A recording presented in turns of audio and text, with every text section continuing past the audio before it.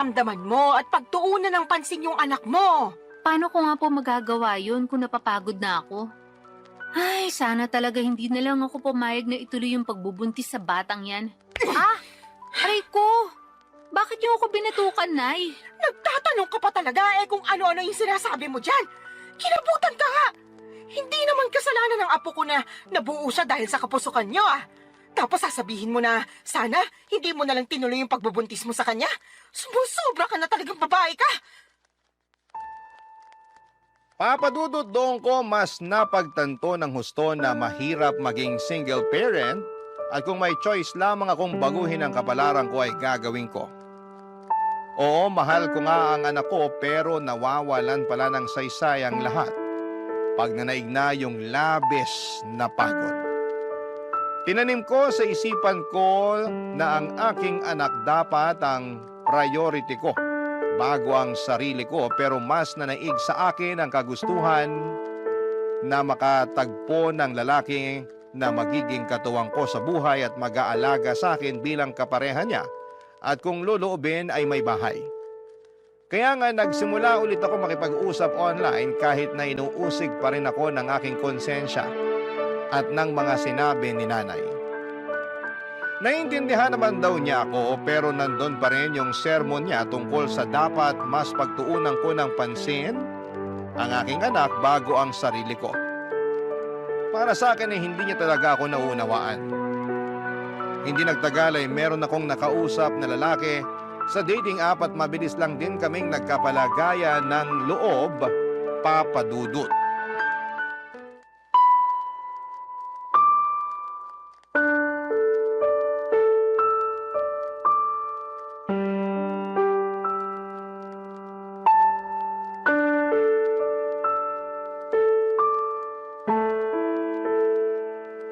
Anong sinabi mo, Solana?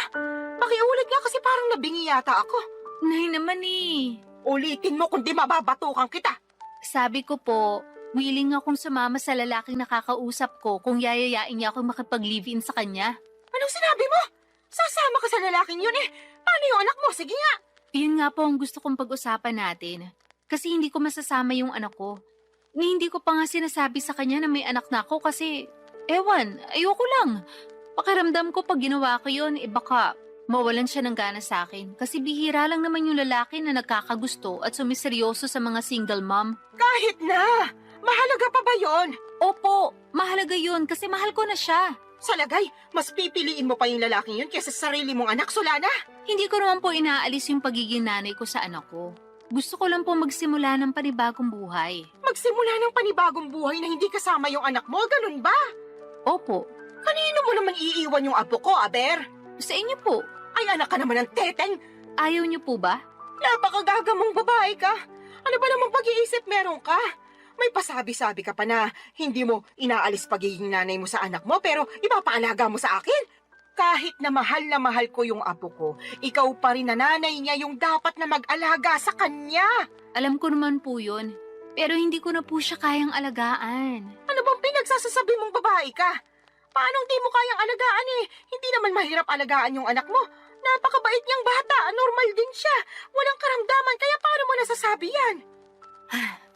Tatapatin ko na po kayo, Nay. Ayoko na po sa anak ko na yan kasi bunga siya ng pagkakamali. Oo, wala siyang kasalanan. Pero hindi ko lang talaga siya mapigilang sisihin sa ginawa ng tatay niya sa akin nung araw. At kahit na anong gawin ko paulit-ulit lang na bumabalik yung pangiiwan sa akin ng lalaking yun sa tuwing nakikita ko yung anak namin. Kaya sabihin niya, paano ako makakausad? Gusto ko nang kalimutan yung pangyayaring yun. At ito lang yung paraan na pwede kong gawin. Napakapangit ng paraan mo sa totoo lang. Pangit na po kung pangit, pero desperado na ako. Tsaka wag po kayo mag-alala, kasi susustentuhan ko pa rin naman yung anak ko. Magtatrabaho pa rin ako ng mabuti para sa kanya. Pwede ka namang magtrabaho ng mabuti nang hindi mo siya kinakailangang iwanan sa akin Ewan ko ba naman sa'yo, nak? Bakit ganyan ka mag-isip? Awang-awa tuloy ako sa anak mo kasi nagkaroon siya ng nanay na katulad mo. Para sa kaalaman mo, hindi lang perang pambili ng pangangailangan niya yung dapat na binibigay mo sa anak mo. Kailangan din niya ng pagmamahal mula sa'yo. Pero hindi ko na nga po kayang ibigay yun sa anak ko. Kaya kayo na lang po yung magbigay nun sa kanya. Naniniwala naman po ako na marami kayo nun sa puso nyo. Yung sa akin kasi, ubus na para sa anak ko. At kung meron man pong natitira, konti na lang. Tapos para na lang yun sa sarili ko. Mahirap namang magbigay ng pagmamahal sa iba kung hindi ko uunahing mahalin yung sarili ko, hindi ba? Ibang klase mga katwiran mo, bulok at baluktot. Papa Dudut, parang kinurot ang aking puso sa iyak ni nanay dahil sa naisip kong iwanan ang anak ko sa kanya para makisama sa lalaking nakilala ko online. At kahit na sinosustentuhan ko pa rin naman ang bata ay hindi pa rin sapat yon. Pero kahit na anong gawin kong pagsaalang-alang sa sitwasyon ay nadaig pa rin ako ng aking damdamin. Mas nanaig ang kagustuhan kong sumama sa lalaking nakilala ko at magsimula ng panibagong buhay. Alam ko po na maraming magagalit sa akin ng mga kabarangay natin dyan at may mga magsasabi na hindi ko naman talaga mahal ang anak ko. Mahal ko ang anak ko pero mas mahal ko ang aking sarili ng mga panahong yon. At kahit na pangit pakinggan, paano ko makapagbibigay ng pagmamahal sa iba kung hindi ko naman uunahing mahalin ang sarili ko kahit nakapalit noon ay ang pagtakas sa responsibilidad ng pagpapakananay sa aking panganay, Papa Dudut. Barangay Love Stories. Barangay Love Stories. Papa Dudut, hindi nagtagal ay sinagot ko na nga ang lalaking nanliligaw sa akin at makaraan lang ang isang buwan ay niyaya na niya akong makipag-live-in. Bale, tumira kami sa Taytay Rizal dahil doon naman siya nagtatrabaho. Hindi alam ng live-in partner ko na meron akong anak sa unang lalaki. At sa totoo lang ay gusto ko na talagang hindi niya malaman, pero alam ko na wala namang lihim na hindi nabubunyag. Kaya sa huli ay inamin ko sa kanya ang totoo dahilan para maggalit siya sa akin. Hindi dahil may anak ako sa ibang lalaki kundi dahil hindi raw ako naging tapat sa kanya nung una pa lamang. Naiintindihan ko naman ang pinanggagalingan ng galit niya, kaya humingi ako ng tawad. Hindi niya rin ako natiis dahil mahal niya ako at ang tanging hiling lang niya ay ipakilala ko sa kanya ang anak ko, kaya sinama ko siya sa bahay ng nanay ko sa Cardona, Rizal. At laking gulat ko dahil masayang masaya siya pagkakita sa aking anak. Kaya lang ay marami pa rin kaming bagay na hindi pinagkakasunduan habang nagpapatuloy ang aming pagsasama. Katulad na lamang noong isang beses na nag-away kami dahilan para mag-alsa balutan ako't umuwi sa aking nanay, Papa Dudut.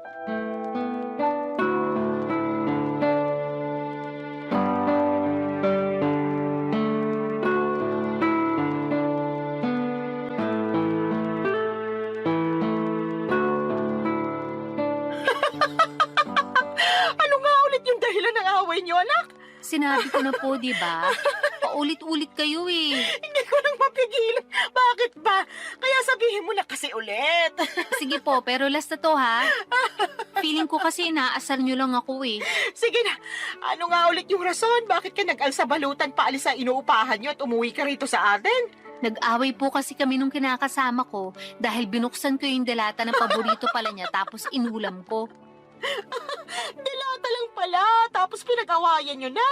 Grabe, hindi ako makapaniwala para kayong mga bata. Hindi ko naman po kasi Ay, sinasadya na mabuksan yun. At saka siya naman may sabi na mag-ulam na lang daw ako ng delata dahil hindi nga siya nakapagluto. Nagkataon na overtime ako sa work. Tapos siya naman nagbago oras ng shift niya. Kaya umalis siya na maaga. Syempre, bilang wala na ring lakas magluto pa, naisip ko nga magbukas na lang ng delata. Ano ba kasing delata yon? Sardinas ba? Corned beef po, yung medyo mamahalin na brand. Hindi mo ba alam na paborito niya yon? Alam ko po na paborito niya yun. Pero hindi ko naman akalain na magagalit siya sa akin ng gusto dahil lang sa dilatang yun. As in, galit na galit siya. More on, tampo na para bang batang nagmamaktol yung lolo nyo. Akala mo kung sinong inapi. Ginising pa talaga ako para pagdabugan. Matapos niya makitang nasa basurahan na yung delata na inulam ko kagabi. Nagkataon na isang piraso na lang yun tapos plano niya raw ulamin pag uwi niya. Anong ginawa mo pagkatapos? Syempre, nagalit din ako kasi para siyang tanga. Kagigising ko lang nun tapos naalimpungatan pa ako sa sigaw niya. Tapos bubungaran niya ako ng sermon kesyo ganito ganyan. Aba, hindi rin po ako nagpatalo. Kaya sinagot ko siya para ipagtanggol yung sarili ko. Hanggang sa lumala na yung away namin at nakapagsalita na kami ng hindi maganda sa isa't isa. Hindi ko na po nagustuhan yung mga sinabi niya. Nilayasan ko na siya. Pambihira talaga mga kabataan ngayon. Maliit na bagay pinalalaki kaya dumarami yung hiwalayan eh. Alam ko naman po na mababaw lang yun. Pero nasobrahan eh. Kung kinausap niya lang sana ako na maayos, baka lumabas pa ako at binilan siya ng paborito niyang delata. Di sana wala kaming problema. Hindi sana kami nagkasakitan sa mga sinabi namin sa isa't isa. Kaya lang, hindi ganun yung nangyari. At hindi ko kayang intindihin na ganun siya umasta porque paborito niya yung delatang kinain ko nang hindi sinasadya. Tama rin naman yung mga sinabi mo. Dilata lang naman yun. Kaya nga po. Tsaka sobrang sama lang talaga ng loob ko sa kanya. Sa dinami-rami ng tao na magsasalita sa akin ng ganun, siya pa talaga. Ayun, hindi na ako nakatiis, kaya nilayasan ko na siya. Hindi talaga maiiwasan yung pagkakaroon ng hindi pagkakaintindihan sa relasyon. Pero sana, huwag niyong hayaan na sirain ito yung pagsasama ninyo. Tama rin na umalis ka doon para makapag-isip-isip kayo pareho. Magpalamig ka muna rito habang malayo kayo sa isa't isa. Pero huwag niyong patagalin yung away ninyo. Hindi yun maganda. Ewan ko na eh. Mahal ko naman po siya pero masakit talaga mga sinabi niya sa akin. Biruin niyo, sabihin ba naman ako matakaw kasi naubos ko rin yung dilata niya? Gutom na nga ako noon. Kahit naman ako na gutom, baka maubos ko rin yon. Yun na nga po. Medyo sumobra lang siguro yung reaksyon ng kinakasama mo para lang sa isang delata. Sa lagay, mas matimbang pa yung pagmamahal niya sa paborito niyang pagkain kaysa sa'yo na kinakasama niya. Tumpak ka dyan ay. Naku, pag pumunta yun dito, makakatikim talaga sa akin yun ng sermon. Salamat po. Ay, hindi lang pala siya kundi kayong dalawa. Bakit naman po ako nasali dyan? Syempre, pareho kayo nasa relasyon eh. At gusto ko lang ipaintindi sa inyo na hindi na kayo bata para pag-awayan yung ganong klase ng mababaw na bagay. Ay, umayos kayo, kundi pag-uuntugin ko na talaga kayo. Papadudot, alam ko naman na mababaw lang ang dahilan ng pag-aaway naming yon. At pwede namang maayos kaagad kung may isa sa amin na magpapakumbaba.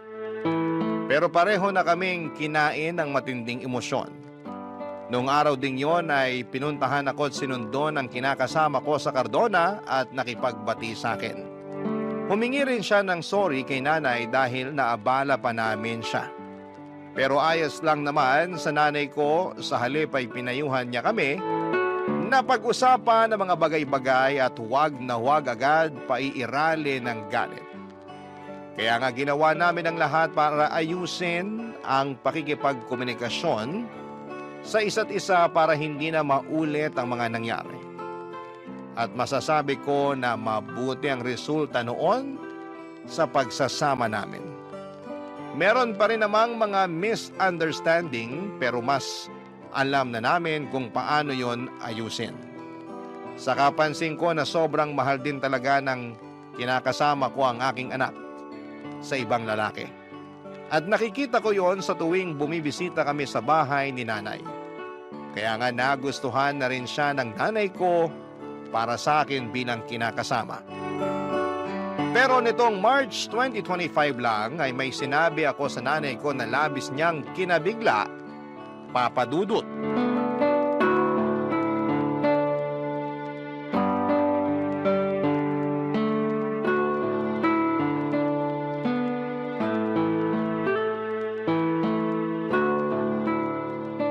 Nay, may sasabihin po ako sa inyo. Pero huwag kayong mabibigla ah. Depende kung sasabihin mo maganda ako, matagal ko nang alam yon. Puro kayo biro. Sa tingin mo nagbibiro ako? Nakakasakit ka ng damdamin ah. Siyempre, maganda po kayo. Kanino pa po ba ako magmamana kung di sa inyo lang, di ba? Yan, sige, utuin mo pa ako. Ano ba kasi yung sasabihin mo at may pasabi-sabi ka pa ng huwag akong mabibigla? Tungkol po sa amin ang kinakasama ko. Ang totoo, niyaya niya na ako magpakasal kahit sa West lang daw po muna. Para lang magkaroon na ng basbas yung pagsasama namin. Talaga? Naku, mabuti naman! Anong sinabi mo? Pumayag ka ba? Siyempre, opo. Tuwang-tuwa nga ako eh. Ako rin tuwang-tuwa kasi sa wakas ikakasal ka na, nak. Dati-rati, pangarap mo lang yung maikasal tapos ayan na, mangyayari na. Kaya nga malaki talagang pasasalamat ko sa Diyos. Kasi dininig niya yung panalangin ko, nabigyan niya ako ng matinong lalaki. Yung magiging asawa ko, magiging tatay ng mga anak namin, at makakasama ko hanggang tumanda kami. At nangyari na nga yun. Buti na lang naging matyaga ka sa paghihintay. Opo, pero may isa pa po pala akong sasabihin. Meron pa bukod sa sinabi mo na ikakasal ka na? Ganun na nga po. O sige, ano ba yon? Pinag-usapan po namin ng kinakasama ko. Nakukunin na namin yung anak ko at isasama sa inuupahan namin. Gusto po niya na isang buong pamilya na kami at handa naman siyang ampunin yung bata para siya na ang kilalaning ama. Ayos lang po ba sa inyo yun? Tinatanong pa ba yan? Siyempre ayos na ayos sa akin. Hindi po ba kayo malulungkot kasi mapapalayo na kayo sa apo nyo? Ano bang klaseng tanong yan? Natural malulungkot ako. Pero sino ako para ipagkait sa apo ko na magkaroon ng tatay at nanay sa kanyang paglaki, di ba? Kaya nga malaki talaga yung pasasalamat ko dyan sa kinakasama mo kasi mahal na mahal yung anak mo. Tingin ko nga, mas mahal niya pa yung apo ko kaysa sa'yo eh. Mahal ko rin naman po yung anak ko. Pero aminado ko naging gagalang ako sa pagdedesisyon nung araw. Sa totoo lang, matagal ko nang pinag-iisipan na kunin yung anak ko para ako na yung mag-aalaga sa kanya. Gusto ko pong bumawi sa lahat ng pagkukulang ko bilang nanay niya. Siguro hindi pa naman po huli ang lahat, di ba? Hindi pa naman talaga. At suportado kita sa gusto mong mangyari. Basta ipangako mo na hinding-hindi mo na ibabalik sa akin yung apo ko kasi bigla ka na lang napagod magpakananay sa kanya, ha? Hindi laruan niyang anak mo para sa kaalaman mo. Meron siyang damdamin. Tsaka baka gabaan ka na kung gagawin mo pa yun sa kanya. Hinding-hindi ko na nga po ulit gagawin yun sa anak ko, Nay. Pangako po yan. Huwag ka sa akin mangako. Sa anak mo ikaw mangako. At patunayan mo yon. Mahalin mo siya ng husto. Iparamdam mo na lagi kang nandyan sa tabi niya bilang nanay niya. Ipaglaban mo siya sa lahat ng pagkakataon. Lagi mo siyang piliin sa kahit na anong sitwasyon. At kahit na magkaroon pa kayo ng mga anak nung kinakasama mo, huwag mong hayaan na mabaliwala yung panganay mo. Tandaan mo, Solana, ha? Wala siyang kasalanan sa ginawa sa'yo ng ama niya, kaya huwag mo siyang sisisihin. Opo, Nay. Naiintindihan ko po lahat ang mga sinabi niyo at tatandaan ko po yun. Sige, mapapanatag na ako kung ganon. Paano mo pala aalagaan yung apo ko kung nagtatrabaho ka? Tungkol po sa bagay na yan, pinag-usapan na namin ng kinakasama ko na magre-resign na ako para maalagaan ko yung anak ko. Sinabi ko kasi sa kanya na gusto kong bumawi sa anak ko dahil malaki nga yung nagawa kong kasalanan sa kanya nung araw. Katulad nyo, sinuportahan din po ako ng kinakasama ko. Mga padudot, alam kong hindi ako naging perpektong magulang sa anak ko noong araw, pero sa kasalukuyan ay ginagawa ko naman ang lahat upang makabawi sa kanya. At yun naman ang mahalaga, hindi ba? Sising-sisi ako sa nagawa kong pangiiwan sa kanya noon, nang mas pinili ko ang aking sarili ngunit masayang-masaya naman ako. Dahil naalagaan ko na siya ngayon, katuwang ang aking kinakasama na ngayon ay asawa ko na. Hindi pa rin naman nagsawang sumuporta at umalalay sa akin si nanay, lalo na at buntis ako sa panganay namin ng mister ko. Alam ko na mas magiging challenging ang pag-aalaga ng dalawang maliit na bata, kaya sinabi ni nanay na pupuntahan niya ako sa inuupahan namin para alalayan pagkapanganak ko. Doon pa lang ay naiyak na ako at nag-uumapaw ang saya ng puso ko. Mas lalo ko na-appreciate ang aking nanay sa totoo lang. At alam ko na marami pa akong matututuhan sa kanya mula sa mga karanasan niya kung paano maging mabuting ina. Maraming salamat po, Papa Dudut, sakaling mapili po ninyong i-ere ang istorya ng buhay ko. Sana po'y kinampulutan po ito ng aral at inspirasyon ng mga kabarangay natin. God bless sa inyong programa sa Barangay Love Stories. Patuloy kayong magbigay ng aliw sa ating mga kabarangay. Ang inyong forever kapuso at kabarangay, Solana.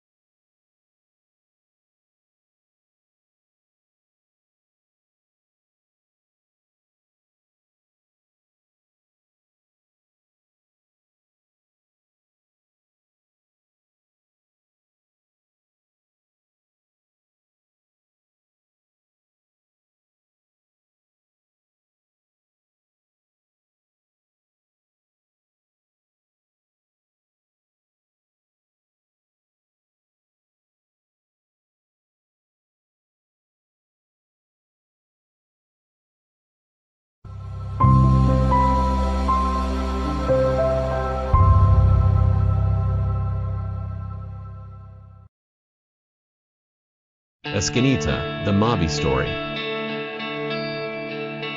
Dear Papa Dudut, may kasabihan na kapag mahal mo ang isang tao ay tanggap mo anuman ang pag-uugali niya. Pero may exemption yon, lalo na kung hindi na maganda ang inaasal niya. At bilang partner niya, responsibilidad mo na pagsabihan siya sa maayos na paraan upang maitama anumang ugali na hindi nakabubuti sa kanya. Yan ang eksaktong karanasan ko kay Paloma. Pero bago ko ipagpatuloy ang pagkukwento ay magpapakilala muna ako. Tawagin niyo na lamang po ako sa palayaw kong Mavi. 33 years old, taga Quezon City at nagtatrabaho bilang virtual assistant. Kung ilalarawan ko ang aking sarili, masasabi ko na may itsura naman ako. Malinis sa katawan at tahimik, pero kapag nakuha mo ang loob ko ay madaldal naman akong tao. Bukod doon ay mahilig din po ako mag-ipon at mag-invest, pero hindi naman ako kuripot. Masinop lang ako sa pera dahil alam kong hindi yon pinupulot. Sa katunayan ay meron na akong napundar na mga property katulad ng studio type, condo unit at kotse. Tumutulong din ako sa pagpapaaral sa aking mga kapatid at merong kaunting savings, insurance at investments.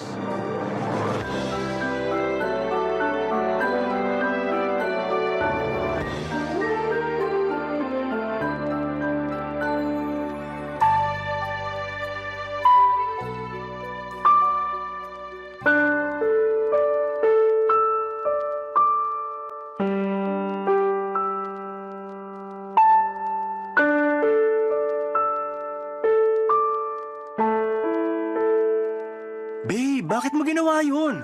Alin ba? Yung kanina, nakalimutan mo na yata eh. Bitawan mo nga muna yung cellphone mo, mag-usap muna tayo. Pwede naman tayo mag-usap habang nire-replyan ko tong kaibigan ko, di ba? Saka ano bang pag-uusapan natin? Tapos na rin naman na yun. Kaya ako nga tinatanong kung bakit mo ginawa yun. Nakakahiya. Wala akong pakialam kung nakakahiya na pinatulan ko yung pinsan mong epal. Ang tagal ko nang nagtiis sa pagpaparinig niya sa Facebook na social climber ako ganito-ganyan. Sumusobra na siya. Kaya ayun, nung nakita ko siya kanina sa party, di na ako nakapagtimpi. Lalo patingin-tingin pa siya. Patingin-tingin pang gagat, bubulong-bulong pa sa mga kasama niyang mukhang hipong katulad niya. Babe naman. Huwag ka sa akin magalit. Hindi mo ba narinig yung sinabi ko? Narinig ko, pero di pa rin tama na hindi ka nagtimpi. Yung pinsan mong pagsabihan mo kasi sumusobra na siya. Bala ko rin talagang kausapin yung pinsan ko. Pero meron ka bang ebidensya na ikaw talaga yung pinariringgan niya sa Facebook? Hindi mo ba nababasa yung mga post niya?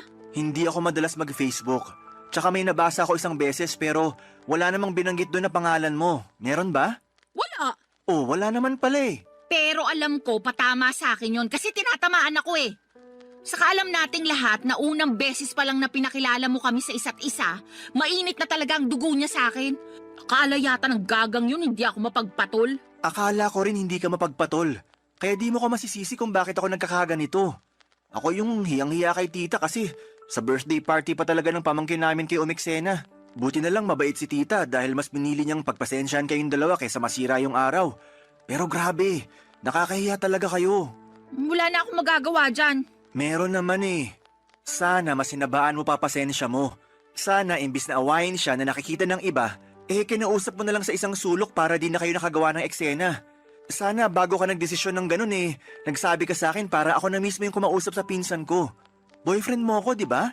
Oo nga, boyfriend kita. Pero paano ko masasabi sa'yo, busy ka sa pakikipagtawanan mo sa mga kaibigan mong lalaki? Nakakahiya naman na istorbuhin ka, di ba? Bakit ka mahihiya? Wala namang kaso yun, lalo mahalaga naman yung sasabihin mo. Basta! O ano? Sasabihin mo na naman na hindi mo akalain na papatol pala ako. Pwes, sorry kung hindi ako perpekto. Paloma naman, hindi ganyan ang ibig kong sabihin. Tsaka wala namang pinanganak na perpekto sa mundo, di ba? Oo, pero yun ang pinapalabas mo at yun ang nararamdaman ko. I'm sorry. Sorihin mong mukha mo. Masama yung loob ko sa'yo. Bakit naman? Alam mo naman yun, tatanong-tanong ka pa. Dati ka bang baliw? Ano ba namang klaseng pananalita yan? Ay, sorry kung na-offend ka.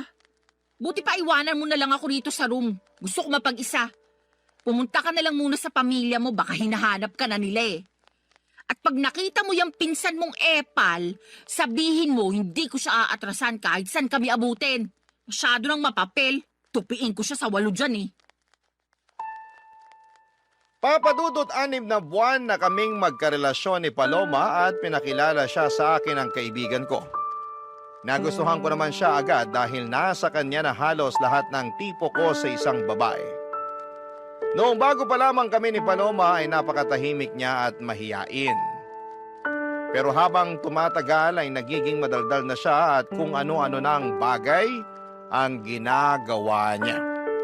Isa na nga doon ang pagiging palaaway at palapatol niya sa lahat ng bagay. Hindi lang naman ang pinsan ko ang pinatulan niya. Mahilig din siyang makipagbangayan online at mag-comment ng kung ano-ano sa isang post. Kaya nga hiyang-hiya ako sa nangyari sa birthday party ng pamangkin ko. Buti na lang at hindi pala away ang pamilya namin kaya pinagpasensyahan at pinalagpas na lamang nila ang ginawang eksena ng girlfriend at pinsan ko. Pero humingi ako ng dispensa at sa kabilang banda ay kinausap ko ang aking pinsan tungkol sa akusasyon ni Paloma. Bagay na pinabulaanan naman niya. Mas lalo lang tuloy akong na-stress sa kanilang dalawa, papadudot. At wala rin naman akong gustong kampihan kaya nga naggalit at nagtampo sa akin ng girlfriend ko. Pero makaraan, papadudot, ang ilang araw ay nagkabati naman kaming dalawa.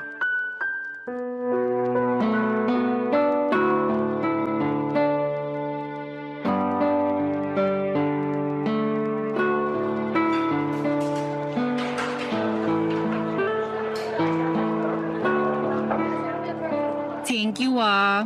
Saan? Sa panlilibre mo sa akin. Nung nakaraang araw pa ako takam na takam sa burger at fries na to. Alam mo namang hindi ako basta-basta makakabili ng cravings ko dahil magkukulang yung sahod ko para sa pamilya ko. Oo, alam ko yun.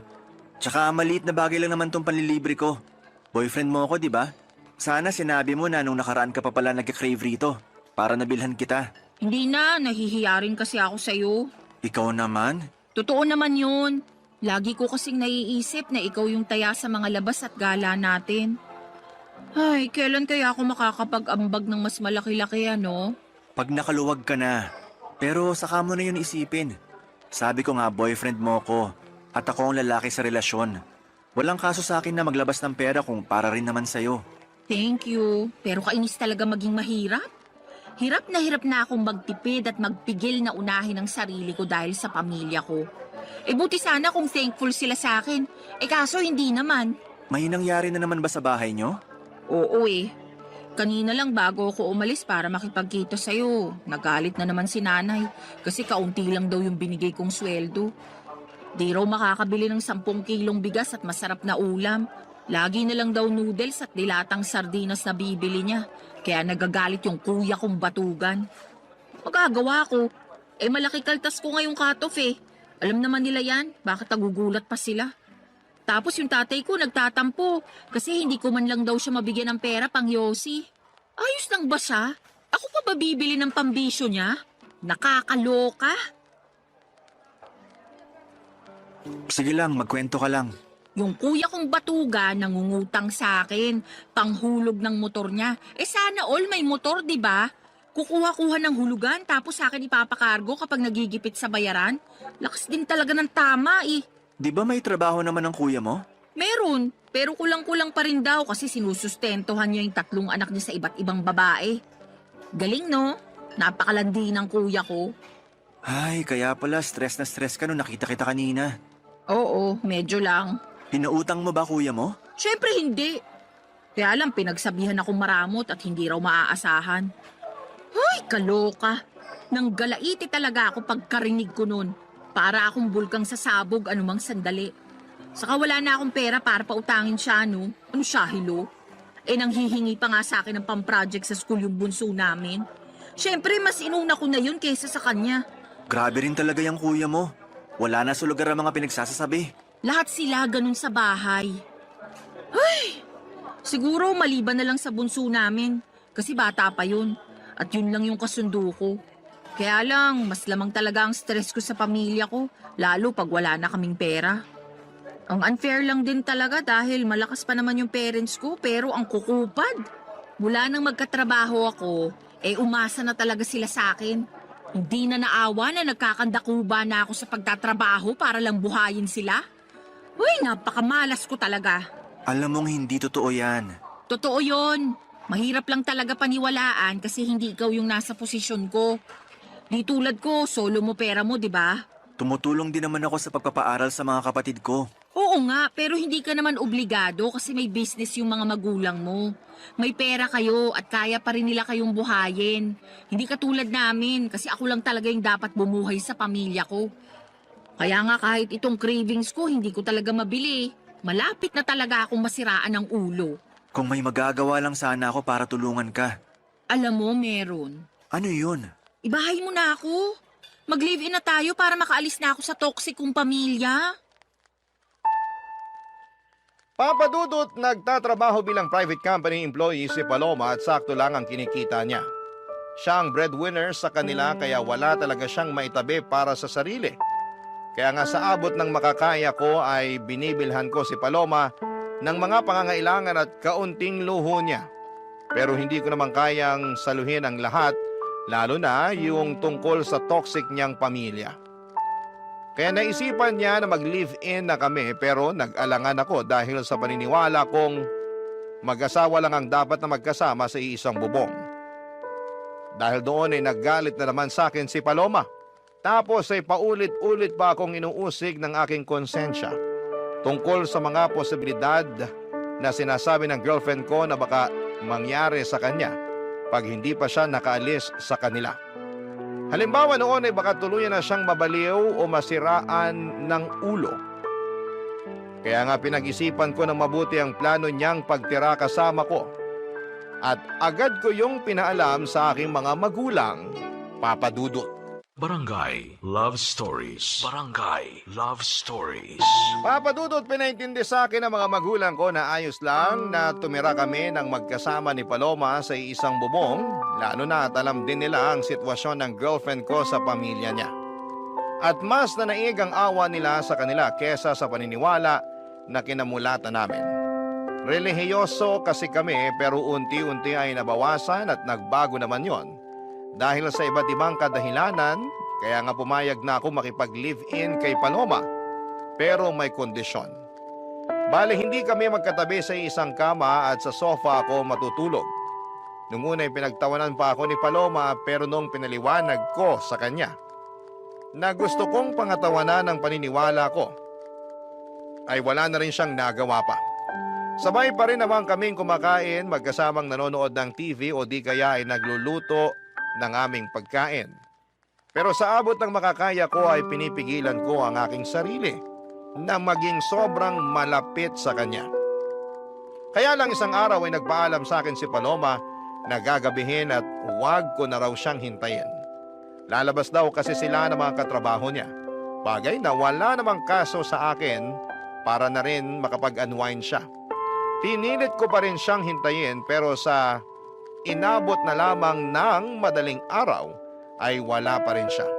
Kaya nakatulog na ako sa sofa at nagising na lamang noong maramdaman kong may humahawak sa aking pagka-lalaki, Papa Dudut.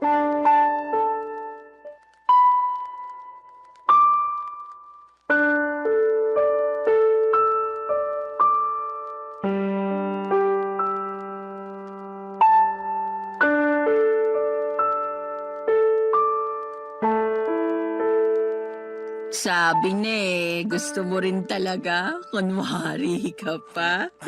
Paloma, anong ginagawa mo? Bakit mo ko hinihipuan? Sobra ka naman sa hinihipuan. Baka nakakalimutan mong girlfriend mo ko. Hindi ko nakakalimutan yon. Alam kong girlfriend kita pero totoo namang hinihipuan mo ko. Bakit? Di mo ba nagustuhan? Hindi. Kasi alam mo naman yung paniniwala ko pagdating sa bagay na yan, di ba? Oo, at nakakabwisit ka. Bakit ka nabibwisit? Napag-usapan na natin to, di ba? Sabi mo naiintindihan mo ko. Kahit tinawanan mo muna ako at inasar-asaran nung una. Totoo namang sinubukan kong intindihin, pero habang tumatagal, pakorni ka na ng pakorni eh. Kalalaki mong tao, nagpipigil ka, nandito na tayo oh. Magkasama na tayo sa iisang bubong. Ba't di mo pa ako sunggaban at samantalahin? Naririnig mo ba yung sarili mo? Naman, tingin mo sa akin, bingi? Hindi, pero nakakagulat na sa katulad mo pa talagang babae galing yung mga salitang yun. Girlfriend mo naman ako at boyfriend kita. Tingin mo sasabihin ko yun sa ibang lalaki? Ano ako, gaga? Kahit na, hindi pa rin tama na ganyan ka magsalita. Irespeto mo naman ang sarili mo. Nire-respeto ko yung sarili ko, no? Saka masyado kang sensitive at makalumang tao kung umasta. Tingin mo ba may maniniwalang walang nangyayari sa atin ay nakatira tayo sa iisang bubong? Wala naman talagang nangyayari sa atin, di ba? At kung walang maniwala, hindi ko na problema yun. Basta alam ko sa sarili ko na ginawa ko yung sa tingin ko tama. Alin? Yung sakalang mag-aano kapag kasal na? Oo, Corny mo talaga. Nagsisisi na tuloy ako na sinagot kita. Masyado kang ewan eh. ikaw yung masyadong ewan. Anong sinabi mo? Alam mo na nung una pa lang ayaw ko. At iniiwasan ko makipag-live-in sa'yo hanggat di pa tayo kasal. Pero gusto mo na kamo para makaalis ka na sa pamilya mo. Pumayag naman ako, di ba? Okay lang din sa pamilya ko. Ibig sabihin, nag-adjust ako para mapagbigyan yung gusto mo. Salamat sa pag-a-adjust mo. Pero baka nakakalimutan mong may hiningi ka ring kondisyon. At yun yung hindi tayo magtabi sa kama sa pagtulog. Tama ka. At pumayag ka naman, di ba? Papaalala ko lang sa'yo. Pumayag nga ako pero ewan ko sa'yo. Hindi naman malaking pabor yun. Umasa ako na naiintindihan mo pinanggalingan ko. Pero mukhang nagkamali ako matapos mong gawin yung bagay na ginawa mo kanina lang. Bakit ba big deal pa rin sa'yo na hinipuan kita? Mukhang gusto mo rin base sa reaksyon ng ano mo kanina. Hindi ko gusto. At natural na reaksyon lang ng katawan yun. Di ko yun mapipigilan. Sus, natural na reaksyon daw. Totoo naman eh. Para kang tanga. Kalalaki mong tao, ikaw pa yung iwas ng iwas sa ganyan. Hindi ako sanay ah. Daig mo pa yung babae kung umasta. Nasasaktan ako sa mga sinasabi mo sa akin. Kinumpara mo pa ako sa iba. Sensya na, pero ano magagawa ko? Sinasabi ko lang kung ano yung nasa isip ko. Hindi lahat ng naisip mo dapat mong sabihin. Lalo na kung makakasakit ka lang din ng kapwa. Di ka lang pala makalumang tao, balat sibuyas ka rin. Ay nako, ewan ko sa'yo Paloma. Mas ewan ko sa'yo, pakaarte mo. Babae na nga yung lumalapit sa'yo, ayaw-ayaw ka pa dyan. Sure na ba yan? Sige na, try lang natin. Please lang, tigilan na natin tong usapang to. Nakainom ka eh. Mabuti pa matulog ka na dun. Inaantok na rin ako. Uy, kainis ka talaga. Para kang ewan. Siguro, ayaw mo lang talaga sa akin, no? Alam mong hindi totoo yan. He, ewan ko sa'yo. Papadudot kahit na masama ang loob ko kay Paloma dahil sa ginawa niya ay mas masama pa rin ang loob niya sa pagtanggi ko sa kanya. Hindi naman kasi ganun yon, hindi sa ayaw ko siya pero iniiwasan ko lang talaga na may mangyari sa amin lalo na at hindi pa kami kasal. Alam ko baka tawagin niyo kong hipokrito at nagmamalinis dahil magka-live-in na kami ni Paloma pero ginagawa ko lang ang alam kong tama at nararapat gawin bilang isang lalaki. Kaya lang ay hindi yon maintindihan ni Paloma at gulat na gulat ako sa ugali niyang yon. Lalo pang nadagdagan ang sama ng loob ko nang insultuhin niya ako at ang paniniwala ko. Pero alam ko na meron lang din siyang pangangailangan kaya nagawa niya ang bagay na yon. In short ay pinatawad ko si Paloma at pinalagpas ko ang mga nangyari. Doon ko na naisip na mag-propose ng kasal sa girlfriend ko, bagay na walang pasubalin niyang tinanggap. Papadudot mahal ko si Paloma at masaya ako dahil ikakasal na kami. Kaya lang ay makalipas ang isang linggo ay merong nangyari papadudot.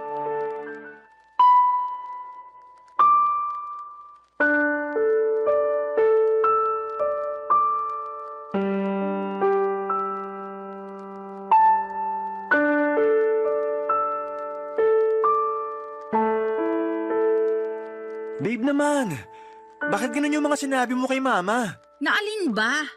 Na feeling ko nagkukulang ka na sa akin kasi hindi mo nabibigay pangangailangan ko? Na-stress na ako pero hindi ka makaramdam? Di mo man lang ako matanong kung anong gusto ko o kung saan ko gustong pumunta para mag-relax? Buti pa yung ibang babae, mahal na mga jowa nila. Pero ako, ewan ko na lang talaga. Mahal kita. At kaya ko lang naman di nagawa yung mga sinabi mo dahil naging busy ako sa trabaho. Tapos wala pa akong energy pagkatapos kasi drained na drained ako. Drain na drain din naman ako at kitang-kita na yung sa mukha ko. Tingnan mo nga 29 years old pa lang ako. Pero nagkaka-wrinkles na ako. Ang oily na rin ang mukha ko, halatang hindi na naaalagaan. Paano ko pa magagawa yun kung mas gusto ko na lang na matulog pag uwi ko rito sa unit mo, no?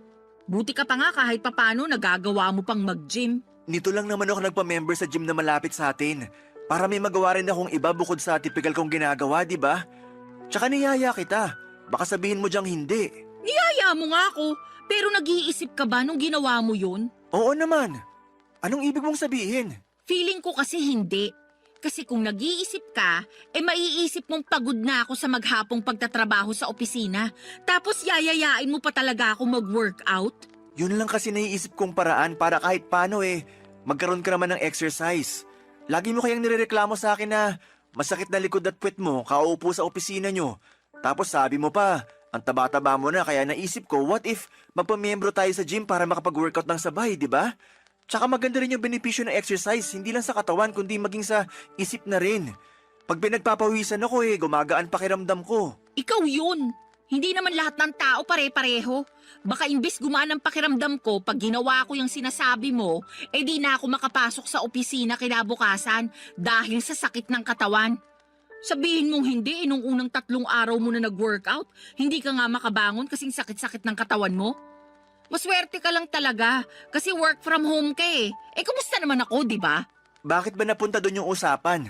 Ang issue rito yung pagrarant mo kay mama. Lumabas pa tuloy na pinababayaan kita. O bakit, hindi ba? Sa kamama ko na rin siya, lalo't magiging asawa na kita. Kanino ako magrarant?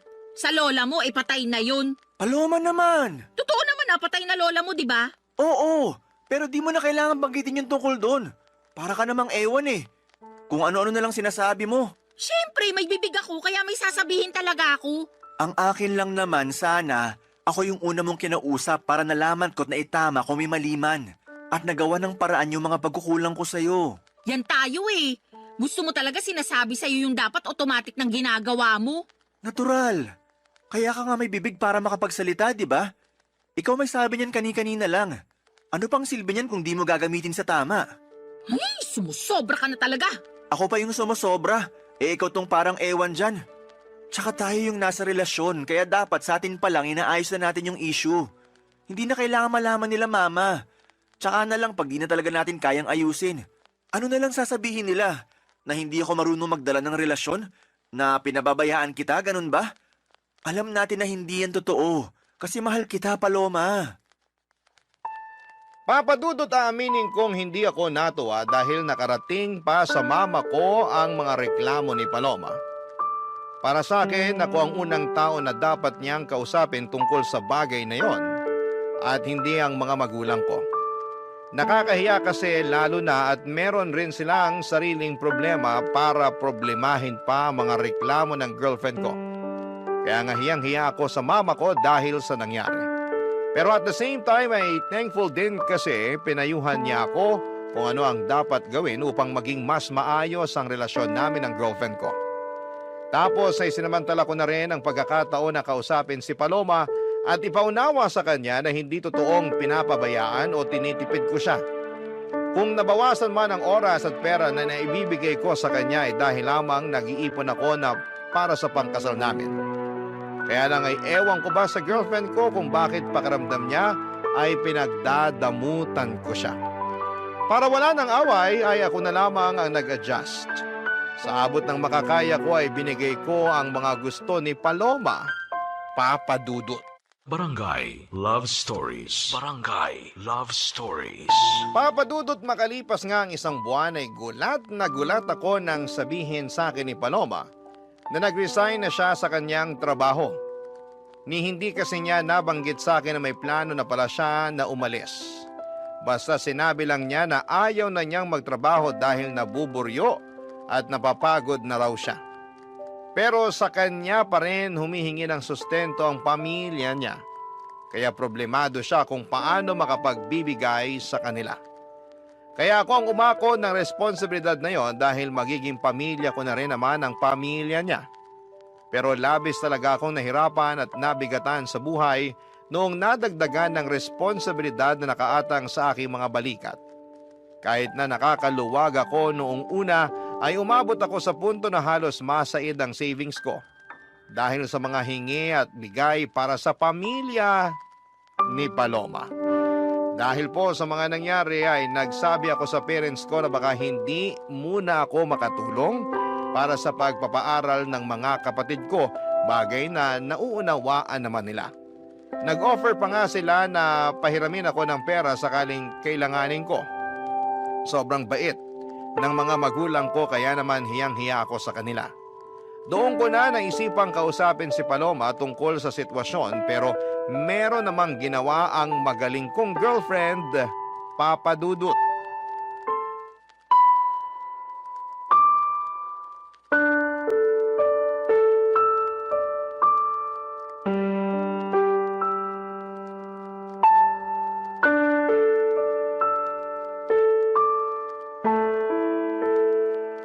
Paloma, anong ginawa mo? Ha? Anong ginawa ko? Wala akong ginagawa rito Pwede ba? Hindi ito yung panahon para sarkastikuhin mo ko. Seryoso yung tanong ko sa'yo. Kasi nalaman ko lang naman na ang damit ang laki ng utang ko sa bangko. Oh, problema ko ba yun kung ikaw naman pala yung may utang? Ako nga. Kasi sa akin nakapangalan yung credit card na ginamit mo, kakaswipe sa mga bagay na gusto mong bilhin. Bakit ka nagagalit? Nakalimutan mo bang pinahiram mo sa akin yung credit card mo? Para ka mo may magamit ako kapag may gusto akong bilhin? O ayan, ginamit ko lang kasi nga may bibilin ako, di ba? Pero di ko naman akalain na haabot ng ganun kalaki yung magiging utang ko sa credit card. Ano bang pinagbibili mo, ha? Mga bag. Alam mo namang gustong-gusto ko ng mga bag, lalo na yung mga branded. Sawang-sawa na kasi ako sa mga pipitsugin at class A. Gusto ko yung pangrampa naman. Yung mapapasabi talaga ng wow yung mga makakakita. At saan ka naman rarampa? Lagi ka namang andito sa condo unit. Grabe ka naman. Lumalabas din naman ako kasama ng mga dati kong katrabaho, lalo tuwing Biyernes ng gabi. Siyempre, kailangan ko rin ng social life dahil baka mabaliw na lang ako rito sa condo mo, no? Bukod sa mga bag, ano pang binili mo gamit credit card ko? Mga sapatos lang naman. Anong mga sapatos lang naman?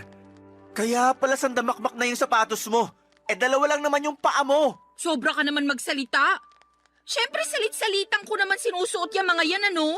Ikaw ang sobra, kasi di ka marunong magtipid. Ano pa, bukod sa mga bag at sapatos? Ha? Bakit ba gusto mo pang isa-isahin ko? Hindi mo ba nabasa yung mga statement of account? Sagutin mo na lang, kasi gusto ko sa'yo mismo nang galing. Oo na. Ano pa ba? Yung flight namin next month na mga kaibigan ko. Flight papunta saan? Sa Hong Kong. Alam mo namang pangarap kong makapag-ibang bansa, di ba? Plano namin puntahan yung sikat na amusement park doon. Paloma naman! Bakit ba kasi?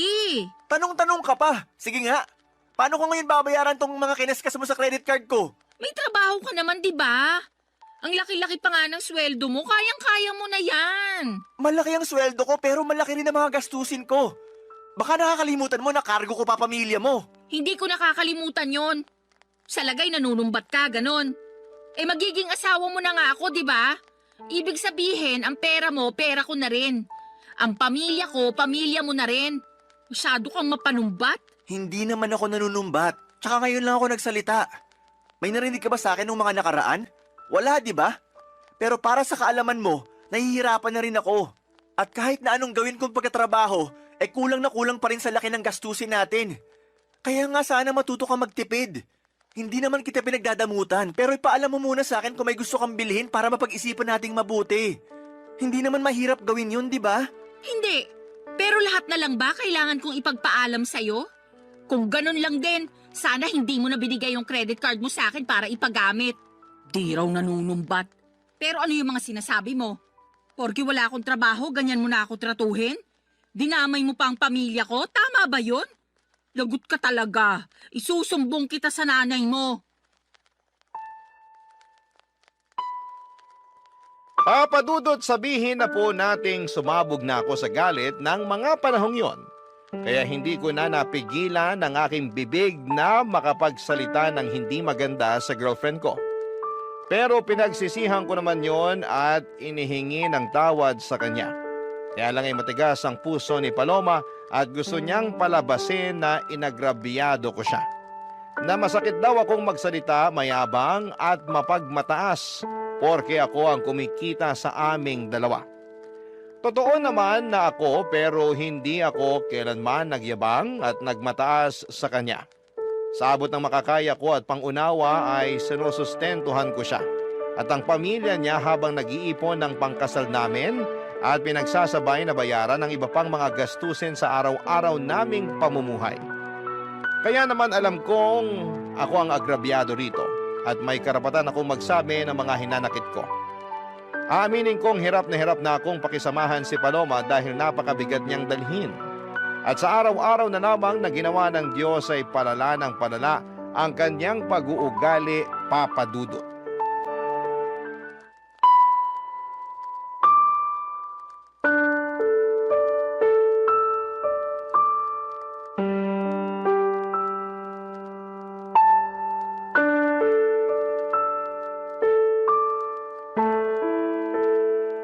Babe, ano na naman bang ginawa mo? Ginawa na naman saan? Sinabi ko pa naman kina mama na available yung kotse para gamitin nila sa outing nila ng mga kumare niya. Para lang malaman na wala na sa parking yung sasakyan ko. Oo, kasi pinakuha ko kay kuya kanina yung gagamitin nila sa family outing namin. May problema ba dun? Meron! Oy, ba't ka sumisigaw dyan? Nakakaaburido ka naman eh. Nakuha mo pa talaga magtanong at maaburido? Eh ako nga dapat na magsabi niyan. Kasi natulog lang ako, tapos pagising ko wala na yung kotse ko. Hindi mo ba narinig yung sinabi ko? Pinagamit ko kay kuya kasi magsiswimming daw sila nila nanay at tatay sa kanong kapatid ko. Hindi na nga ako sumama dahil meron ako masakit puson ko, hindi ko rin mai-enjoy. Wala akong pakialam sa outing ng pamilya mo kasi kotse ko naman yon. Tsaka di mo rin ba narinig sinabi ko? Papagamit ko dapat kay mama yung sasakyan ko, pero wala na. Ano na lang gagamitin nila, di ba? Problema ba yun? May sarili naman silang sasakyan. Problema yon kasi nasa talir yung kotse nila. Pinaghagawa. Tsaka matagal lang pinagpaalam ni mama sa akin na hihiramin niya yung sasakyan ko. Tapos bigla mong pinahiram sa pamilya mo? Di mo pa pinaalam sa akin kagabi bago tayo matulog. Nakalimutan ko Sa kapamilya ko naman yung gagamit, buti sana kung ibang tao. Magalit ka kung sa iba ko pinahiram. Oo! Parang yung pagpapagamit mo ng credit card ko sa mga kaibigan mo nung nag-book kayo ng flight, di ba? Akala ko ba nakapag-move on ka na dun? At saka binabayaran naman nila kahit hulugan. Kalmahan mo lang. Hindi ko na alam kung paano kumalma kasi malapit na ako mapuno rito. Kaso ang unfair dahil laging ako yung mali. Kapag nagsalita ako, lagi mo binabalik sa akin na mapanumbat ako, ganito, ganyan. Tama ba yun? May karapatan naman talaga ako manumbat kung gugustuhin ko lang, di ba? Anong gusto mo? Manahimik na lang ako para isipin mo na ayos lang yung mga ginagawa mo? Ganun yata talaga gusto mo mangyari Akala ko ba mahal mo ko? Mahal kita, Paloma. Pero ako ba mahal mo? Oo naman. Tinatanong pa ba yan? Kung hindi kita mahal, di sana ako pumayag na magpakasal sa'yo. O baka naman mahal mo lang ako kasi may nabibigay ako sa'yo. Paano na lang kung wala na? Ganun pa rin ba mararamdaman mo para sa akin? Ano ba namang tanong yan? Masyado ka nang nagiging madrama. Hoy, para sa kaalaman mo, wala tayo sa TV at radyo para magsalita ka ng ganyan. Kakainis to. Kita mong masakit yung puson ko, dumadagdag ka pa Diyan ka magaling. Imbis na sagutin ng diretso yung tanong ko, kung ano-ano na namang sinasabi mo. Alam mo, napapagod na ako. Napapagod na ako sa relasyon natin. Napapagod na ako sa'yo at sa pamilya mo. Anong ibig mong sabihin? Hindi ka talaga makahalata, no? Di ka rin marunong makiramdam. Sarili mo lang mahalaga sa'yo. Kaya paano pa ako nakakasiguro na mahal mo nga ako? Nang dahil lang sa kotse na pinahiram ko sa kuya ko, nagkakaganyan ka na? Ang malala, nag-historical ka pa talaga. Inungkat mo lahat Saka kung sa usapang pagod lang naman, mas pagod kaya ako sa'yo. Pagod ka saan? Sa relasyon natin? Oo, kasi pakiramdam ko kinokontrol mo ko. Ipapaalala ko lang sa'yo hindi pa tayo mag-asawa. At kahit mag-asawa na tayo, wala ka pa rin karapatang diktahan yung buhay ko. Bigla ko tuloy na miss maging malaya. Yung walang iniisip o pinoproblemang mababaw na issue. Sige, Simula sa araw na to, malaya ka na. Ha? Anong sabi mo? Sabi ko, simula sa araw na to, malaya ka na. Kasi nakikipaghiwalay na ako sa'yo. Tapos na tayo. Papa Dudut, nagmakaawa pa sa akin si Paloma na bawiin ko ang pakikipaghiwalay ko sa kanya. Pero naging matigas ako ng mga panahong yon. Kahit na apektado na ako sa pag-iyak at paghingi niya ng paulit-ulit na sorry, ay tinatagan ko ang sarili ko upang tiisin siya. Sobra na kasi ang mga ginagawa niya sa akin na pinalagpas at pinagpasensyahan ko lang. Siguro'y panahon na rin para bigyan ko ng pabor ang aking sarili na maging malaya mula sa mga responsibilidad ko sa kanya. Walang nagawa si Paloma noong nakipaghiwalay na talaga ako sa kanya. Agad niyang inimpake ang mga damit niya at umalis sa condo unit ko. Aaminin kong gusto ko siyang pigilan, pero may isang bahagi sa akin na nagsasabing wag na akong kubuhan ng bato na ipupukpok ko lang din sa ulo ko.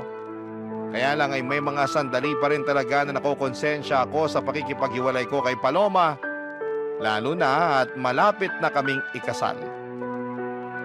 Sana ay mapayuhan ako ng mga kabarangay natin kung tama bang bawiin ko ang pakikipaghiwalay ko sa dati kong kasintahan at mag-umpisa ulit kami ng bagong buhay o pangatawanan ko na lamang at tumanap ng ibang babae na mas mabuti para sa akin. Aaminin ko na mahal ko pa rin si Paloma. Hanggang dito na lamang ang sulat ko, Papa Dudut. Maraming salamat po sakaling mapili po ninyong i-ere ang kwento ng buhay ko. God bless and more power sa Barangay Love Stories. Ang inyong forever kapuso at kabarangay forever, Mavi. Dear Papa Dudut, good day sa inyo at sa mga bumubuo ng Barangay Love Stories, tawagin niyo na lamang po ako sa pangalang Solana. 29 years old, taga Cardona, Rizal at isang online seller. Pero dati ako nagtatrabaho sa isang private company.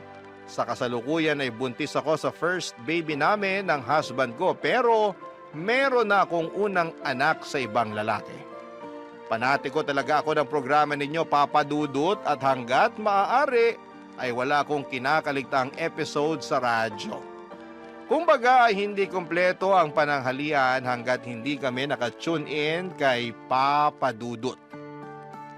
Tapos isang araw ay naisipan kong magpadala ng sulat sa inyong programa upang marinig ko namang umere ang sarili kong kwento. Kahit naman paano ay merong makukuhang aral at inspirasyon ang mga kabarangay natin sa mga karanasan ko sa buhay. Magsisimula ang lahat taong 2023 kung saan ay sa edad kong 27 years old ay gustong-gusto ko nang mag-asawa. Kaya lang ay wala pa nga akong boyfriend noon, bagay na nakadagdag pa sa aking frustration. At palagi ko yung sinasabi sa aking nanay, Papa Dudut.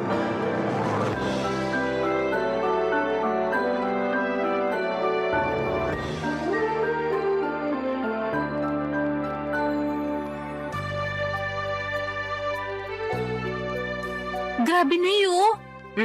Anong grabe? Yung classmate ko nung elementary at high school, mag-aapat na yung anak. Tignan niyo yung post niya dito sa Facebook. Pinakita niya yung pregnancy test niyang positive. Dami nga nag-congrats sa kanya. Talaga? Tingin nga. Guling, di ba? Kasing edad mo lang din yan, ano? Mas matanda po ako ng 1 taon sa kanya. Ibig sabihin, 26 years old pa lang siya tapos nakaapat na anak na? Mismo. Ako, napakasipag naman nila mag-asawang gumawa ng bata. Hayaan mo na po. Buhay naman nila yan eh.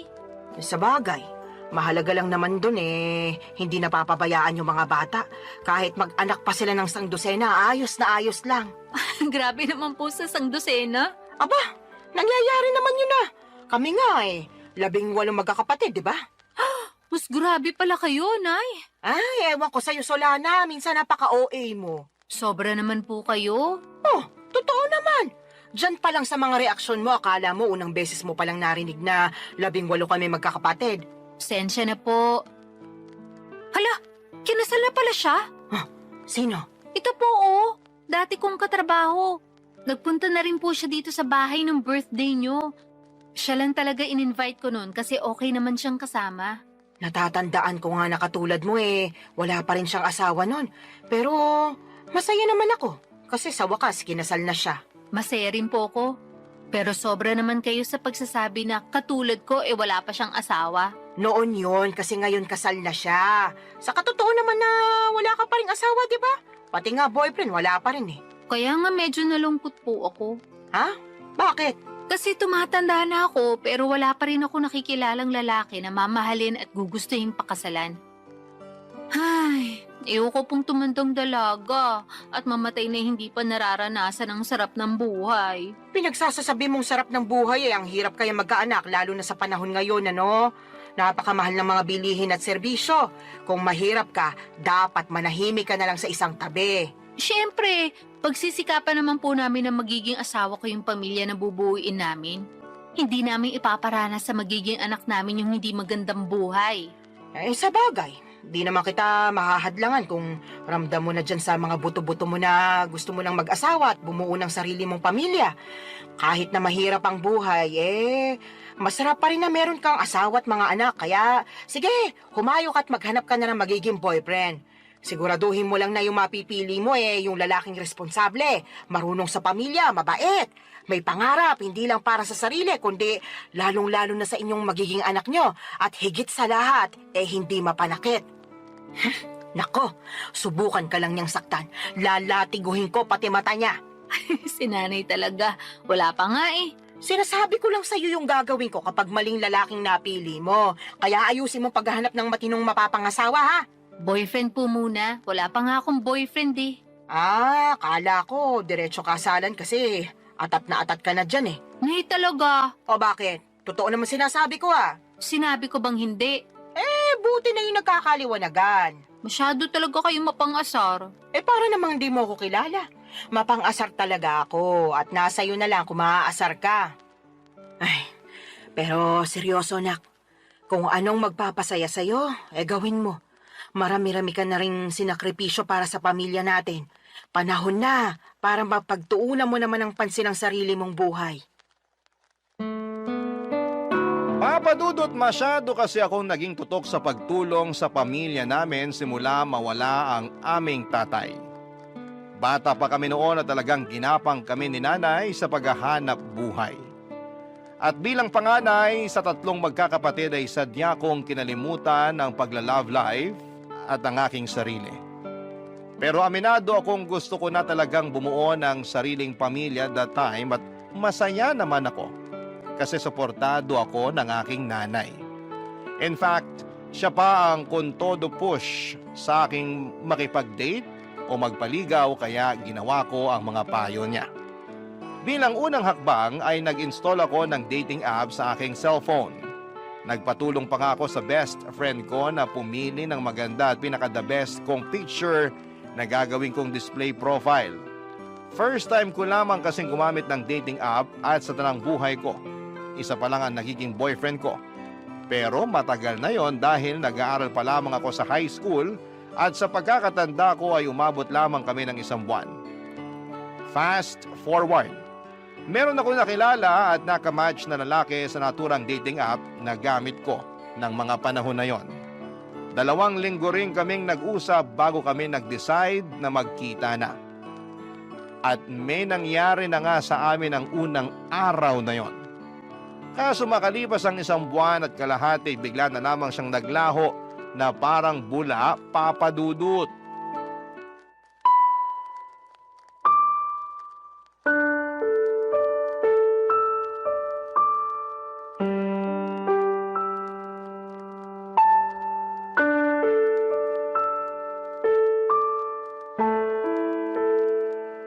Nay, minulto niya ako. Sino? Yung lalaki na kilala ko online at naka-date. Minulto niya na ako. Paano minulto? Bakit? Namatay na ba siya? Nay naman Pinatay mo naman agad yung tao. Sabi mo kasi minulto ka, kaya anong iisipin ko kung di namatay na pala yung tao, di ba? Yun na nga. Kaso buhay na buhay pa po siya. At ang ibig sabihin ko sa minulto, naglaho na lang siya bigla na parang bula. Bigla na lang siyang hindi nagparamdam. Hindi ko na matawagan. At hindi na rin siya nagre-reply sa mga text ko. Naku, minulto ka nga. Sumalangit nawa. Nay naman eh. Sabi mo sa akin, nagkakamabutihan na kayo, di ba? Opo. Akala ko rin papunta na kami sa pagiging mag-boyfriend-girlfriend kasi okay naman yung date namin. Nagsabi pa nga siya na plano niya akong ligawan at pumayag naman ako. Kaya lang... Kaya lang ano? Nawala siya bigla pagkatapos niya makuha sa akin yung pagkababae ko. Hala ka. Ibig mo sabihin, sinabi mo ng perlas ng silanganan? Opo. Ako nalintikan na. Teka, Nay, nasusuka ako. Ay, sinasabi ko na nga ba? Pumunta ka doon sa lababo. Doon ka sumuka. Naku. Ay, hindi kaya buntis ka? Pwede po ba yun? Oo naman. May nangyari sa inyo kamo. Tapos nagkakaganyan ka. Malamang buntis ka. Niregla ka na ba? Hindi pa nga po eh. Mag-iisang linggo na. Nalinti ka na talaga. Paano nga po kung buntis ako? Ano nang gagawin ko? Bigla akong tinakasan ng tatay ng anak ko. Hindi ko alam kung anong gagawin mo, pero siguraduhin mo muna na buntis ka nga. Mag-ano ka? Mag-pregnancy test. Ayoko po. Anong ayaw mo pinagsasasabi mo dyan? Natatakot po ako eh. Paano kung positive? Wala na tayong magagawa dyan. Saka na lang nating isipin kung ano yung susunod nating gagawin kapag totoo na buntis ka nga. Pesting buhay naman oh. Ngayon pa talaga nangyari to kung kailan bigla namang nawala yung nakabuntis sa akin. Kasalanan mo rin naman kasi. Sana bago ka bumuka ka dyan, sinigurado mo muna na gumamit ng proteksyon yung lalaking yon. Oh, kita mo nangyari. Tingin ko, nakatunog yun na mabubuntis ka niya. Kaya biglang naglaho na parang bula. Wala naman po sanang kaso kahit mabuntis niya ako eh. Kaya lang ang kiniinis ko, iniwan niya ako bigla. Akala ko pa naman nagkakaintindihan na kami. Na mahal na namin ang isa't isa. Pero mukhang hindi po pala ganon. Hindi talaga. Kasi nakuha na niya yung gusto niya sa'yo. Napakasama niyang tao. Sinabi mo pa. Sana makarma siya sa pangiiwan niya sa'yo at sa magiging anak niyo kung totoo nga na buntis ka. Kinakatakot ko lang po na baka hindi ko kayanin. Alin? Yung pagbubuntis ko po. Ewan, naguguluhan pa po ko, nalilito. Masyado mabilis yung mga pangyayari. Kahit na anong mangyari, kailangan mong kayanin dahil nandiyan na yan. Alangan namang ipalaglag mo yung dinadala mo Malaking kasalanan niya sa Diyos. Tsaka, hindi ka na batas, wala na. Nung nakaraan lang, naulit-ulit mong sinasabi na gusto mo nang magkaanak at magkaroon ng pamilya, di ba? O ayan na, magkakaanak ka na sakaling buntis ka nga.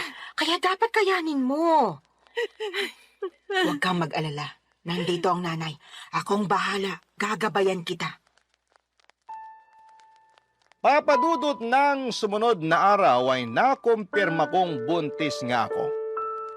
Buti na lang talaga ay nandyan ang nanay ko dahil kung wala siya malamang ay hindi ko na alam ang aking gagawin. Dahil sa biglang pagtakas ng lalaking nakabuntis sa akin ay natakot ako sa responsibilidad ng pagiging nanay sa baby na nasa sinapupunan ko ng mga panahong yon. Kaya nga malaki ang pasasalamat ko kay nanay dahil to the rescue siya. At kahit na extra challenge ang naging pagbubuntis ko ay si nanay ang katuwang ko, Papa Dudut. Unti-unti ay natutuhan kong mahalin ang baby na dinadala ko ng mga panahong yon. Inisip ko kasi na tama naman ang sinabi ni nanay. Walang kasalanan ang anak ko sa ginawa ng tatay niya. Sadyang meron lamang mga lalaki na hindi marunong magtaguyod ng pamilya. Nasa una lang magaling at duwag naman sa responsibilidad. Malas lamang ako kasi ganong klase ng lalaki ang natagpuan ko, Papa Dudut. Barangay Love Stories. Barangay Love Stories. Papadudot makaraan ng 9 na buwan ay naipanganak ko ng malusog ang aking panganay. Nag-leave ako noon sa opisinang pinapasukan ko at noong matapos yun ay agad na rin ako nagbalik trabaho. Kailangan ko nang magdoble kayod upang matustusan ang pangangailangan ng anak ko. Alam ko na simula maging nanay ako ay dapat huli ko nang isipin ang aking sarili dahil laging unang-una ang kapakanan ng baby ko. Kaya lang ilang buwan pa lamang akong nagtatrabaho ulit ay nakaramdam na ako ng matinding kapaguran. At hindi yon yung klase ng pagod na nawawala kapag pinahinga mo, kundi naghahalo-halong pagod mentally and physically. Doon ko rin napagkumpara ang sitwasyon ko bilang single parent sa aking ibang katrabaho na merong healthy relationship sa kanilang mga asawa. Gusto ko lang naman ang katuwang sa buhay at mag-aalaga sa akin dahil matagal na panahon din ako ang nag-aalaga sa iba. Pati ba naman sa sarili kong anak ay ako pa ring mag-isa. Kaya nga binanggit ko yon sa nanay ko dahilan para sermonan niya ako ng todo-todo papadudot.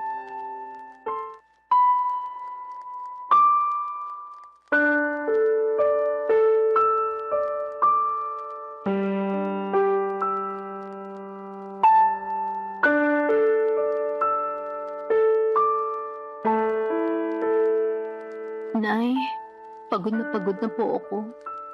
Kapag nasa opisina ako, hindi ako makapag-concentrate. Lagi akong lutang at nakatulala.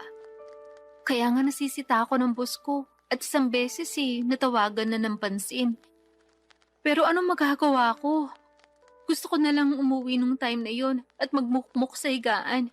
Kaso alam ko hindi ko naman yun magagawa dahil kailangan kong alagaan yung anak ko pagdating ko rito sa bahay. Medyo mahirap nga yung pinagdaraanan mo, anak.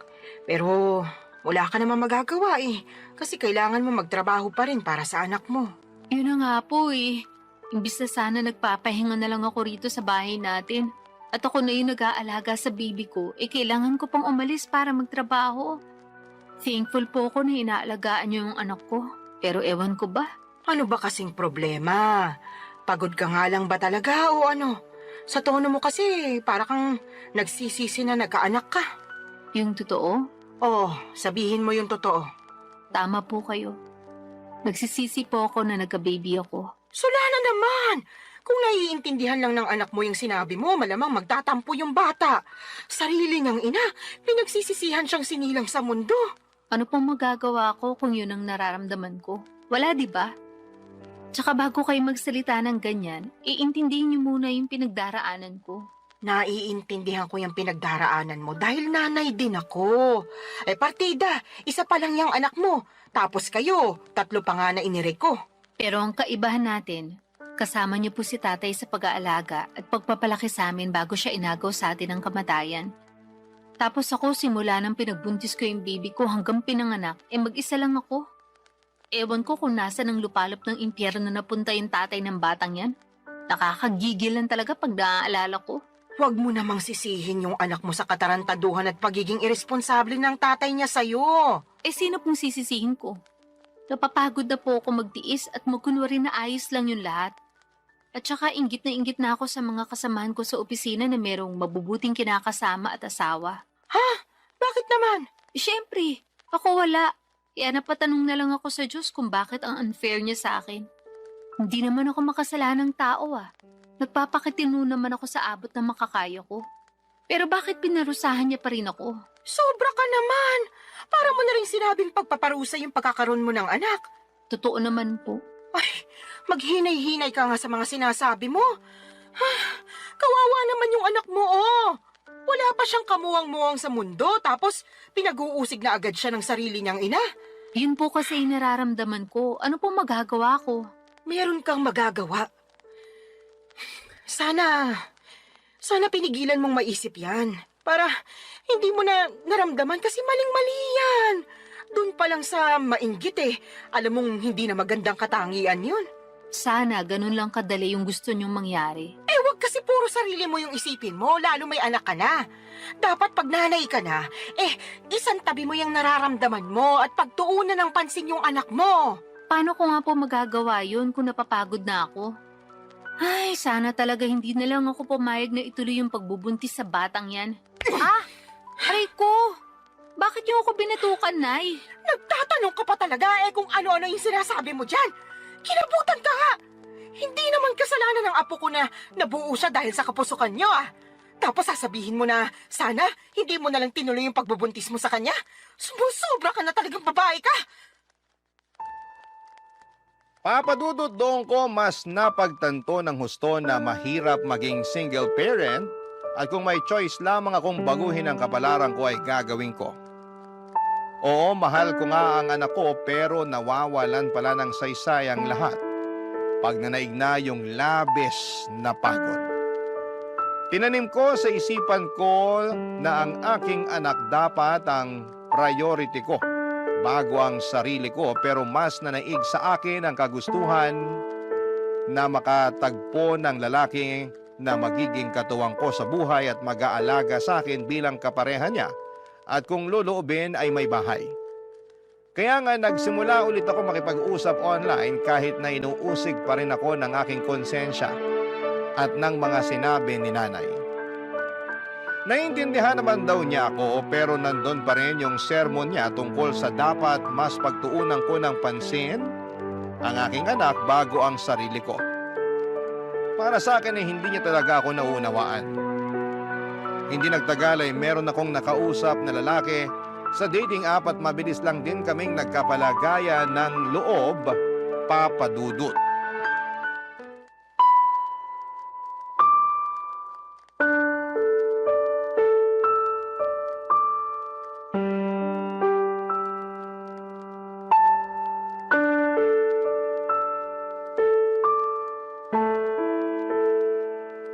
Anong sinabi mo, Solana?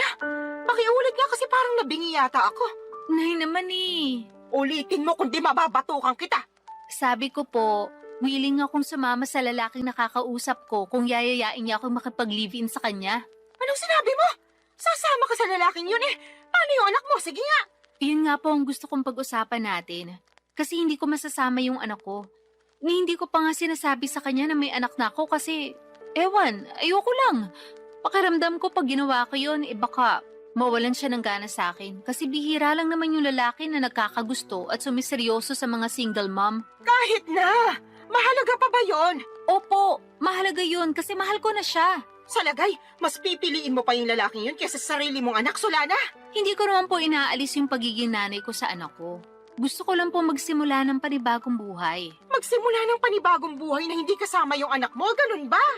Opo, Kanino mo naman iiwan yung apo ko, Aber? sa inyo po. Ay, anak ka naman ng teteng. Ayaw niyo po ba? Napakagagamong babae ka. Ano ba namang pag-iisip meron ka? May pasabi-sabi ka pa na hindi mo inaalis pagiging nanay mo sa anak mo pero ipapaalaga mo sa akin. Kahit na mahal ko yung apo ko, ikaw pa rin na nanay niya yung dapat na mag-alaga sa kanya. Alam ko naman po yun. Pero hindi ko na po siya kayang alagaan. Ano bang pinagsasasabi mong babae ka? Paano hindi mo kayang alagaan Hindi naman mahirap alagaan yung anak mo. Napakabait niyang bata, normal din siya. Walang karamdaman, kaya paano mo nasasabi yan? Tatapatin ko na po kayo, Nay. Ayoko na po sa anak ko na yan kasi bunga siya ng pagkakamali. Oo, wala siyang kasalanan. Pero hindi ko lang talaga siya mapigilang sisihin sa ginawa ng tatay niya sa akin nung araw. At kahit na anong gawin ko paulit-ulit lang na bumabalik yung pangiiwan sa akin ng lalaking yun sa tuwing nakikita ko yung anak namin. Kaya sabihin niya, paano ako makakausad? Gusto ko nang kalimutan yung pangyayaring yun. At ito lang yung paraan na pwede kong gawin. Napakapangit ng paraan mo sa totoo lang. Pangit na po kung pangit, pero desperado na ako. Tsaka wag po kayo mag-alala, kasi susustentuhan ko pa rin naman yung anak ko. Magtatrabaho pa rin ako ng mabuti para sa kanya. Pwede ka namang magtrabaho ng mabuti nang hindi mo siya kinakailangang iwanan sa akin Ewan ko ba naman sa'yo, nak? Bakit ganyan ka mag-isip? Awang-awa tuloy ako sa anak mo kasi nagkaroon siya ng nanay na katulad mo. Para sa kaalaman mo ha, hindi lang perang pambili ng pangangailangan niya yung dapat na binibigay mo sa anak mo. Kailangan din niya ng pagmamahal mula sa'yo. Pero hindi ko na nga po kayang ibigay yun sa anak ko. Kaya kayo na lang po yung magbigay nun sa kanya. Naniniwala naman po ako na marami kayo nun sa puso nyo. Yung sa akin kasi, ubus na para sa anak ko. At kung meron man pong natitira, konti na lang. Tapos para na lang yun sa sarili ko. Mahirap naman magbigay ng pagmamahal sa iba kung hindi ko uunahing mahalin yung sarili ko, hindi ba? Ibang klase mga katwiran mo, bulok at baluktot. Papa Dudut, parang kinurot ang aking puso sa iyak ni nanay dahil sa naisip kong iwanan ang anak ko sa kanya para makisama sa lalaking nakilala ko online. At kahit na sinosustentuhan ko pa rin naman ang bata ay hindi pa rin sapat yon. Pero kahit na anong gawin kong pagsaalang-alang sa sitwasyon ay nadaig pa rin ako ng aking damdamin. Mas nanaig ang kagustuhan kong sumama sa lalaking nakilala ko at magsimula ng panibagong buhay. Alam ko po na maraming magagalit sa akin ng mga kabarangay natin dyan at may mga magsasabi na hindi ko naman talaga mahal ang anak ko. Mahal ko ang anak ko pero mas mahal ko ang aking sarili ng mga panahong yon.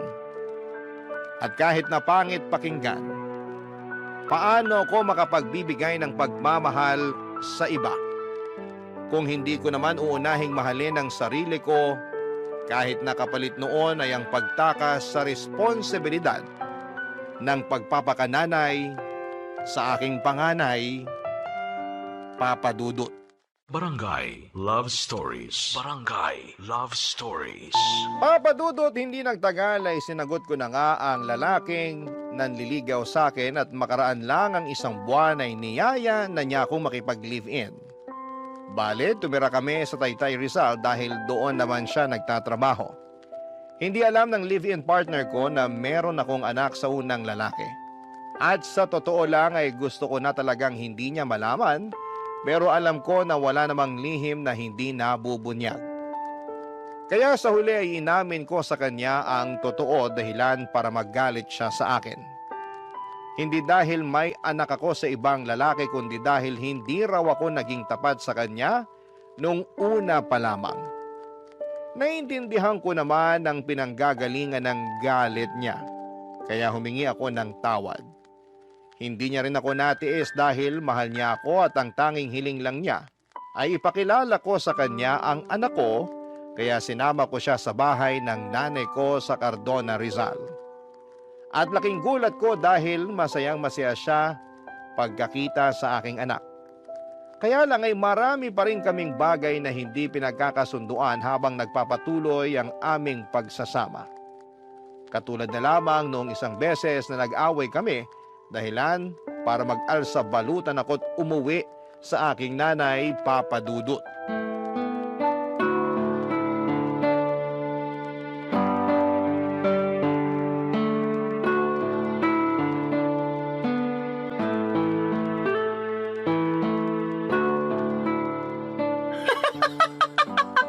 Ano nga ulit yung dahilan ng away niyo, anak? Sinabi ko na po, di ba? Paulit-ulit kayo eh. Hindi ko nang mapigilan. Bakit ba? Kaya sabihin mo na kasi ulit. Sige po, pero last na to ha. Feeling ko kasi inaasar nyo lang ako eh. Sige na, ano nga ulit yung rason? Bakit ka nag-alsa balutan paalis sa inuupahan niyo at umuwi ka rito sa atin? Nag-away po kasi kami nung kinakasama ko dahil binuksan ko yung delata ng paborito pala niya tapos inulam ko. Dilata lang pala, tapos pinag-awayan nyo na. Grabe, hindi ako makapaniwala para kayong mga bata. Hindi ko naman po kasi Ay, sinasadya naku. nung mabuksan yun. At saka siya naman may sabi na mag-ulam na lang daw ako ng delata dahil hindi nga siya nakapagluto. Eh nagkataon na overtime ako sa work. Tapos siya naman nagbago oras ng shift niya. Kaya umalis siya na maaga. Eh syempre, bilang wala na ring lakas magluto pa, eh naisip ko nga magbukas na lang ng delata. Ano ba kasing delata yon? Sardinas ba? Corned beef po, yung medyo mamahali na brand. Hindi mo ba alam na paborito niya yon? Alam ko po na paborito niya yun. Pero hindi ko naman akalain na magagalit siya sa akin ng gusto dahil lang sa dilatang yun. As in, galit na galit siya. More on, tampo na para bang batang nagmamaktol yung lolo nyo. Akala mo kung sinong inapi. Ginising pa talaga ako para pagdabugan. Matapos niya makitang nasa basurahan na yung delata na inulam ko kagabi. Nagkataon na 1 piraso na lang yun, tapos plano niya raw ulamin pag uwi niya. Anong ginawa mo pagkatapos? Syempre, nagalit din ako kasi para siyang tanga. Kagigising ko lang nun tapos naalimpungatan pa ako sa sigaw niya. Tapos bubungaran niya ako ng sermon kesyo ganito ganyan. Aba, hindi rin po ako nagpatalo. Kaya sinagot ko siya para ipagtanggol yung sarili ko. Hanggang sa lumala na yung away namin at nakapagsalita na kami ng hindi maganda sa isa't isa. Hindi ko na po nagustuhan yung mga sinabi niya. Nilayasan ko na siya. Pambihira talaga mga kabataan ngayon. Maliit na bagay pinalalaki kaya dumarami yung hiwalayan eh. Alam ko naman po na mababaw lang yun. Pero nasobrahan eh. Kung kinausap niya lang sana ako na maayos, baka lumabas pa ako at binilan siya ng paborito niyang delata. Di sana wala kaming problema. Hindi sana kami nagkasakitan sa mga sinabi namin sa isa't isa. Kaya lang, hindi ganun yung nangyari. At hindi ko kayang intindihin na ganun siya umusta porque paborito niya yung delatang kinain ko nang hindi sinasadya. Tama rin naman yung mga sinabi mo. Dilata lang naman yun. Kaya nga po. Tsaka sobrang sama lang talaga ng loob ko sa kanya. Sa dinami-rami ng tao na magsasalita sa akin ng ganun, siya pa talaga. Ayun, hindi na ako nakatiis, kaya nilayasan ko na siya. Hindi talaga maiiwasan yung pagkakaroon ng hindi pagkakaintindihan sa relasyon. Pero sana, huwag niyong hayaan na sirain ito yung pagsasama ninyo. Tama rin na umalis ka doon para makapag-isip-isip kayo pareho. Magpalamig ka muna rito habang malayo kayo sa isa't isa. Pero huwag niyong patagalin yung away ninyo. Hindi yun maganda. Ewan ko, Nay. Mahal ko naman po siya pero masakit talaga mga sinabi niya sa akin. Biruin niyo, sabihin ba naman ako matakaw kasi naubos ko rin yung delata niya? Gutom na nga ako noon. Kahit naman ako na gutom, baka maubos ko rin yon. Yun na nga po. Medyo sumobra lang siguro yung reaksyon ng kinakasama mo para lang sa isang delata. Sa lagay, mas matimbang pa yung pagmamahal niya sa paborito niyang pagkain kesa sa'yo na kinakasama niya. Tumpak ka dyan, Nay. Naku, pag pumunta yun dito, makakatikim talaga sa akin yun ng sermon. Salamat po. Ay, hindi lang pala siya kundi kayong dalawa. Bakit naman po ako nasali dyan? Syempre, pareho kayo nasa relasyon eh. At gusto ko lang ipaintindi sa inyo na hindi na kayo bata para pag-awayan yung ganong klase ng mababaw na bagay. Ay, umayos kayo. Kundi pag-uuntugin ko na talaga kayo. Papa Dudut, alam ko naman na mababaw lang ang dahilan ng pag-aaway naming yon. At pwede namang maayos kaagad kung may isa sa amin na magpapakumbaba. Pero pareho na kaming kinain ng matinding emosyon. Noong araw ding yon ay pinuntahan ako at sinundo ng kinakasama ko sa Cardona at nakipagbati sa akin. Humingi rin siya ng sorry kay nanay dahil naabala pa namin siya. Pero ayos lang naman sa nanay ko, sa halip ay pinayuhan niya kami na pag-usapan ng mga bagay-bagay at huwag na huwag agad paiirali ng galit. Kaya nga ginawa namin ang lahat para ayusin ang pakikipagkomunikasyon sa isa't isa para hindi na maulit ang mga nangyari. At masasabi ko na mabuti ang resulta noon sa pagsasama namin. Meron pa rin namang mga misunderstanding pero mas alam na namin kung paano yon ayusin. Saka pansin ko na sobrang mahal din talaga ng kinakasama ko ang aking anak sa ibang lalaki. At nakikita ko yon sa tuwing bumibisita kami sa bahay ni nanay. Kaya nga nagustuhan na rin siya ng nanay ko para sa akin bilang kinakasama. Pero nitong March 2025 lang ay may sinabi ako sa nanay ko na labis niyang kinabigla, Papa Dudut.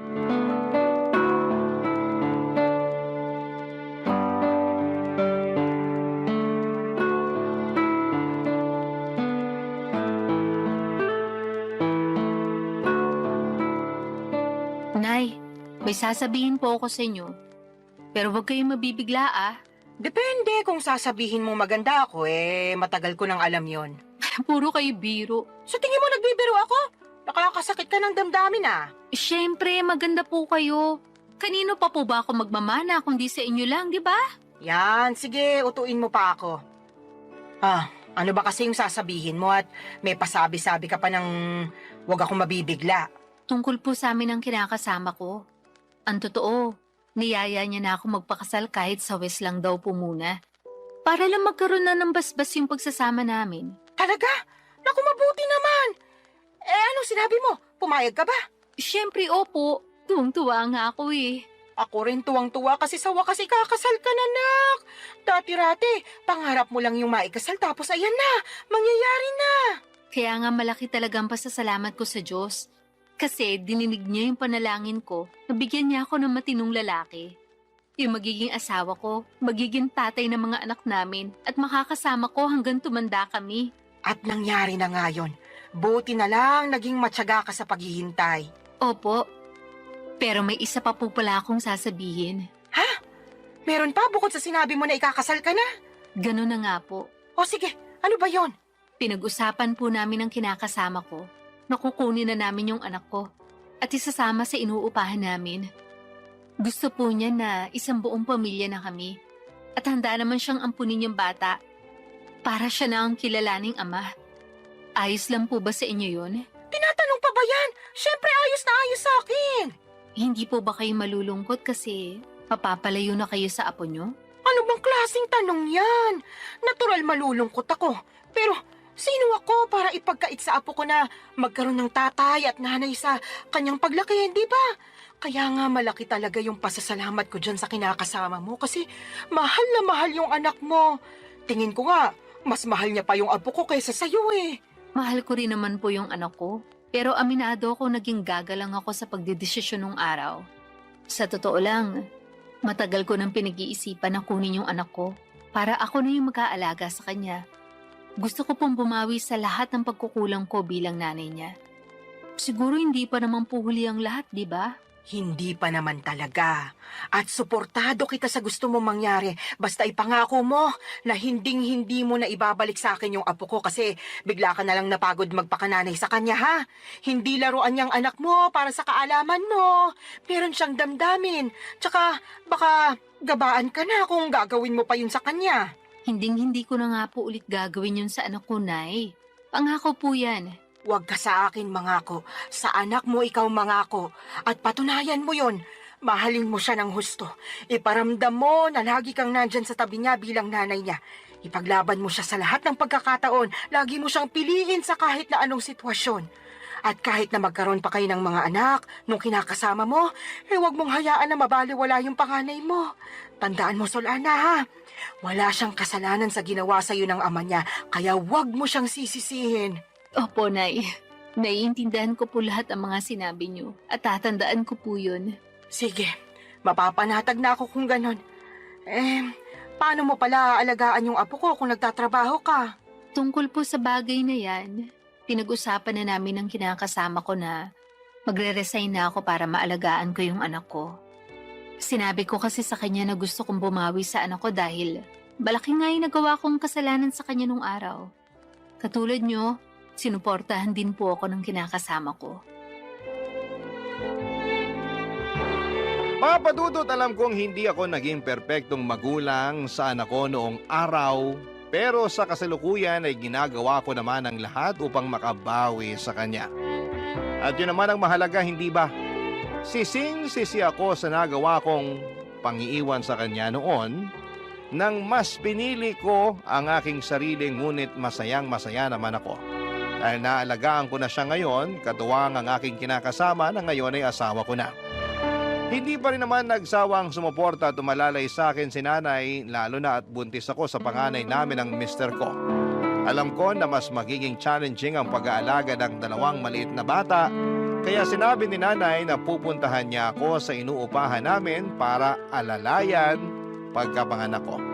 Doon pa lang ay naiyak na ako at nag-uumapaw ang saya ng puso ko. Mas lalo ko na-appreciate ang aking nanay sa totoo lang. At alam ko na marami pa akong matututuhan sa kanya mula sa mga karanasan niya kung paano maging mabuting ina.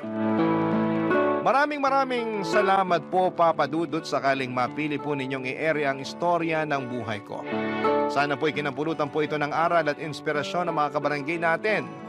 God bless sa inyong programa sa Barangay Love Stories. Patuloy kayong magbigay ng aliw sa ating mga kabarangay. Ang inyong forever kapuso at kabarangay, Solana.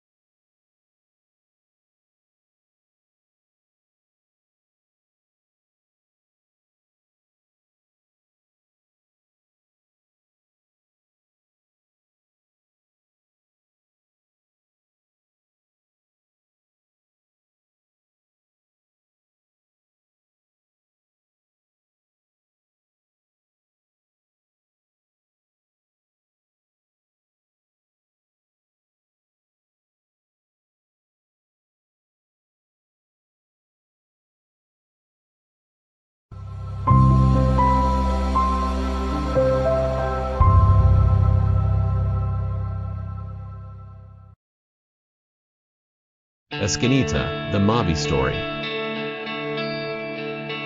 Dear Papa Dudut, may kasabihan na kapag mahal mo ang isang tao ay tanggap mo anuman ang pag-uugali niya.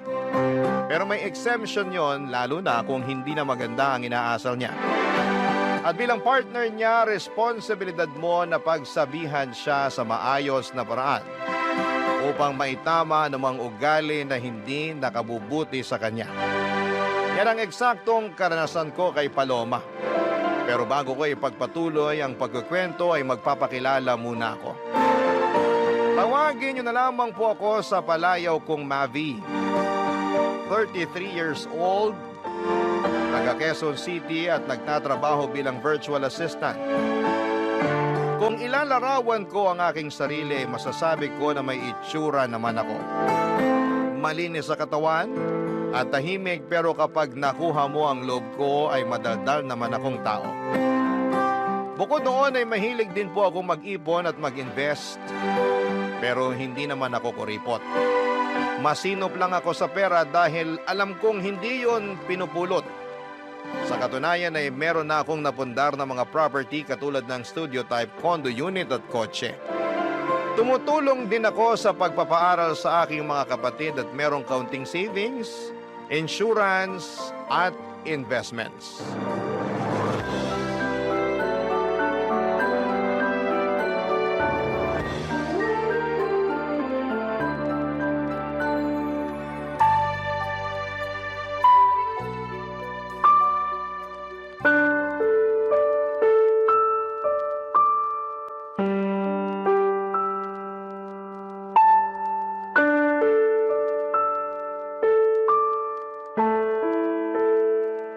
Babe, bakit mo ginawa yun? Alin ba? Yung kanina, nakalimutan mo na yata eh. Bitawan mo nga muna yung cellphone mo, mag-usap muna tayo. Pwede naman tayong mag-usap habang nire-replyan ko tong kaibigan ko, di ba? Saka ano bang pag-uusapan natin? Tapos na rin naman na yun. Kaya ako nga tinatanong kung bakit mo ginawa yun. Nakakahiya. Wala akong pakialam kung nakakahiya na pinatulan ko yung pinsan mong epal. Ang tagal ko nang nagtiis sa pagpaparinig niya sa Facebook na social climber ako ganito ganyan. Sumusobra na siya. Kaya ayun, nung nakita ko siya kanina sa party, di na ako nakapagtimpi. Lalo patingin-tingin pa siya. Patingin-tingin pang gagat, bubulong-bulong pa sa mga kasama niyang mukhang hipong katulad niya. Babe naman. Huwag ka sa akin magalit. Hindi mo ba narinig yung sinabi ko? Narinig ko. Pero di pa rin tama na hindi ka nagtimpi. Yung pinsan mo ang pagsabihan mo kasi sumusobra na siya. Bala ko rin talagang kausapin yung pinsan ko. Pero meron ka bang ebidensya na ikaw talaga yung pinariringgan niya sa Facebook? Hindi mo ba nababasa yung mga post niya? Hindi ako madalas mag-Facebook. Tsaka may nabasa ako isang beses pero wala namang binanggit doon na pangalan mo. Meron ba? Wala. Oh, wala naman pala eh. Pero alam ko, patama sa akin yon kasi tinatamaan ako eh. Saka alam nating lahat na unang beses pa lang na pinakilala mo kami sa isa't isa, mainit na talaga ang dugo niya sa akin. Akala yata ng gagang yun, hindi ako mapagpatol. Akala ko rin hindi ka mapagpatol. Kaya di mo ko masisisi kung bakit ako nagkakaganito. Ako yung hiyang-hiya kay tita kasi sa birthday party pa talaga ng pamangkin namin kay Umiksena. Buti na lang mabait si tita dahil mas pinili niyang pagpasensyahan kayong dalawa kaysa masira yung araw. Pero grabe, nakakahiya talaga kayo. Wala na akong magagawa dyan. Meron naman eh. Sana masinabaan mo pa pasensya mo. Sana imbis na awayin siya na nakikita ng iba, Kinausap mo na lang sa isang sulok para di na kayo nakagawa ng eksena. Sana bago ka nagdesisyon ng ganun nagsabi ka sa akin para ako na mismo yung kumausap sa pinsan ko. Boyfriend mo ako, di ba? Oo nga, boyfriend kita. Pero paano ko masasabi sa'yo, busy ka sa pakikipagtawanan mo sa mga kaibigan mong lalaki? Nakakahiya naman na istorbuhin ka, di ba? Bakit ka mahihiya? Wala namang kaso yun, lalo mahalaga naman yung sasabihin mo. Basta! O ano? Sasabihin mo na naman na hindi mo akalain na papatol pala ako. Pwes, sorry kung hindi ako perpekto. Paloma naman, hindi ganyan ang ibig kong sabihin. Tsaka wala namang pinanganak na perpekto sa mundo, di ba? Oo, pero yun ang pinapalabas mo at yun ang nararamdaman ko. I'm sorry. Sorihin mong mukha mo. Masama yung loob ko sa'yo. Bakit naman? Alam mo naman yun, tatanong-tanong ka pa. Dati ka bang baliw? Ano ba namang klaseng pananalita yan? Ay, sorry kung na-offend ka. Buti pa iwanan mo na lang ako rito sa room. Gusto ko mapag-isa. Pumunta ka na lang muna sa pamilya mo, baka hinahanap ka na nila At pag nakita mo yung pinsan mong epal, sabihin mo hindi ko siya aatrasan kahit saan kami abutin. Masyado ng mapapel. Tupiin ko siya sa 8 dyan Papadudot 6 na buwan na kaming magkarelasyon ni Paloma at pinakilala siya sa akin ng kaibigan ko. Nagustuhan ko naman siya agad dahil nasa kanya na halos lahat ng tipo ko sa isang babae. Noong bago pa lamang kami ni Paloma ay napakatahimik niya at mahiyain.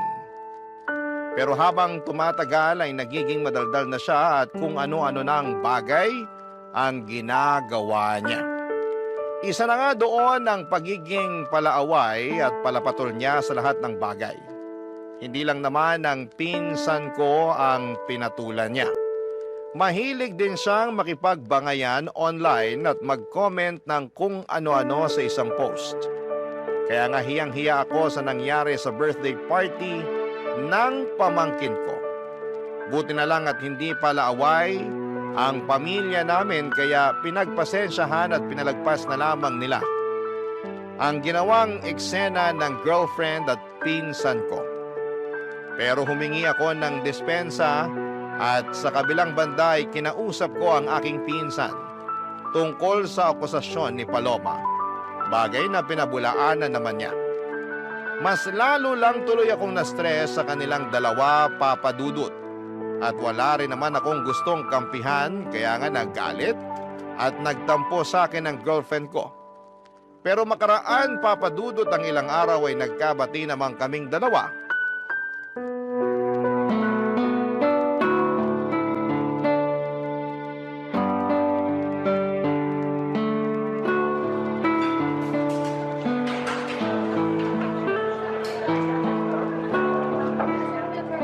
Thank you Saan? Sa panlilibre mo sa akin. Nung nakaraang araw pa ako takam na takam sa burger at fries na to. Alam mo namang hindi ako basta-basta makakabili ng cravings ko dahil magkukulang yung sahod ko para sa pamilya ko. Oo, alam ko yun. Tsaka maliit na bagay lang naman tong panlilibre ko. Boyfriend mo ako, di ba? Sana sinabi mo na nung nakaraan ka pa pala nagka-crave rito para nabilhan kita. Hindi na, nahihiya rin kasi ako sa'yo. Ikaw naman? Totoo naman yun. Lagi ko kasing naiisip na ikaw yung taya sa mga labas at gala natin. Ay, kailan kaya ako makakapag-ambag ng mas malaki-laki Pag nakaluwag ka na. Pero saka mo na yun isipin. Sabi ko nga boyfriend mo ko at ako ang lalaki sa relasyon. Walang kaso sa akin na maglabas ng pera kung para rin naman sa'yo. Thank you. Pero kainis talaga maging mahirap. Hirap na akong magtipid at magpigil na unahin ang sarili ko dahil sa pamilya ko. Buti sana kung thankful sila sa akin. Kaso hindi naman. May nangyari na naman ba sa bahay nyo? Oo Kanina lang bago ako umalis para makipagkita sa'yo. Nagalit na naman si nanay kasi kaunti lang daw yung binigay kong sweldo. Di raw makakabili ng 10 kilong bigas at masarap na ulam. Lagi na lang daw noodles at dilatang sardinas na bibili niya. Kaya nagagalit yung kuya kong batugan. Magagawa ko. Malaki kaltas ko ngayong cut-off Alam naman nila yan, bakit nagugulat pa sila? Tapos yung tatay ko nagtatampo kasi hindi ko man lang daw siya mabigyan ng pera pang yosi. Ayos lang ba siya? Ako pa ba bibili ng pambisyo niya? Nakakaloka. Sige lang, magkwento ka lang. Yung kuya kong batuga nangungutang sa akin, panghulog ng motor niya. Sana all may motor, di ba? Kukuha-kuha ng hulugan tapos sa akin ipapakargo kapag nagigipit sa bayaran. Lakas din talaga ng tama eh. Di ba may trabaho naman ng kuya mo? Meron, pero kulang-kulang pa rin daw kasi sinusustentuhan niya yung 3 anak niya sa iba't ibang babae. Galing no? Napakalandi ng kuya ko. Ay, kaya pala stress na stress ka nung nakita kita kanina. Oo, medyo lang. Pinautang mo ba kuya mo? Siyempre hindi. Kaya lang pinagsabihan akong maramot at hindi raw maaasahan. Ay, kaloka. Nang galaiti talaga ako pagkarinig ko nun. Para akong bulkang sasabog anumang sandali.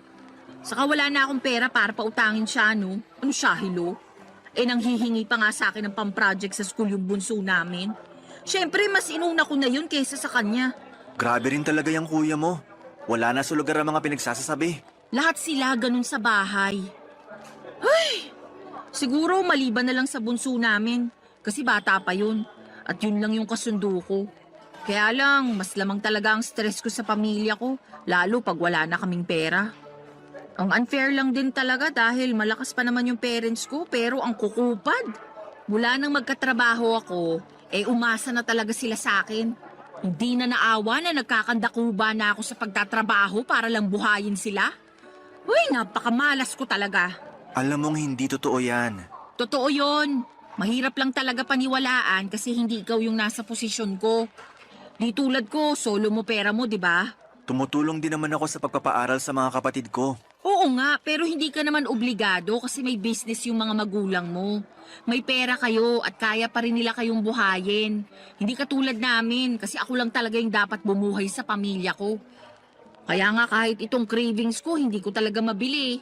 Malapit na talaga akong masiraan ng ulo. Kung may magagawa lang sana ako para tulungan ka. Alam mo, meron. Ano yun? Ibahay mo na ako. Mag-live-in na tayo para makaalis na ako sa toxic kong pamilya. Papa Dudut, nagtatrabaho bilang private company employee si Paloma at sakto lang ang kinikita niya. Siya ang breadwinner sa kanila kaya wala talaga siyang maitabi para sa sarili.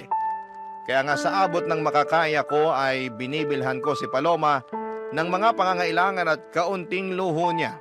Pero hindi ko naman kayang saluhin ang lahat, lalo na yung tungkol sa toxic niyang pamilya. Kaya naisipan niya na mag-live-in na kami pero nag-alangan ako dahil sa paniniwala kong mag-asawa lang ang dapat na magkasama sa iisang bubong. Dahil doon ay naggalit na naman sa akin si Paloma. Tapos ay paulit-ulit pa akong inuusig ng aking konsensya tungkol sa mga posibilidad na sinasabi ng girlfriend ko na baka mangyari sa kanya pag hindi pa siya nakaalis sa kanila. Halimbawa noon ay baka tuluyan na siyang mabaliw o masiraan ng ulo.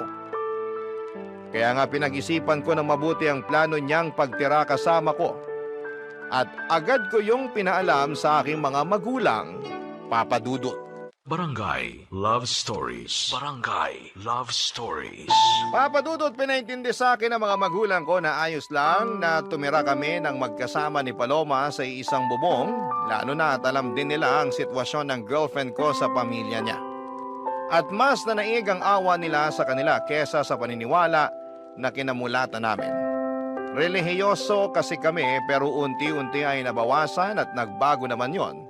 Dahil sa iba't ibang kadahilanan, kaya nga pumayag na ako makipag-live-in kay Paloma. Pero may kondisyon. Bale, hindi kami magkatabi sa isang kama at sa sofa ako matutulog. Nung una ay pinagtawanan pa ako ni Paloma pero nung pinaliwanag ko sa kanya na gusto kong pangatawanan ng paniniwala ko, ay wala na rin siyang nagawa pa. Sabay pa rin naman kaming kumakain, magkasamang nanonood ng TV o di kaya ay nagluluto ng aming pagkain. Pero sa abot ng makakaya ko ay pinipigilan ko ang aking sarili na maging sobrang malapit sa kanya. Kaya lang isang araw ay nagpaalam sa akin si Paloma na gagabihin at huwag ko na raw siyang hintayin. Lalabas daw kasi sila ng mga katrabaho niya. Bagay na wala namang kaso sa akin para na rin makapag-unwind siya. Pinilit ko pa rin siyang hintayin pero sa inabot na lamang ng madaling araw ay wala pa rin siya. Kaya nakatulog na ako sa sofa at nagising na lamang noong maramdaman kong may humahawak sa aking pagka-lalaki. Papa Dudut.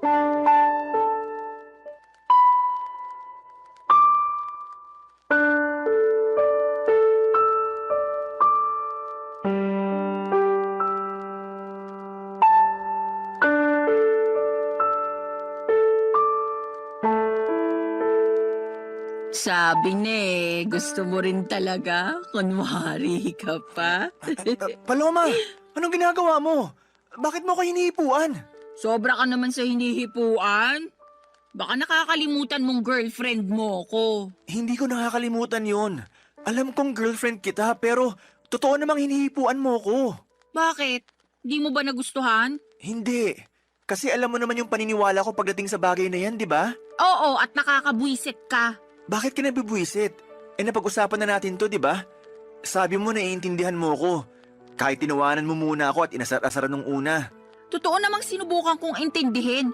Pero habang tumatagal, pakorni ka na ng pakorni eh. Kalalaking mong tao, nagpipigil ka nandito na tayo oh. Magkasama na tayo sa iisang bubong. Ba't di mo pa ako sunggaban at samantalahin? Naririnig mo ba yung sarili mo? Naman, tingin mo sa akin, bingi? Hindi, pero nakakagulat na sa katulad mo pa talagang babae galing yung mga salitang yun. Girlfriend mo naman ako at boyfriend kita. Tingin mo sasabihin ko yun sa ibang lalaki? Ano ako, gaga? Kahit na, hindi pa rin tama na ganyan ka magsalita. Irespeto mo naman ang sarili mo. Nire-respeto ko yung sarili ko, no? Saka masyado kang sensitive at makalumang tao kung umasta. Tingin mo ba may maniniwalang walang nangyayari sa atin nakatira tayo sa iisang bubong? Wala naman talagang nangyayari sa atin, di ba? At kung walang maniwala, hindi ko na problema yun. Basta alam ko sa sarili ko na ginawa ko yung sa tingin ko tama. Alin? Yung sakalang mag-aano kapag kasal na? Oo, Corny mo talaga. Nagsisisi na tuloy ako na sinagot kita. Masyado kang ewan eh. ikaw yung masyadong ewan. Anong sinabi mo? Alam mo na nung una pa lang ayaw ko. At iniiwasan ko makipag-live-in sa'yo hanggat di pa tayo kasal. Pero gusto mo na kamo para makaalis ka na sa pamilya mo. Pumayag naman ako, di ba? Okay lang din sa pamilya ko. Ibig sabihin, nag-adjust ako para mapagbigyan yung gusto mo. Salamat sa pag-a-adjust mo. Pero baka nakakalimutan mong may hiningi ka ring kondisyon. At yun yung hindi tayo magtabi sa kama sa pagtulog. Tama ka. At pumayag ka naman, di ba? Papaalala ko lang sa'yo. Pumayag nga ako pero ewan ko sa'yo. Hindi naman malaking pabor yun. Umasa ako na naiintindihan mo pinanggalingan ko. Pero mukhang nagkamali ako matapos mong gawin yung bagay na ginawa mo kanina lang. Bakit ba big deal pa rin sa'yo na hinipuan kita? Mukhang gusto mo rin base sa reaksyon ng ano mo kanina. Hindi ko gusto. At natural na reaksyon lang ng katawan yun. Di ko yun mapipigilan. Sus, natural na reaksyon daw. Totoo naman eh. Para kang tanga. Kalalaki mong tao, ikaw pa yung iwas ng iwas sa ganyan. Hindi ako sanay Daig mo pa yung babae kung umasta. Nasasaktan ako sa mga sinasabi mo sa akin. Kinumpara mo pa ako sa iba. Sensya na, pero ano magagawa ko? Sinasabi ko lang kung ano yung nasa isip ko. Hindi lahat ng naisip mo dapat mong sabihin. Lalo na kung makakasakit ka lang din ng kapwa. Hindi ka lang pala makalumang tao, balat sibuyas ka rin. Ay nako, ewan ko sa'yo Paloma. Mas ewan ko sa'yo, pakaarte mo. Babae na nga yung lumalapit sa'yo, ayaw-ayaw ka pa dyan. Sure na ba yan? Sige na, try lang natin. Please lang, tigilan na natin tong usapang to. Nakainom ka eh. Mabuti pa matulog ka na dun. Inaantok na rin ako. Uy, kainis ka talaga. Para kang ewan. Siguro, ayaw mo lang talaga sa akin, no? Alam mong hindi totoo yan. Ewan ko sa'yo. Papadudot kahit na masama ang loob ko kay Paloma dahil sa ginawa niya ay mas masama pa rin ang loob niya sa pagtanggi ko sa kanya. Hindi naman kasi ganun yon, hindi sa ayaw ko siya pero iniiwasan ko lang talaga na may mangyari sa amin lalo na at hindi pa kami kasal. Alam ko baka tawagin niyo kong hipokrito at nagmamalinis dahil magka-live-in na kami ni Paloma pero ginagawa ko lang ang alam kong tama at nararapat gawin bilang isang lalaki. Kaya lang ay hindi yon maintindihan ni Paloma at gulat na gulat ako sa ugali niyang yon. Lalo pang nadagdagan ang sama ng loob ko nang insultuhin niya ako at ang paniniwala ko. Pero alam ko na meron lang din siyang pangangailangan kaya nagawa niya ang bagay na yon. In short ay pinatawad ko si Paloma at pinalagpas ko ang mga nangyari. Doon ko na naisip na mag-propose ng kasal sa girlfriend ko, bagay na walang pasubanin niyang tinanggap. Papadudot, mahal ko si Paloma at masaya ako dahil ikakasal na kami.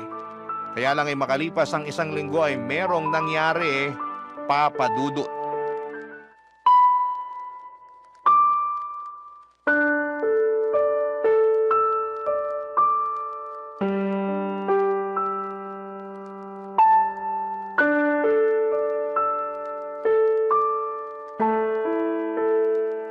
Babe naman, bakit ganun yung mga sinabi mo kay mama? Naalin ba?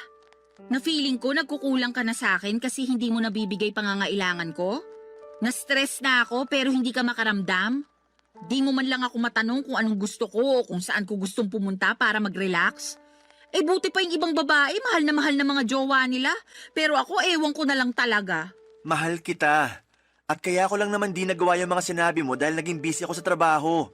Tapos wala pa akong energy pagkatapos kasi drained na drained ako. Drain na drain din naman ako at kitang-kita na yung sa mukha ko. Tingnan mo nga 29 years old pa lang ako. Pero nagkaka-wrinkles na ako. Ang oily na rin ang mukha ko, halatang hindi na naaalagaan. Paano ko pa magagawa yun kung mas gusto ko na lang na matulog pag uwi ko rito sa unit mo, no? Buti ka pa nga kahit papano nagagawa mo pang mag-gym. Nito lang naman ako nagpa-member sa gym na malapit sa atin. Para may magawa rin akong iba bukod sa typical kong ginagawa, di ba? Tsaka niyaya kita. Baka sabihin mo diyang hindi. Niyaya mo nga ako, pero nag-iisip ka ba nung ginawa mo yun? Oo naman. Anong ibig mong sabihin? Feeling ko kasi hindi. Kasi kung nag-iisip ka, maiisip mong pagod na ako sa maghapong pagtatrabaho sa opisina. Tapos yayayain mo pa talaga ako mag-workout? Yun lang kasi naiisip kong paraan para kahit paano magkaroon ka naman ng exercise. Lagi mo kayang nirereklamo sa akin na masakit na likod at puwet mo kauupo sa opisina nyo. Tapos sabi mo pa, ang taba-taba mo na kaya naisip ko, what if magpamiyembro tayo sa gym para makapag-workout ng sabay, di ba? Tsaka maganda rin yung benepisyo ng exercise, hindi lang sa katawan kundi maging sa isip na rin. Pag pinagpapawisan ako gumagaan pakiramdam ko. Ikaw yun! Hindi naman lahat ng tao pare-pareho. Baka imbes gumaan ang pakiramdam ko pag ginawa ko yung sinasabi mo, di na ako makapasok sa opisina kinabukasan dahil sa sakit ng katawan. Sabihin mong hindi, nung unang 3 araw mo na nag-workout, hindi ka nga makabangon kasing sakit-sakit ng katawan mo. Maswerte ka lang talaga kasi work from home ka kumusta naman ako, di ba? Bakit ba napunta doon yung usapan? Ang issue rito yung pagrarant mo kay mama. Lumabas pa tuloy na pinababayaan kita. O bakit, hindi ba? Saka mama ko na rin siya, lalo't magiging asawa na kita. Kanino ako magrarant? Sa lola mo, patay na yun. Paloma naman! Totoo naman patay na lola mo, di ba? Oo, pero di mo na kailangan banggitin yung tungkol doon. Para ka namang ewan Kung ano-ano na lang sinasabi mo. Siyempre, may bibig ako kaya may sasabihin talaga ako. Ang akin lang naman sana, ako yung una mong kinausap para nalaman ko't na itama kung may maliman. At nagawa ng paraan yung mga pagkukulang ko sa'yo. Yan tayo Gusto mo talaga sinasabi sa'yo yung dapat automatic ng ginagawa mo? Natural. Kaya ka nga may bibig para makapagsalita, di ba? Ikaw may sabi niyan kani-kanina lang. Ano pang silbi niyan kung di mo gagamitin sa tama? Ay, sumusobra ka na talaga. Ako pa yung sumusobra. Ikaw tong parang ewan dyan. Tsaka tayo yung nasa relasyon, kaya dapat sa atin pa lang inaayos na natin yung issue. Hindi na kailangan malaman nila mama. Tsaka na lang pag di na talaga natin kayang ayusin. Ano na lang sasabihin nila? Na hindi ako marunong magdala ng relasyon? Na pinababayaan kita, ganun ba? Alam natin na hindi yan totoo. Kasi mahal kita, Paloma. Papadudot, aaminin kong hindi ako natuwa dahil nakarating pa sa mama ko ang mga reklamo ni Paloma. Para sa akin, ako ang unang tao na dapat niyang kausapin tungkol sa bagay na yon at hindi ang mga magulang ko. Nakakahiya kasi lalo na at meron rin silang sariling problema para problemahin pa ang mga reklamo ng girlfriend ko. Kaya nga hiyang-hiya ako sa mama ko dahil sa nangyari. Pero at the same time ay thankful din kasi pinayuhan niya ako kung ano ang dapat gawin upang maging mas maayos ang relasyon namin ng girlfriend ko. Tapos ay sinamantala ko na rin ang pagkakataon na kausapin si Paloma at ipaunawa sa kanya na hindi totoong pinapabayaan o tinitipid ko siya. Kung nabawasan man ang oras at pera na naibibigay ko sa kanya ay dahil lamang nag-iipon ako na para sa pangkasal namin. Kaya lang ay ewan ko ba sa girlfriend ko kung bakit pakiramdam niya ay pinagdadamutan ko siya. Para wala ng away ay ako na lamang ang nag-adjust. Sa abot ng makakaya ko ay binigay ko ang mga gusto ni Paloma, Papa Dudut. Barangay Love Stories. Barangay Love Stories. Papa Dudut, makalipas nga ang isang buwan ay gulat na gulat ako nang sabihin sa akin ni Paloma na nag-resign na siya sa kanyang trabaho. Ni hindi kasi niya nabanggit sa akin na may plano na pala siya na umalis. Basta sinabi lang niya na ayaw na niyang magtrabaho dahil nabuburyo at napapagod na raw siya. Pero sa kanya pa rin humihingi ng sustento ang pamilya niya. Kaya problemado siya kung paano makapagbibigay sa kanila. Kaya ako ang umako ng responsibilidad na yon dahil magiging pamilya ko na rin naman ang pamilya niya. Pero labis talaga akong nahirapan at nabigatan sa buhay noong nadagdagan ng responsibilidad na nakaatang sa aking mga balikat.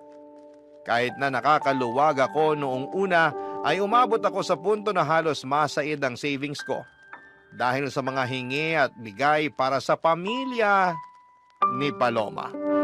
Dahil po sa mga nangyari ay nagsabi ako sa parents ko na baka hindi muna ako makatulong para sa pagpapaaral ng mga kapatid ko, bagay na nauunawaan naman nila.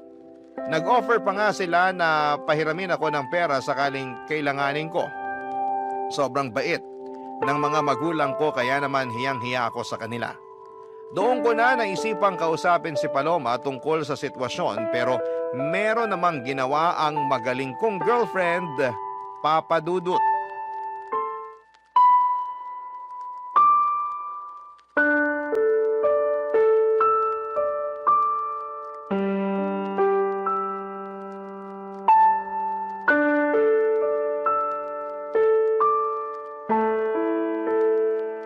Paloma, anong ginawa mo? Ha? Anong ginawa ko? Wala akong ginagawa rito Pwede ba? Hindi ito yung panahon para sarkastikuhin mo ko. Seryoso yung tanong ko sa'yo. Kasi nalaman ko lang naman na ang damit ang laki ng utang ko sa bangko. Oh, problema ko ba yun kung ikaw naman pala yung may utang? Ako nga.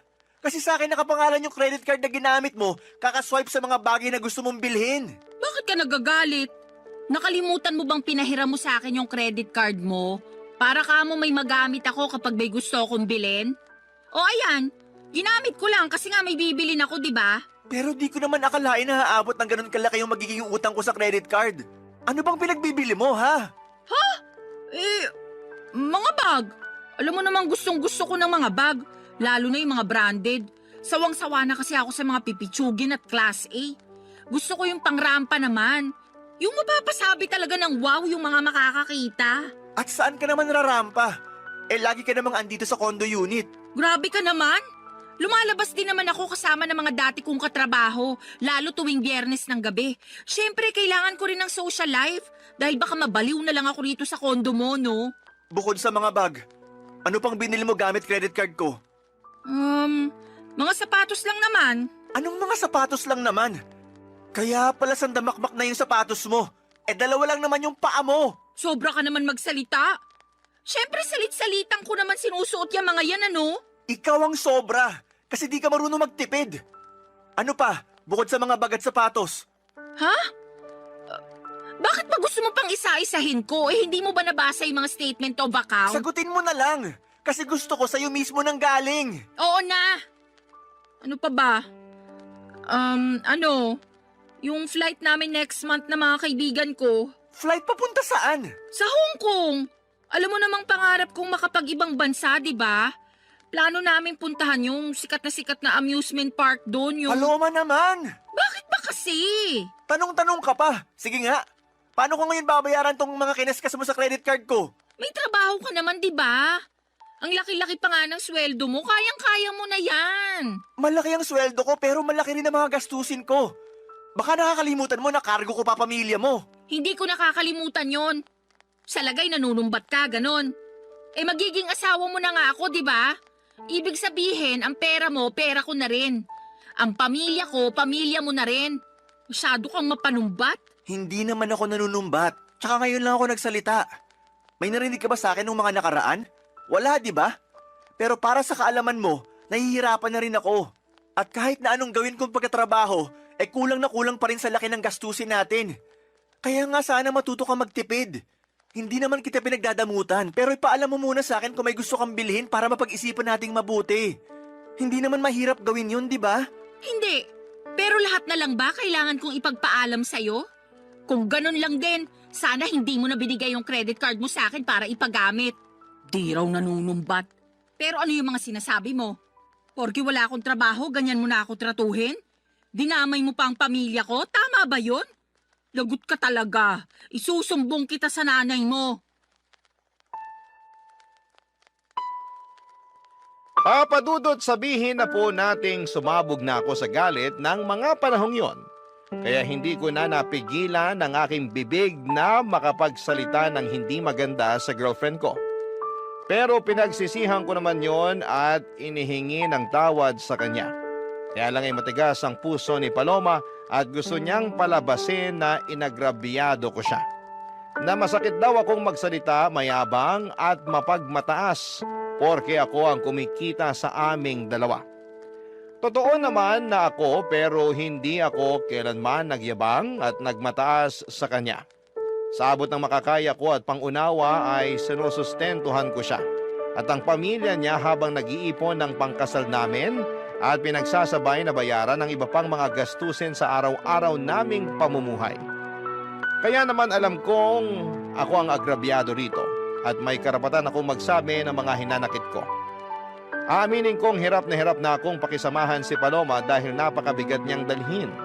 At sa araw-araw na lamang na ginawa ng Diyos ay palala ng palala ang kanyang pag-uugali, papadudot.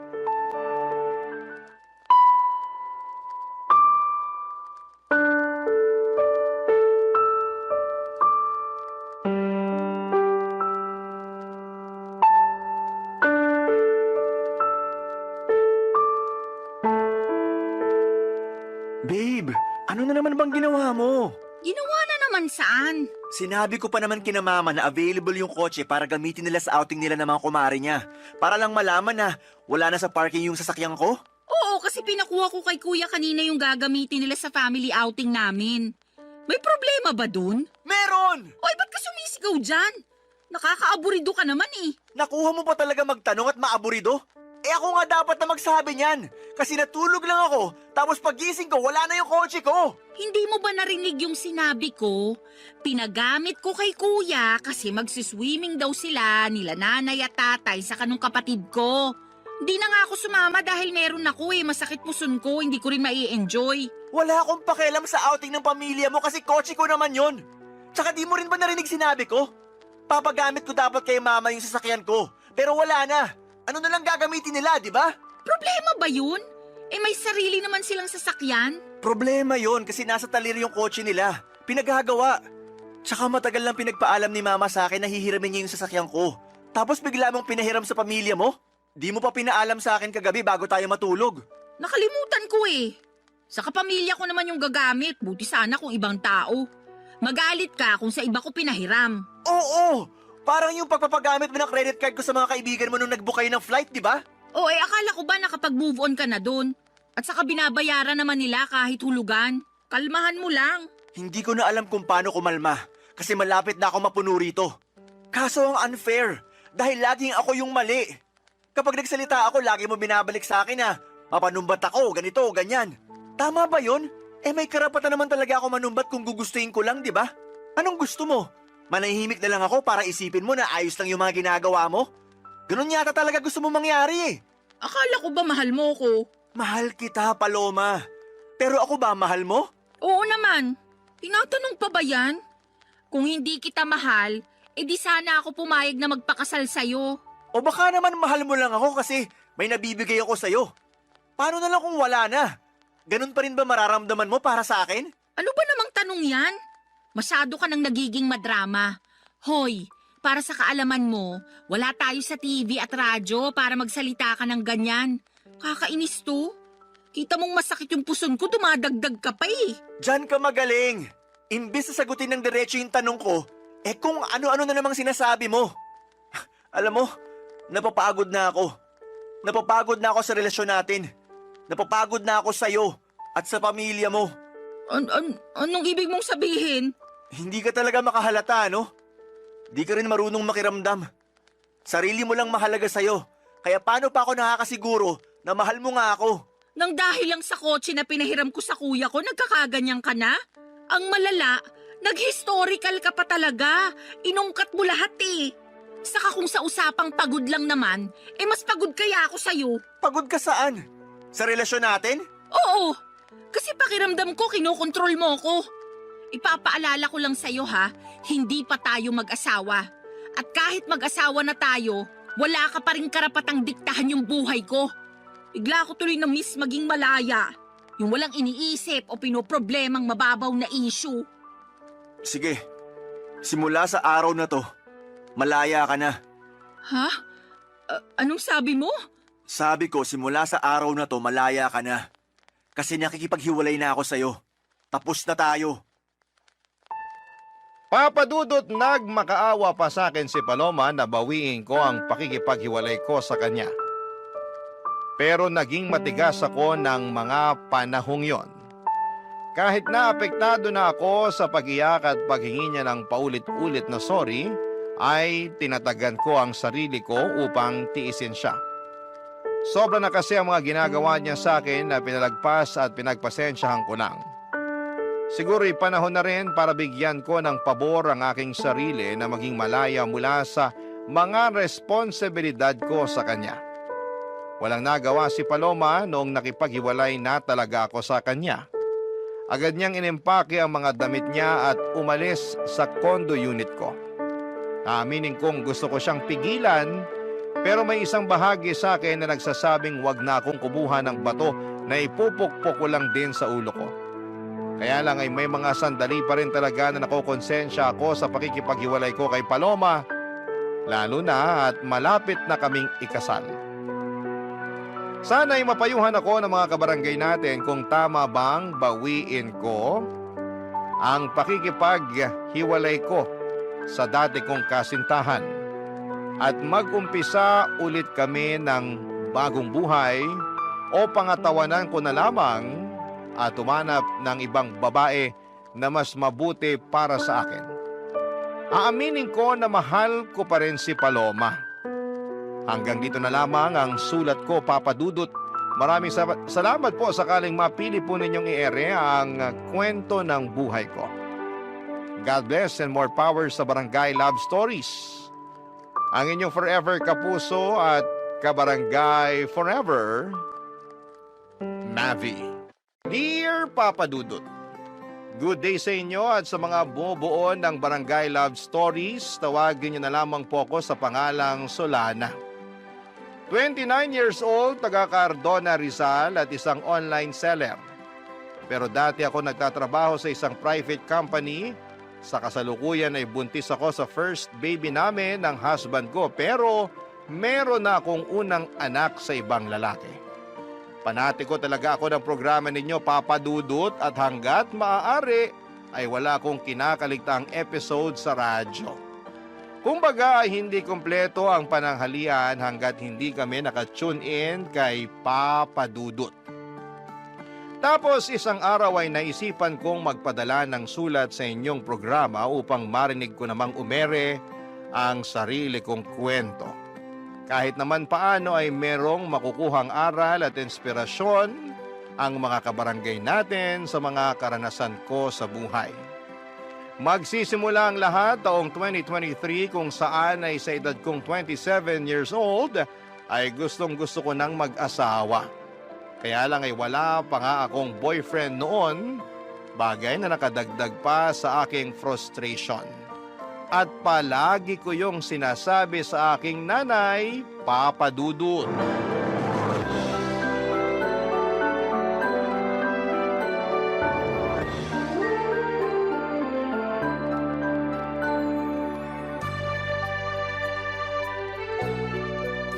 Grabe na yun. Anong grabe? Yung classmate ko nung elementary at high school, mag-aapat na yung anak. Tignan niyo yung post niya dito sa Facebook. Pinakita niya yung pregnancy test niyang positive. Ang dami nga nag-congrats sa kanya. Talaga? Tingin nga. Galing, di ba? Kasing edad mo lang din yan, ano? Mas matanda po ako ng 1 taon sa kanya.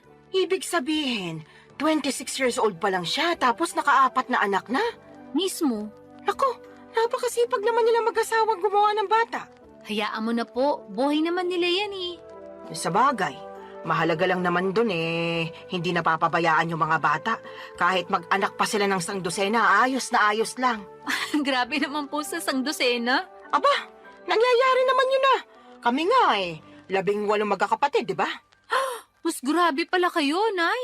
Ay, ewan ko sa'yo, Solana. Minsan napaka-OA mo. Sobra naman po kayo. Oh, totoo naman. Diyan pa lang sa mga reaksyon mo, akala mo unang beses mo palang narinig na 18 kami magkakapatid. Sensya na po. Hala, kinasal na pala siya? Sino? Ito po oh, dati kong katrabaho. Nagpunta na rin po siya dito sa bahay ng birthday niyo. Siya lang talaga in-invite ko noon kasi okay naman siyang kasama. Natatandaan ko nga na katulad mo wala pa rin siyang asawa nun. Pero masaya naman ako kasi sa wakas kinasal na siya. Masaya rin po ko. Pero sobra naman kayo sa pagsasabi na katulad ko wala pa siyang asawa. Noon yon kasi ngayon kasal na siya. Sa katotoo naman na wala ka pa rin asawa, di ba? Pati nga boyfriend, wala pa rin Kaya nga medyo nalungkot po ako. Ha? Bakit? Kasi tumatanda na ako pero wala pa rin ako nakikilalang lalaki na mamahalin at gugustuhin pakasalan. Ay, ayoko pong tumandang dalaga at mamatay na hindi pa nararanasan ang sarap ng buhay. Pinagsasasabi mong sarap ng buhay ang hirap kaya magkaanak lalo na sa panahon ngayon, ano? Napakamahal ng mga bilihin at serbisyo. Kung mahirap ka, dapat manahimik ka na lang sa isang tabi. Siyempre, pagsisikapan naman po namin na magiging asawa ko yung pamilya na bubuuin namin. Hindi namin ipaparana sa magiging anak namin yung hindi magandang buhay. Sa bagay, di naman kita mahahadlangan kung ramdam mo na dyan sa mga buto-buto mo na gusto mo lang mag-asawa at bumuo ng sarili mong pamilya. Kahit na mahirap ang buhay, masarap pa rin na meron kang asawa at mga anak. Kaya, sige, humayok at maghanap ka na ng magiging boyfriend. Siguraduhin mo lang na yung mapipili mo yung lalaking responsable, marunong sa pamilya, mabait, may pangarap, hindi lang para sa sarili, kundi lalong-lalo na sa inyong magiging anak nyo. At higit sa lahat, hindi mapanakit. Nako, subukan ka lang niyang saktan. Lalatiguhin ko pati mata niya. Si nanay talaga, wala pa nga Sinasabi ko lang sa'yo yung gagawin ko kapag maling lalaking napili mo. Kaya ayusin mo paghahanap ng matinong mapapangasawa, ha? Boyfriend po muna, wala pa nga akong boyfriend Kala ko, diretso kasalan kasi atat na atat ka na dyan Nay talaga, O bakit? Totoo naman sinasabi ko sinabi ko bang hindi? Buti na yung nagkakaliwanagan. Masyado talaga kayo mapangasar. Para namang di mo ko kilala. Mapang-asar talaga ako at nasa iyo na lang kung maaasar ka. Ay, pero seryoso nak, kung anong magpapasaya sa'yo, gawin mo. Marami-rami ka na rin sinakripisyo para sa pamilya natin. Panahon na para mapagtuunan mo naman ang pansin ng sarili mong buhay. Papadudot, masyado kasi akong naging tutok sa pagtulong sa pamilya namin simula mawala ang aming tatay. Bata pa kami noon at talagang ginapang kami ni nanay sa paghahanap buhay. At bilang panganay sa 3 magkakapatid ay sadya kong kinalimutan ang pagla-love life at ang aking sarili. Pero aminado akong gusto ko na talagang bumuo ng sariling pamilya that time at masaya naman ako kasi suportado ako ng aking nanay. In fact, siya pa ang kontodo push sa aking makipag-date o magpaligaw kaya ginawa ko ang mga payo niya. Bilang unang hakbang ay nag-install ako ng dating app sa aking cellphone. Nagpatulong pa nga ako sa best friend ko na pumili ng maganda at pinaka-the best kong picture na gagawin kong display profile. First time ko lamang kasing gumamit ng dating app at sa tanang buhay ko, isa pa lang ang nagiging boyfriend ko. Pero matagal na yon dahil nag-aaral pa lamang ako sa high school at sa pagkakatanda ko ay umabot lamang kami ng 1 buwan. Fast forward. Meron ako nakilala at nakamatch na lalaki sa naturang dating app na gamit ko ng mga panahon na yon. 2 linggo rin kaming nag-usap bago kami nag-decide na magkita na. At may nangyari na nga sa amin ang unang araw na yon. Kaso makalipas ang 1 buwan at kalahati, bigla na lamang siyang naglaho na parang bula, Papa Dudut.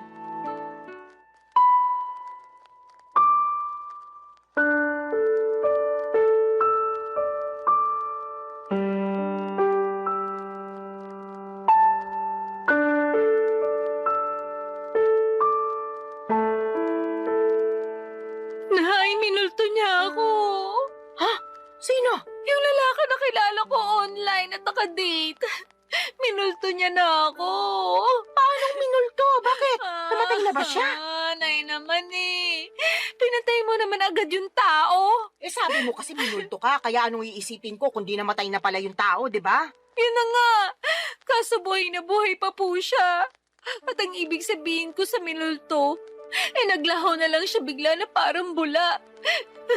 Bigla na lang siyang hindi nagparamdam. Hindi ko na matawagan. At hindi na rin siya nagre-reply sa mga text ko. Naku, minulto ka nga. Sumalangit nawa. Nay naman eh. Sabi mo sa akin, nagkakamabutihan na kayo, di ba? Opo. Akala ko rin papunta na kami sa pagiging mag-boyfriend-girlfriend kasi okay naman yung date namin. Nagsabi pa nga siya na plano niya akong ligawan at pumayag naman ako. Kaya lang... Kaya lang ano? Nawala siya bigla pagkatapos siya makuha sa akin yung pagkababae ko.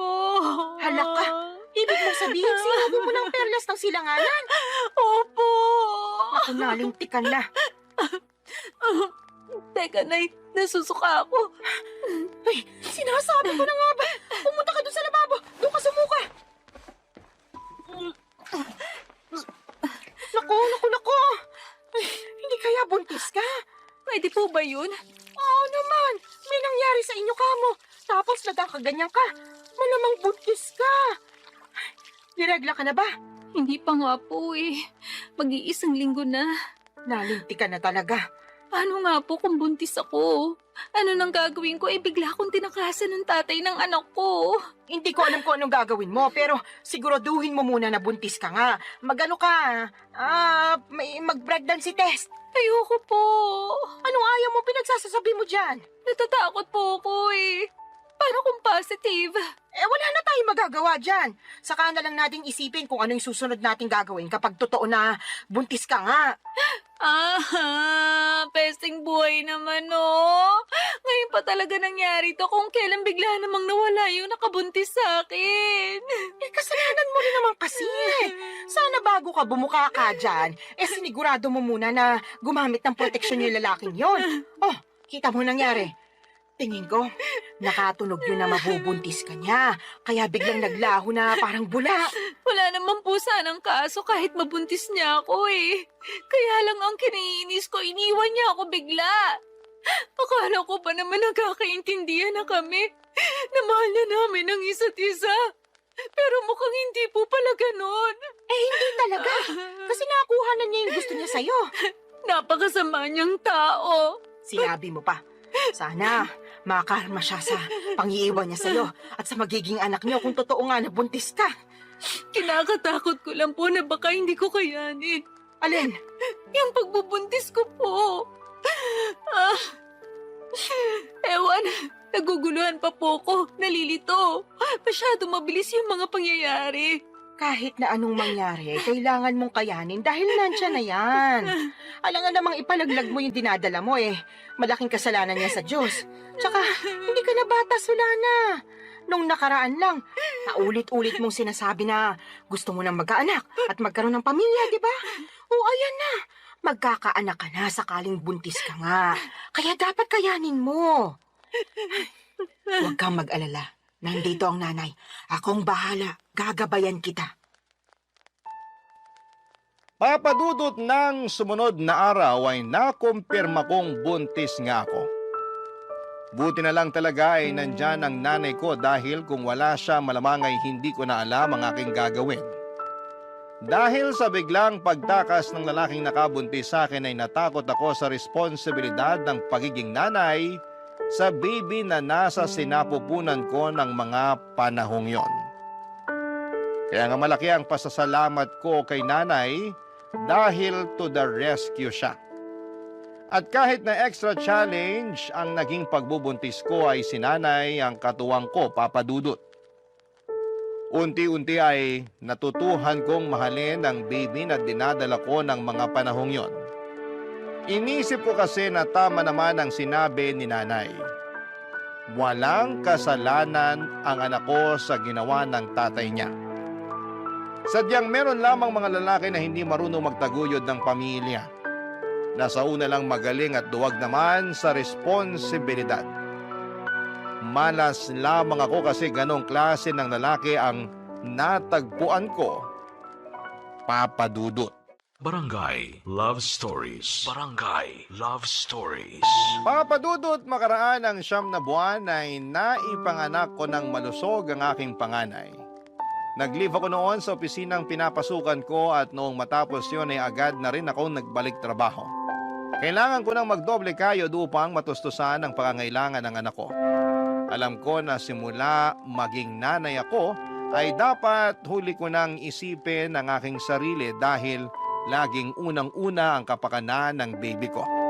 Kaya lang ilang buwan pa lamang akong nagtatrabaho ulit ay nakaramdam na ako ng matinding kapaguran. At hindi yon yung klase ng pagod na nawawala kapag pinahinga mo, kundi naghahalo-halong pagod mentally and physically. Doon ko rin napagkumpara ang sitwasyon ko bilang single parent sa aking ibang katrabaho na merong healthy relationship sa kanilang mga asawa. Gusto ko lang naman ang katuwang sa buhay at mag-aalaga sa akin dahil matagal na panahon din ako ang nag-aalaga sa iba. Pati ba naman sa sarili kong anak ay ako pa ring mag-isa. Kaya nga binanggit ko yon sa nanay ko dahilan para sermonan niya ako ng todo-todo, Papa Dudut.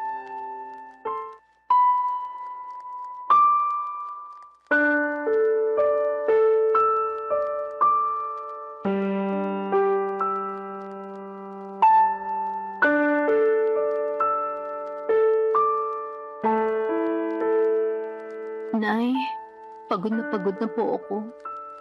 Kapag nasa opisina ako, hindi ako makapag-concentrate.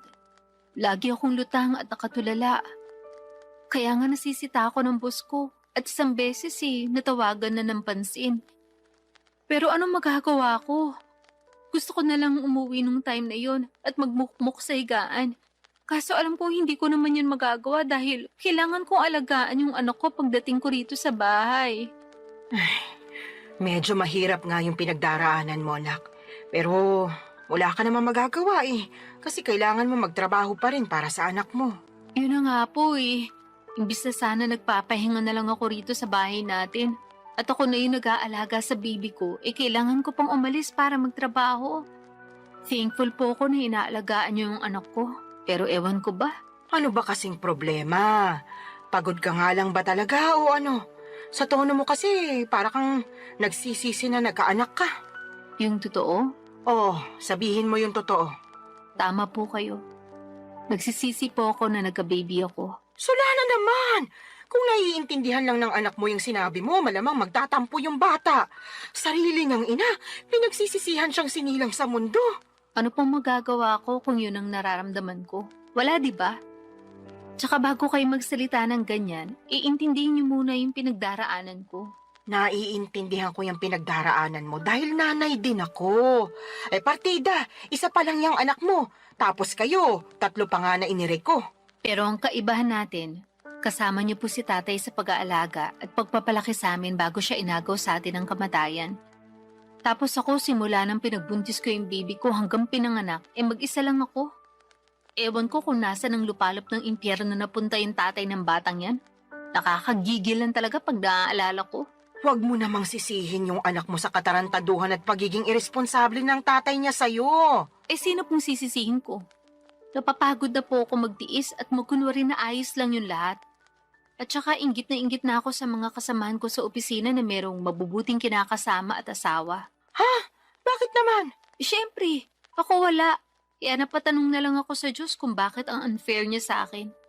Hindi naman ako makasalanang tao ah. Nagpapakitino naman ako sa abot ng makakaya ko. Pero bakit pinarusahan niya pa rin ako? Sobra ka naman. Para mo na rin sinabing pagpaparusa yung pagkakaroon mo ng anak. Totoo naman po. Ay, maghinay-hinay ka nga sa mga sinasabi mo. Kawawa naman yung anak mo, oh. Wala pa siyang kamuwang-muwang sa mundo, tapos pinag-uusig na agad siya ng sarili niyang ina. Yun po kasi yung nararamdaman ko. Ano po magagawa ko? Meron kang magagawa. Sana pinigilan mong maisip yan. Para hindi mo na naramdaman kasi maling-mali yan. Doon pa lang sa mainggit eh. Alam mong hindi na magandang katangian yun. Sana ganun lang kadali yung gusto niyong mangyari. Wag kasi puro sarili mo yung isipin mo, lalo may anak ka na.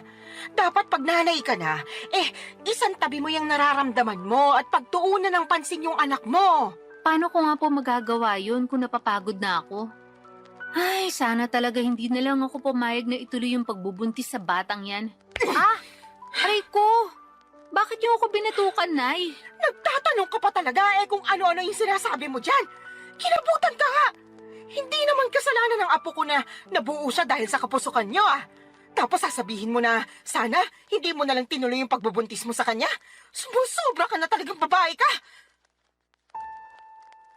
Papadudot doon ko mas napagtanto ng husto na mahirap maging single parent at kung may choice lamang akong baguhin ang kapalaran ko ay gagawin ko.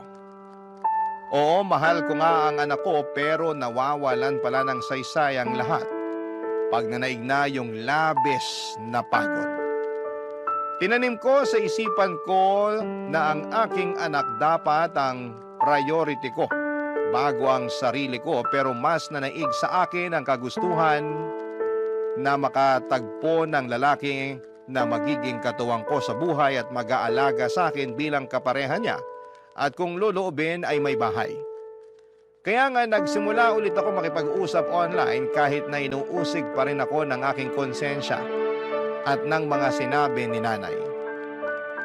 Naintindihan naman daw niya ako pero nandun pa rin yung sermon niya tungkol sa dapat mas pagtuunan ko ng pansin ang aking anak bago ang sarili ko. Para sa akin ay hindi niya talaga ako nauunawaan. Hindi nagtagal ay meron akong nakausap na lalaki sa dating app at mabilis lang din kaming nagkapalagayan ng loob, papadudot.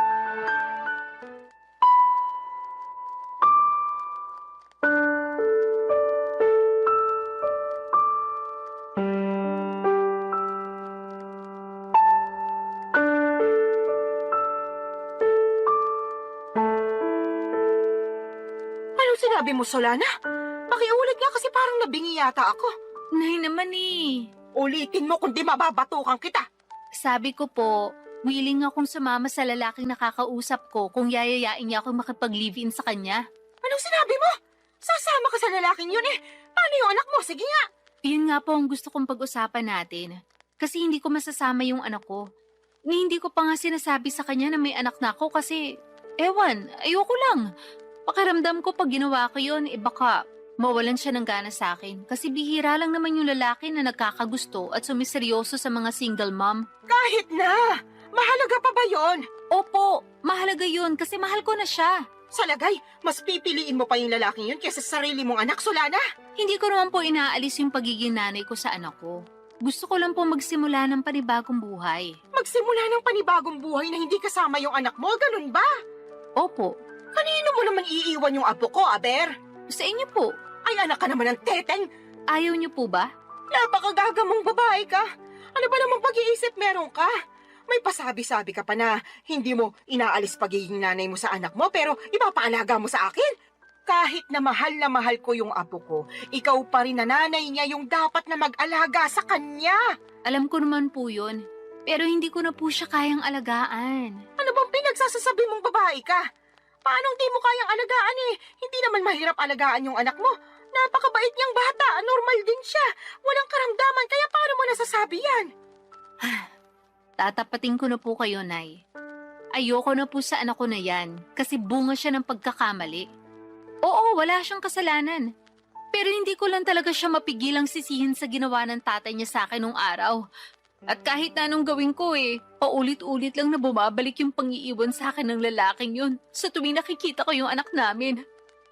Kaya sabihin niya, paano ako makakausad? Gusto ko nang kalimutan yung pangyayaring yun. At ito lang yung paraan na pwede kong gawin.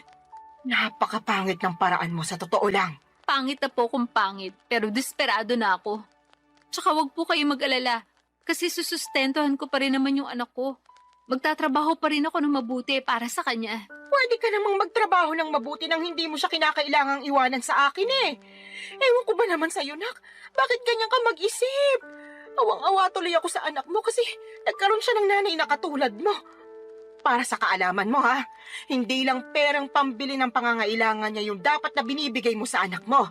Kailangan din niya ng pagmamahal mula sa'yo. Pero hindi ko na nga po kayang ibigay yun sa anak ko.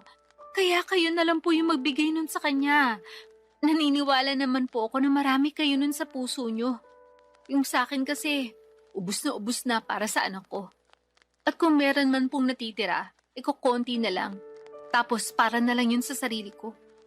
Mahirap namang magbigay ng pagmamahal sa iba kung hindi ko uunahing mahalin yung sarili ko, hindi ba? Ibang klase mga katwiran mo, bulok at baluktot. Papadudot, parang kinurot ang aking puso sa iyak ni nanay dahil sa naisip kong iwanan ang anak ko sa kanya para makisama sa lalaking nakilala ko online. At kahit na sinosustentuhan ko pa rin naman ang bata ay hindi pa rin sapat yon. Pero kahit na anong gawin kong pagsaalang-alang sa sitwasyon ay nadaig pa rin ako ng aking damdamin. Mas nanaig ang kagustuhan kong sumama sa lalaking nakilala ko at magsimula ng panibagong buhay.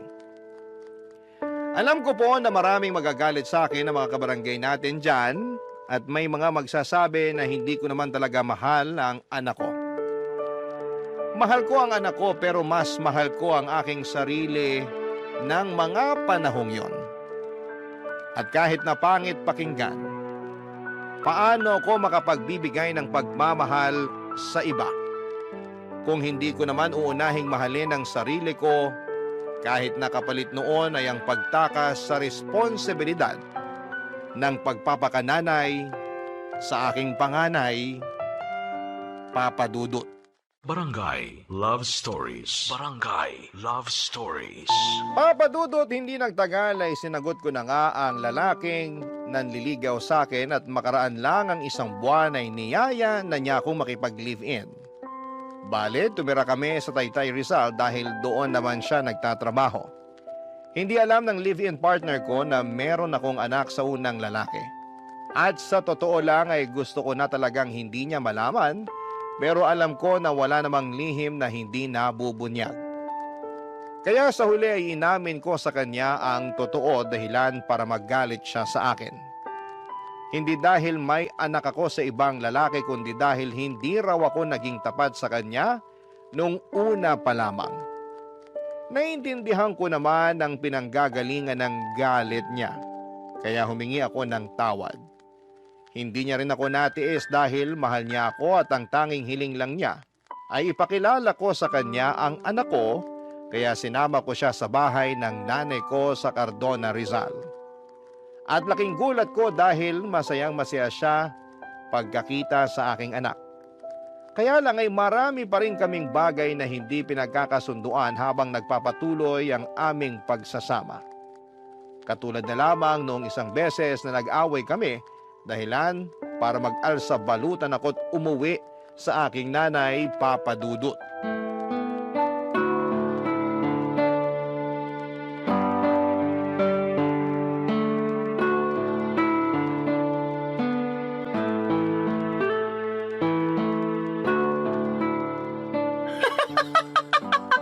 Ano nga ulit yung dahilan ng away niyo, anak?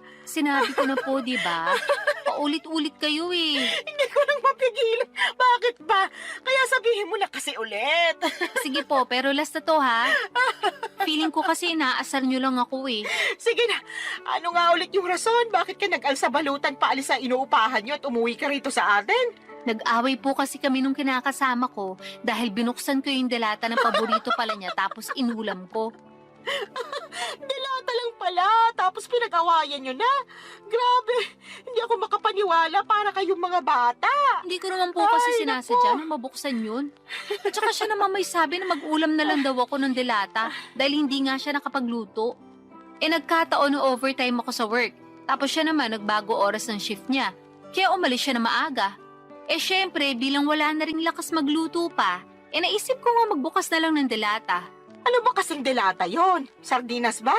Corned beef po, yung medyo mamahali na brand. Hindi mo ba alam na paborito niya yon? Alam ko po na paborito niya yun, pero hindi ko naman akalain na magagalit siya sa akin ng husto dahil lang sa dilatang yun. As in, galit na galit siya. More on, tampo na para bang batang nagmamaktol yung lolo nyo. Akala mo kung sinong inapi. Ginising pa talaga ako para pagdabugan, matapos niya makitang nasa basurahan na yung delata na inulam ko kagabi. Nagkataon na 1 piraso na lang yun, tapos plano niya raw ulamin pag uwi niya. Anong ginawa mo pagkatapos? Syempre, nagalit din ako kasi para siyang tanga. Kagigising ko lang nun tapos naalimpungatan pa ako sa sigaw niya. Tapos bubungaran niya ako ng sermon kesyo ganito ganyan. Aba, hindi rin po ako nagpatalo. Kaya sinagot ko siya para ipagtanggol yung sarili ko. Hanggang sa lumala na yung away namin at nakapagsalita na kami ng hindi maganda sa isa't isa. Hindi ko na po nagustuhan yung mga sinabi niya. Kaya nilayasan ko na siya. Pambihira talaga mga kabataan ngayon. Maliit na bagay pinalalaki kaya dumarami yung hiwalayan eh.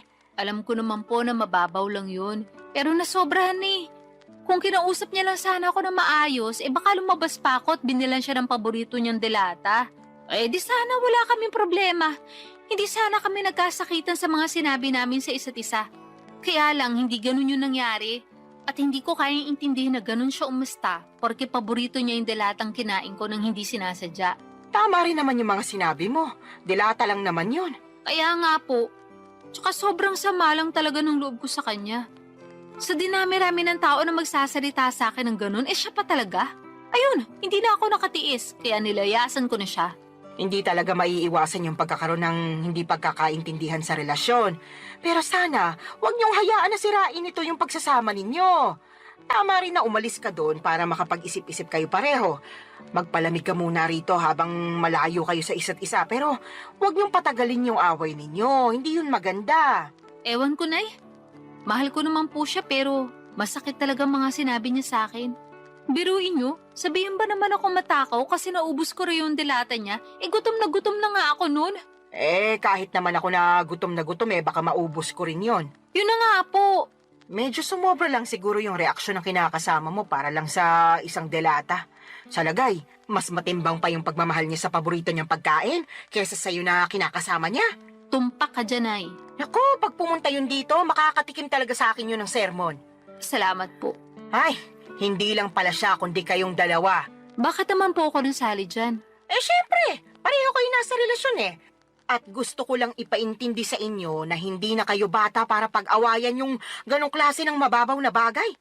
Ay, umayos kayo. Kundi pag-uuntugin ko na talaga kayo. Papa Dudut, alam ko naman na mababaw lang ang dahilan ng pag-aaway naming yon. At pwede namang maayos kaagad kung may isa sa amin na magpapakumbaba. Pero pareho na kaming kinain ng matinding emosyon. Noong araw ding yon ay pinuntahan ako at sinundo ng kinakasama ko sa Cardona at nakipagbati sa akin. Humingi rin siya ng sorry kay nanay dahil naabala pa namin siya. Pero ayos lang naman sa nanay ko, sa halip ay pinayuhan niya kami na pag-usapan ng mga bagay-bagay at huwag na huwag agad paiirali ng galit. Kaya nga ginawa namin ang lahat para ayusin ang pakikipagkomunikasyon sa isa't isa para hindi na maulit ang mga nangyari. At masasabi ko na mabuti ang resulta noon sa pagsasama namin. Meron pa rin namang mga misunderstanding pero mas alam na namin kung paano yon ayusin. Sa kapansin ko na sobrang mahal din talaga ng kinakasama ko ang aking anak sa ibang lalaki. At nakikita ko yon sa tuwing bumibisita kami sa bahay ni nanay. Kaya nga nagustuhan na rin siya ng nanay ko para sa akin bilang kinakasama. Pero nitong March 2025 lang ay may sinabi ako sa nanay ko na labis niyang kinabigla Papa Dudut.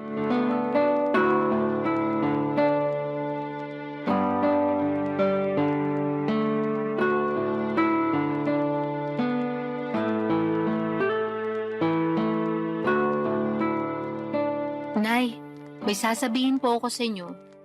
Pero huwag kayong mabibigla ah. Depende kung sasabihin mo maganda ako, matagal ko nang alam yon. Puro kayo biro. Sa tingin mo nagbibiro ako? Nakakasakit ka ng damdamin ah. Siyempre, maganda po kayo. Kanino pa po ba ako magmamana kundi sa inyo lang, di ba? Yan, sige, utuin mo pa ako. Ano ba kasi yung sasabihin mo at may pasabi-sabi ka pa ng wag akong mabibigla? Tungkol po sa amin ang kinakasama ko. Ang totoo, niyaya niya na ako magpakasal kahit sa West lang daw po muna.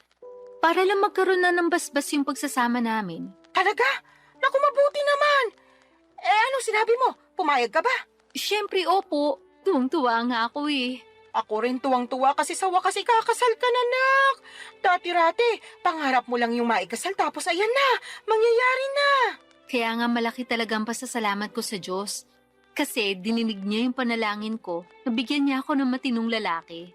Yung magiging asawa ko, magiging tatay ng mga anak namin, at makakasama ko hanggang tumanda kami. At nangyari na nga yun. Buti na lang naging matyaga ka sa paghihintay. Opo. Pero may isa pa po pala akong sasabihin. Ha?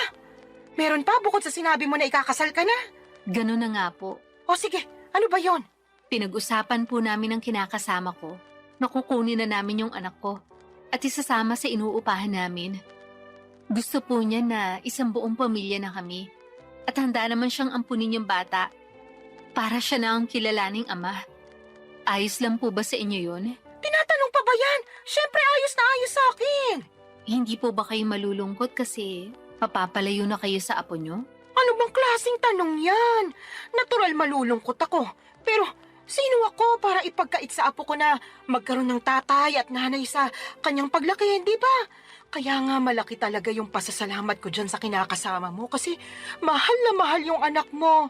Tingin ko nga, mas mahal niya pa yung apo ko kaysa sa'yo eh. Mahal ko rin naman po yung anak ko. Pero aminado ko naging gagalang ako sa pagdedesisyon nung araw. Sa totoo lang, matagal ko nang pinag-iisipan na kunin yung anak ko para ako na yung mag-aalaga sa kanya. Gusto ko pong bumawi sa lahat ng pagkukulang ko bilang nanay niya. Siguro hindi pa naman po huli ang lahat, di ba? Hindi pa naman talaga. At suportado kita sa gusto mong mangyari. Basta ipangako mo na hinding-hindi mo na ibabalik sa akin yung apo ko kasi bigla ka na lang napagod magpakananay sa kanya, ha? Hindi laruan niyang anak mo para sa kaalaman mo. Meron siyang damdamin. Tsaka baka gabaan ka na kung gagawin mo pa yun sa kanya. Hinding-hindi ko na nga po ulit gagawin yun sa anak ko, Nay. Pangako po yan. Huwag ka sa akin mangako. Sa anak mo ikaw mangako. At patunayan mo yon. Mahalin mo siya ng husto. Iparamdam mo na lagi kang nandyan sa tabi niya bilang nanay niya. Ipaglaban mo siya sa lahat ng pagkakataon. Lagi mo siyang piliin sa kahit na anong sitwasyon. At kahit na magkaroon pa kayo ng mga anak, nung kinakasama mo, huwag mong hayaan na mabaliwala yung panganay mo. Tandaan mo, Solana, ha? Wala siyang kasalanan sa ginawa sa'yo ng ama niya, kaya huwag mo siyang sisisihin. Opo, Nay. Naiintindihan ko po lahat ang mga sinabi niyo at tatandaan ko po yun. Sige, mapapanatag na ako kung ganon. Paano mo pala aalagaan yung apo ko kung nagtatrabaho ka? Tungkol po sa bagay na yan, pinag-usapan na namin ng kinakasama ko na magre-resign na ako para maalagaan ko yung anak ko. Sinabi ko kasi sa kanya na gusto kong bumawi sa anak ko dahil malaki nga yung nagawa kong kasalanan sa kanya nung araw. Katulad nyo, sinuportahan din po ako ng kinakasama ko. Papa Dudut, alam kong hindi ako naging perpektong magulang sa anak ko noong araw, pero sa kasalukuyan ay ginagawa ko naman ang lahat upang makabawi sa kanya. At yun naman ang mahalaga, hindi ba? Sising-sisi ako sa nagawa kong pangiiwan sa kanya noon nang mas pinili ko ang aking sarili ngunit masayang-masaya naman ako. Dahil naalagaan ko na siya ngayon, katuwang ang aking kinakasama na ngayon ay asawa ko na. Hindi pa rin naman nagsawang sumuporta at tumalalay sa akin si nanay, lalo na at buntis ako sa panganay namin ng mister ko. Alam ko na mas magiging challenging ang pag-aalaga ng dalawang maliit na bata Kaya sinabi ni nanay na pupuntahan niya ako sa inuupahan namin para alalayan pagkapanganak ko. Doon pa lang ay naiyak na ako at nag-uumapaw ang saya ng puso ko. Mas lalo ko na-appreciate ang aking nanay sa totoo lang. At alam ko na marami pa akong matututuhan sa kanya mula sa mga karanasan niya kung paano maging mabuting ina. Maraming salamat po, Papa Dudut, sakaling mapili po ninyong i-ere ang istorya ng buhay ko. Sana po'y kinapulutan po ito ng aral at inspirasyon ng mga kabarangay natin. God bless sa inyong programa sa Barangay Love Stories. Patuloy kayong magbigay ng aliw sa ating mga kabarangay. Ang inyong forever kapuso at kabarangay, Solana.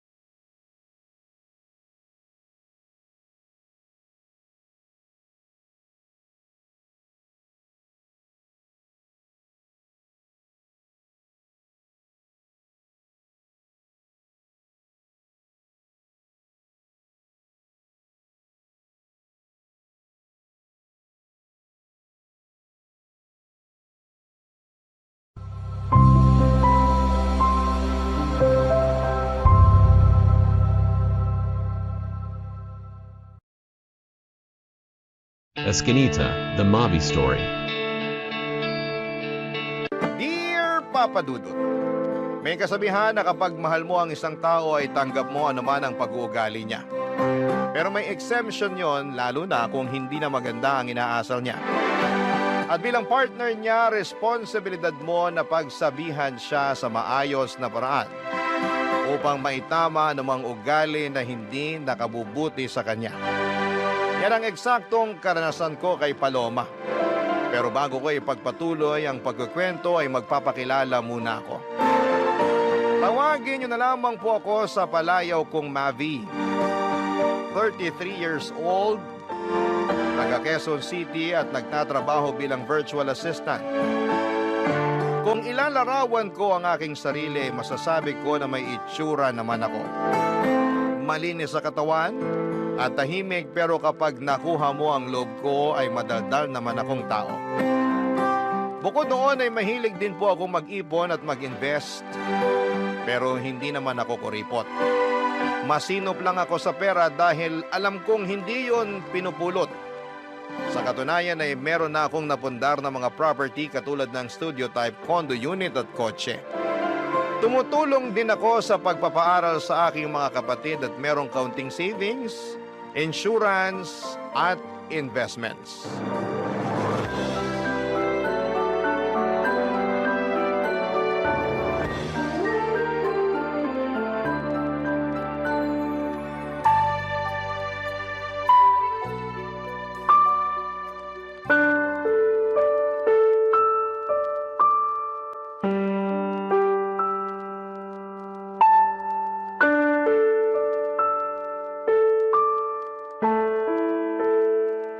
Babe, bakit mo ginawa yun? Alin ba? Yung kanina, nakalimutan mo na yata eh. Bitawan mo nga muna yung cellphone mo, mag-usap muna tayo. Pwede naman tayong mag-usap habang nire-replyan ko tong kaibigan ko, di ba? Saka ano bang pag-uusapan natin? Tapos na rin naman na yun. Kaya ako nga tinatanong kung bakit mo ginawa yun. Nakakahiya. Wala akong pakialam kung nakakahiya na pinatulan ko yung pinsan mong epal. Ang tagal ko nang nagtiis sa pagpaparinig niya sa Facebook na social climber ako ganito-ganyan. Sumusobra na siya. Kaya ayun, nung nakita ko siya kanina sa party, di na ako nakapagtimpi. Lalo patingin-tingin pa siya. Patingin-tingin pang gagat, bubulong-bulong pa sa mga kasama niyang mukhang hipong katulad niya. Babe naman. Huwag ka sa akin magalit. Hindi mo ba narinig yung sinabi ko? Narinig ko, pero di pa rin tama na hindi ka nagtimpi. Yung pinsan mo ang pagsabihan mo kasi sumusobra na siya. Bala ko rin talagang kausapin yung pinsan ko. Pero meron ka bang ebidensya na ikaw talaga yung pinariringgan niya sa Facebook? Hindi mo ba nababasa yung mga post niya? Hindi ako madalas mag-Facebook. Tsaka may nabasa ako isang beses pero wala namang binanggit doon na pangalan mo. Meron ba? Wala. Oh, wala naman pala eh. Pero alam ko, patama sa akin yon kasi tinatamaan ako eh. Saka alam nating lahat na unang beses pa lang na pinakilala mo kami sa isa't isa, mainit na talaga ang dugo niya sa akin. Akala yata ng gagang yun, hindi ako mapagpatol. Akala ko rin hindi ka mapagpatol. Kaya di mo ko masisisi kung bakit ako nagkakaganito. Ako yung hiyang-hiya kay tita kasi sa birthday party pa talaga ng pamangkin namin kay Umiksena. Buti na lang mabait si tita dahil mas pinili niyang pagpasensyahan kayong dalawa kaysa masira yung araw. Pero grabe, nakakahiya talaga kayo. Wala na akong magagawa dyan. Meron naman eh. Sana masinabaan mo pa pasensya mo. Sana imbis na awayin siya na nakikita ng iba, kinausap mo na lang sa isang sulok para di na kayo nakagawa ng eksena. Sana bago ka nagdesisyon ng ganun nagsabi ka sa akin para ako na mismo yung kumausap sa pinsan ko. Boyfriend mo ako, di ba? Oo nga, boyfriend kita. Pero paano ko masasabi sa'yo, busy ka sa pakikipagtawanan mo sa mga kaibigan mong lalaki? Nakakahiya naman na istorbuhin ka, di ba? Bakit ka mahihiya? Wala namang kaso yun, lalo mahalaga naman yung sasabihin mo. Basta! O ano? Sasabihin mo na naman na hindi mo akalain na papatol pala ako. Pues, sorry kung hindi ako perpekto. Paloma naman, hindi ganyan ang ibig kong sabihin. Tsaka wala namang pinanganak na perpekto sa mundo, di ba? Oo, pero yun ang pinapalabas mo at yun ang nararamdaman ko. I'm sorry. Sorihin mong mukha mo. Masama yung loob ko sa'yo. Bakit naman? Alam mo naman yun, tatanong-tanong ka pa. Dati ka bang baliw? Ano ba namang klaseng pananalita yan? Ay, sorry kung na-offend ka. Buti pa iwanan mo na lang ako rito sa room. Gusto ko mapag-isa. Pumunta ka na lang muna sa pamilya mo, baka hinahanap ka na nila At pag nakita mo yung pinsan mong epal, sabihin mo hindi ko siya aatrasan kahit saan kami abutin. Masyado ng mapapel. Tupiin ko siya sa 8 dyan Papadudot 6 na buwan na kaming magkarelasyon ni Paloma at pinakilala siya sa akin ng kaibigan ko. Nagustuhan ko naman siya agad dahil nasa kanya na halos lahat ng tipo ko sa isang babae. Noong bago pa lamang kami ni Paloma ay napakatahimik niya at mahiyain. Pero habang tumatagal ay nagiging madaldal na siya at kung ano-ano na ang bagay ang ginagawa niya. Isa na nga doon ang pagiging palaaway at palapatol niya sa lahat ng bagay. Hindi lang naman ang pinsan ko ang pinatulan niya. Mahilig din siyang makipagbangayan online at mag-comment ng kung ano-ano sa isang post. Kaya nga hiyang-hiya ako sa nangyari sa birthday party ng pamangkin ko. Buti na lang at hindi pala away ang pamilya namin kaya pinagpasensyahan at pinalagpas na lamang nila ang ginawang eksena ng girlfriend at pinsan ko. Pero humingi ako ng dispensa at sa kabilang banda ay kinausap ko ang aking pinsan tungkol sa akusasyon ni Paloma. Bagay na pinabulaanan naman niya. Mas lalo lang tuloy akong na-stress sa kanilang dalawa, papadudot. At wala rin naman akong gustong kampihan kaya nga naggalit at nagtampo sa akin ng girlfriend ko. Pero makaraan, papadudot, ang ilang araw ay nagkabati naman kaming dalawa.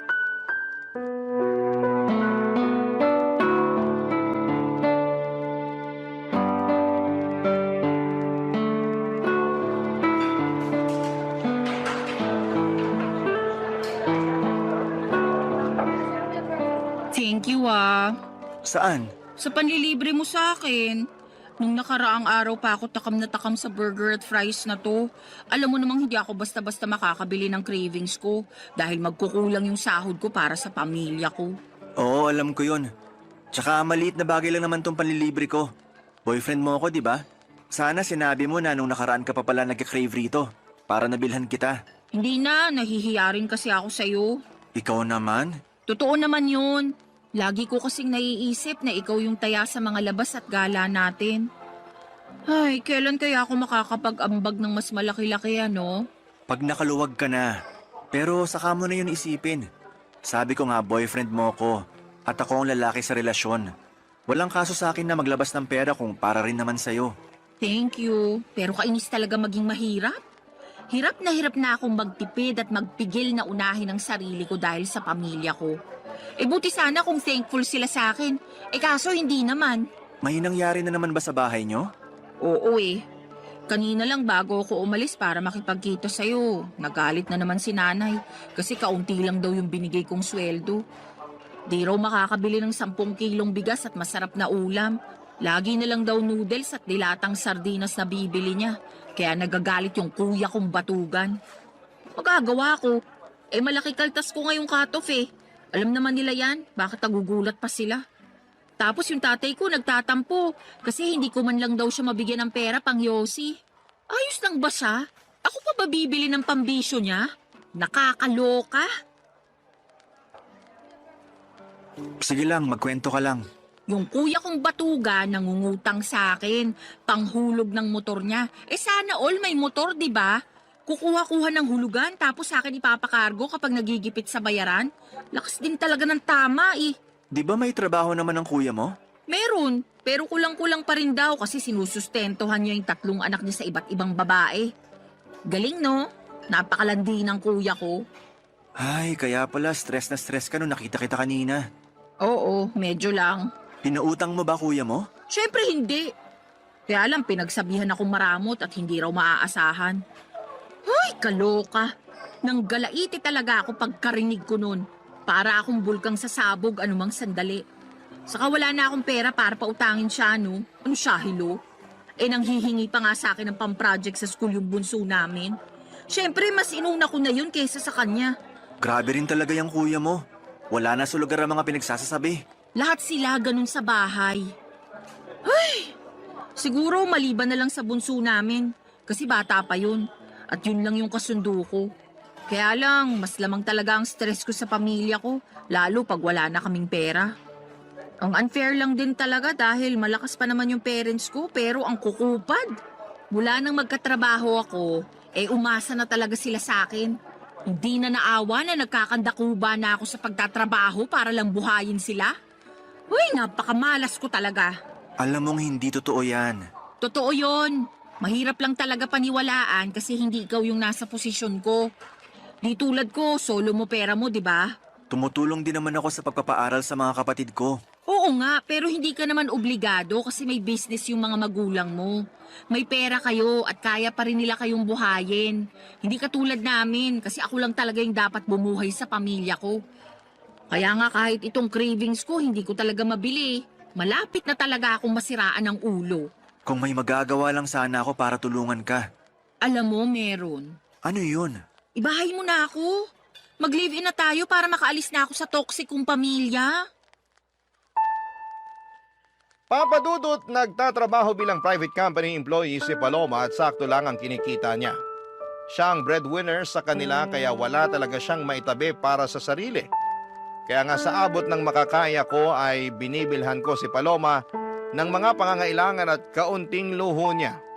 Pero hindi ko naman kayang saluhin ang lahat, lalo na yung tungkol sa toxic niyang pamilya. Kaya naisipan niya na mag-live-in na kami pero nag-alangan ako dahil sa paniniwala kong mag-asawa lang ang dapat na magkasama sa iisang bubong. Dahil doon ay naggalit na naman sa akin si Paloma.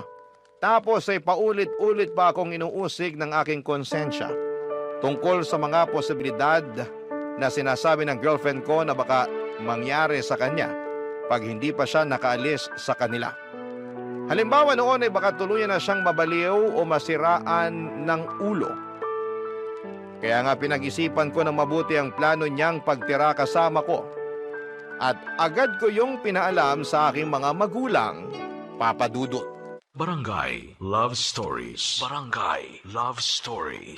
Papa Dudut, pinaintindi sa akin ng mga magulang ko na ayos lang na tumira kami ng magkasama ni Paloma sa isang bubong, lalo na at alam din nila ang sitwasyon ng girlfriend ko sa pamilya niya. At mas nanaig ang awa nila sa kanila kesa sa paniniwala na kinamulatan namin.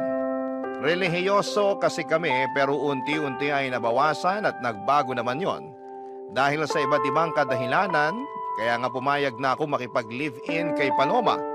Pero may kondisyon. Bale, hindi kami magkatabi sa isang kama at sa sofa ako matutulog. Nung una'y pinagtawanan pa ako ni Paloma pero nung pinaliwanag ko sa kanya na gusto kong pangatawanan ng paniniwala ko, ay wala na rin siyang nagawa pa. Sabay pa rin naman kaming kumakain, magkasamang nanonood ng TV o di kaya ay nagluluto ng aming pagkain. Pero sa abot ng makakaya ko ay pinipigilan ko ang aking sarili na maging sobrang malapit sa kanya. Kaya lang isang araw ay nagpaalam sa akin si Paloma na gagabihin at huwag ko na raw siyang hintayin. Lalabas daw kasi sila ng mga katrabaho niya. Bagay na wala namang kaso sa akin para na rin makapag-unwind siya.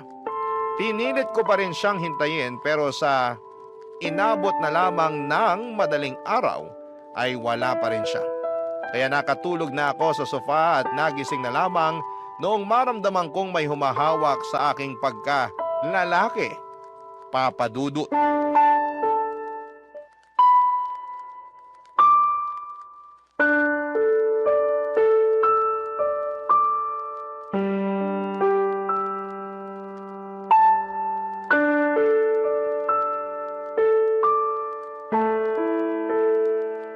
Sabi na gusto mo rin talaga? Kunwari ka pa?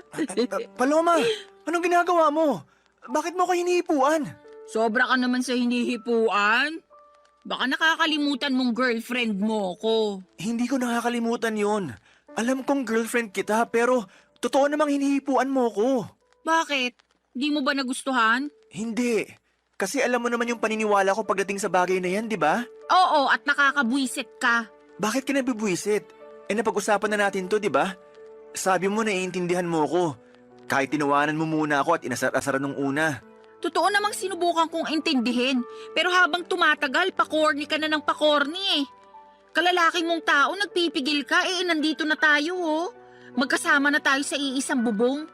Ba't di mo pa ako sunggaban at samantalahin? Naririnig mo ba yung sarili mo? Naman, tingin mo sa akin, bingi? Hindi, pero nakakagulat na sa katulad mo pa talagang babae galing yung mga salitang yun. Girlfriend mo naman ako at boyfriend kita. Tingin mo sasabihin ko yun sa ibang lalaki? Ano ako, gaga? Kahit na, hindi pa rin tama na ganyan ka magsalita. Irespeto mo naman ang sarili mo. Nire-respeto ko yung sarili ko, no? Saka masyado kang sensitive at makalumang tao kung umasta. Tingin mo ba may maniniwalang walang nangyayari sa atin ay nakatira tayo sa iisang bubong? Wala naman talagang nangyayari sa atin, di ba? At kung walang maniwala, hindi ko na problema yun. Basta alam ko sa sarili ko na ginawa ko yung sa tingin ko tama. Alin? Yung sakalang mag-aano kapag kasal na? Oo, Corny mo talaga.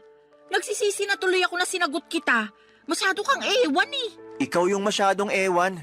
Anong sinabi mo? Alam mo na nung una pa lang ayaw ko. At iniiwasan ko makipag-live-in sa'yo hanggat di pa tayo kasal. Pero gusto mo na kamo para makaalis ka na sa pamilya mo. Pumayag naman ako, di ba? Okay lang din sa pamilya ko. Ibig sabihin, nag-adjust ako para mapagbigyan yung gusto mo. Salamat sa pag-a-adjust mo. Pero baka nakakalimutan mong may hiningi ka ring kondisyon. At yun yung hindi tayo magtabi sa kama sa pagtulog. Tama ka. At pumayag ka naman, di ba? Papaalala ko lang sa'yo. Pumayag nga ako pero ewan ko sa'yo. Hindi naman malaking pabor yun. Umasa ako na naiintindihan mo pinanggalingan ko. Pero mukhang nagkamali ako matapos mong gawin yung bagay na ginawa mo kanina lang. Bakit ba big deal pa rin sa'yo na hinipuan kita? Mukhang gusto mo rin base sa reaksyon ng ano mo kanina. Hindi ko gusto. At natural na reaksyon lang ng katawan yun. Di ko yun mapipigilan. Sus, natural na reaksyon daw. Totoo naman Para kang tanga. Kalalaki mong tao, ikaw pa yung iwas ng iwas sa ganyan. Hindi ako sanay Daig mo pa yung babae kung umasta. Nasasaktan ako sa mga sinasabi mo sa akin. Kinumpara mo pa ako sa iba. Sensya na, pero ano magagawa ko? Sinasabi ko lang kung ano yung nasa isip ko. Hindi lahat ng naisip mo dapat mong sabihin. Lalo na kung makakasakit ka lang din ng kapwa. Hindi ka lang pala makalumang tao, balat sibuyas ka rin. Ay nako, ewan ko sa'yo Paloma. Mas ewan ko sa'yo, pakaarte mo. Babae na nga yung lumalapit sa'yo, ayaw-ayaw ka pa dyan. Sure na ba yan? Sige na, try lang natin.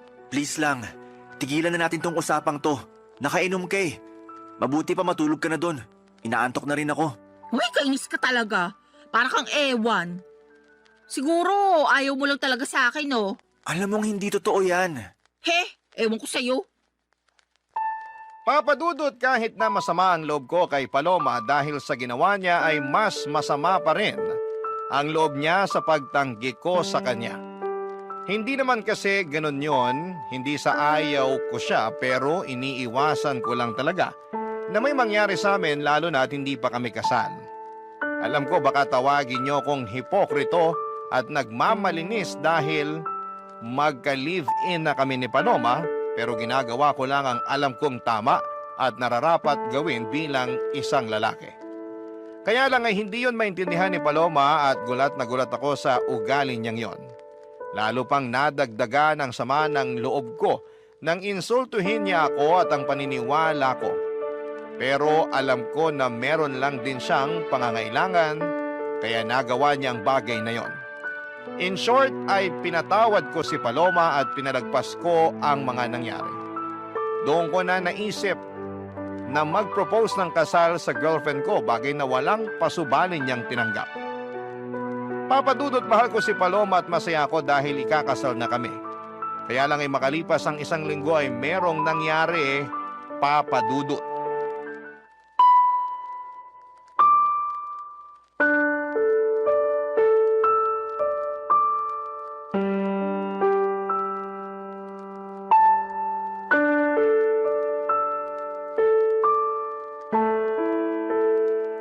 Babe naman, bakit ganun yung mga sinabi mo kay Mama? Naalin ba? Na feeling ko nagkukulang ka na sa akin kasi hindi mo nabibigay pangangailangan ko? Na-stress na ako pero hindi ka makaramdam? Di mo man lang ako matanong kung anong gusto ko o kung saan ko gustong pumunta para mag-relax? Eh buti pa yung ibang babae, mahal na mga jowa nila. Pero ako ewan ko na lang talaga. Mahal kita. At kaya ko lang naman di nagawa yung mga sinabi mo dahil naging busy ako sa trabaho. Tapos wala pa akong energy pagkatapos kasi drained na drained ako. Drain na drain din naman ako at kitang-kita na yung sa mukha ko. Tingnan mo nga 29 years old pa lang ako. Pero nagkaka-wrinkles na ako. Ang oily na rin ang mukha ko, halatang hindi na naaalagaan. Paano ko pa magagawa yun? Kung mas gusto ko na lang na matulog pag uwi ko rito sa unit mo, no? Buti ka pa nga kahit papano nagagawa mo pang mag-gym. Nito lang naman ako nagpa-member sa gym na malapit sa atin. Para may magawa rin akong iba bukod sa typical kong ginagawa, di ba? Tsaka niyaya kita. Baka sabihin mo diyang hindi. Niyaya mo nga ako, pero nag-iisip ka ba nung ginawa mo yun? Oo naman. Anong ibig mong sabihin? Feeling ko kasi hindi. Kasi kung nag-iisip ka, maiisip mong pagod na ako sa maghapong pagtatrabaho sa opisina. Tapos yayayain mo pa talaga ako mag-workout? Yun lang kasi naiisip kong paraan para kahit paano magkaroon ka naman ng exercise. Lagi mo kayang nirereklamo sa akin na masakit na likod at puwet mo kauupo sa opisina nyo.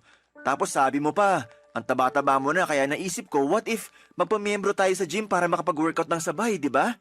Tsaka maganda rin yung benepisyo ng exercise, hindi lang sa katawan kundi maging sa isip na rin. Pag pinagpapawisan ako gumagaan pakiramdam ko. Ikaw yun. Hindi naman lahat ng tao pare-pareho. Baka imbis gumaan ang pakiramdam ko pag ginawa ko yung sinasabi mo, di na ako makapasok sa opisina kinabukasan dahil sa sakit ng katawan. Sabihin mong hindi, nung unang 3 araw mo na nag-workout, hindi ka nga makabangon kasing sakit-sakit ng katawan mo. Maswerte ka lang talaga kasi work from home ka kumusta naman ako, di ba? Bakit ba napunta doon yung usapan? Ang issue rito yung pagrarant mo kay Mama. Lumabas pa tuloy na pinababayaan kita. O bakit, hindi ba? Sa kamama ko na rin siya, lalo't magiging asawa na kita. Kanino ako magrarant? Sa lola mo, patay na yun. Paloma naman! Totoo naman patay na lola mo, di ba? Oo, pero di mo na kailangan banggitin yung tungkol doon. Para ka namang ewan Kung ano-ano na lang sinasabi mo. Siyempre, may bibig ako, kaya may sasabihin talaga ako. Ang akin lang naman sana, ako yung una mong kinausap para nalaman ko't na itama kung may maliman. At nagawa ng paraan yung mga pagkukulang ko sa'yo. Yan tayo Gusto mo talaga sinasabi sa'yo yung dapat automatic ng ginagawa mo? Natural. Kaya ka nga may bibig para makapagsalita, di ba? Ikaw may sabi niyan kani-kanina lang. Ano pang silbi niyan kung di mo gagamitin sa tama? Ay, sumusobra ka na talaga. Ako pa yung sumasobra. Ikaw tong parang ewan dyan. Tsaka tayo yung nasa relasyon, kaya dapat sa atin pa lang inaayos na natin yung issue. Hindi na kailangan malaman nila Mama. Tsaka na lang pag di na talaga natin kayang ayusin. Ano na lang sasabihin nila? Na hindi ako marunong magdala ng relasyon? Na pinababayaan kita, ganun ba? Alam natin na hindi yan totoo. Kasi mahal kita, Paloma. Papadudot aaminin kong hindi ako natuwa dahil nakarating pa sa mama ko ang mga reklamo ni Paloma. Para sa akin, ako ang unang tao na dapat niyang kausapin tungkol sa bagay na yon at hindi ang mga magulang ko. Nakakahiya kasi lalo na at meron rin silang sariling problema para problemahin pa ang mga reklamo ng girlfriend ko. Kaya nga hiyang-hiya ako sa mama ko dahil sa nangyari. Pero at the same time ay thankful din kasi pinayuhan niya ako kung ano ang dapat gawin upang maging mas maayos ang relasyon namin ng girlfriend ko. Tapos ay sinamantala ko na rin ang pagkakataon na kausapin si Paloma at ipaunawa sa kanya na hindi totoong pinapabayaan o tinitipid ko siya.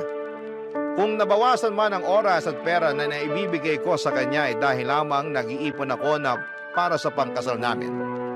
Kaya lang ay ewan ko ba sa girlfriend ko kung bakit pakiramdam niya ay pinagdadamutan ko siya. Para wala ng away ay ako na lamang ang nag-adjust. Sa abot ng makakaya ko ay binigay ko ang mga gusto ni Paloma, Papadudot. Barangay Love Stories. Barangay Love Stories. Papadudot makalipas nga ang isang buwan ay gulat na gulat ako nang sabihin sa akin ni Paloma na nag-resign na siya sa kanyang trabaho. Ni hindi kasi niya nabanggit sa akin na may plano na pala siya na umalis. Basta sinabi lang niya na ayaw na niyang magtrabaho dahil nabuburyo at napapagod na raw siya. Pero sa kanya pa rin humihingi ng sustento ang pamilya niya. Kaya problemado siya kung paano makapagbibigay sa kanila. Kaya ako ang umako ng responsibilidad na yon dahil magiging pamilya ko na rin naman ang pamilya niya. Pero labis talaga akong nahirapan at nabigatan sa buhay noong nadagdagan ng responsibilidad na nakaatang sa aking mga balikat. Kahit na nakakaluwag ako noong una ay umabot ako sa punto na halos masaid ang savings ko dahil sa mga hingi at bigay para sa pamilya ni Paloma. Dahil po sa mga nangyari ay nagsabi ako sa parents ko na baka hindi muna ako makatulong para sa pagpapaaral ng mga kapatid ko, bagay na nauunawaan naman nila. Nag-offer pa nga sila na pahiramin ako ng pera sakaling kailanganin ko. Sobrang bait ng mga magulang ko kaya naman hiyang-hiya ako sa kanila. Doon ko na naisipang kausapin si Paloma tungkol sa sitwasyon pero meron namang ginawa ang magaling kong girlfriend, Papadudot.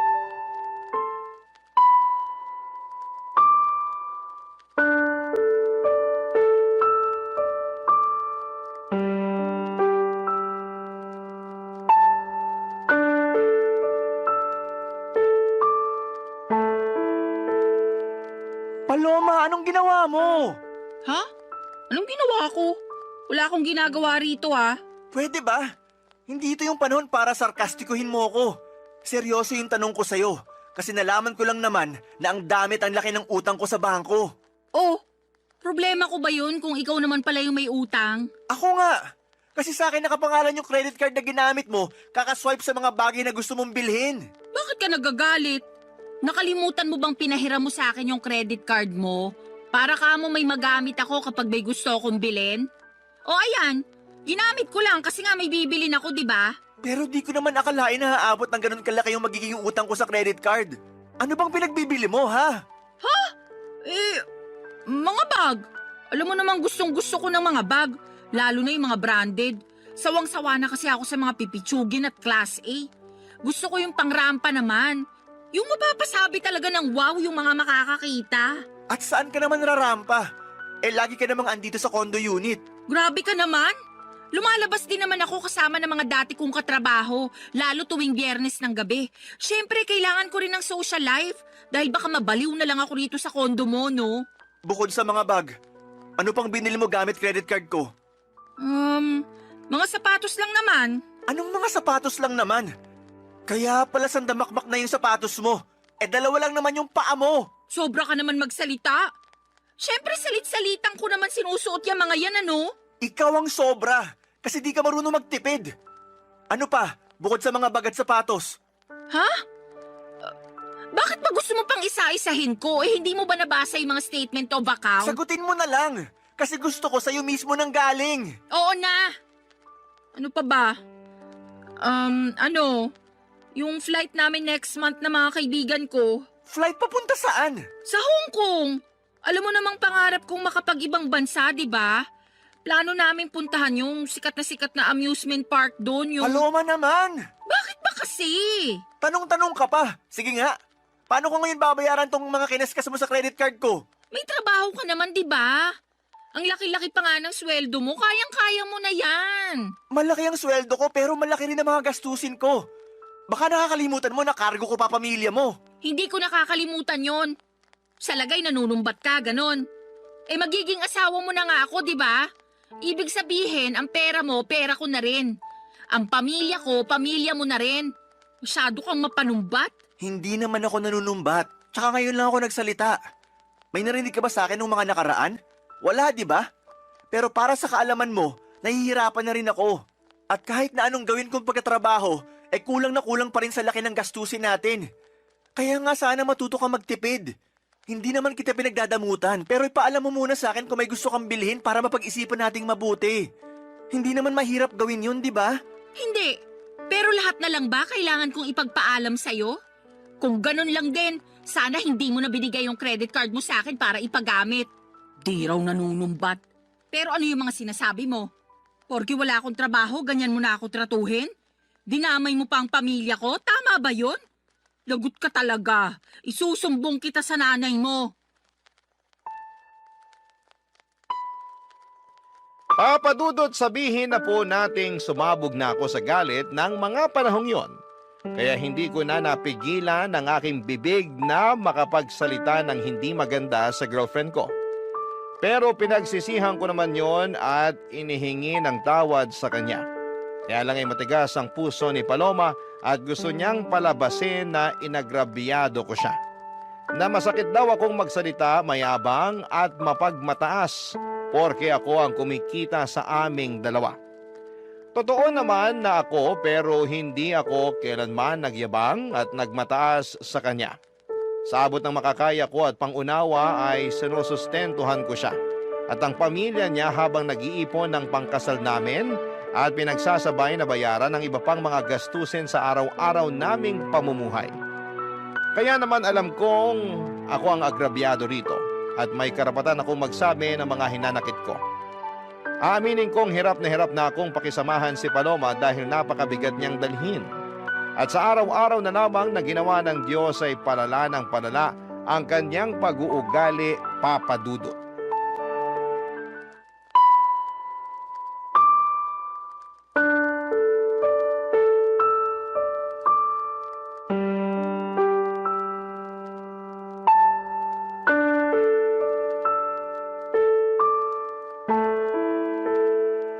Babe, ano na naman bang ginawa mo? Ginawa na naman saan? Sinabi ko pa naman kina mama na available yung kotse para gamitin nila sa outing nila ng mga kumare niya. Para lang malaman na wala na sa parking yung sasakyan ko. Oo, kasi pinakuha ko kay kuya kanina yung gagamitin nila sa family outing namin. May problema ba dun? Meron! Oy, ba't ka sumisigaw dyan? Nakakaaburido ka naman eh. Nakuha mo pa talaga magtanong at maaburido? Ako nga dapat na magsabi niyan. Kasi natulog lang ako, tapos pagising ko, wala na yung kotse ko. Hindi mo ba narinig yung sinabi ko? Pinagamit ko kay kuya kasi magsiswimming daw sila nila nanay at tatay sa kanong kapatid ko. Hindi na nga ako sumama dahil meron ako masakit puson ko, hindi ko rin mai-enjoy. Wala akong pakialam sa outing ng pamilya mo kasi kotse ko naman yon. Tsaka di mo rin ba narinig sinabi ko? Papagamit ko dapat kay mama yung sasakyan ko, pero wala na. Ano na lang gagamitin nila, di ba? Problema ba yun? May sarili naman silang sasakyan. Problema yon kasi nasa talir yung kotse nila. Pinaghagawa. Tsaka matagal lang pinagpaalam ni mama sa akin na hihiramin niya yung sasakyan ko. Tapos bigla mong pinahiram sa pamilya mo? Di mo pa pinaalam sa akin kagabi bago tayo matulog.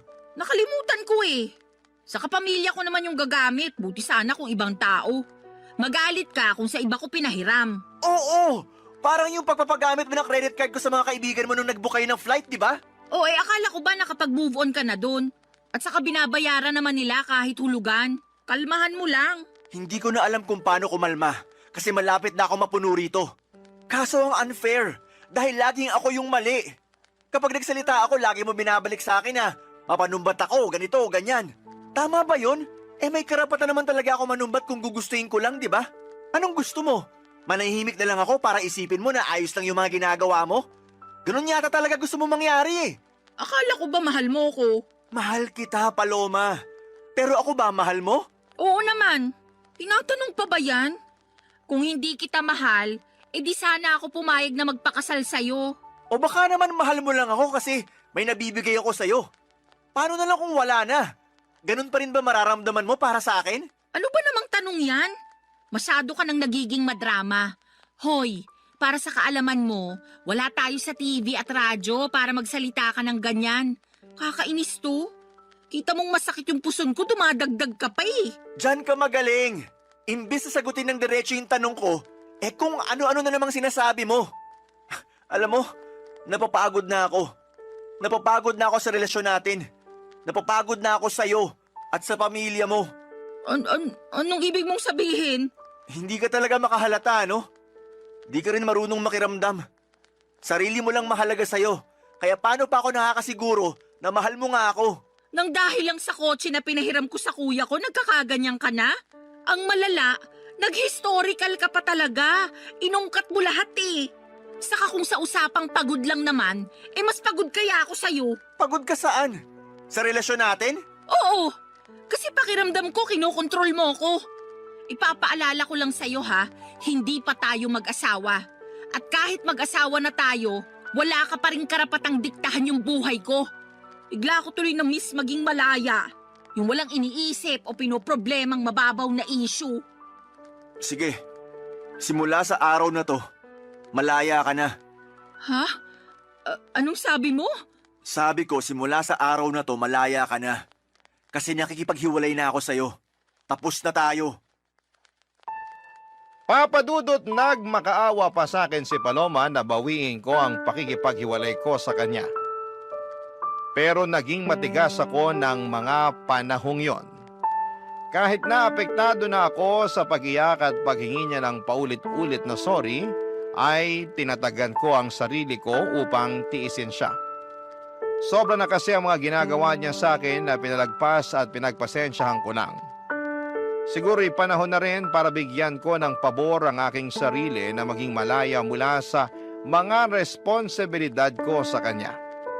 Walang nagawa si Paloma noong nakipaghiwalay na talaga ako sa kanya. Agad niyang inimpake ang mga damit niya at umalis sa condo unit ko. Aaminin kong gusto ko siyang pigilan, pero may isang bahagi sa akin na nagsasabing wag na akong kumuha ng bato na ipupukpok ko lang din sa ulo ko. Kaya lang ay may mga sandali pa rin talaga na nakokonsensya ako sa pakikipaghiwalay ko kay Paloma, lalo na at malapit na kaming ikasal. Sana'y mapayuhan ako ng mga kabarangay natin kung tama bang bawiin ko ang pakikipaghiwalay ko sa dati kong kasintahan at mag-umpisa ulit kami ng bagong buhay o pangatawanan ko na lamang at tumanap ng ibang babae na mas mabuti para sa akin. Aaminin ko na mahal ko pa rin si Paloma. Hanggang dito na lamang ang sulat ko, Papa Dudut. Maraming salamat po sakaling mapili po ninyong i-ere ang kwento ng buhay ko. God bless and more power sa Barangay Love Stories. Ang inyong forever kapuso at kabarangay forever, Mavi. Dear Papa Dudut, good day sa inyo at sa mga bumubuo ng Barangay Love Stories. Tawagin niyo na lamang po ako sa pangalang Solana. 29 years old, taga Cardona, Rizal at isang online seller. Pero dati ako nagtatrabaho sa isang private company. Sa kasalukuyan ay buntis ako sa first baby namin ng husband ko, pero meron na akong unang anak sa ibang lalaki. Panati ko talaga ako ng programa ninyo, Papa Dudut, at hanggat maaari ay wala akong kinakaligtaang episode sa radyo. Kumbaga ay hindi kompleto ang pananghalian hanggat hindi kami nakatune in kay Papa Dudut. Tapos isang araw ay naisipan kong magpadala ng sulat sa inyong programa upang marinig ko namang umere ang sarili kong kwento. Kahit naman paano ay merong makukuhang aral at inspirasyon ang mga kabarangay natin sa mga karanasan ko sa buhay. Magsisimula ang lahat taong 2023 kung saan ay sa edad kong 27 years old ay gustong-gusto ko nang mag-asawa. Kaya lang ay wala pa nga akong boyfriend noon, bagay na nakadagdag pa sa aking frustration. At palagi ko yung sinasabi sa aking nanay, Papa Dudut.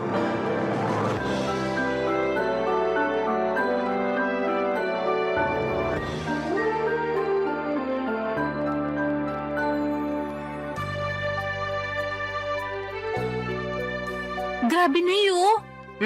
Anong grabe? Yung classmate ko nung elementary at high school, mag-aapat na yung anak. Tignan niyo yung post niya dito sa Facebook. Pinakita niya yung pregnancy test niyang positive. Dami nga nag-congrats sa kanya. Talaga? Tingin nga. Galing, di ba? Kasing edad mo lang din yan, ano? Mas matanda po ako ng 1 taon sa kanya. Ibig sabihin, 26 years old pa lang siya tapos nakaapat na anak na. Mismo. Naku, napakasipag naman nila mag-asawang gumawa ng bata. Hayaan mo na po. Buhay naman nila yan eh. Sa bagay, mahalaga lang naman dun hindi napapabayaan yung mga bata. Kahit mag-anak pa sila ng 100, ayos na ayos lang. Grabe naman po sa sangdosena. Aba, nangyayari naman yun ah. Kami nga 18 magkakapatid, di ba? Mas grabe pala kayo, Nay. Ay, ewan ko sa'yo, Solana. Minsan napaka-OA mo. Sobra naman po kayo. Oh, totoo naman. Diyan pa lang sa mga reaksyon mo, akala mo unang beses mo palang narinig na 18 kami magkakapatid. Sensya na po. Hala, kinasal na pala siya? Sino? Ito po oh, dati kong katrabaho. Nagpunta na rin po siya dito sa bahay ng birthday niyo. Siya lang talaga in-invite ko noon kasi okay naman siyang kasama. Natatandaan ko nga na katulad mo wala pa rin siyang asawa nun. Pero masaya naman ako kasi sa wakas kinasal na siya. Masaya rin po ako. Pero sobra naman kayo sa pagsasabi na katulad ko wala pa siyang asawa. Noon yon kasi ngayon kasal na siya. Sa katotoo naman na wala ka pa rin asawa, di ba? Pati nga boyfriend, wala pa rin Kaya nga medyo nalungkot po ako. Ha? Bakit? Kasi tumatanda na ako pero wala pa rin ako nakikilalang lalaki na mamahalin at gugustuhin pakasalan. Ay, ayoko pong tumandang dalaga at mamatay na hindi pa nararanasan ang sarap ng buhay. Pinagsasasabi mong sarap ng buhay ang hirap kaya magkaanak lalo na sa panahon ngayon, ano? Napakamahal ng mga bilihin at serbisyo. Kung mahirap ka, dapat manahimik ka na lang sa isang tabi. Siyempre, pagsisikapan naman po namin na magiging asawa ko yung pamilya na bubuuin namin. Hindi namin ipaparana sa magiging anak namin yung hindi magandang buhay. Sa bagay, di naman kita mahahadlangan kung ramdam mo na dyan sa mga buto-buto mo na gusto mo nang mag-asawa at bumuo ng sarili mong pamilya. Kahit na mahirap ang buhay, masarap pa rin na meron kang asawa at mga anak. Kaya, sige, humayok at maghanap ka na ng magiging boyfriend.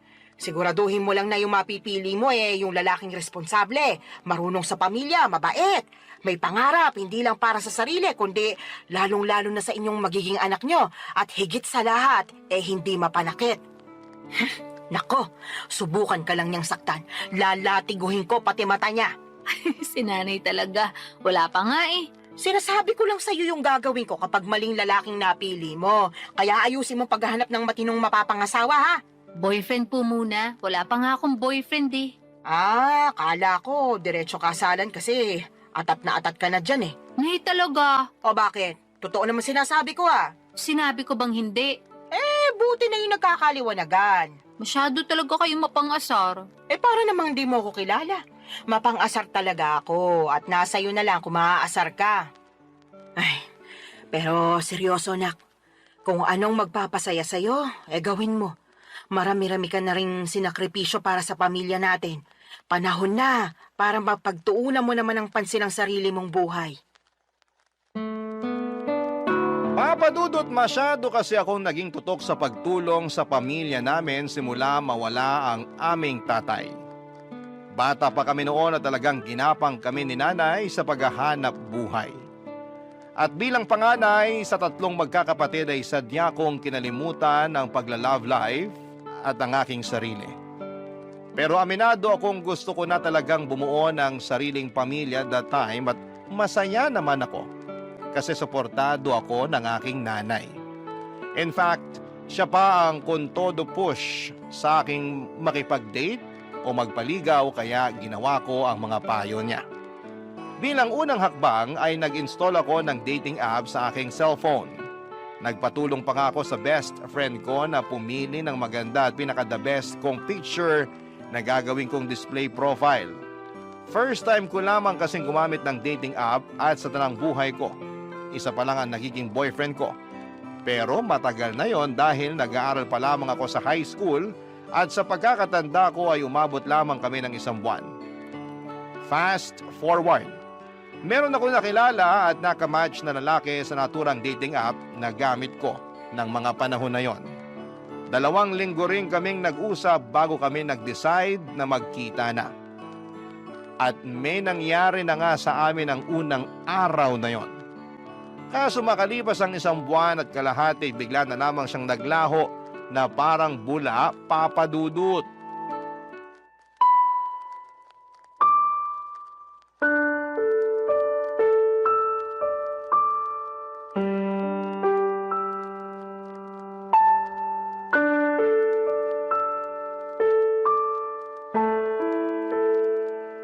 Nay, minulto niya ako.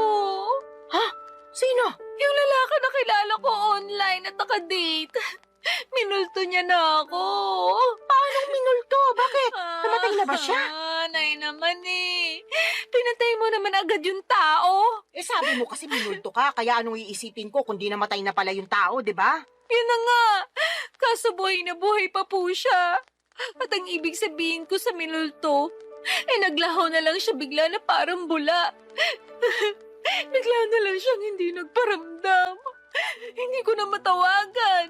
At hindi na rin siya nagre-reply sa mga text ko. Naku, minulto ka nga. Sumalangit nawa.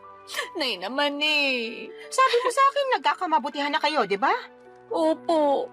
Akala ko rin papunta na kami sa pagiging mag-boyfriend-girlfriend kasi okay naman yung date namin. Nagsabi pa nga siya na plano niya akong ligawan at pumayag naman ako. Kaya lang... Kaya lang ano? Nawala siya bigla pagkatapos niya makuha sa akin yung pagkababae ko. Hala ka. Ibig mo sabihin, sinubo mo ng perlas ng silanganan? Opo. Ako nalintikan na. Teka, Nay, nasusuka ako. Ay, sinasabi ko na nga ba? Pumunta ka doon sa lababo. Doon ka sumuka. Naku. Ay, hindi kaya buntis ka? Pwede po ba yun? Oo naman. May nangyari sa inyo kamo. Tapos nagkakaganyan ka. Malamang buntis ka.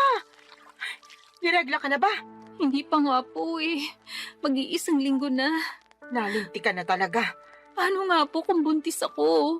Ano nang gagawin ko? Bigla akong tinakasan ng tatay ng anak ko. Hindi ko alam kung anong gagawin mo, pero siguraduhin mo muna na buntis ka nga. Magano ka? Mag-pregnancy test. Ayoko po. Anong ayaw mo pinagsasasabi mo dyan? Natatakot po ako eh. Paano kung positive? Wala na tayong magagawa dyan. Saka na lang nating isipin kung ano yung susunod nating gagawin kapag totoo na buntis ka nga. Pesting buhay naman oh. Ngayon pa talaga nangyari to kung kailan bigla namang nawala yung nakabuntis sa akin. Kasalanan mo rin naman kasi. Sana bago ka bumuka ka dyan, sinigurado mo muna na gumamit ng proteksyon yung lalaking yon. Oh, kita mo nangyari. Tingin ko, nakatunog yun na mabubuntis ka niya. Kaya biglang naglaho na parang bula. Wala naman po sanang kaso kahit mabuntis niya ako eh. Kaya lang ang kiniinis ko, iniwan niya ako bigla. Akala ko pa naman nagkakaintindihan na kami. Na mahal na namin ang isa't isa. Pero mukhang hindi po pala ganon. Hindi talaga. Kasi nakuha na niya yung gusto niya sa'yo. Napakasama niyang tao. Sinabi mo pa. Sana makarma siya sa pangiiwan niya sa'yo at sa magiging anak niyo kung totoo nga na buntis ka. Kinakatakot ko lang po na baka hindi ko kayanin. Alin? Yung pagbubuntis ko po. Ewan, naguguluhan pa po ko. Nalilito. Masyado mabilis yung mga pangyayari. Kahit na anong mangyari, kailangan mong kayanin dahil nandyan na yan. Alam nga namang ipalaglag mo yung dinadala mo eh. Malaking kasalanan niya sa Diyos. Tsaka, hindi ka na bata, Solana. Nung nakaraan lang, paulit-ulit mong sinasabi na gusto mo nang magkaanak at magkaroon ng pamilya, di ba? O ayan na, magkakaanak ka na sakaling buntis ka nga. Kaya dapat kayanin mo. Huwag kang mag-alala. Nandito ang nanay. Akong bahala. Gagabayan kita. Papadudot ng sumunod na araw ay nakumpirma kong buntis nga ako. Buti na lang talaga ay nandyan ang nanay ko dahil kung wala siya malamang ay hindi ko na alam ang aking gagawin. Dahil sa biglang pagtakas ng lalaking nakabuntis sa akin ay natakot ako sa responsibilidad ng pagiging nanay sa baby na nasa sinapupunan ko ng mga panahong yon. Kaya nga malaki ang pasasalamat ko kay nanay dahil to the rescue siya. At kahit na extra challenge ang naging pagbubuntis ko ay si nanay ang katuwang ko, Papa Dudut. Unti-unti ay natutuhan kong mahalin ang baby na dinadala ko ng mga panahong yon. Inisip ko kasi na tama naman ang sinabi ni nanay. Walang kasalanan ang anak ko sa ginawa ng tatay niya. Sadyang meron lamang mga lalaki na hindi marunong magtaguyod ng pamilya. Nasa una lang magaling at duwag naman sa responsibilidad. Malas lamang ako kasi ganong klase ng lalaki ang natagpuan ko, Papa Dudut. Barangay Love Stories. Barangay Love Stories. Papa Dudut, makaraan ng 9 na buwan ay naipanganak ko ng malusog ang aking panganay. Nag-leave ako noon sa opisinang pinapasukan ko at noong matapos yun ay agad na rin ako nagbalik trabaho. Kailangan ko nang magdoble kayod upang matustusan ang pangangailangan ng anak ko. Alam ko na simula maging nanay ako ay dapat huli ko nang isipin ang aking sarili dahil laging unang-una ang kapakanan ng baby ko. Kaya lang ilang buwan pa lamang akong nagtatrabaho ulit ay nakaramdam na ako ng matinding kapaguran. At hindi yon yung klase ng pagod na nawawala kapag pinahinga mo, kundi naghahalo-halong pagod mentally and physically. Doon ko rin napagkumpara ang sitwasyon ko bilang single parent sa aking ibang katrabaho na merong healthy relationship sa kanilang mga asawa. Gusto ko lang naman ang katuwang sa buhay at mag-aalaga sa akin dahil matagal na panahon din ako ang nag-aalaga sa iba. Pati ba naman sa sarili kong anak ay ako pa ring mag-isa. Kaya nga binanggit ko yon sa nanay ko dahilan para sermonan niya ako ng todo-todo, Papa Dudut.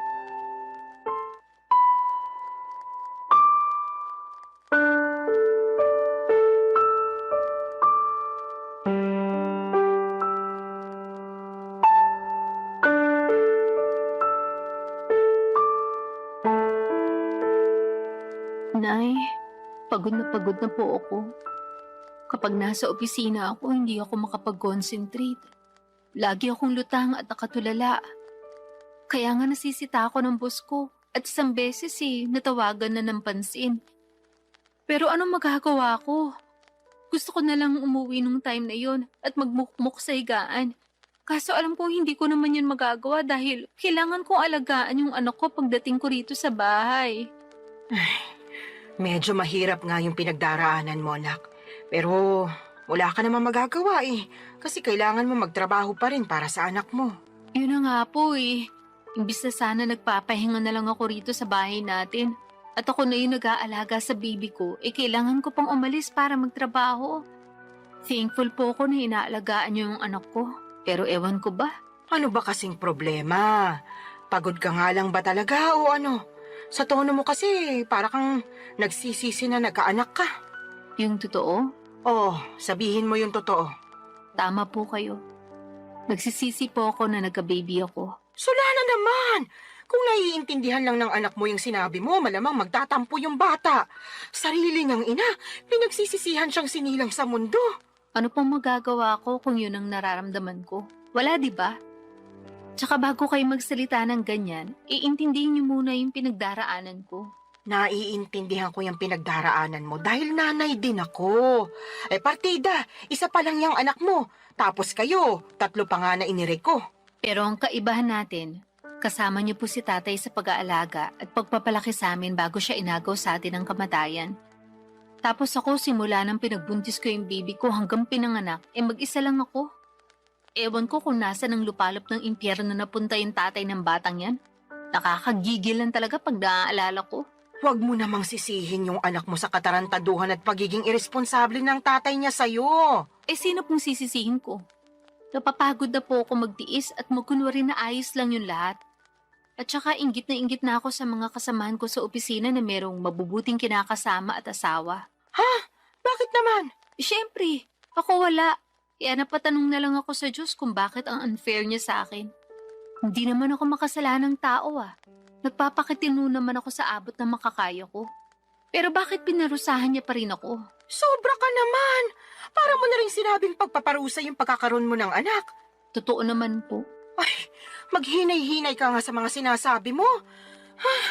Kawawa naman yung anak mo, Wala pa siyang kamuwang-muwang sa mundo, tapos pinag-uusig na agad siya ng sarili niyang ina.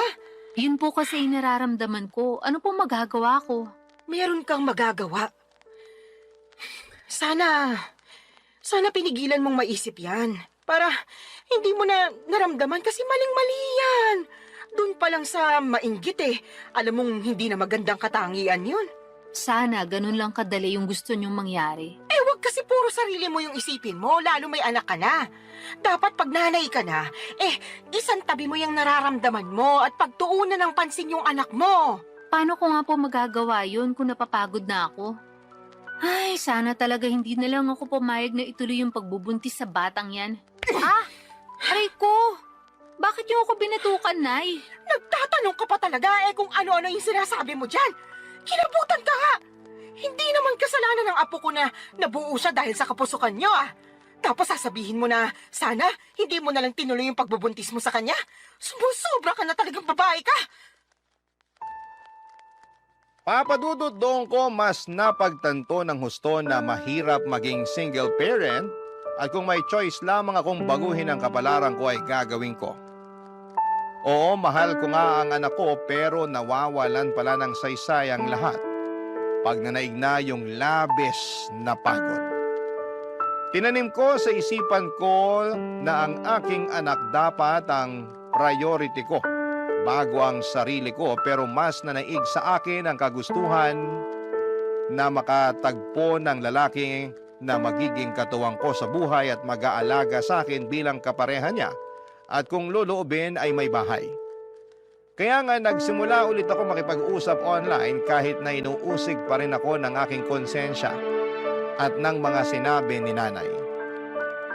Naintindihan naman daw niya ako pero nandun pa rin yung sermon niya tungkol sa dapat mas pagtuunan ko ng pansin ang aking anak bago ang sarili ko. Para sa akin ay hindi niya talaga ako naunawaan. Hindi nagtagal ay meron akong nakausap na lalaki sa dating app at mabilis lang din kaming nagkapalagayan ng loob, papadudot.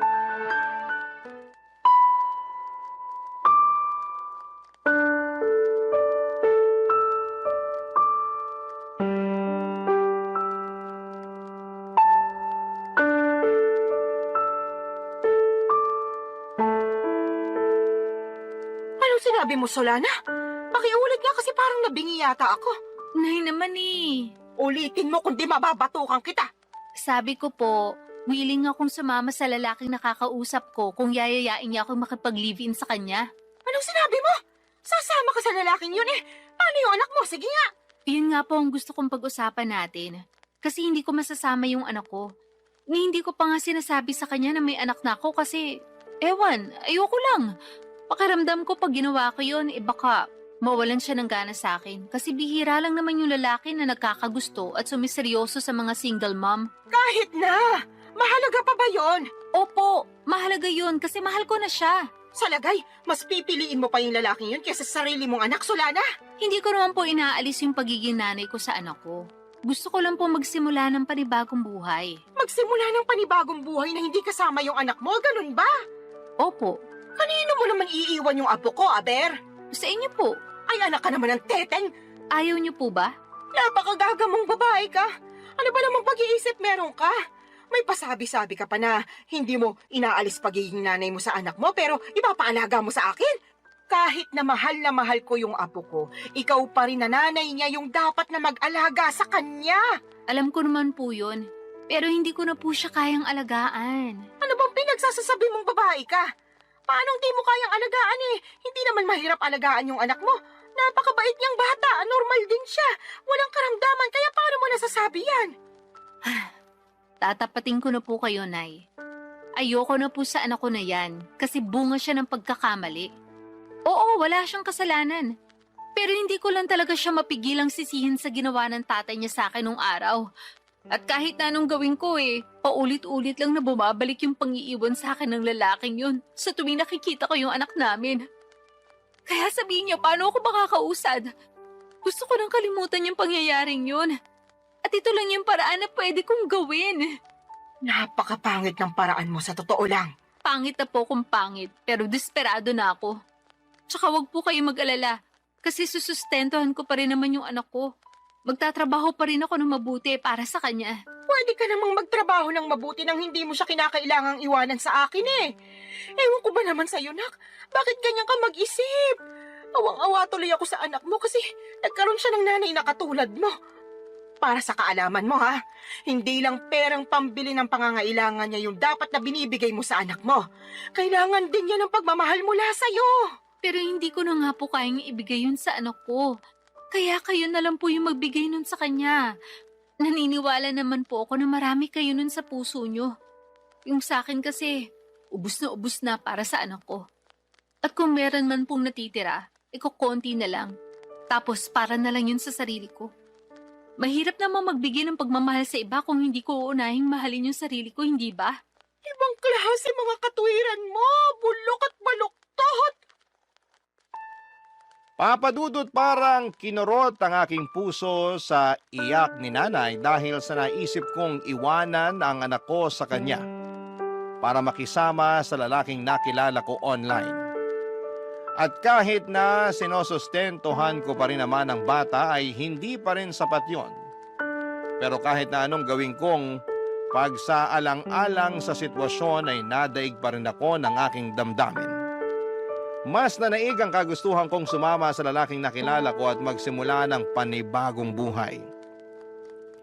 Alam ko po na maraming magagalit sa akin ng mga kabarangay natin dyan at may mga magsasabi na hindi ko naman talaga mahal ang anak ko. Mahal ko ang anak ko pero mas mahal ko ang aking sarili ng mga panahong yon.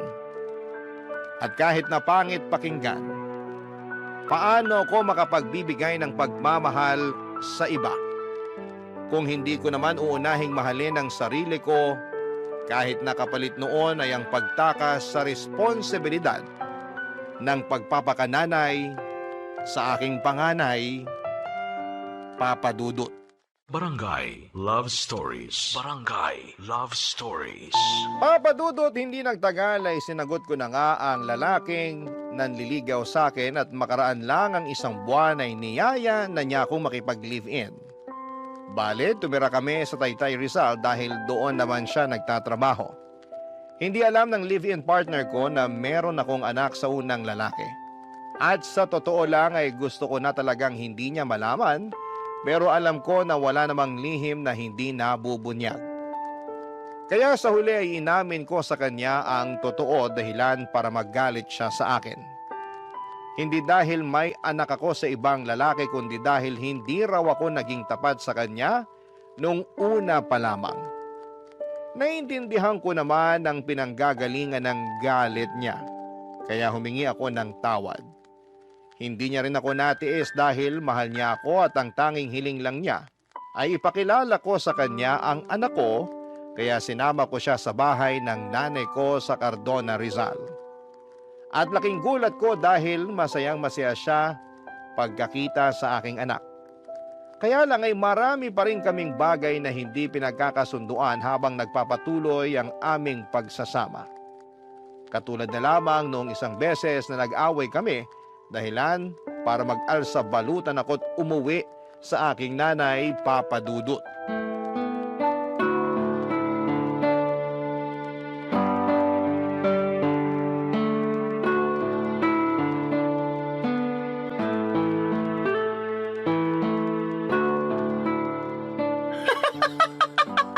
Ano nga ulit yung dahilan ng away niyo, anak? Sinabi ko na po, di ba? Paulit-ulit kayo eh. Hindi ko nang mapigilan. Bakit ba? Kaya sabihin mo na kasi ulit. Sige po, pero last na to ha. Feeling ko kasi inaasar nyo lang ako eh. Sige na, ano nga ulit yung rason? Bakit ka nag-alsa balutan paalis sa inuupahan niyo at umuwi ka rito sa atin? Nag-away po kasi kami nung kinakasama ko dahil binuksan ko yung delata ng paborito pala niya tapos inulam ko. Dilata lang pala, tapos pinag-awayan niyo na. Grabe, hindi ako makapaniwala para kayong mga bata. Hindi ko naman po kasi Ay, sinasadya naku. na mabuksan yun. At saka siya naman may sabi na mag-ulam na lang daw ako ng delata dahil hindi nga siya nakapagluto. Nagkataon na overtime ako sa work. Tapos siya naman nagbago oras ng shift niya. Kaya umalis siya na maaga. Syempre, bilang wala na ring lakas magluto pa, naisip ko nga magbukas na lang ng delata. Ano ba kasing dilata yon? Sardinas ba? Corned beef po, yung medyo mamahalin na brand. Hindi mo ba alam na paborito niya yon? Alam ko po na paborito niya yun. Pero hindi ko naman akalain na magagalit siya sa akin ng gusto dahil lang sa dilatang yun. As in, galit na galit siya. More on, tampo na para bang batang nagmamaktol yung lolo nyo. Akala mo kung sinong inapi. Ginising pa talaga ako para pagdabugan. Matapos niya makitang nasa basurahan na yung delata na inulam ko kagabi. Nagkataon na 1 piraso na lang yun tapos plano niya raw ulamin pag uwi niya. Anong ginawa mo pagkatapos? Syempre, nagalit din ako kasi para siyang tanga. Kagigising ko lang nun tapos naalimpungatan pa ako sa sigaw niya. Tapos bubungaran niya ako ng sermon kesyo ganito ganyan. Aba, hindi rin po ako nagpatalo. Kaya sinagot ko siya para ipagtanggol yung sarili ko. Hanggang sa lumala na yung away namin at nakapagsalita na kami ng hindi maganda sa isa't isa. Hindi ko na po nagustuhan yung mga sinabi niya. Nilayasan ko na siya. Pambihira talaga mga kabataan ngayon. Maliit na bagay pinalalaki kaya dumarami yung hiwalayan eh. Alam ko naman po na mababaw lang yun. Pero nasobrahan eh. Kung kinausap niya lang sana ako na maayos, baka lumabas pa ako at binilan siya ng paborito niyang delata. Di sana wala kaming problema. Hindi sana kami nagkasakitan sa mga sinabi namin sa isa't isa. Kaya lang, hindi ganun yung nangyari. At hindi ko kayang intindihin na ganun siya umusta porque paborito niya yung delatang kinain ko nang hindi sinasadya. Tama rin naman yung mga sinabi mo. Dilata lang naman yun. Kaya nga po, tsaka sobrang sama lang talaga ng loob ko sa kanya. Sa dinami-rami ng tao na magsasalita sa akin ng ganun, siya pa talaga. Ayun, hindi na ako nakatiis, kaya nilayasan ko na siya. Hindi talaga maiiwasan yung pagkakaroon ng hindi pagkakaintindihan sa relasyon. Pero sana, huwag niyong hayaan na sirain ito yung pagsasama ninyo. Tama rin na umalis ka doon para makapag-isip-isip kayo pareho. Magpalamig ka muna rito habang malayo kayo sa isa't isa. Pero huwag niyong patagalin yung away ninyo. Hindi yun maganda. Ewan ko na Mahal ko naman po siya pero masakit talaga mga sinabi niya sa akin. Biruin niyo, sabihin ba naman ako matakaw kasi naubos ko rin yung dilata niya? Gutom na nga ako noon. Kahit naman ako na gutom, baka maubos ko rin yon. Yun na nga po.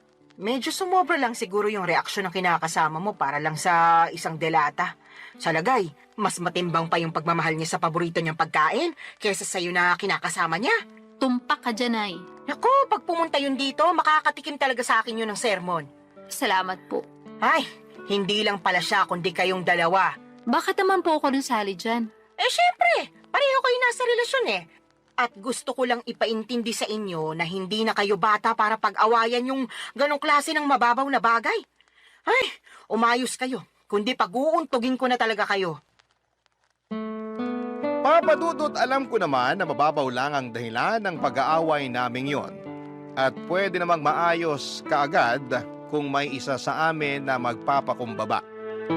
Pero pareho na kaming kinain ng matinding emosyon. Noong araw ding yon ay pinuntahan ako at sinundo ng kinakasama ko sa Cardona at nakipagbati sa akin. Humingi rin siya ng sorry kay nanay dahil naabala pa namin siya. Pero ayos lang naman sa nanay ko, sa halip ay pinayuhan niya kami na pag-usapan ng mga bagay-bagay at huwag na huwag agad paiirali ng galit. Kaya nga ginawa namin ang lahat para ayusin ang pakikipagkomunikasyon sa isa't isa para hindi na maulit ang mga nangyari. At masasabi ko na mabuti ang resulta noon sa pagsasama namin. Meron pa rin namang mga misunderstanding pero mas alam na namin kung paano yon ayusin. Saka pansin ko na sobrang mahal din talaga ng kinakasama ko ang aking anak sa ibang lalaki. At nakikita ko yon sa tuwing bumibisita kami sa bahay ni nanay. Kaya nga nagustuhan na rin siya ng nanay ko para sa akin bilang kinakasama. Pero nitong March 2025 lang ay may sinabi ako sa nanay ko na labis niyang kinabigla, Papa Dudut.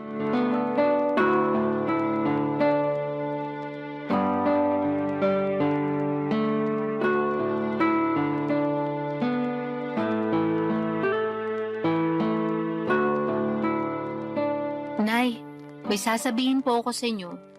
Pero huwag kayong mabibigla ah. Depende kung sasabihin mo maganda ako, matagal ko nang alam yon. Puro kayo biro. Sa tingin mo nagbibiro ako? Nakakasakit ka ng damdamin ah. Siyempre, maganda po kayo. Kanino pa po ba ako magmamana kundi sa inyo lang, di ba? Yan, sige, utuin mo pa ako. Ano ba kasi yung sasabihin mo at may pasabi-sabi ka pa ng wag akong mabibigla? Tungkol po sa amin ang kinakasama ko. Ang totoo, niyaya niya na ako magpakasal kahit sa West lang daw po muna. Para lang magkaroon na ng basbas yung pagsasama namin. Talaga? Naku, mabuti naman. Anong sinabi mo? Pumayag ka ba? Siyempre, opo. Tuwang-tuwa nga ako eh. Ako rin tuwang-tuwa kasi sa wakas ikakasal ka na, nak. Dati-rati, pangarap mo lang yung maikasal tapos ayan na, mangyayari na. Kaya nga malaki talagang pasasalamat ko sa Diyos. Kasi dininig niya yung panalangin ko, nabigyan niya ako ng matinong lalaki.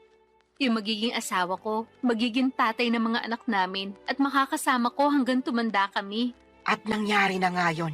Buti na lang naging matyaga ka sa paghihintay. Opo. Pero may isa pa po pala akong sasabihin. Ha? Meron pa bukod sa sinabi mo na ikakasal ka na? Ganun na nga po. O sige, ano ba yon? Pinag-usapan po namin ang kinakasama ko. Nakukunin na namin yung anak ko at isasama sa inuupahan namin. Gusto po niya na isang buong pamilya na kami at handa naman siyang ampunin yung bata para siya na ang kilalaning ama. Ayos lang po ba sa inyo yun? Tinatanong pa ba yan? Siyempre ayos na ayos sa akin.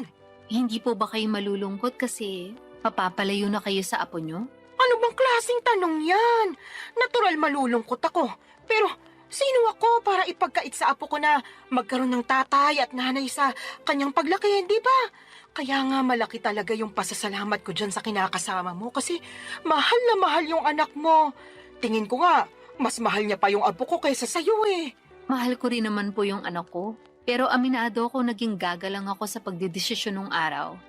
Sa totoo lang, matagal ko nang pinag-iisipan na kunin yung anak ko para ako na yung mag-aalaga sa kanya. Gusto ko pong bumawi sa lahat ng pagkukulang ko bilang nanay niya. Siguro hindi pa naman po huli ang lahat, di ba? Hindi pa naman talaga. At suportado kita sa gusto mong mangyari. Basta ipangako mo na hinding-hindi mo na ibabalik sa akin yung apo ko kasi bigla ka na lang napagod magpakananay sa kanya, ha? Hindi laruan niyang anak mo para sa kaalaman mo. Meron siyang damdamin. Tsaka baka gabaan ka na kung gagawin mo pa yun sa kanya. Hinding-hindi ko na nga po ulit gagawin yun sa anak ko, Nay. Pangako po yan. Huwag ka sa akin mangako. Sa anak mo ikaw mangako. At patunayan mo yon. Mahalin mo siya ng husto. Iparamdam mo na lagi kang nandyan sa tabi niya bilang nanay niya. Ipaglaban mo siya sa lahat ng pagkakataon. Lagi mo siyang piliin sa kahit na anong sitwasyon. At kahit na magkaroon pa kayo ng mga anak, nung kinakasama mo, huwag mong hayaan na mabaliwala yung panganay mo. Tandaan mo, Solana, ha?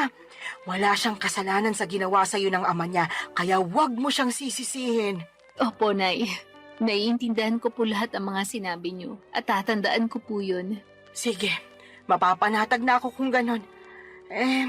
Paano mo pala aalagaan yung apo ko kung nagtatrabaho ka? Tungkol po sa bagay na yan, pinag-usapan na namin ng kinakasama ko na magre-resign na ako para maalagaan ko yung anak ko. Sinabi ko kasi sa kanya na gusto kong bumawi sa anak ko dahil malaki nga yung nagawa kong kasalanan sa kanya nung araw. Katulad nyo, sinuportahan din po ako ng kinakasama ko. Papa Dudut, alam kong hindi ako naging perpektong magulang sa anak ko noong araw, pero sa kasalukuyan ay ginagawa ko naman ang lahat upang makabawi sa kanya. At yun naman ang mahalaga, hindi ba? Sising-sisi ako sa nagawa kong pangiiwan sa kanya noon, nang mas pinili ko ang aking sarili, ngunit masayang-masaya naman ako. Dahil naalagaan ko na siya ngayon, katuwang ang aking kinakasama na ngayon ay asawa ko na. Hindi pa rin naman nagsawang sumuporta at umalalay sa akin si nanay, lalo na at buntis ako sa panganay namin ng mister ko. Alam ko na mas magiging challenging ang pag-aalaga ng dalawang maliit na bata, kaya sinabi ni nanay na pupuntahan niya ako sa inuupahan namin para alalayan pagkapanganak ko. Doon pa lang ay naiyak na ako at nag-uumapaw ang saya ng puso ko. Mas lalo ko na-appreciate ang aking nanay sa totoo lang.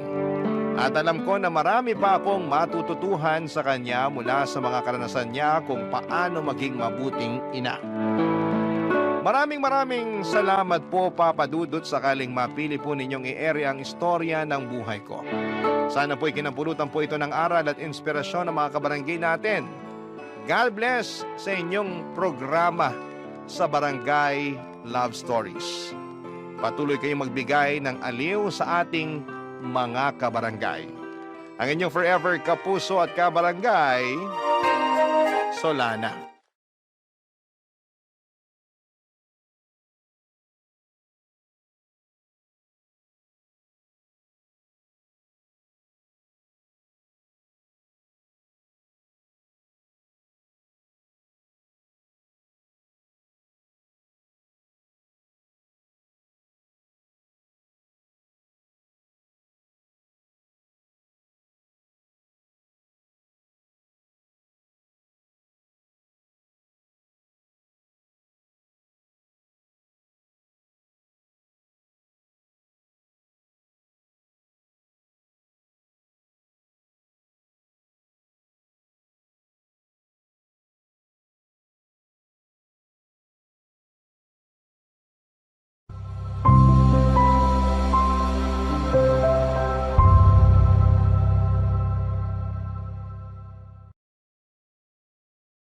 Escanita, The Mavi Story.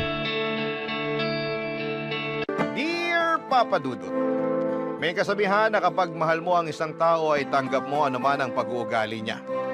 Pero may exemption yon, lalo na kung hindi na maganda ang inaasal niya. At bilang partner niya, responsibilidad mo na pagsabihan siya sa maayos na paraan upang maitama anumang ugali na hindi nakabubuti sa kanya. Yan ang eksaktong karanasan ko kay Paloma. Pero bago ko ipagpatuloy ang pagkukwento ay magpapakilala muna ako. Tawagin niyo na lamang po ako sa palayaw kong Mavi. 33 years old, taga Quezon City at nagtatrabaho bilang virtual assistant. Kung ilalarawan ko ang aking sarili, masasabi ko na may itsura naman ako. Malinis sa katawan at tahimik, pero kapag nakuha mo ang loob ko ay madaldal naman akong tao. Bukod doon ay mahilig din po ako mag-ipon at mag-invest, pero hindi naman ako kuripot.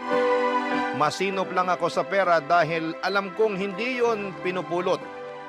Sa katunayan ay meron na akong napundar na mga property katulad ng studio type, condo unit at kotse. Tumutulong din ako sa pagpapaaral sa aking mga kapatid at merong kaunting savings, insurance at investments.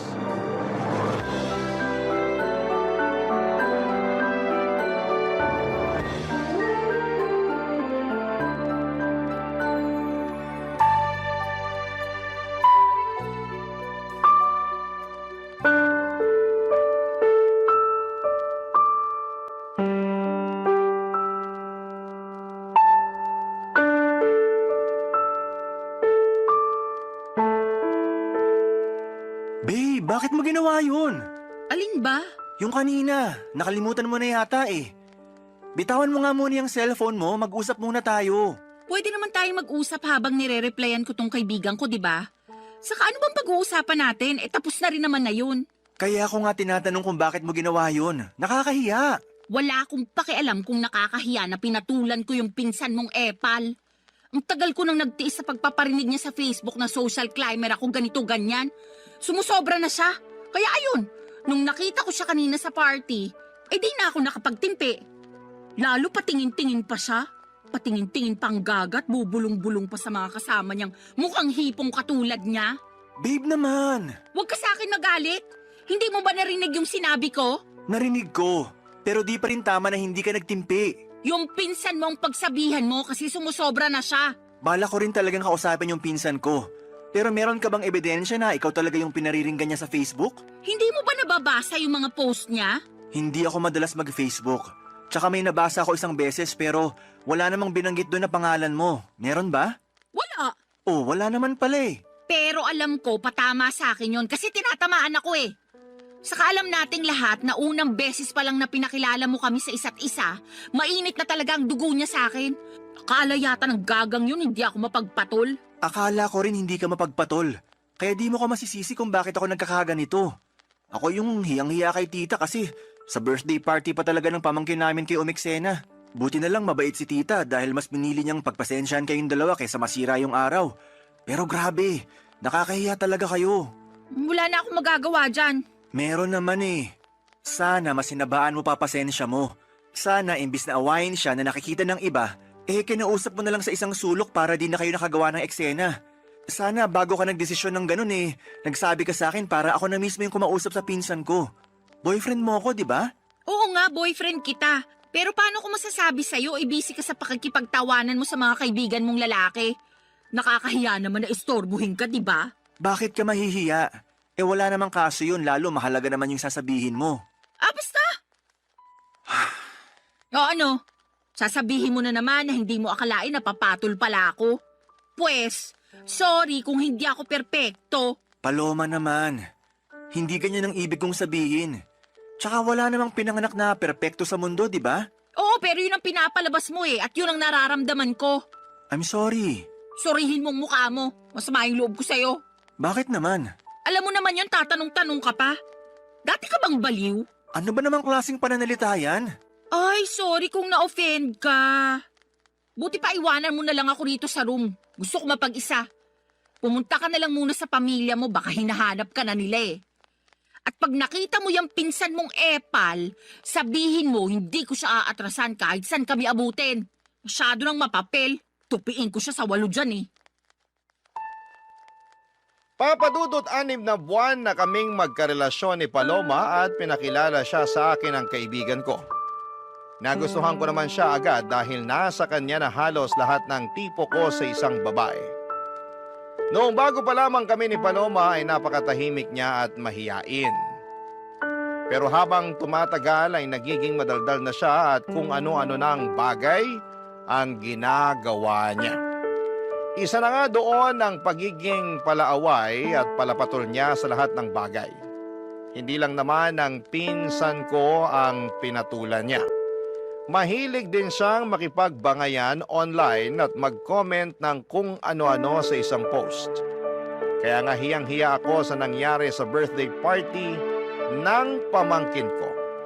Buti na lang at hindi palaaway ang pamilya namin kaya pinagpasensyahan at pinalagpas na lamang nila ang ginawang eksena ng girlfriend at pinsan ko.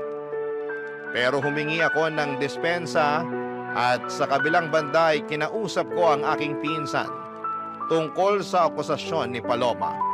Bagay na pinabulaanan naman niya. Mas lalo lang tuloy akong na-stress sa kanilang dalawa, papadudot.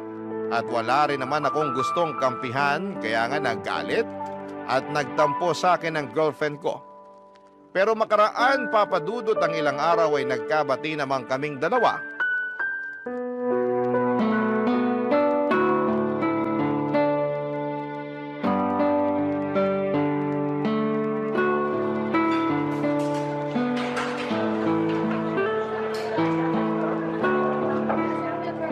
Thank you Saan?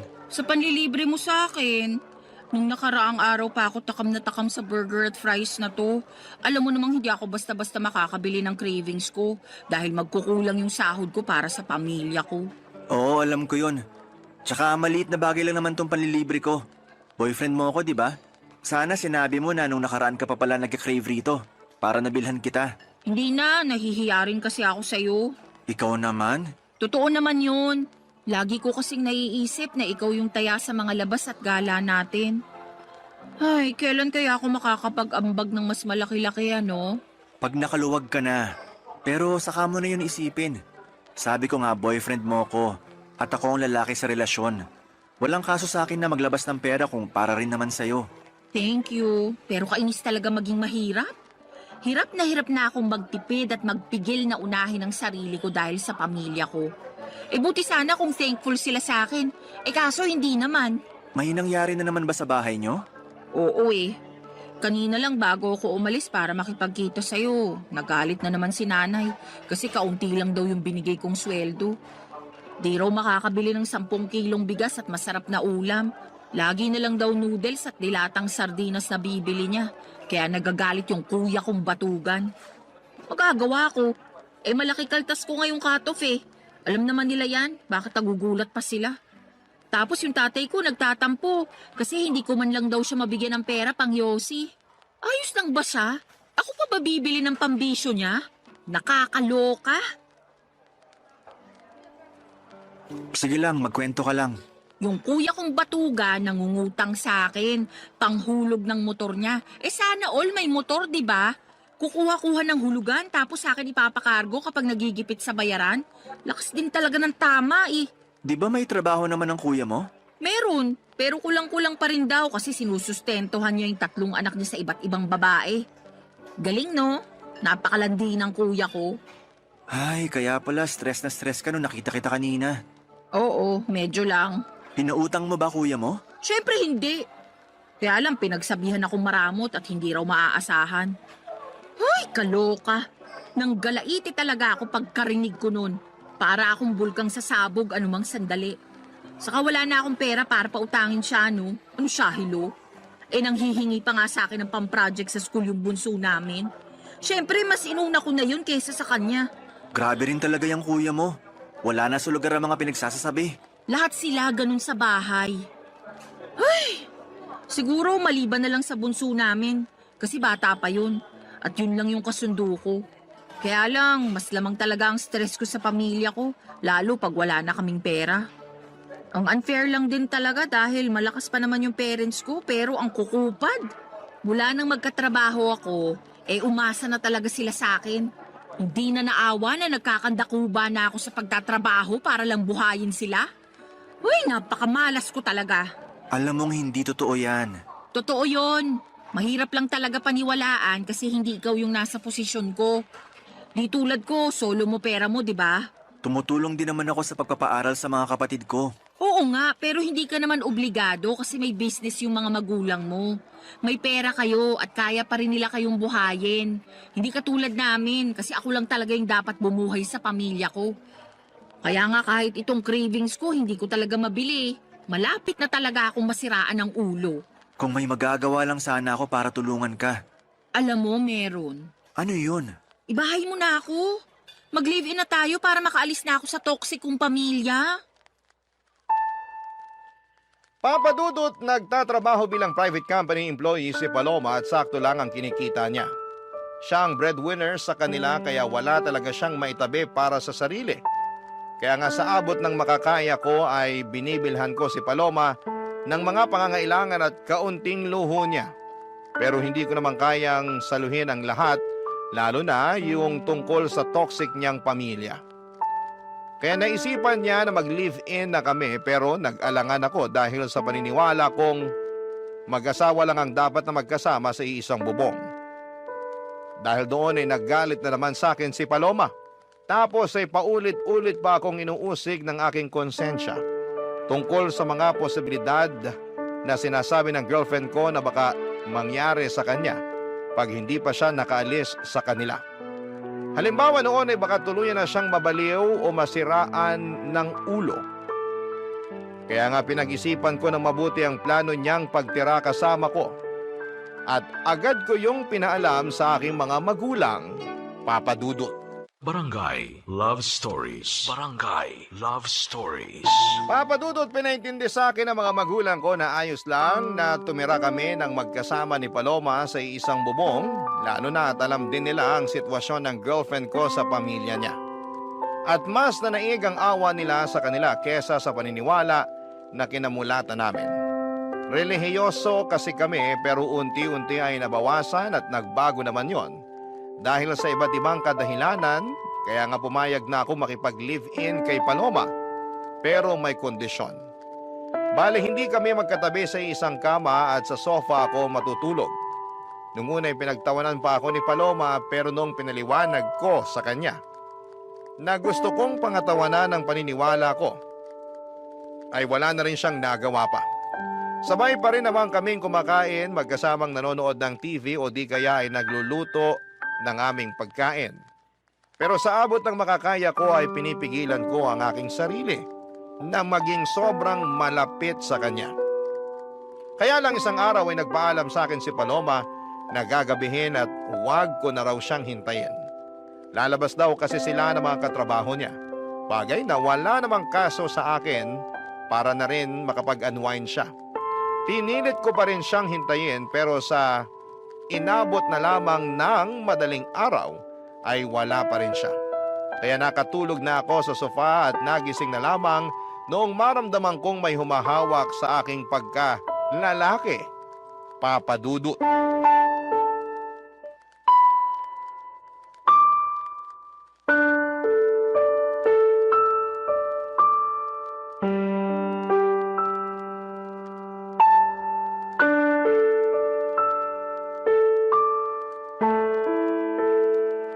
Sabi na gusto mo rin talaga? Kunwari ka pa? Paloma, anong ginagawa mo? Bakit mo ko hinihipuan? Sobra ka naman sa hinihipuan. Baka nakakalimutan mong girlfriend mo ko. Hindi ko nakakalimutan yon. Alam kong girlfriend kita pero totoo namang hinihipuan mo ko. Bakit? Di mo ba nagustuhan? Hindi. Kasi alam mo naman yung paniniwala ko pagdating sa bagay na yan, di ba? Oo, at nakakabwisit ka. Bakit ka nabibwisit? Napag-usapan na natin to, di ba? Sabi mo naiintindihan mo ko. Kahit tinawanan mo muna ako at inasar-asaran nung una. Totoo namang sinubukan kong intindihin. Pero habang tumatagal, pakorni ka na ng pakorni eh. Kalalaki mong tao, nagpipigil ka, nandito na tayo oh. Magkasama na tayo sa iisang bubong. Ba't di mo pa ako sunggaban at samantalahin? Naririnig mo ba yung sarili mo? Naman, tingin mo sa akin, bingi? Hindi, pero nakakagulat na sa katulad mo pa talagang babae galing yung mga salitang yun. Girlfriend mo naman ako at boyfriend kita. Tingin mo sasabihin ko yun sa ibang lalaki? Ano ako, gaga? Kahit na, hindi pa rin tama na ganyan ka magsalita. Irespeto mo naman ang sarili mo. Nire-respeto ko yung sarili ko, no? Saka masyado kang sensitive at makalumang tao kung umasta. Tingin mo ba may maniniwalang walang nangyayari sa atin ay nakatira tayo sa iisang bubong? Wala naman talagang nangyayari sa atin, di ba? At kung walang maniwala, hindi ko na problema yun. Basta alam ko sa sarili ko na ginawa ko yung sa tingin ko tama. Alin? Yung sakalang mag-aano kapag kasal na? Oo, Corny mo talaga. Nagsisisi na tuloy ako na sinagot kita. Masyado kang ewan eh. ikaw yung masyadong ewan. Anong sinabi mo? Alam mo na nung una pa lang ayaw ko. At iniiwasan ko makipag-live-in sa'yo hanggat di pa tayo kasal. Pero gusto mo na kamo para makaalis ka na sa pamilya mo. Pumayag naman ako, di ba? Okay lang din sa pamilya ko. Ibig sabihin, nag-adjust ako para mapagbigyan yung gusto mo. Salamat sa pag-a-adjust mo. Pero baka nakakalimutan mong may hiningi ka ring kondisyon. At yun yung hindi tayo magtabi sa kama sa pagtulog. Tama ka. At pumayag ka naman, di ba? Papaalala ko lang sa'yo. Pumayag nga ako pero ewan ko sa'yo. Hindi naman malaking pabor yun. Umasa ako na naiintindihan mo pinanggalingan ko. Pero mukhang nagkamali ako matapos mong gawin yung bagay na ginawa mo kanina lang. Bakit ba big deal pa rin sa'yo na hinipuan kita? Mukhang gusto mo rin base sa reaksyon ng ano mo kanina. Hindi ko gusto. At natural na reaksyon lang ng katawan yun. Di ko yun mapipigilan. Sus, natural na reaksyon daw. Totoo naman eh. Para kang tanga. Kalalaki mong tao, ikaw pa yung iwas ng iwas sa ganyan. Hindi ako sanay Daig mo pa yung babae kung umasta? Nasasaktan ako sa mga sinasabi mo sa akin. Kinumpara mo pa ako sa iba. Sensya na, pero ano magagawa ko? Sinasabi ko lang kung ano yung nasa isip ko. Hindi lahat ng naisip mo dapat mong sabihin. Lalo na kung makakasakit ka lang din ng kapwa. Di ka lang pala makalumang tao, balat sibuyas ka rin. Ay nako, ewan ko sa'yo Paloma. Mas ewan ko sa'yo, pakaarte mo. Babae na nga yung lumalapit sa'yo, aayaw-ayaw ka pa dyan. Sure na ba yan? Sige na, try lang natin. Please lang, tigilan na natin tong usapang to. Nakainom ka eh. Mabuti pa matulog ka na doon. Inaantok na rin ako. Uy, kainis ka talaga. Para kang ewan. Siguro, ayaw mo lang talaga sa akin, no? Alam mong hindi totoo yan. He, ewan ko sa'yo. Papadudot kahit na masama ang loob ko kay Paloma dahil sa ginawa niya ay mas masama pa rin ang loob niya sa pagtanggi ko sa kanya. Hindi naman kasi ganun yon, hindi sa ayaw ko siya pero iniiwasan ko lang talaga na may mangyari sa amin lalo na at hindi pa kami kasal. Alam ko baka tawagin niyo kong hipokrito at nagmamalinis dahil magka-live-in na kami ni Paloma pero ginagawa ko lang ang alam kong tama at nararapat gawin bilang isang lalaki. Kaya lang ay hindi yon maintindihan ni Paloma at gulat na gulat ako sa ugali niyang yon. Lalo pang nadagdagan ang sama ng loob ko nang insultuhin niya ako at ang paniniwala ko. Pero alam ko na meron lang din siyang pangangailangan kaya nagawa niya ang bagay na yon. In short ay pinatawad ko si Paloma at pinalagpas ko ang mga nangyari. Doon ko na naisip na mag-propose ng kasal sa girlfriend ko, bagay na walang pasubanin niyang tinanggap. Papadudot mahal ko si Paloma at masaya ako dahil ikakasal na kami. Kaya lang ay makalipas ang isang linggo ay merong nangyari papadudot.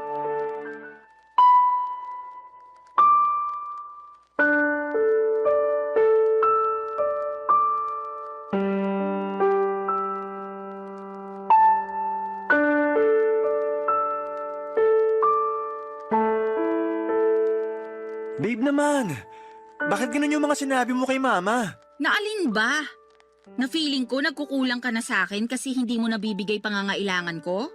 Na-stress na ako pero hindi ka makaramdam? Di mo man lang ako matanong kung anong gusto ko o kung saan ko gustong pumunta para mag-relax? Eh buti pa yung ibang babae, mahal na mga jowa nila. Pero ako ewan ko na lang talaga. Mahal kita. At kaya ko lang naman di nagawa yung mga sinabi mo dahil naging busy ako sa trabaho. Tapos wala pa akong energy pagkatapos kasi drained na drained ako. Drain na drain din naman ako at kitang-kita na yung sa mukha ko. Tingnan mo nga 29 years old pa lang ako. Pero nagkaka-wrinkles na ako. Ang oily na rin ang mukha ko, halatang hindi na naaalagaan. Paano ko pa magagawa yun kung mas gusto ko na lang na matulog pag uwi ko rito sa unit mo, no? Buti ka pa nga kahit papano nagagawa mo pang mag-gym. Nito lang naman ako nagpa-member sa gym na malapit sa atin. Para may magawa rin akong iba bukod sa typical kong ginagawa, di ba? Tsaka niyaya kita. Baka sabihin mo diyang hindi. Niyaya mo nga ako, pero nag-iisip ka ba nung ginawa mo yun? Oo naman. Anong ibig mong sabihin? Feeling ko kasi hindi. Kasi kung nag-iisip ka, maiisip mong pagod na ako sa maghapong pagtatrabaho sa opisina. Tapos yayayain mo pa talaga ako mag-workout? Yun lang kasi naiisip kong paraan para kahit paano magkaroon ka naman ng exercise. Lagi mo kayang nirereklamo sa akin na masakit na likod at puwet mo kauupo sa opisina nyo. Tapos sabi mo pa, ang taba-taba mo na kaya naisip ko, what if magpamiyembro tayo sa gym para makapag-workout ng sabay, di ba? Tsaka maganda rin yung benepisyo ng exercise, hindi lang sa katawan kundi maging sa isip na rin. Pag pinagpapawisan ako gumagaan pakiramdam ko. Ikaw yun! Hindi naman lahat ng tao pare-pareho. Baka imbis gumaan ang pakiramdam ko pag ginawa ko yung sinasabi mo, di na ako makapasok sa opisina kinabukasan dahil sa sakit ng katawan. Sabihin mong hindi, nung unang 3 araw mo na nag-workout, hindi ka nga makabangon kasing sakit-sakit ng katawan mo? Maswerte ka lang talaga kasi work from home ka kumusta naman ako, di ba? Bakit ba napunta doon yung usapan? Ang issue rito yung pagrarant mo kay mama. Lumabas pa tuloy na pinababayaan kita. O bakit, hindi ba? Sa kamama ko na rin siya, lalo't magiging asawa na kita. Kanino ako magrarant? Sa lola mo, patay na yun. Paloma naman! Totoo naman patay na lola mo, di ba? Oo, pero di mo na kailangan banggitin yung tungkol doon. Para ka namang ewan Kung ano-ano na lang sinasabi mo. Siyempre, may bibig ako kaya may sasabihin talaga ako. Ang akin lang naman sana, ako yung una mong kinausap para nalaman ko't na itama kung may maliman. At nagawa ng paraan yung mga pagkukulang ko sa'yo. Yan tayo eh. Gusto mo talaga sinasabi sa'yo yung dapat automatic ng ginagawa mo? Natural. Kaya ka nga may bibig para makapagsalita, di ba? Ikaw may sabi niyan kani-kanina lang. Ano pang silbi niyan kung di mo gagamitin sa tama? Ay, sumusobra ka na talaga. Ako pa yung sumusobra. Ikaw tong parang ewan dyan.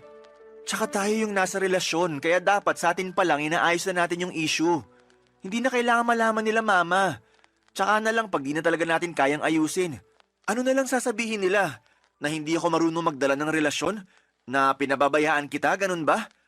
Alam natin na hindi yan totoo. Kasi mahal kita, Paloma.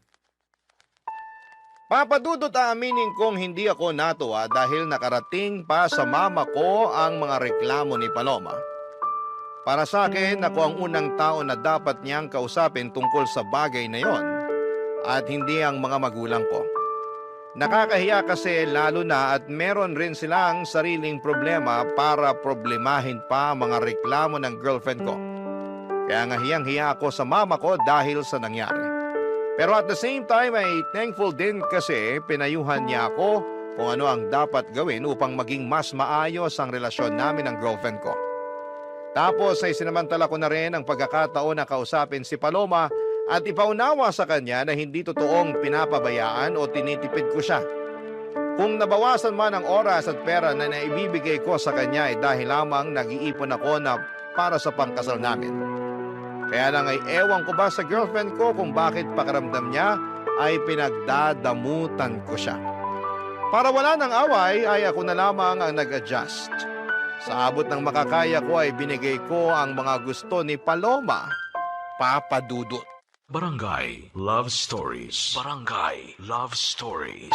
Papadudot makalipas nga ang isang buwan ay gulat na gulat ako nang sabihin sa akin ni Paloma na nag-resign na siya sa kanyang trabaho. Ni hindi kasi niya nabanggit sa akin na may plano na pala siya na umalis. Basta sinabi lang niya na ayaw na niyang magtrabaho dahil nabuburyo at napapagod na raw siya. Pero sa kanya pa rin humihingi ng sustento ang pamilya niya. Kaya problemado siya kung paano makapagbibigay sa kanila. Kaya ako ang umako ng responsibilidad na yon dahil magiging pamilya ko na rin naman ang pamilya niya. Pero labis talaga akong nahirapan at nabigatan sa buhay noong nadagdagan ng responsibilidad na nakaatang sa aking mga balikat.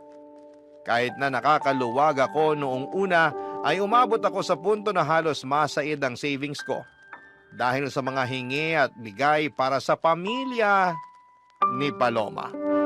Dahil po sa mga nangyari ay nagsabi ako sa parents ko na baka hindi muna ako makatulong para sa pagpapaaral ng mga kapatid ko, bagay na nauunawaan naman nila.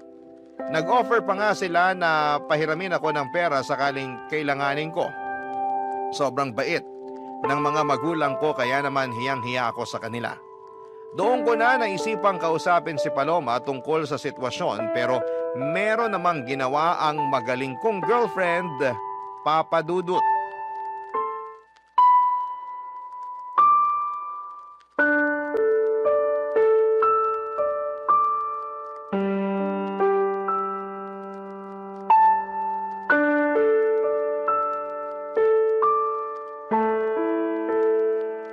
Paloma, anong ginawa mo?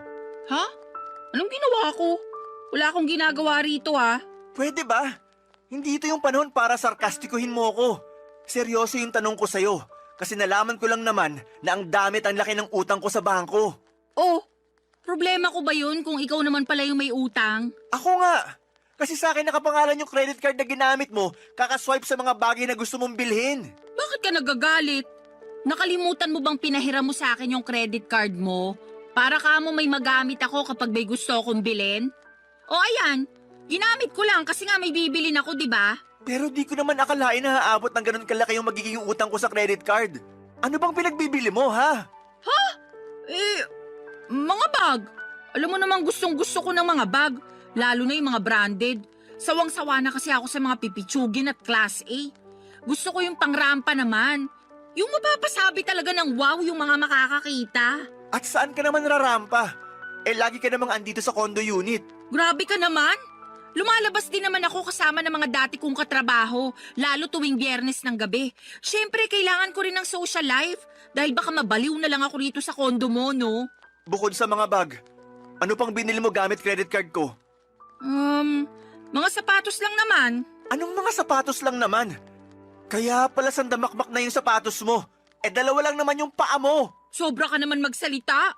Siyempre, salit-salitan ko naman sinusuot yung mga yan, ano? Ikaw ang sobra. Kasi di ka marunong magtipid. Ano pa, bukod sa mga bag at sapatos? Ha? Bakit ba gusto mo pang isa-isahin ko? Hindi mo ba nabasa yung mga statement of account? Sagutin mo na lang. Kasi gusto ko sa'yo mismo nang galing. Oo na. Ano pa ba? Yung flight namin next month na mga kaibigan ko. Flight papunta saan? Sa Hong Kong. Alam mo namang pangarap kong makapag-ibang bansa, di ba? Plano namin puntahan yung sikat na amusement park doon. Paloma naman. Bakit ba kasi? Tanong-tanong ka pa. Sige nga. Paano ko ngayon babayaran tong mga kineskas mo sa credit card ko? May trabaho ka naman, di ba? Ang laki-laki pa nga ng sweldo mo, kayang-kaya mo na yan. Malaki ang sweldo ko pero malaki rin ang mga gastusin ko. Baka nakakalimutan mo na cargo ko pa pamilya mo. Hindi ko nakakalimutan yon. Sa lagay nanunumbat ka, ganon. Magiging asawa mo na nga ako, di ba? Ibig sabihin, ang pera mo, pera ko na rin. Ang pamilya ko, pamilya mo na rin.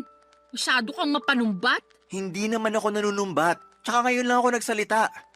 May narinig ka ba sa akin nung mga nakaraan? Wala, di ba? Pero para sa kaalaman mo, nahihirapan na rin ako. At kahit na anong gawin kong pagkatrabaho, kulang na kulang pa rin sa laki ng gastusin natin. Kaya nga sana matuto ka magtipid. Hindi naman kita pinagdadamutan, pero ipaalam mo muna sa akin kung may gusto kang bilhin para mapag-isipan nating mabuti. Hindi naman mahirap gawin yun, di ba? Hindi. Pero lahat na lang ba kailangan kong ipagpaalam sa'yo? Kung ganun lang din, sana hindi mo na binigay yung credit card mo sa akin para ipagamit. Di raw nanunumbat. Pero ano yung mga sinasabi mo? Porke wala akong trabaho, ganyan mo na ako tratuhin? Dinamay mo pa ang pamilya ko? Tama ba yun? Lagot ka talaga. Isusumbong kita sa nanay mo. Papadudot, sabihin na po nating sumabog na ako sa galit ng mga panahong yon.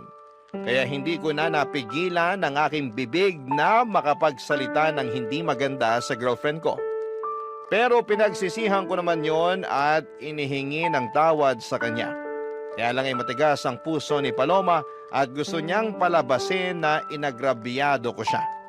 Na masakit daw akong magsalita, mayabang at mapagmataas porke ako ang kumikita sa aming dalawa.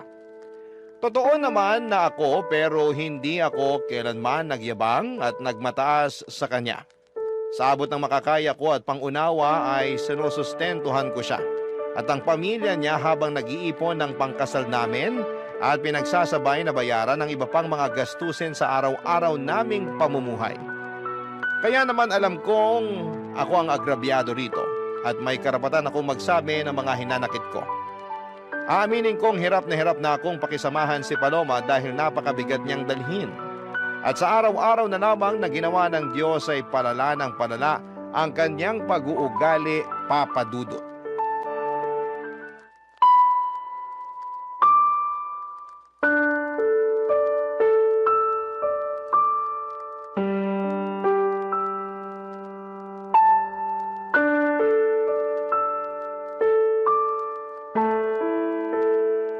Babe, ano na naman bang ginawa mo? Ginawa na naman saan? Sinabi ko pa naman kina mama na available yung kotse para gamitin nila sa outing nila ng mga kumare niya. Para lang malaman na wala na sa parking yung sasakyan ko. Oo, kasi pinakuha ko kay kuya kanina yung gagamitin nila sa family outing namin. May problema ba dun? Meron! Oy, ba't ka sumisigaw dyan? Nakakaaburido ka naman eh. Nakuha mo pa talaga magtanong at maaburido? Ako nga dapat na magsabi niyan. Kasi natulog lang ako, tapos pagising ko, wala na yung kotse ko. Hindi mo ba narinig yung sinabi ko? Pinagamit ko kay kuya kasi magsiswimming daw sila nila nanay at tatay sa kanong kapatid ko. Hindi na nga ako sumama dahil meron ako masakit puson ko, hindi ko rin mai-enjoy. Wala akong pakialam sa outing ng pamilya mo kasi kotse ko naman yon. Tsaka di mo rin ba narinig sinabi ko? Papagamit ko dapat kay mama yung sasakyan ko. Pero wala na. Ano na lang gagamitin nila, di ba? Problema ba yun? Eh may sarili naman silang sasakyan. Problema yon kasi nasa talir yung kotse nila. Pinaghagawa. Tsaka matagal lang pinagpaalam ni mama sa akin na hihiramin niya yung sasakyan ko. Tapos bigla mong pinahiram sa pamilya mo? Di mo pa pinaalam sa akin kagabi bago tayo matulog. Nakalimutan ko eh. Sa kapamilya ko naman yung gagamit. Buti sana kung ibang tao. Magalit ka kung sa iba ko pinahiram. Oo! Parang yung pagpapagamit mo ng credit card ko sa mga kaibigan mo nung nag-book kayo ng flight, di ba? O eh akala ko ba nakapag-move on ka na dun? At saka binabayaran naman nila kahit hulugan. Kalmahan mo lang. Hindi ko na alam kung paano kumalma kasi malapit na ako mapuno rito. Kaso ang unfair dahil laging ako yung mali. Kapag nagsalita ako, lagi mo binabalik sa akin na mapanumbat ako, ganito, ganyan. Tama ba yun? Eh may karapatan naman talaga ako manumbat kung gugustuhin ko lang, di ba? Anong gusto mo? Manahimik na lang ako para isipin mo na ayos lang yung mga ginagawa mo? Ganun yata talaga gusto mo mangyari eh. Akala ko ba mahal mo ko? Mahal kita, Paloma. Pero ako ba mahal mo? Oo naman. Tinatanong pa ba yan? Kung hindi kita mahal, edi sana ako pumayag na magpakasal sa'yo. O baka naman mahal mo lang ako kasi may nabibigay ako sa'yo. Paano na lang kung wala na? Ganun pa rin ba mararamdaman mo para sa akin? Ano ba namang tanong yan? Masyado ka nang nagiging madrama. Hoy, para sa kaalaman mo, wala tayo sa TV at radyo para magsalita ka ng ganyan. Kakainis to. Kita mong masakit yung puson ko, dumadagdag ka pa eh. Diyan ka magaling.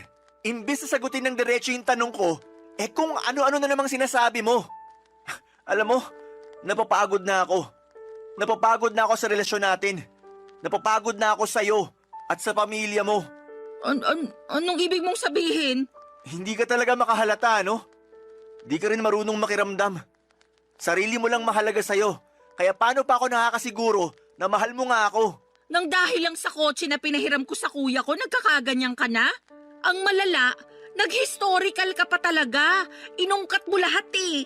Saka kung sa usapang pagod lang naman, eh mas pagod kaya ako sa'yo. Pagod ka saan? Sa relasyon natin? Oo, kasi pakiramdam ko kinokontrol mo ko. Ipapaalala ko lang sa'yo ha, hindi pa tayo mag-asawa. At kahit mag-asawa na tayo, wala ka pa rin karapatang diktahan yung buhay ko. Bigla ko tuloy na miss maging malaya. Yung walang iniisip o pinoproblemang mababaw na issue. Sige, simula sa araw na to, malaya ka na. Ha?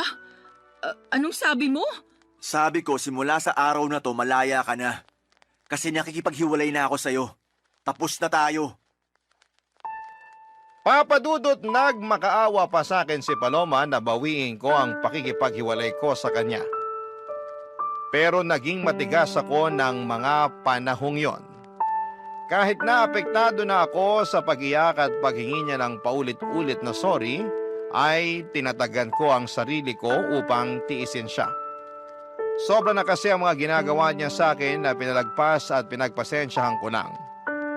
Siguro'y panahon na rin para bigyan ko ng pabor ang aking sarili na maging malaya mula sa mga responsibilidad ko sa kanya.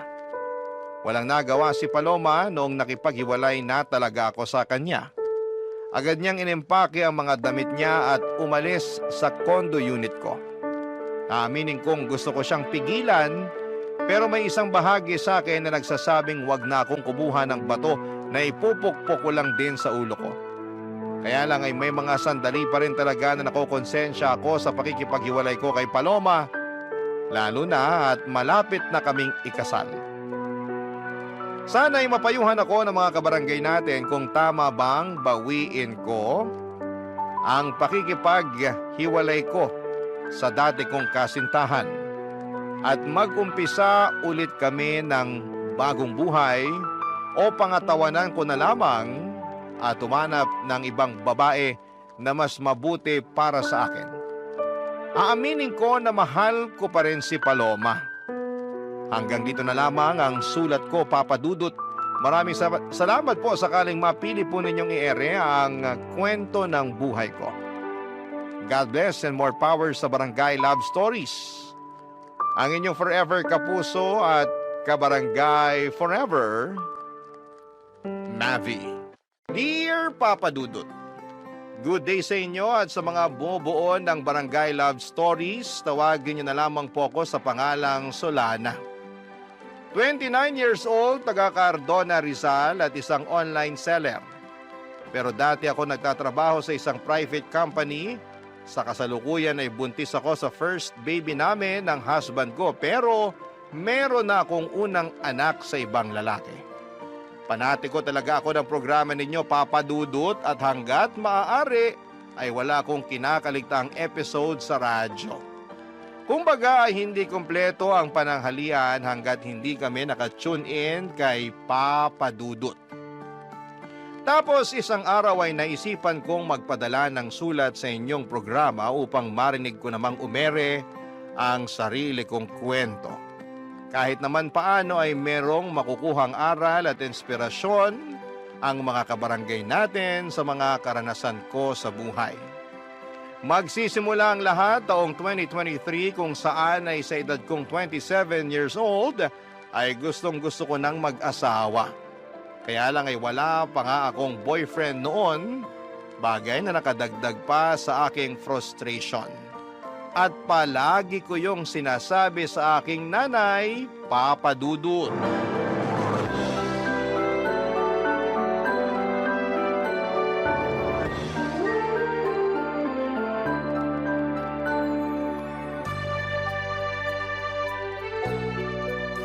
Grabe na yun. Anong grabe? Yung classmate ko nung elementary at high school, mag-aapat na yung anak. Tignan niyo yung post niya dito sa Facebook. Pinakita niya yung pregnancy test niyang positive. Dami nga nag-congrats sa kanya. Talaga? Tingin nga. Guling, di ba? Kasing edad mo lang din yan, ano? Mas matanda po ako ng 1 taon sa kanya. Ibig sabihin, 26 years old pa lang siya tapos nakaapat na anak na. Mismo. Ako, napakasipag naman nila mag-asawang gumawa ng bata. Hayaan mo na po. Buhay naman nila yan eh. Sa bagay, mahalaga lang naman dun hindi napapabayaan yung mga bata. Kahit mag-anak pa sila ng 100, ayos na ayos lang. Grabe naman po sa sangdosena. Aba, nangyayari naman yun na. Kami nga 18 magkakapatid, di ba? Mas grabe pala kayo, Nay. Ay, ewan ko sa'yo, Solana. Minsan napaka-OA mo. Sobra naman po kayo. Oh, totoo naman. Diyan pa lang sa mga reaksyon mo, akala mo unang beses mo palang narinig na 18 kami magkakapatid. Sensya na po. Hala, kinasal na pala siya? Sino? Ito po oh, dati kong katrabaho. Nagpunta na rin po siya dito sa bahay ng birthday niyo. Siya lang talaga in-invite ko noon kasi okay naman siyang kasama. Natatandaan ko nga na katulad mo wala pa rin siyang asawa nun. Pero masaya naman ako kasi sa wakas kinasal na siya. Masaya rin po ako. Pero sobra naman kayo sa pagsasabi na katulad ko wala pa siyang asawa. Noon yun kasi ngayon kasal na siya. Sa katotoo naman na wala ka pa rin asawa, di ba? Pati nga boyfriend, wala pa rin Kaya nga medyo nalungkot po ako. Ha? Bakit? Kasi tumatanda na ako pero wala pa rin ako nakikilalang lalaki na mamahalin at gugustuhin pakasalan. Ay, ayoko pong tumandang dalaga at mamatay na hindi pa nararanasan ang sarap ng buhay. Pinagsasasabi mong sarap ng buhay ang hirap kaya magkaanak lalo na sa panahon ngayon, ano? Napakamahal ng mga bilihin at serbisyo. Kung mahirap ka, dapat manahimik ka na lang sa isang tabi. Siyempre, pagsisikapan naman po namin na magiging asawa ko yung pamilya na bubuuin namin. Hindi namin ipaparanas sa magiging anak namin yung hindi magandang buhay. Sa bagay, di naman kita mahahadlangan kung ramdam mo na dyan sa mga buto-buto mo na gusto mo lang mag-asawa at bumuo ng sarili mong pamilya. Kahit na mahirap ang buhay, masarap pa rin na meron kang asawa at mga anak. Kaya, sige, humayok at maghanap ka na ng magiging boyfriend. Siguraduhin mo lang na yung mapipili mo yung lalaking responsable, marunong sa pamilya, mabait, may pangarap, hindi lang para sa sarili, kundi lalong-lalo na sa inyong magiging anak nyo. At higit sa lahat, hindi mapanakit. Nako, subukan ka lang niyang saktan. Lalatiguhin ko pati mata niya. Si nanay talaga, wala pa nga Sinasabi ko lang sa'yo yung gagawin ko kapag maling lalaking napili mo. Kaya ayusin mo paghahanap ng matinong mapapangasawa, ha? Boyfriend po muna, wala pa nga akong boyfriend Kala ko, diretso kasalan kasi atat na atat ka na dyan Nay talaga, O bakit? Totoo naman sinasabi ko sinabi ko bang hindi? mabuti na yung nagkakaliwanagan. Masyado talaga kayong mapangasar. Para namang di mo ko kilala. Mapang-asar talaga ako at nasa iyo na lang kung maaasar ka. Ay, pero seryoso nak. Kung anong magpapasaya sa'yo, gawin mo. Marami-rami ka na rin sinakripisyo para sa pamilya natin. Panahon na para mapagtuunan mo naman ang pansin ng sarili mong buhay. Papa Dudut, masyado kasi akong naging tutok sa pagtulong sa pamilya namin simula mawala ang aming tatay. Bata pa kami noon at talagang ginapang kami ni nanay sa paghahanap buhay. At bilang panganay sa 3 magkakapatid ay sadya kong kinalimutan ang pagla-love life at ang aking sarili. Pero aminado akong gusto ko na talagang bumuo ng sariling pamilya that time at masaya naman ako kasi suportado ako ng aking nanay. In fact, siya pa ang kontodo push sa aking makipag-date o magpaligaw kaya ginawa ko ang mga payo niya. Bilang unang hakbang ay nag-install ako ng dating app sa aking cellphone. Nagpatulong pa nga ako sa best friend ko na pumili ng maganda at pinaka-the best kong picture na gagawin kong display profile. First time ko lamang kasing gumamit ng dating app at sa tanang buhay ko. Isa pa lang ang nagiging boyfriend ko. Pero matagal na yon dahil nag-aaral pa lamang ako sa high school at sa pagkakatanda ko ay umabot lamang kami ng 1 buwan. Fast forward. Meron ako nakilala at nakamatch na lalaki sa naturang dating app na gamit ko ng mga panahon na yon. 2 linggo rin kaming nag-usap bago kami nag-decide na magkita na. At may nangyari na nga sa amin ang unang araw na yon. Kaso makalipas ang 1 buwan at kalahati, bigla na lamang siyang naglaho na parang bula, Papa Dudut.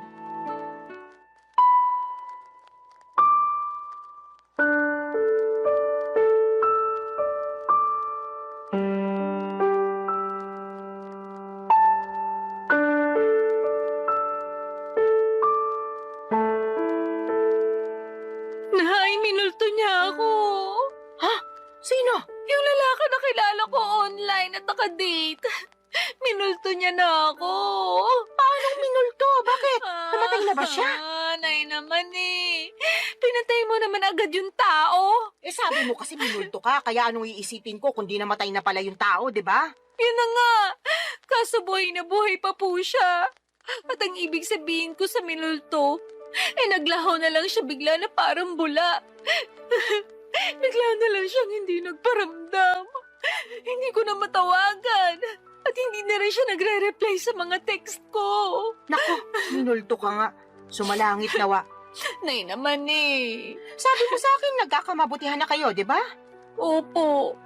Akala ko rin papunta na kami sa pagiging mag-boyfriend-girlfriend kasi okay naman yung date namin. Nagsabi pa nga siya na plano niya akong ligawan at pumayag naman ako. Kaya lang... Kaya lang ano? Nawala siya bigla pagkatapos niya makuha sa akin yung pagkababae ko. Hala ka. Ibig mong sabihin, sinabi mo ng perlas ng silanganan. Opo. Ako nalintikan na. Teka, Nay, nasusuka ako. Ay, sinasabi ko na nga ba? Pumunta ka doon sa lababo. Doon ka sumuka. Naku. Ay, hindi kaya buntis ka? Pwede po ba yun? Oo naman. May nangyari sa inyo kamo. Tapos nagkakaganyan ka. Malamang buntis ka. Niregla ka na ba? Hindi pa nga po eh. Mag-iisang linggo na. Nalinti ka na talaga. Paano nga po kung buntis ako? Ano nang gagawin ko? Bigla akong tinakasan ng tatay ng anak ko. Hindi ko alam kung anong gagawin mo, pero siguraduhin mo muna na buntis ka nga. Magano ka? Mag-pregnancy test. Ayoko po. Anong ayaw mo pinagsasasabi mo dyan? Natatakot po ako eh. Paano kung positive? Wala na tayong magagawa dyan. Saka na lang nating isipin kung ano yung susunod nating gagawin kapag totoo na buntis ka nga. Pesting buhay naman oh. Ngayon pa talaga nangyari to kung kailan bigla namang nawala yung nakabuntis sa akin. Kasalanan mo rin naman kasi. Sana bago ka bumuka ka dyan, sinigurado mo muna na gumamit ng proteksyon yung lalaking yon. Oh, kita mo nangyari. Tingin ko, Nakatunog yun na mabubuntis ka niya. Kaya biglang naglaho na parang bula. Wala naman po sanang kaso kahit mabuntis niya ako eh. Kaya lang ang kiniinis ko, iniwan niya ako bigla. Akala ko pa naman nagkakaintindihan na kami. Na mahal na namin ang isa't isa.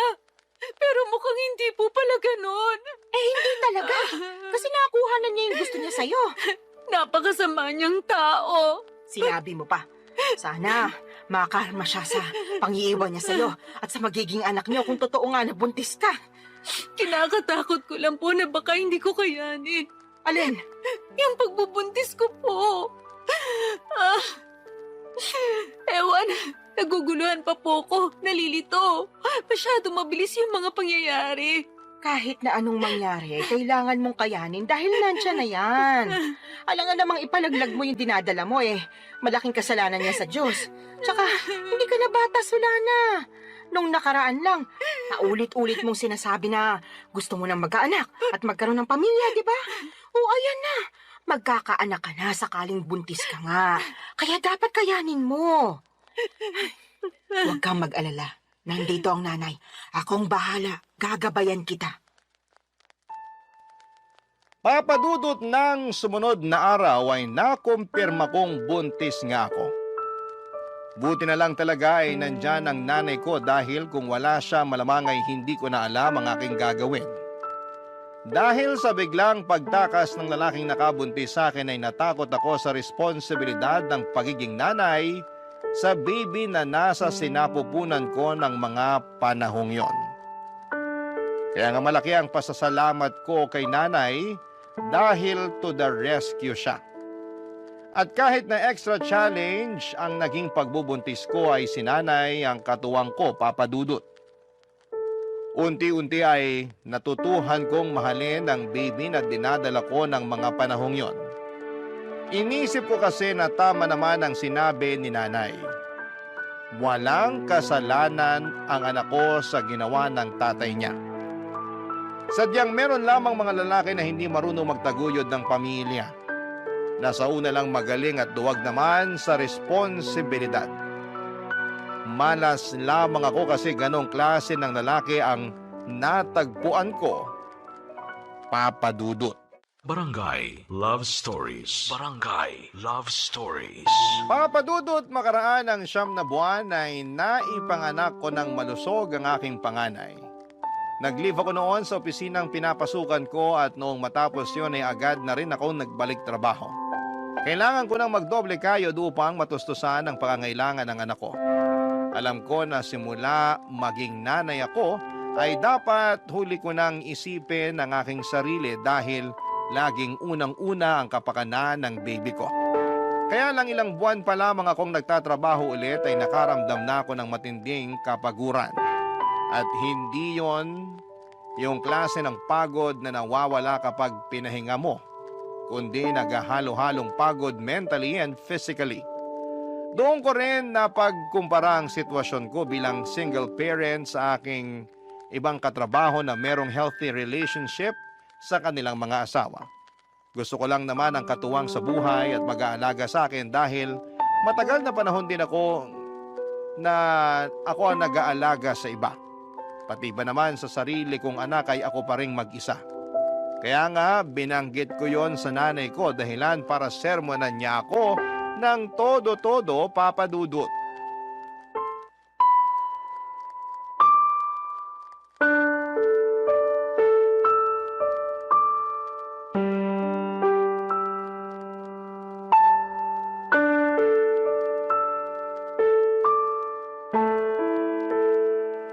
Nay, pagod na po ako. Kapag nasa opisina ako, hindi ako makapag-concentrate. Lagi akong lutang at nakatulala. Kaya nga nasisita ako ng boss ko at isang beses natawagan na ng pansin. Pero anong magagawa ko? Gusto ko na lang umuwi nung time na yon at magmukmuk sa higaan.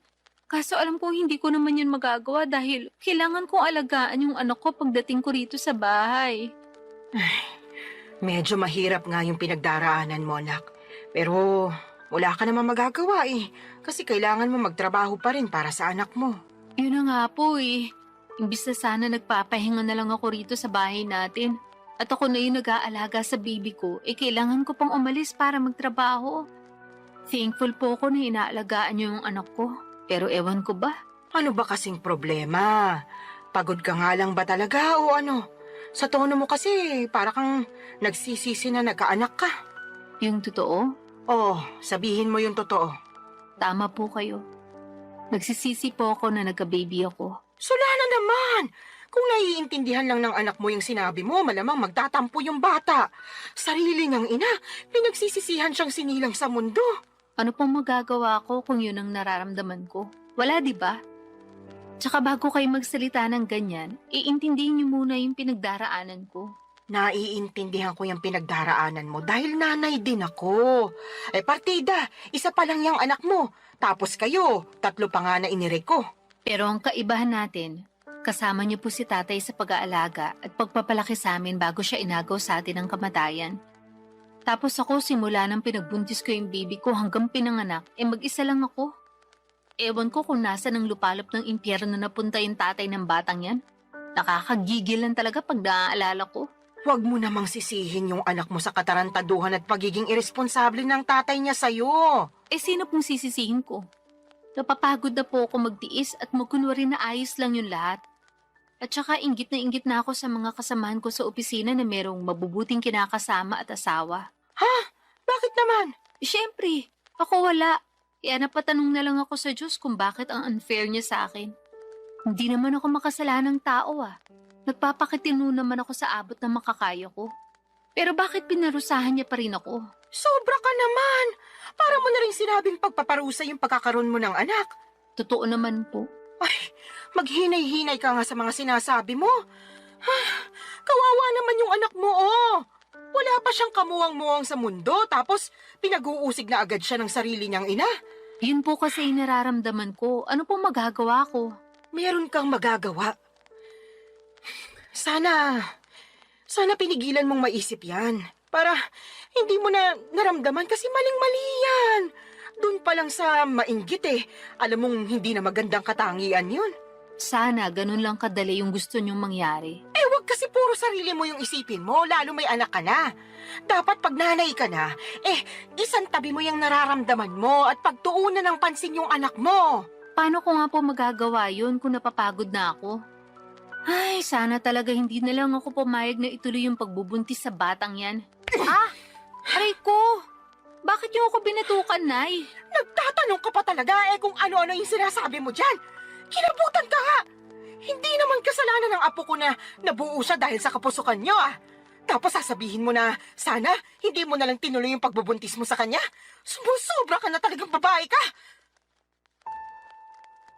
Papadudot doon ko mas napagtanto ng husto na mahirap maging single parent at kung may choice lamang akong baguhin ang kapalaran ko ay gagawin ko.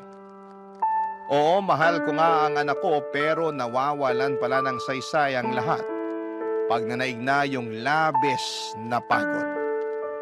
Tinanim ko sa isipan ko na ang aking anak dapat ang priority ko bago ang sarili ko pero mas nanaig sa akin ang kagustuhan na makatagpo ng lalaki na magiging katuwang ko sa buhay at mag-aalaga sa akin bilang kapareha niya at kung loloobin ay may bahay. Kaya nga nagsimula ulit ako makipag-usap online kahit na inuusig pa rin ako ng aking konsensya at ng mga sinabi ni nanay. Naiintindihan naman daw niya ako pero nandun pa rin yung sermon niya tungkol sa dapat mas pagtuunan ko ng pansin ang aking anak bago ang sarili ko. Para sa akin ay hindi niya talaga ako nauunawaan. Hindi nagtagal ay meron akong nakausap na lalaki sa dating app at mabilis lang din kaming nagkapalagayan ng loob, papadudot.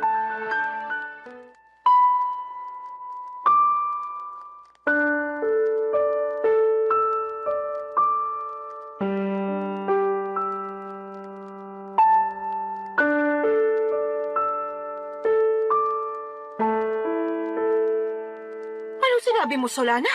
Pakiulit nga kasi parang nabingi yata ako. Nay naman Ulitin mo kundi mababatukan kita. Sabi ko po, willing akong sumama sa lalaking nakakausap ko kung yayayain niya ako makipag-live-in sa kanya.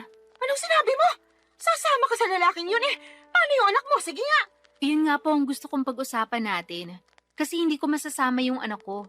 Hindi ko pa nga sinasabi sa kanya na may anak na ako kasi, ewan, ayoko lang. Pakiramdam ko pag ginawa ko yun, baka mawalan siya ng gana sa akin. Kasi bihira lang naman yung lalaki na nagkakagusto at sumiseryoso sa mga single mom. Kahit na. Mahalaga pa ba yon? Opo, mahalaga yun kasi mahal ko na siya. Sa lagay, mas pipiliin mo pa yung lalaking yun kaysa sa sarili mong anak, Solana. Hindi ko naman po inaalis yung pagiging nanay ko sa anak ko. Gusto ko lang po magsimula ng panibagong buhay. Magsimula ng panibagong buhay na hindi kasama yung anak mo, ganun ba? Opo, Kanino mo naman iiwan yung apo ko, Aber? sa inyo po. Ay, anak ka naman ng teteng. Ayaw niyo po ba? Napakagagamong babae ka. Ano ba namang pag-iisip meron ka? May pasabi-sabi ka pa na hindi mo inaalis pagiging nanay mo sa anak mo pero ipapaalaga mo sa akin. Kahit na mahal ko yung apo ko, ikaw pa rin na nanay niya yung dapat na mag-alaga sa kanya. Alam ko naman po yun. Pero hindi ko na po siya kayang alagaan. Ano bang pinagsasasabi mong babae ka? Paano hindi mo kayang alagaan eh? Hindi naman mahirap alagaan yung anak mo. Napakabait niyang bata, normal din siya. Walang karamdaman, kaya paano mo nasasabi yan? Tatapatin ko na po kayo, Nay. Ayoko na po sa anak ko na yan kasi bunga siya ng pagkakamali. Oo, wala siyang kasalanan. Pero hindi ko lang talaga siya mapigilang sisihin sa ginawa ng tatay niya sa akin nung araw.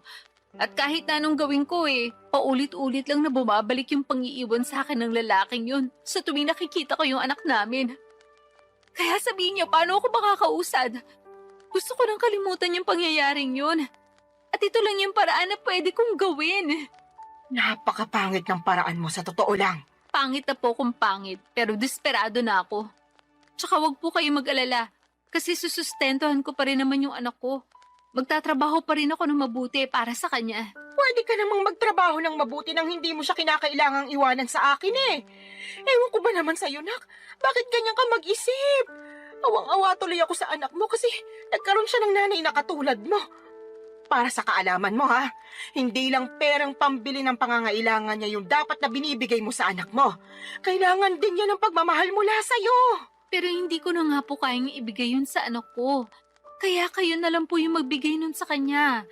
Naniniwala naman po ako na marami kayo nun sa puso nyo. Yung sa akin kasi, ubus na para sa anak ko. At kung meron man pong natitira, konti na lang. Tapos para na lang yun sa sarili ko. Mahirap namang magbigay ng pagmamahal sa iba kung hindi ko uunahing mahalin yung sarili ko, hindi ba? Ibang klase mga katwiran mo, bulok at baluktot. Papadudot parang kinurot ang aking puso sa iyak ni nanay dahil sa naisip kong iwanan ang anak ko sa kanya para makisama sa lalaking nakilala ko online. At kahit na sinosustentuhan ko pa rin naman ang bata ay hindi pa rin sapat yon.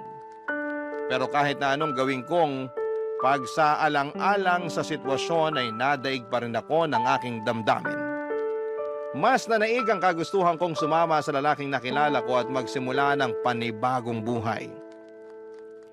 Alam ko po na maraming magagalit sa akin ng mga kabarangay natin dyan at may mga magsasabi na hindi ko naman talaga mahal ang anak ko. Mahal ko ang anak ko pero mas mahal ko ang aking sarili ng mga panahong yon.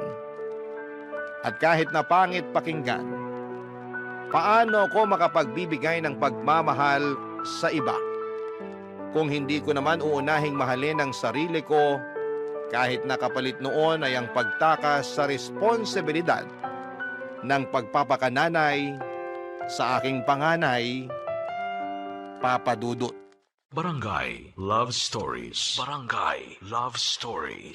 Papa Dudut, hindi nagtagal ay sinagot ko na nga ang lalaking nanliligaw sa akin at makaraan lang ang isang buwan ay niyaya na niya akong makipag-live-in. Bale, tumira kami sa Taytay Rizal dahil doon naman siya nagtatrabaho. Hindi alam ng live-in partner ko na meron akong anak sa unang lalaki. At sa totoo lang ay gusto ko na talagang hindi niya malaman, pero alam ko na wala namang lihim na hindi nabubunyag. Kaya sa huli ay inamin ko sa kanya ang totoo dahilan para magalit siya sa akin. Hindi dahil may anak ako sa ibang lalaki kundi dahil hindi raw ako naging tapat sa kanya nung una pa lamang. Naintindihan ko naman ang pinanggagalingan ng galit niya, kaya humingi ako ng tawad. Hindi niya rin ako natiis dahil mahal niya ako at ang tanging hiling lang niya ay ipakilala ko sa kanya ang anak ko, kaya sinama ko siya sa bahay ng nanay ko sa Cardona, Rizal. At laking gulat ko dahil masayang masaya siya pagkakita sa aking anak. Kaya lang ay marami pa rin kaming bagay na hindi pinagkakasunduan habang nagpapatuloy ang aming pagsasama. Katulad na lamang noong isang beses na nag-away kami, dahilan para mag-alsa balutan ako't umuwi sa aking nanay, Papa Dudut.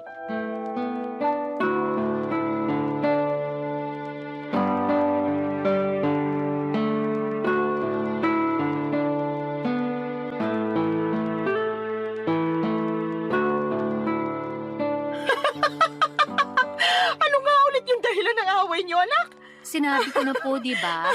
Paulit-ulit kayo eh. Hindi ko nang mapigilan. Bakit ba? Kaya sabihin mo na kasi ulit. Sige po, pero last na to ha. Feeling ko kasi inaasar nyo lang ako eh. Sige na, ano nga ulit yung rason? Bakit ka nag-alsa balutan paalis sa inuupahan niyo at umuwi ka rito sa atin? Nag-away po kasi kami nung kinakasama ko dahil binuksan ko yung delata ng paborito pala niya tapos inulam ko. Dilata lang pala, tapos pinag-awayan niyo na. Grabe, hindi ako makapaniwala para kayong mga bata. Hindi ko naman po kasi Ay, sinasadya naku. na mabuksan yun. At saka siya naman may sabi na mag-ulam na lang daw ako ng delata dahil hindi nga siya nakapagluto. Nagkataon na overtime ako sa work. Tapos siya naman nagbago oras ng shift niya. Kaya umalis siya na maaga. Syempre, bilang wala na ring lakas magluto pa, naisip ko nga magbukas na lang ng delata. Ano ba kasing dilata yon? Sardinas ba? Corned beef po, yung medyo mamahali na brand. Hindi mo ba alam na paborito niya yon? Alam ko po na paborito niya yun. Pero hindi ko naman akalain na magagalit siya sa akin ng gusto dahil lang sa dilatang yun. As in, galit na galit siya. More on, tampo na para bang batang nagmamaktol yung lolo nyo. Akala mo kung sinong inapi. Ginising pa talaga ako para pagdabugan. Matapos niya makitang nasa basurahan na yung delata na inulam ko kagabi. Nagkataon na isang piraso na lang yun tapos plano niya raw ulamin pag uwi niya. Anong ginawa mo pagkatapos? Syempre, nagalit din ako kasi para siyang tanga. Kagigising ko lang nun tapos naalimpungatan pa ako sa sigaw niya. Tapos bubungaran niya ako ng sermon kesyo ganito ganyan. Aba, hindi rin po ako nagpatalo. Kaya sinagot ko siya para ipagtanggol yung sarili ko. Hanggang sa lumala na yung away namin at nakapagsalita na kami ng hindi maganda sa isa't isa.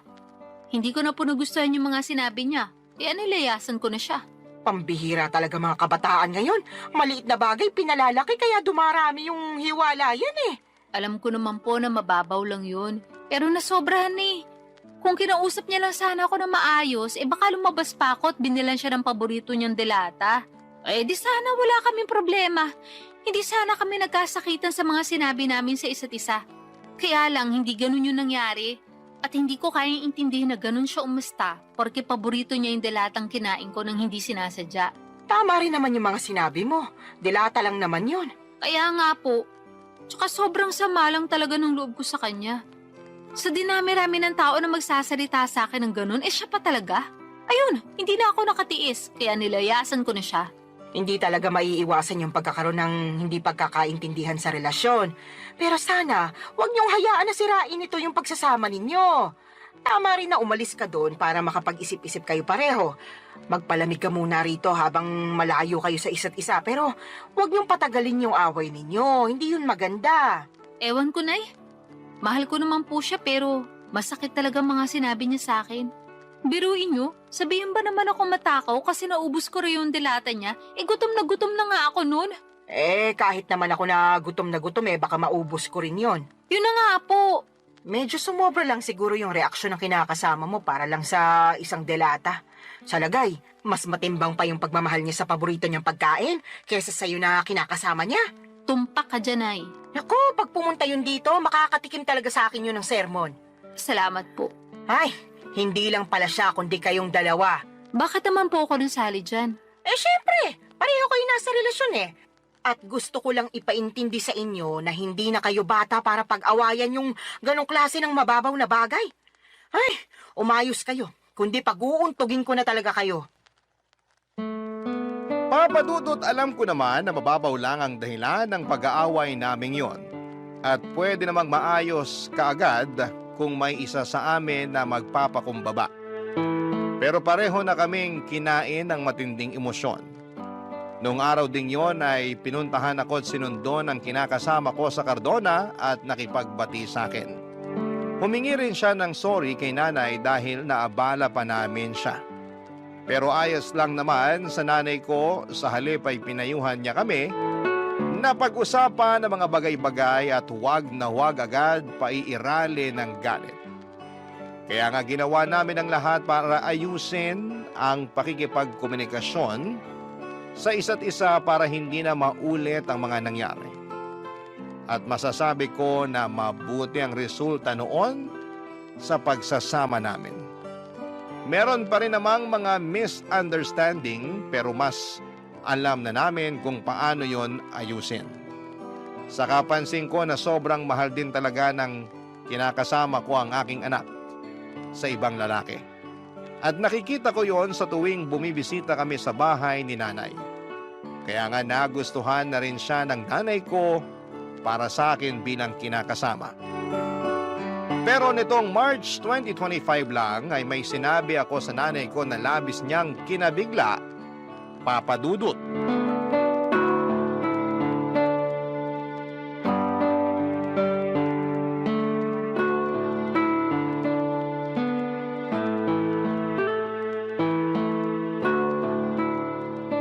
Nay, may sasabihin po ako sa inyo.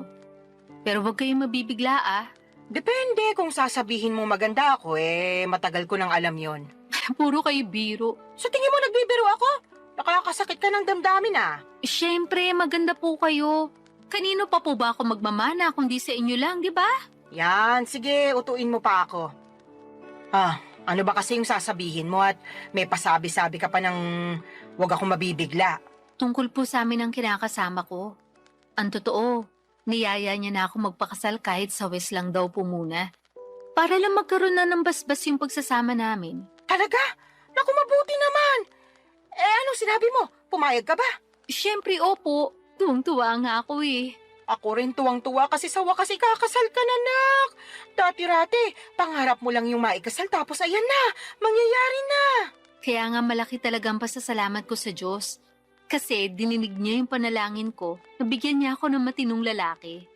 Yung magiging asawa ko, magiging tatay ng mga anak namin, at makakasama ko hanggang tumanda kami. At nangyari na nga yun.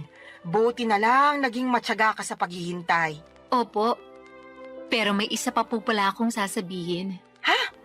Meron pa bukod sa sinabi mo na ikakasal ka na? Ganun na nga po. O sige, ano ba yon? Pinag-usapan po namin ang kinakasama ko. Nakukunin na namin yung anak ko at isasama sa inuupahan namin. Gusto po niya na isang buong pamilya na kami at handa naman siyang ampunin yung bata para siya na ang kilalaning ama. Ayos lang po ba sa inyo yun? Tinatanong pa ba yan? Siyempre ayos na ayos sa akin. Hindi po ba kayo malulungkot kasi papapalayo na kayo sa apo nyo? Ano bang klaseng tanong yan?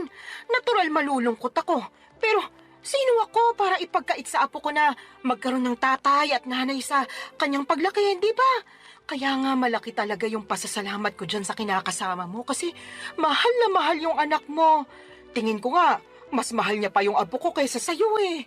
Mahal ko rin naman po yung anak ko. Pero aminado ko naging gagalang ako sa pagdedesisyon nung araw. Sa totoo lang, matagal ko nang pinag-iisipan na kunin yung anak ko para ako na yung mag-aalaga sa kanya. Gusto ko pong bumawi sa lahat ng pagkukulang ko bilang nanay niya. Siguro hindi pa naman po huli ang lahat, di ba? Hindi pa naman talaga.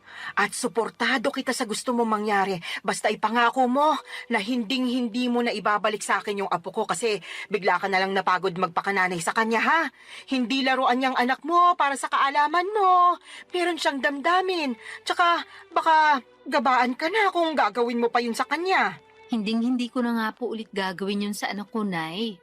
Pangako po yan. Huwag ka sa akin mangako. Sa anak mo ikaw mangako. At patunayan mo yon. Mahalin mo siya ng husto. Iparamdam mo na lagi kang nandyan sa tabi niya bilang nanay niya. Ipaglaban mo siya sa lahat ng pagkakataon. Lagi mo siyang piliin sa kahit na anong sitwasyon. At kahit na magkaroon pa kayo ng mga anak, nung kinakasama mo, huwag mong hayaan na mabaliwala yung panganay mo. Tandaan mo, Solana, ha?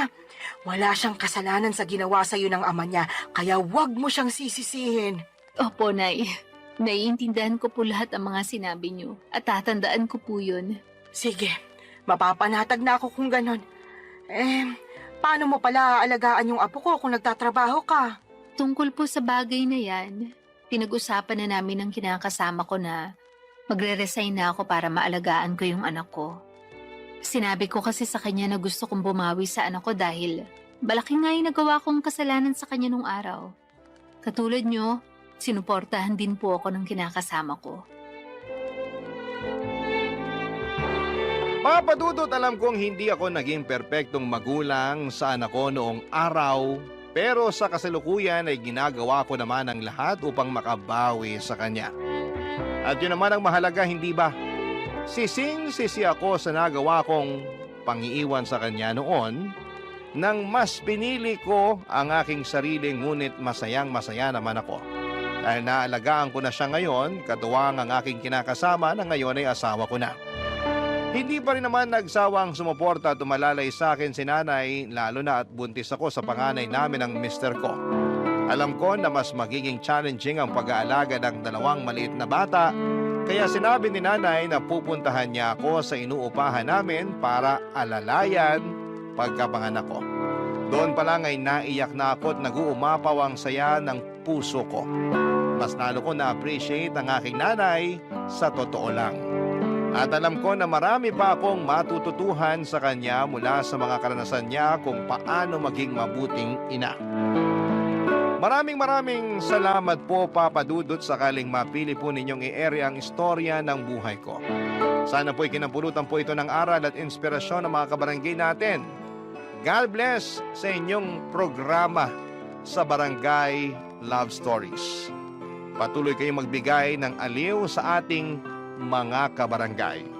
Ang inyong forever kapuso at kabarangay, Solana.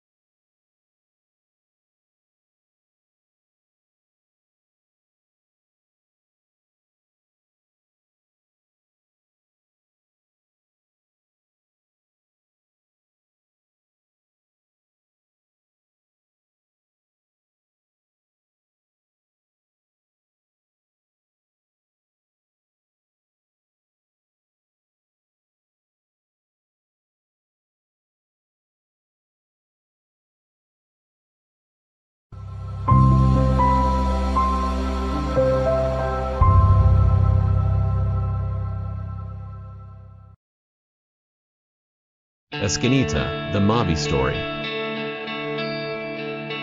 Dear Papa Dudut, may kasabihan na kapag mahal mo ang isang tao ay tanggap mo anuman ang pag-uugali niya. Pero may exemption yon, lalo na kung hindi na maganda ang inaasal niya. At bilang partner niya, responsibilidad mo na pagsabihan siya sa maayos na paraan upang maitama anumang ugali na hindi nakabubuti sa kanya. Yan ang eksaktong karanasan ko kay Paloma. Pero bago ko ipagpatuloy ang pagkukwento ay magpapakilala muna ako. Tawagin niyo na lamang po ako sa palayaw kong Mavi. 33 years old, taga Quezon City at nagtatrabaho bilang virtual assistant. Kung ilalarawan ko ang aking sarili, masasabi ko na may itsura naman ako. Malinis sa katawan at tahimik, pero kapag nakuha mo ang loob ko ay madaldal naman akong tao. Bukod doon ay mahilig din po ako mag-ipon at mag-invest, pero hindi naman ako kuripot. Masinop lang ako sa pera dahil alam kong hindi yon pinupulot. Sa katunayan ay meron na akong napundar na mga property katulad ng studio type condo unit at kotse. Tumutulong din ako sa pagpapaaral sa aking mga kapatid at merong kaunting savings, insurance at investments.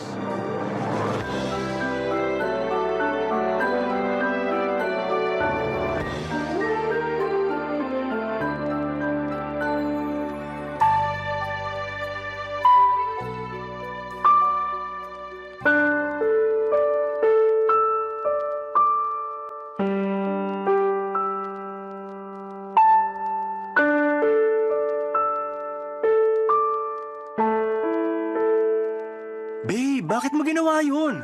Alin ba? Yung kanina, nakalimutan mo na yata eh. Bitawan mo nga muna yung cellphone mo, mag-usap muna tayo. Pwede naman tayo mag-usap habang nire-replyan ko tong kaibigan ko, di ba? Saka ano bang pag-uusapan natin? Tapos na rin naman na yun.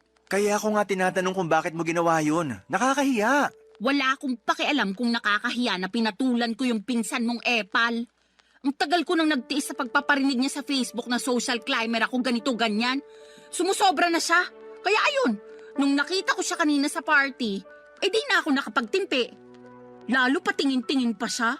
Patingin-tingin pang gagat, bubulong-bulong pa sa mga kasama niyang mukhang hipong katulad niya. Babe naman. Huwag ka sa akin magalit. Hindi mo ba narinig yung sinabi ko? Narinig ko. Pero di pa rin tama na hindi ka nagtimpi. Yung pinsan mo ang pagsabihan mo kasi sumusobra na siya. Bala ko rin talagang kausapin yung pinsan ko. Pero meron ka bang ebidensya na ikaw talaga yung pinariringgan niya sa Facebook? Hindi mo ba nababasa yung mga post niya? Hindi ako madalas mag-Facebook. Tsaka may nabasa ako isang beses pero wala namang binanggit doon na pangalan mo. Meron ba? Wala.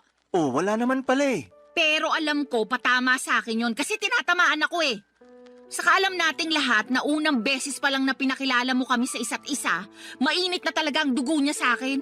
Akala yata ng gagang yun, hindi ako mapagpatol. Akala ko rin hindi ka mapagpatol. Kaya di mo ko masisisi kung bakit ako nagkakaganito. Ako yung hiyang-hiya kay tita kasi sa birthday party pa talaga ng pamangkin namin kay Umiksena. Buti na lang mabait si tita dahil mas pinili niyang pagpasensyahan kayong dalawa kaysa masira yung araw. Pero grabe, nakakahiya talaga kayo. Wala na akong magagawa dyan. Meron naman eh. Sana masinabaan mo pa pasensya mo. Sana imbis na awayin siya na nakikita ng iba, kinausap mo na lang sa isang sulok para di na kayo nakagawa ng eksena. Sana bago ka nagdesisyon ng ganun nagsabi ka sa akin para ako na mismo yung kumausap sa pinsan ko. Boyfriend mo ako, di ba? Oo nga, boyfriend kita. Pero paano ko masasabi sa'yo, busy ka sa pakikipagtawanan mo sa mga kaibigan mong lalaki? Nakakahiya naman na istorbuhin ka, di ba? Bakit ka mahihiya? Wala namang kaso yun, lalo mahalaga naman yung sasabihin mo. Basta! O ano? Sasabihin mo na naman na hindi mo akalain na papatol pala ako. Pwes, sorry kung hindi ako perpekto. Paloma naman, hindi ganyan ang ibig kong sabihin. Tsaka wala namang pinanganak na perpekto sa mundo, di ba? Oo, pero yun ang pinapalabas mo at yun ang nararamdaman ko. I'm sorry. Sorihin mong mukha mo. Masama yung loob ko sa'yo. Bakit naman? Alam mo naman yun, tatanong-tanong ka pa. Dati ka bang baliw? Ano ba namang klaseng pananalita yan? Ay, sorry kung na-offend ka. Buti pa iwanan mo na lang ako rito sa room. Gusto ko mapag-isa. Pumunta ka na lang muna sa pamilya mo, baka hinahanap ka na nila At pag nakita mo yung pinsan mong epal, sabihin mo hindi ko siya aatrasan kahit saan kami abutin. Masyado nang mapapel. Tupiin ko siya sa 8 dyan Papadudot 6 na buwan na kaming magkarelasyon ni Paloma at pinakilala siya sa akin ng kaibigan ko. Nagustuhan ko naman siya agad dahil nasa kanya na halos lahat ng tipo ko sa isang babae. Noong bago pa lamang kami ni Paloma ay napakatahimik niya at mahiyain. Pero habang tumatagal ay nagiging madaldal na siya at kung ano-ano nang bagay ang ginagawa niya. Isa na nga doon ang pagiging palaaway at palapatol niya sa lahat ng bagay. Hindi lang naman ang pinsan ko ang pinatulan niya. Mahilig din siyang makipagbangayan online at mag-comment ng kung ano-ano sa isang post. Kaya nga hiyang-hiya ako sa nangyari sa birthday party ng pamangkin ko. Buti na lang at hindi palaaway ang pamilya namin kaya pinagpasensyahan at pinalagpas na lamang nila ang ginawang eksena ng girlfriend at pinsan ko. Pero humingi ako ng dispensa At sa kabilang banda ay kinausap ko ang aking pinsan tungkol sa akusasyon ni Paloma. Bagay na pinabulaanan naman niya. Mas lalo lang tuloy akong na-stress sa kanilang dalawa, Papa Dudut. At wala rin naman akong gustong kampihan, kaya nga naggalit at nagtampo sa akin ang girlfriend ko. Pero makaraan, Papa Dudut, ang ilang araw ay nagkabati naman kaming dalawa.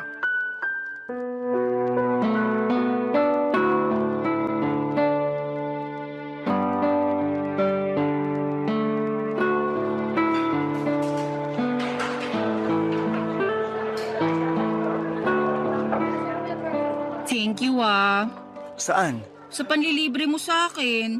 Nung nakaraang araw pa ako takam na takam sa burger at fries na to. Alam mo namang hindi ako basta-basta makakabili ng cravings ko dahil magkukulang yung sahod ko para sa pamilya ko. Oo, alam ko yun. Tsaka maliit na bagay lang naman tong panlilibre ko. Boyfriend mo ako, di ba? Sana sinabi mo na nung nakaraan ka pa pala nagka-crave rito para nabilhan kita. Hindi na, nahihiya rin kasi ako sa'yo. Ikaw naman? Totoo naman yun. Lagi ko kasing naiisip na ikaw yung taya sa mga labas at gala natin. Ay, kailan kaya ako makakapag-ambag ng mas malaki-laki ano? Pag nakaluwag ka na. Pero saka mo na yun isipin. Sabi ko nga boyfriend mo ko at ako ang lalaki sa relasyon. Walang kaso sa akin na maglabas ng pera kung para rin naman sa'yo. Thank you. Pero kainis talaga maging mahirap. Hirap na akong magtipid at magpigil na unahin ang sarili ko dahil sa pamilya ko. Buti sana kung thankful sila sa akin. Kaso hindi naman. May nangyari na naman ba sa bahay nyo? Oo Kanina lang bago ako umalis para makipagkita sa'yo. Nagalit na naman si nanay kasi kaunti lang daw yung binigay kong sweldo. Di raw makakabili ng 10 kilong bigas at masarap na ulam. Lagi na lang daw noodles at dilatang sardinas na bibili niya. Kaya nagagalit yung kuya kong batugan. Magagawa ko. Malaki kaltas ko ngayong cut-off Alam naman nila yan, bakit nagugulat pa sila? Tapos yung tatay ko nagtatampo kasi hindi ko man lang daw siya mabigyan ng pera pang yosi. Ayos lang ba siya? Ako pa ba bibili ng pambisyo niya? Nakakaloka. Sige lang, magkwento ka lang. Yung kuya kong batuga nangungutang sa akin, panghulog ng motor niya. Sana all may motor, di ba? Kukuha-kuha ng hulugan tapos sa akin ipapakargo kapag nagigipit sa bayaran. Lakas din talaga ng tama Di ba may trabaho naman ng kuya mo? Meron, pero kulang-kulang pa rin daw kasi sinusustentuhan niya yung 3 anak niya sa iba't ibang babae. Galing no? Napakalandi ng kuya ko. Ay, kaya pala stress na stress ka nung nakita kita kanina. Oo, medyo lang. Pinautang mo ba kuya mo? Syempre hindi. Kaya lang pinagsabihan akong maramot at hindi raw maaasahan. Ay, kaloka. Nang galaiti talaga ako pagkarinig ko nun. Para akong bulkang sasabog anumang sandali. Saka wala na akong pera para pautangin siya, no? Ano siya, hilo? Nanghihingi pa nga sa akin ng pang-project sa school yung bunso namin. Syempre, mas inuna ko na yun kaysa sa kanya. Grabe rin talaga yung kuya mo. Wala na sa lugar ang mga pinagsasasabi. Lahat sila ganun sa bahay. Ay! Siguro maliban na lang sa bunso namin. Kasi bata pa yun. At yun lang yung kasundo ko. Kaya lang, mas lamang talaga ang stress ko sa pamilya ko. Lalo pag wala na kaming pera. Ang unfair lang din talaga dahil malakas pa naman yung parents ko pero ang kukupad. Mula nang magkatrabaho ako, umasa na talaga sila sa akin. Hindi na naawa na nagkakandakuba na ako sa pagtatrabaho para lang buhayin sila. Uy, napakamalas ko talaga. Alam mong hindi totoo yan. Totoo yon. Mahirap lang talaga paniwalaan kasi hindi ikaw yung nasa posisyon ko. Di tulad ko, solo mo pera mo, di ba? Tumutulong din naman ako sa pagpapaaral sa mga kapatid ko. Oo nga, pero hindi ka naman obligado kasi may business yung mga magulang mo. May pera kayo at kaya pa rin nila kayong buhayin.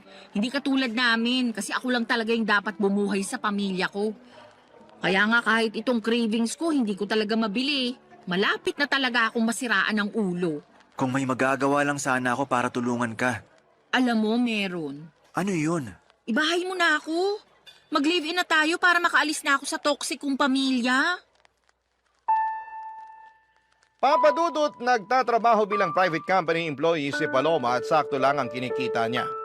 Siya ang breadwinner sa kanila kaya wala talaga siyang maitabi para sa sarili. Kaya nga sa abot ng makakaya ko ay binibilhan ko si Paloma ng mga pangangailangan at kaunting luho niya. Pero hindi ko naman kayang saluhin ang lahat, lalo na yung tungkol sa toxic niyang pamilya. Kaya naisipan niya na mag-live-in na kami pero nag-alangan ako dahil sa paniniwala kong mag-asawa lang ang dapat na magkasama sa iisang bubong. Dahil doon ay naggalit na naman sa akin si Paloma. Tapos ay paulit-ulit pa akong inuusig ng aking konsensya tungkol sa mga posibilidad na sinasabi ng girlfriend ko na baka mangyari sa kanya pag hindi pa siya nakaalis sa kanila. Halimbawa noon ay baka tuluyan na siyang mabaliw o masiraan ng ulo. Kaya nga pinag-isipan ko ng mabuti ang plano niyang pagtira kasama ko. At agad ko yung pinaalam sa aking mga magulang, Papa Dudut. Barangay Love Stories. Barangay Love Stories. Papa Dudut, pinaintindi sa akin ng mga magulang ko na ayos lang na tumira kami ng magkasama ni Paloma sa isang bubong, lalo na at alam din nila ang sitwasyon ng girlfriend ko sa pamilya niya. At mas nanaig ang awa nila sa kanila kesa sa paniniwala na kinamulatan namin. Relihiyoso kasi kami pero unti-unti ay nabawasan at nagbago naman yon.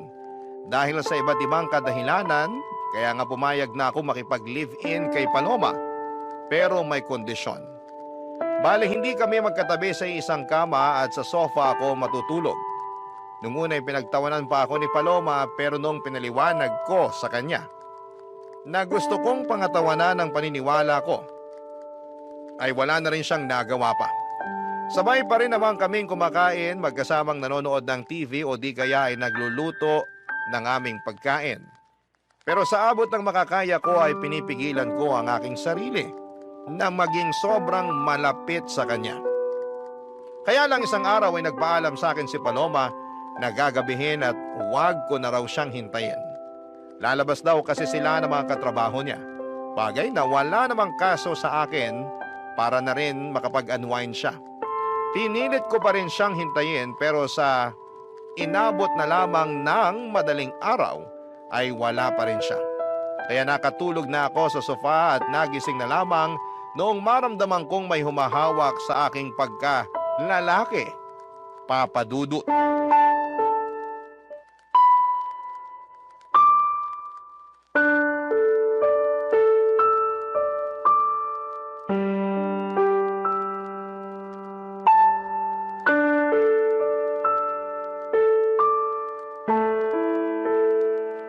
Sabi na gusto mo rin talaga? Kunwari ka pa? Paloma, anong ginagawa mo? Bakit mo ko hinihipuan? Sobra ka naman sa hinihipuan. Baka nakakalimutan mong girlfriend mo ko. Hindi ko nakakalimutan yon. Alam kong girlfriend kita pero totoo namang hinihipuan mo ko. Bakit? Di mo ba nagustuhan? Hindi. Kasi alam mo naman yung paniniwala ko pagdating sa bagay na yan, di ba? Oo, at nakakabwisit ka. Bakit ka nabibwisit? Napag-usapan na natin to, di ba? Sabi mo naiintindihan mo ko. Kahit tinawanan mo muna ako at inasar-asaran nung una. Totoo namang sinubukan kong intindihin. Pero habang tumatagal, pakorni ka na ng pakorni Kalalaki mong tao, nagpipigil ka, nandito na tayo Magkasama na tayo sa iisang bubong. Ba't di mo pa ako sunggaban at samantalahin? Naririnig mo ba yung sarili mo? Naman, tingin mo sa akin, bingi? Hindi, pero nakakagulat na sa katulad mo pa talagang babae galing yung mga salitang yun. Girlfriend mo naman ako at boyfriend kita. Tingin mo sasabihin ko yun sa ibang lalaki? Ano ako, gaga? Kahit na, hindi pa rin tama na ganyan ka magsalita. Irespeto mo naman ang sarili mo. Nire-respeto ko yung sarili ko, no? Saka masyado kang sensitive at makalumang tao kung umasta. Tingin mo ba may maniniwalang walang nangyayari sa atin nakatira tayo sa iisang bubong? Wala naman talagang nangyayari sa atin, di ba? At kung walang maniwala, hindi ko na problema yun. Basta alam ko sa sarili ko na ginawa ko yung sa tingin ko tama. Alin? Yung sakalang mag-aano kapag kasal na? Oo. Corny mo talaga. Nagsisisi na tuloy ako na sinagot kita. Masyado kang ewan Ikaw yung masyadong ewan. Anong sinabi mo? Alam mo na nung una pa lang ayaw ko. At iniiwasan ko makipag-live-in sa'yo hanggat di pa tayo kasal. Pero gusto mo na kamo para makaalis ka na sa pamilya mo. Pumayag naman ako, di ba? Okay lang din sa pamilya ko. Ibig sabihin, nag-adjust ako para mapagbigyan yung gusto mo. Salamat sa pag-a-adjust mo. Pero baka nakakalimutan mong may hiningi ka ring kondisyon. At yun yung hindi tayo magtabi sa kama sa pagtulog. Tama ka. At pumayag ka naman, di ba? Papaalala ko lang sa'yo. Pumayag nga ako pero ewan ko sa'yo. Hindi naman malaking pabor yun. Umasa ako na naiintindihan mo pinanggalingan ko. Pero mukhang nagkamali ako matapos mong gawin yung bagay na ginawa mo kanina lang. Bakit ba big deal pa rin sa'yo na hinipuan kita? Mukhang gusto mo rin base sa reaksyon ng ano mo kanina. Hindi ko gusto. At natural na reaksyon lang ng katawan yun. Di ko yun mapipigilan. Sus, natural na reaksyon daw. Totoo naman eh. Para kang tanga. Kalalaki mong tao, ikaw pa yung iwas ng iwas sa ganyan. Hindi ako sanay Daig mo pa yung babae kung umasta. Nasasaktan ako sa mga sinasabi mo sa akin. Kinumpara mo pa ako sa iba. Sensya na, pero ano magagawa ko? Sinasabi ko lang kung ano yung nasa isip ko. Hindi lahat ng naisip mo dapat mong sabihin. Lalo na kung makakasakit ka lang din ng kapwa. Hindi ka lang pala makalumang tao, balat sibuyas ka rin. Ay nako, ewan ko sa'yo Paloma. Mas ewan ko sa'yo, pakaarte mo. Babae na nga yung lumalapit sa'yo, ayaw-ayaw ka pa dyan. Sure na ba yan? Sige na, try lang natin. Please lang, tigilan na natin tong usapang to. Nakainom ka eh. Mabuti pa matulog ka na dun. Inaantok na rin ako. Uy, kainis ka talaga. Para kang ewan. Siguro, ayaw mo lang talaga sa akin, no? Alam mong hindi totoo yan. Ewan ko sa'yo. Papadudot kahit na masama ang loob ko kay Paloma dahil sa ginawa niya ay mas masama pa rin ang loob niya sa pagtanggi ko sa kanya. Hindi naman kasi ganun yon, hindi sa ayaw ko siya pero iniiwasan ko lang talaga na may mangyari sa amin lalo na at hindi pa kami kasal. Alam ko baka tawagin niyo kong hipokrito at nagmamalinis dahil magka-live-in na kami ni Paloma pero ginagawa ko lang ang alam kong tama at nararapat gawin bilang isang lalaki. Kaya lang ay hindi yon maintindihan ni Paloma at gulat na gulat ako sa ugali niyang yon. Lalo pang nadagdagan ang sama ng loob ko nang insultuhin niya ako at ang paniniwala ko. Pero alam ko na meron lang din siyang pangangailangan kaya nagawa niya ang bagay na yon. In short ay pinatawad ko si Paloma at pinalagpas ko ang mga nangyari. Doon ko na naisip na mag-propose ng kasal sa girlfriend ko, bagay na walang pasubalin niyang tinanggap. Papadudot mahal ko si Paloma at masaya ako dahil ikakasal na kami. Kaya lang ay makalipas ang isang linggo ay merong nangyari papadudot.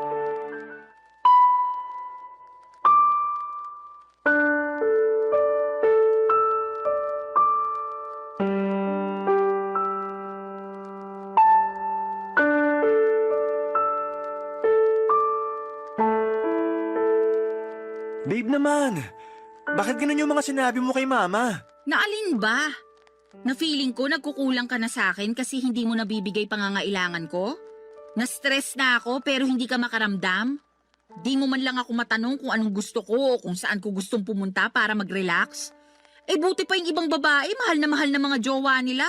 Pero ako ewan ko na lang talaga. Mahal kita. At kaya ko lang naman di nagawa yung mga sinabi mo dahil naging busy ako sa trabaho. Tapos wala pa akong energy pagkatapos kasi drained na drained ako. Drain na drain din naman ako at kitang-kita na yung sa mukha ko. Tingnan mo nga 29 years old pa lang ako. Pero nagkaka-wrinkles na ako. Ang oily na rin ang mukha ko, halatang hindi na naaalagaan. Paano ko pa magagawa yun kung mas gusto ko na lang na matulog pag uwi ko rito sa unit mo, no? Buti ka pa nga kahit papano nagagawa mo pang mag-gym. Nito lang naman ako nagpa-member sa gym na malapit sa atin. Para may magawa rin akong iba bukod sa typical kong ginagawa, di ba? Tsaka niyaya kita. Baka sabihin mo diyang hindi. Niyaya mo nga ako, pero nag-iisip ka ba nung ginawa mo yun? Oo naman.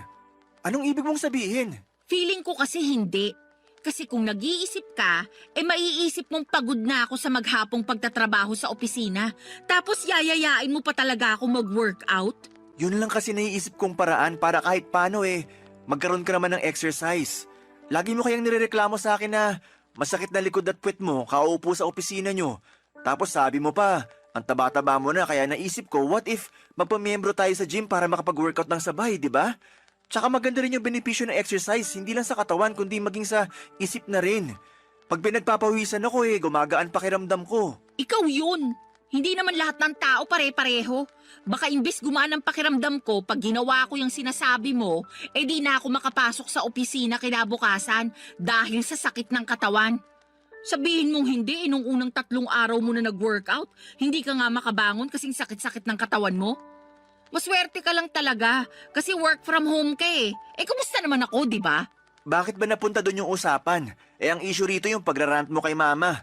Lumabas pa tuloy na pinababayaan kita. O bakit, hindi ba?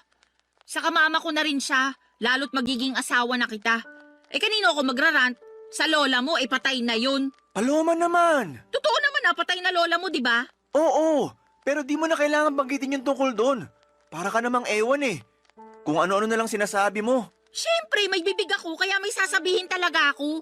Ang akin lang naman sana, ako yung una mong kinausap para nalaman ko't na itama kung may maliman. At nagawa ng paraan yung mga pagkukulang ko sa'yo. Yan tayo Gusto mo talaga sinasabi sa'yo yung dapat automatic ng ginagawa mo? Natural. Kaya ka nga may bibig para makapagsalita, di ba? Ikaw may sabi niyan kani-kanina lang. Ano pang silbi niyan kung di mo gagamitin sa tama?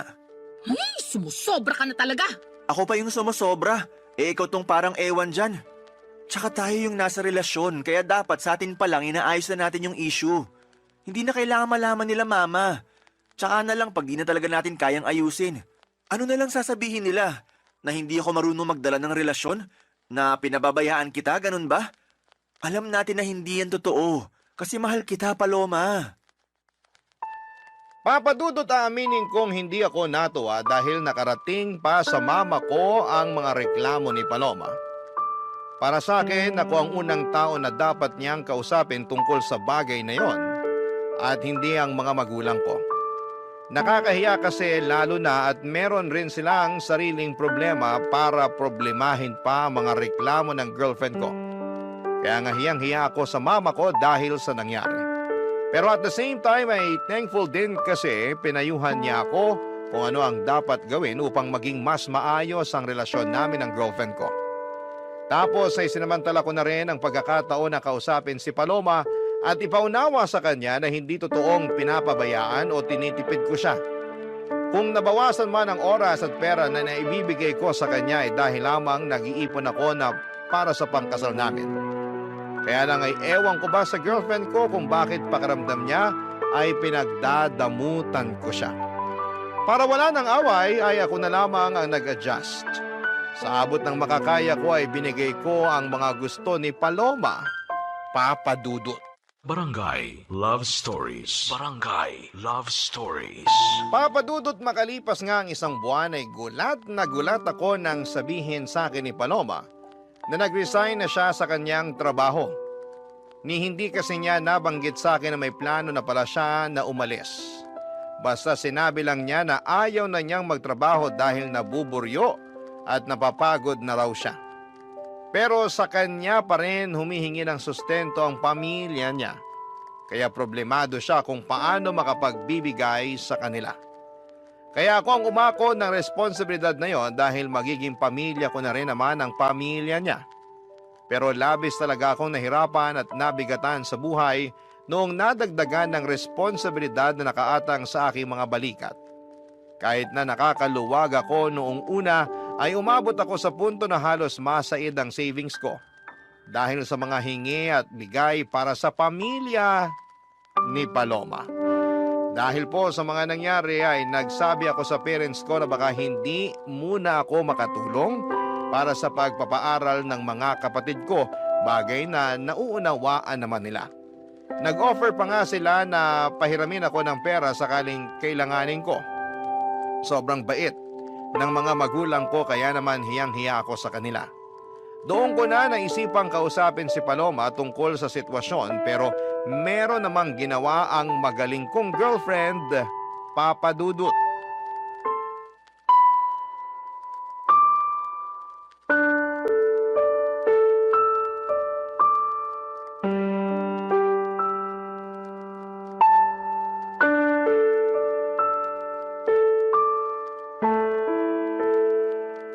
Paloma, anong ginawa mo?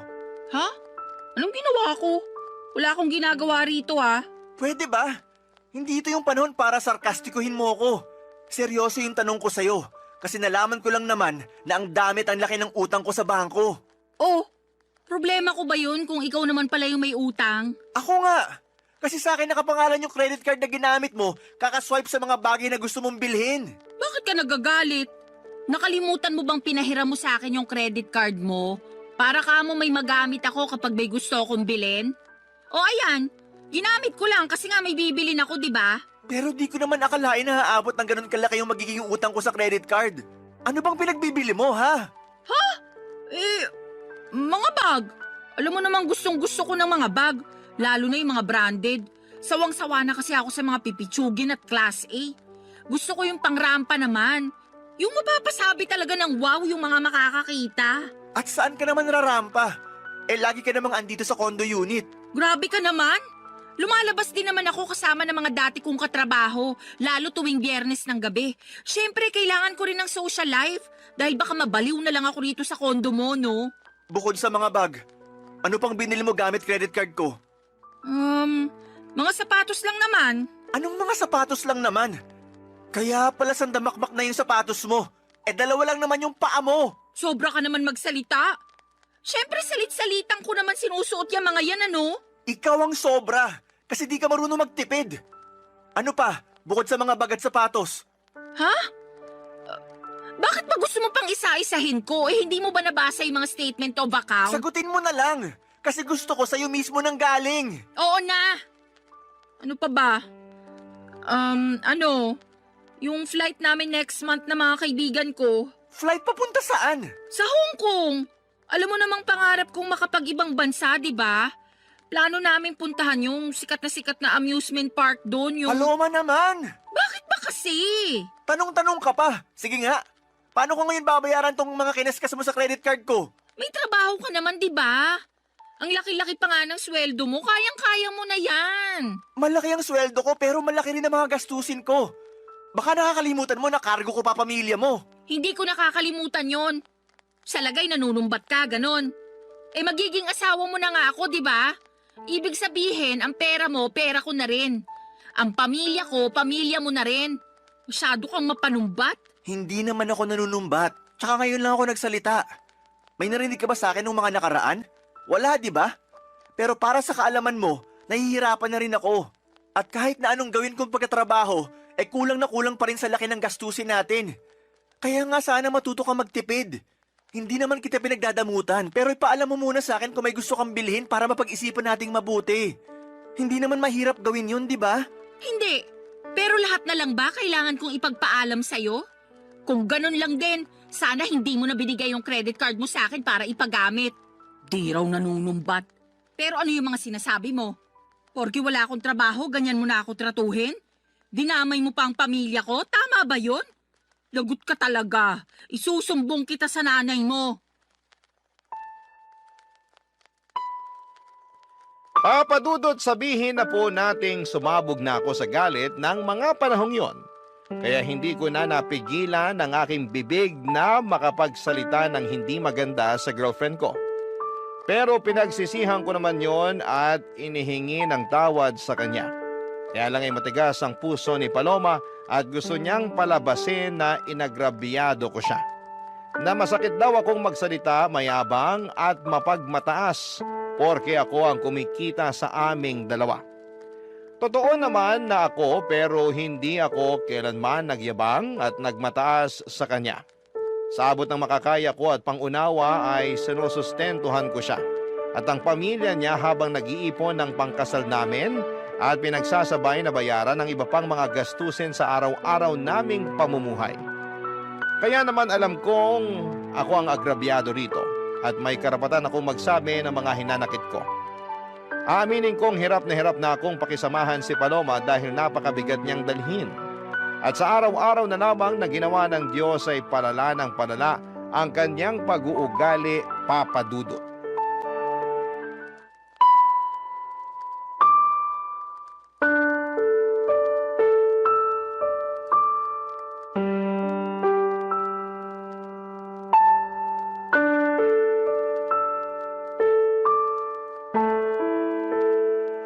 Babe, ano na naman bang ginawa mo? Ginawa na naman saan? Sinabi ko pa naman kina mama na available yung kotse para gamitin nila sa outing nila ng mga kumare niya. Para lang malaman na wala na sa parking yung sasakyan ko. Oo, kasi pinakuha ko kay kuya kanina yung gagamitin nila sa family outing namin. May problema ba dun? Meron! Oy, ba't ka sumisigaw dyan? Nakakaaburido ka naman eh. Nakuha mo pa talaga magtanong at maaburido? Ako nga dapat na magsabi niyan. Kasi natulog lang ako, tapos pagising ko, wala na yung kotse ko. Hindi mo ba narinig yung sinabi ko? Pinagamit ko kay kuya kasi magsiswimming daw sila nila nanay at tatay sa kanong kapatid ko. Hindi na nga ako sumama dahil meron ako masakit puson ko, hindi ko rin mai-enjoy. Wala akong pakialam sa outing ng pamilya mo kasi kotse ko naman yon. Tsaka di mo rin ba narinig sinabi ko? Papagamit ko dapat kay mama yung sasakyan ko, pero wala na. Ano na lang gagamitin nila, di ba? Problema ba yun? May sarili naman silang sasakyan. Problema yon kasi nasa talir yung kotse nila. Pinaghagawa. Tsaka matagal lang pinagpaalam ni mama sa akin na hihiramin niya yung sasakyan ko. Tapos bigla mong pinahiram sa pamilya mo? Di mo pa pinaalam sa akin kagabi bago tayo matulog. Nakalimutan ko Sa kapamilya ko naman yung gagamit, buti sana kung ibang tao. Magalit ka kung sa iba ko pinahiram. Oo! Parang yung pagpapagamit mo ng credit card ko sa mga kaibigan mo nung nag-book kayo ng flight, di ba? Akala ko ba nakapag-move on ka na dun? At saka binabayaran naman nila kahit hulugan. Kalmahan mo lang. Hindi ko na alam kung paano kumalma kasi malapit na ako mapuno rito. Kaso ang unfair dahil laging ako yung mali. Kapag nagsalita ako, lagi mo binabalik sa akin na mapanumbat ako, ganito, ganyan. Tama ba yun? May karapatan naman talaga ako manumbat kung gugustuhin ko lang, di ba? Anong gusto mo? Manahimik na lang ako para isipin mo na ayos lang yung mga ginagawa mo? Ganun yata talaga gusto mo mangyari Akala ko ba mahal mo ko? Mahal kita, Paloma. Pero ako ba mahal mo? Oo naman. Tinatanong pa ba yan? Kung hindi kita mahal, di sana ako pumayag na magpakasal sa'yo. O baka naman mahal mo lang ako kasi may nabibigay ako sa'yo. Paano na lang kung wala na? Ganun pa rin ba mararamdaman mo para sa akin? Ano ba namang tanong yan? Masyado ka nang nagiging madrama. Hoy, para sa kaalaman mo, wala tayo sa TV at radyo para magsalita ka ng ganyan. Kakainis to. Kita mong masakit yung puson ko, dumadagdag ka pa Diyan ka magaling. Imbis na sagutin ng diretso yung tanong ko, kung ano-ano na namang sinasabi mo. Alam mo, napapagod na ako. Napapagod na ako sa relasyon natin. Napapagod na ako sa'yo at sa pamilya mo. Anong ibig mong sabihin?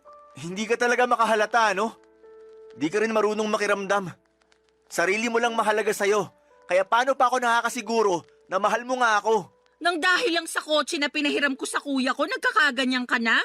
Ang malala, nag-historical ka pa talaga. Inungkat mo lahat Saka kung sa usapang pagod lang naman, mas pagod kaya ako sa'yo. Pagod ka saan? Sa relasyon natin?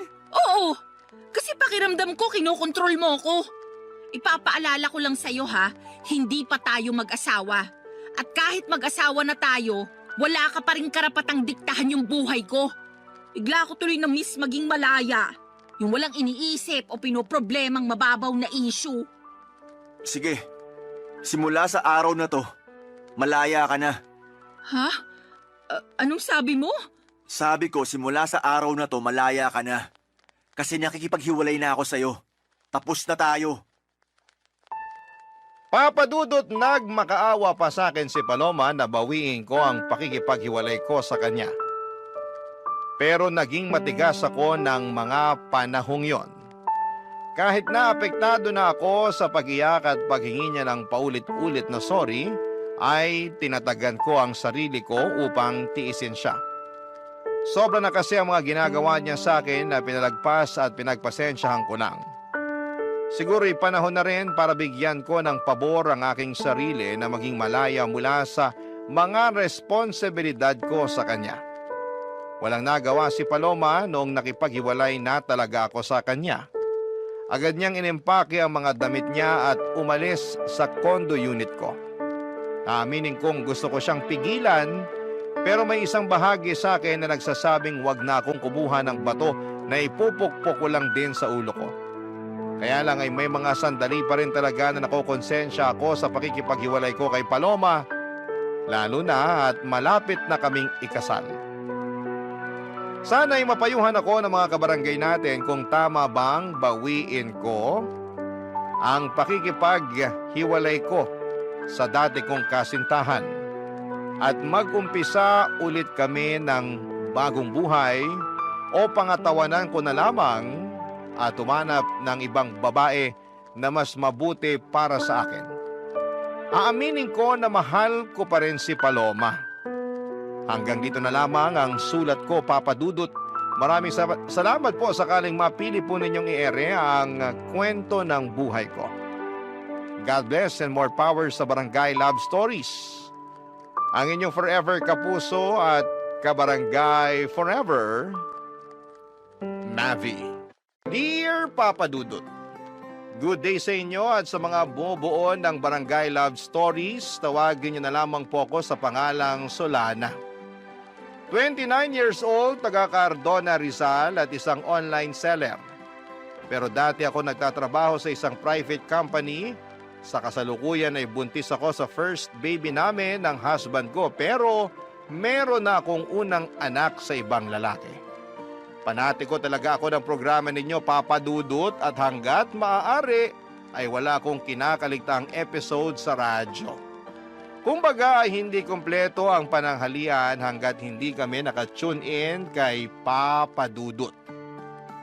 Tapos isang araw ay naisipan kong magpadala ng sulat sa inyong programa upang marinig ko namang umere ang sarili kong kwento. Kahit naman paano ay merong makukuhang aral at inspirasyon ang mga kabarangay natin sa mga karanasan ko sa buhay. Magsisimula ang lahat taong 2023 kung saan ay sa edad kong 27 years old ay gustong-gusto ko nang mag-asawa. Kaya lang ay wala pa nga akong boyfriend noon, bagay na nakadagdag pa sa aking frustration. At palagi ko yung sinasabi sa aking nanay, Papa Dudut.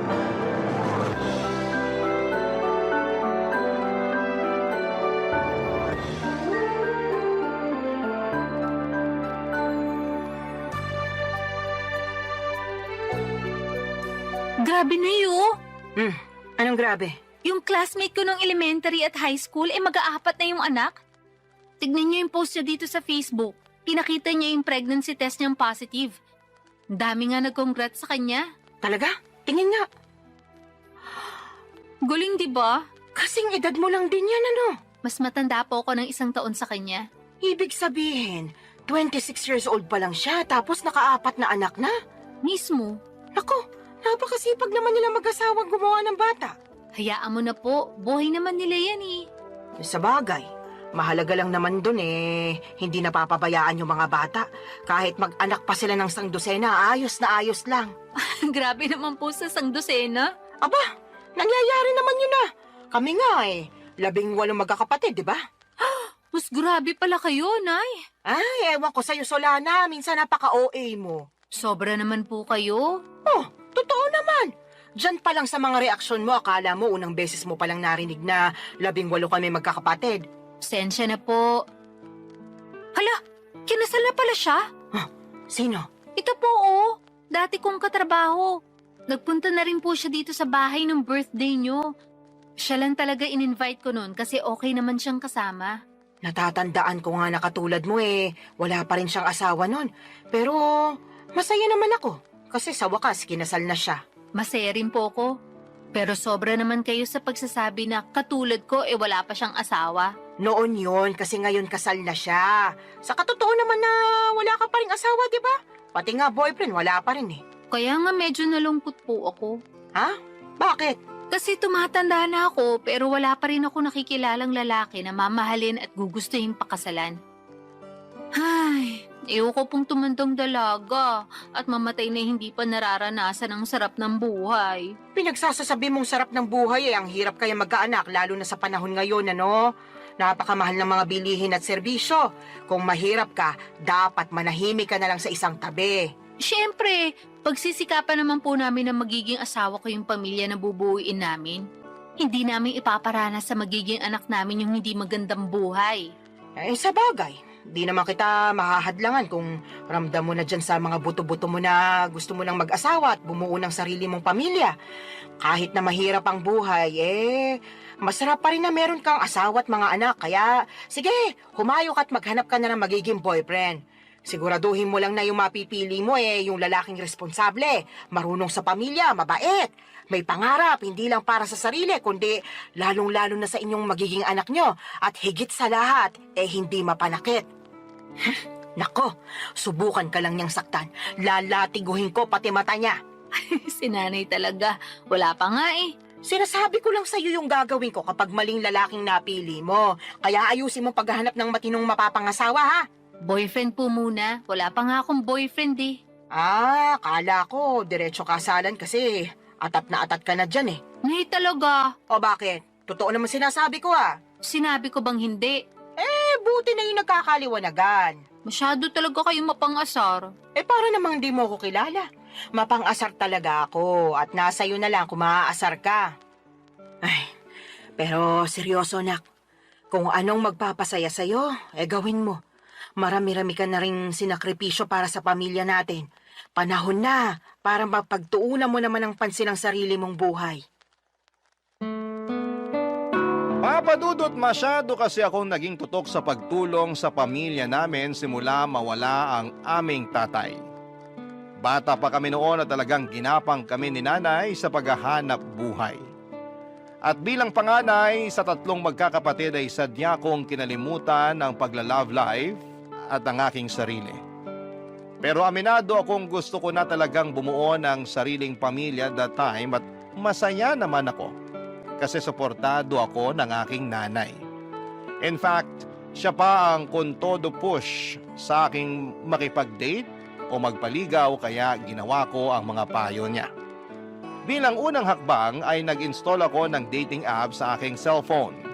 Nagpatulong pa nga ako sa best friend ko na pumili ng maganda at pinaka-the best kong picture na gagawin kong display profile. First time ko lamang kasing gumamit ng dating app at sa tanang buhay ko, isa pa lang ang nagiging boyfriend ko. Pero matagal na yon dahil nag-aaral pa lamang ako sa high school at sa pagkakatanda ko ay umabot lamang kami ng 1 buwan. Fast forward. Meron ako nakilala at nakamatch na lalaki sa naturang dating app na gamit ko ng mga panahon na yon. 2 linggo rin kaming nag-usap bago kami nag-decide na magkita na. At may nangyari na nga sa amin ang unang araw na yon. Kaso makalipas ang 1 buwan at kalahati, bigla na lamang siyang naglaho na parang bula, Papa Dudut.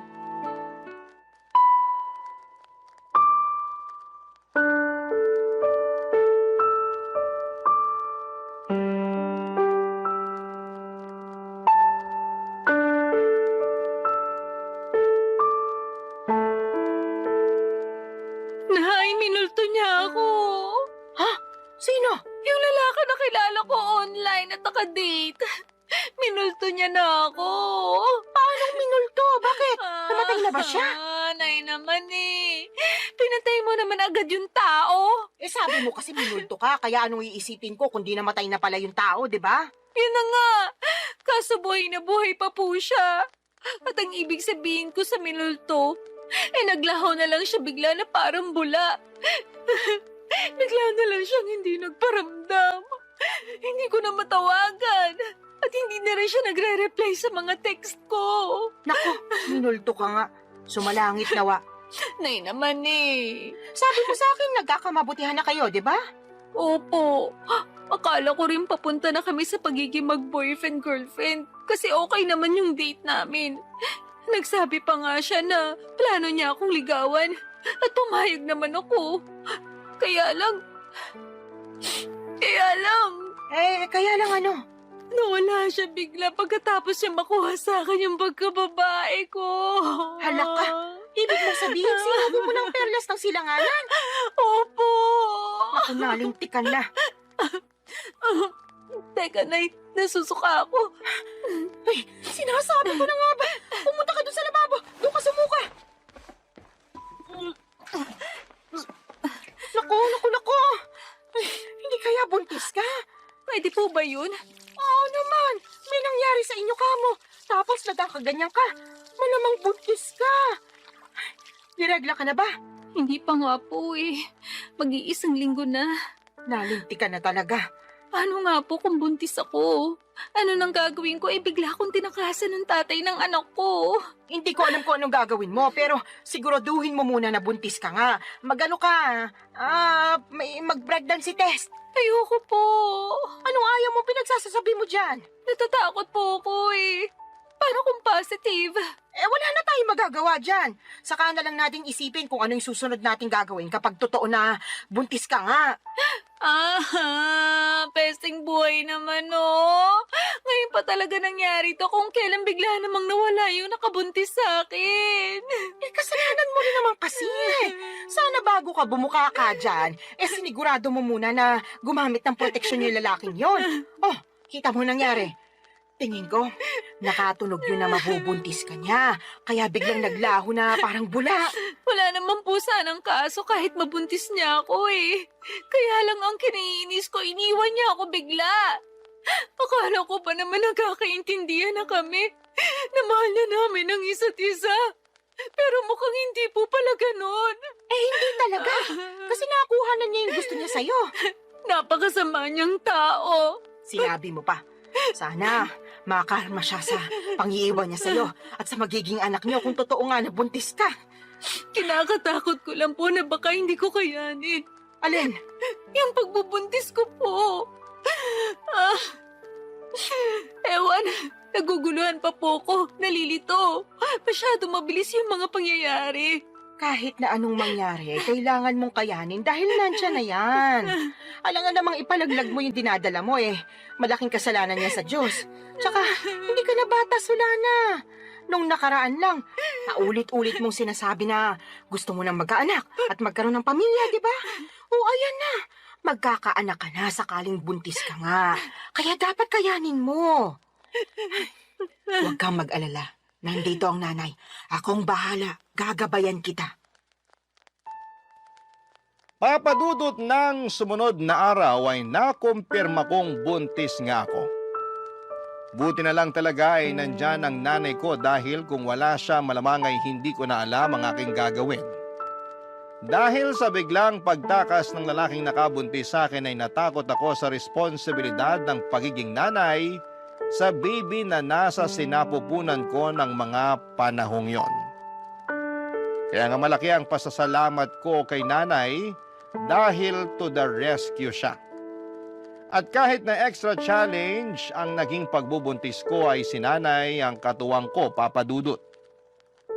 Unti-unti ay natutuhan kong mahalin ang baby na dinadala ko ng mga panahong yon. Inisip ko kasi na tama naman ang sinabi ni nanay. Walang kasalanan ang anak ko sa ginawa ng tatay niya. Sadyang meron lamang mga lalaki na hindi marunong magtaguyod ng pamilya. Nasa una lang magaling at duwag naman sa responsibilidad. Malas lamang ako kasi ganong klase ng lalaki ang natagpuan ko, Papa Dudut. Barangay Love Stories. Barangay Love Stories. Papa Dudut, makaraan ng 9 na buwan ay naipanganak ko ng malusog ang aking panganay. Nag-leave ako noon sa opisinang pinapasukan ko at noong matapos yun ay agad na rin ako nagbalik trabaho. Kailangan ko nang magdoble kayod upang matustusan ang pangangailangan ng anak ko. Alam ko na simula maging nanay ako ay dapat huli ko nang isipin ang aking sarili dahil laging unang-una ang kapakanan ng baby ko. Kaya lang ilang buwan pa lamang akong nagtatrabaho ulit ay nakaramdam na ako ng matinding kapaguran. At hindi yon yung klase ng pagod na nawawala kapag pinahinga mo, kundi naghahalo-halong pagod mentally and physically. Doon ko rin napagkumpara ang sitwasyon ko bilang single parent sa aking ibang katrabaho na merong healthy relationship sa kanilang mga asawa. Gusto ko lang naman ang katuwang sa buhay at mag-aalaga sa akin dahil matagal na panahon din ako ang nag-aalaga sa iba. Pati ba naman sa sarili kong anak ay ako pa ring mag-isa. Kaya nga binanggit ko yon sa nanay ko dahilan para sermonan niya ako ng todo-todo, Papa Dudut.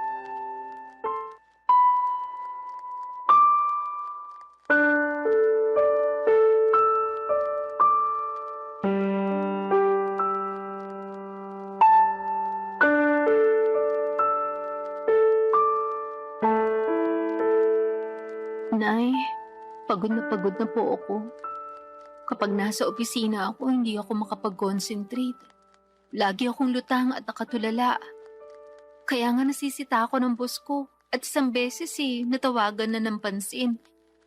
Pero anong magagawa ko? Gusto ko na lang umuwi nung time na yon at magmukmuk sa higaan. Kaso alam kong hindi ko naman yun magagawa dahil kailangan kong alagaan yung anak ko pagdating ko rito sa bahay. Medyo mahirap nga yung pinagdaraanan mo, anak. Pero wala ka naman magagawa kasi kailangan mo magtrabaho pa rin para sa anak mo.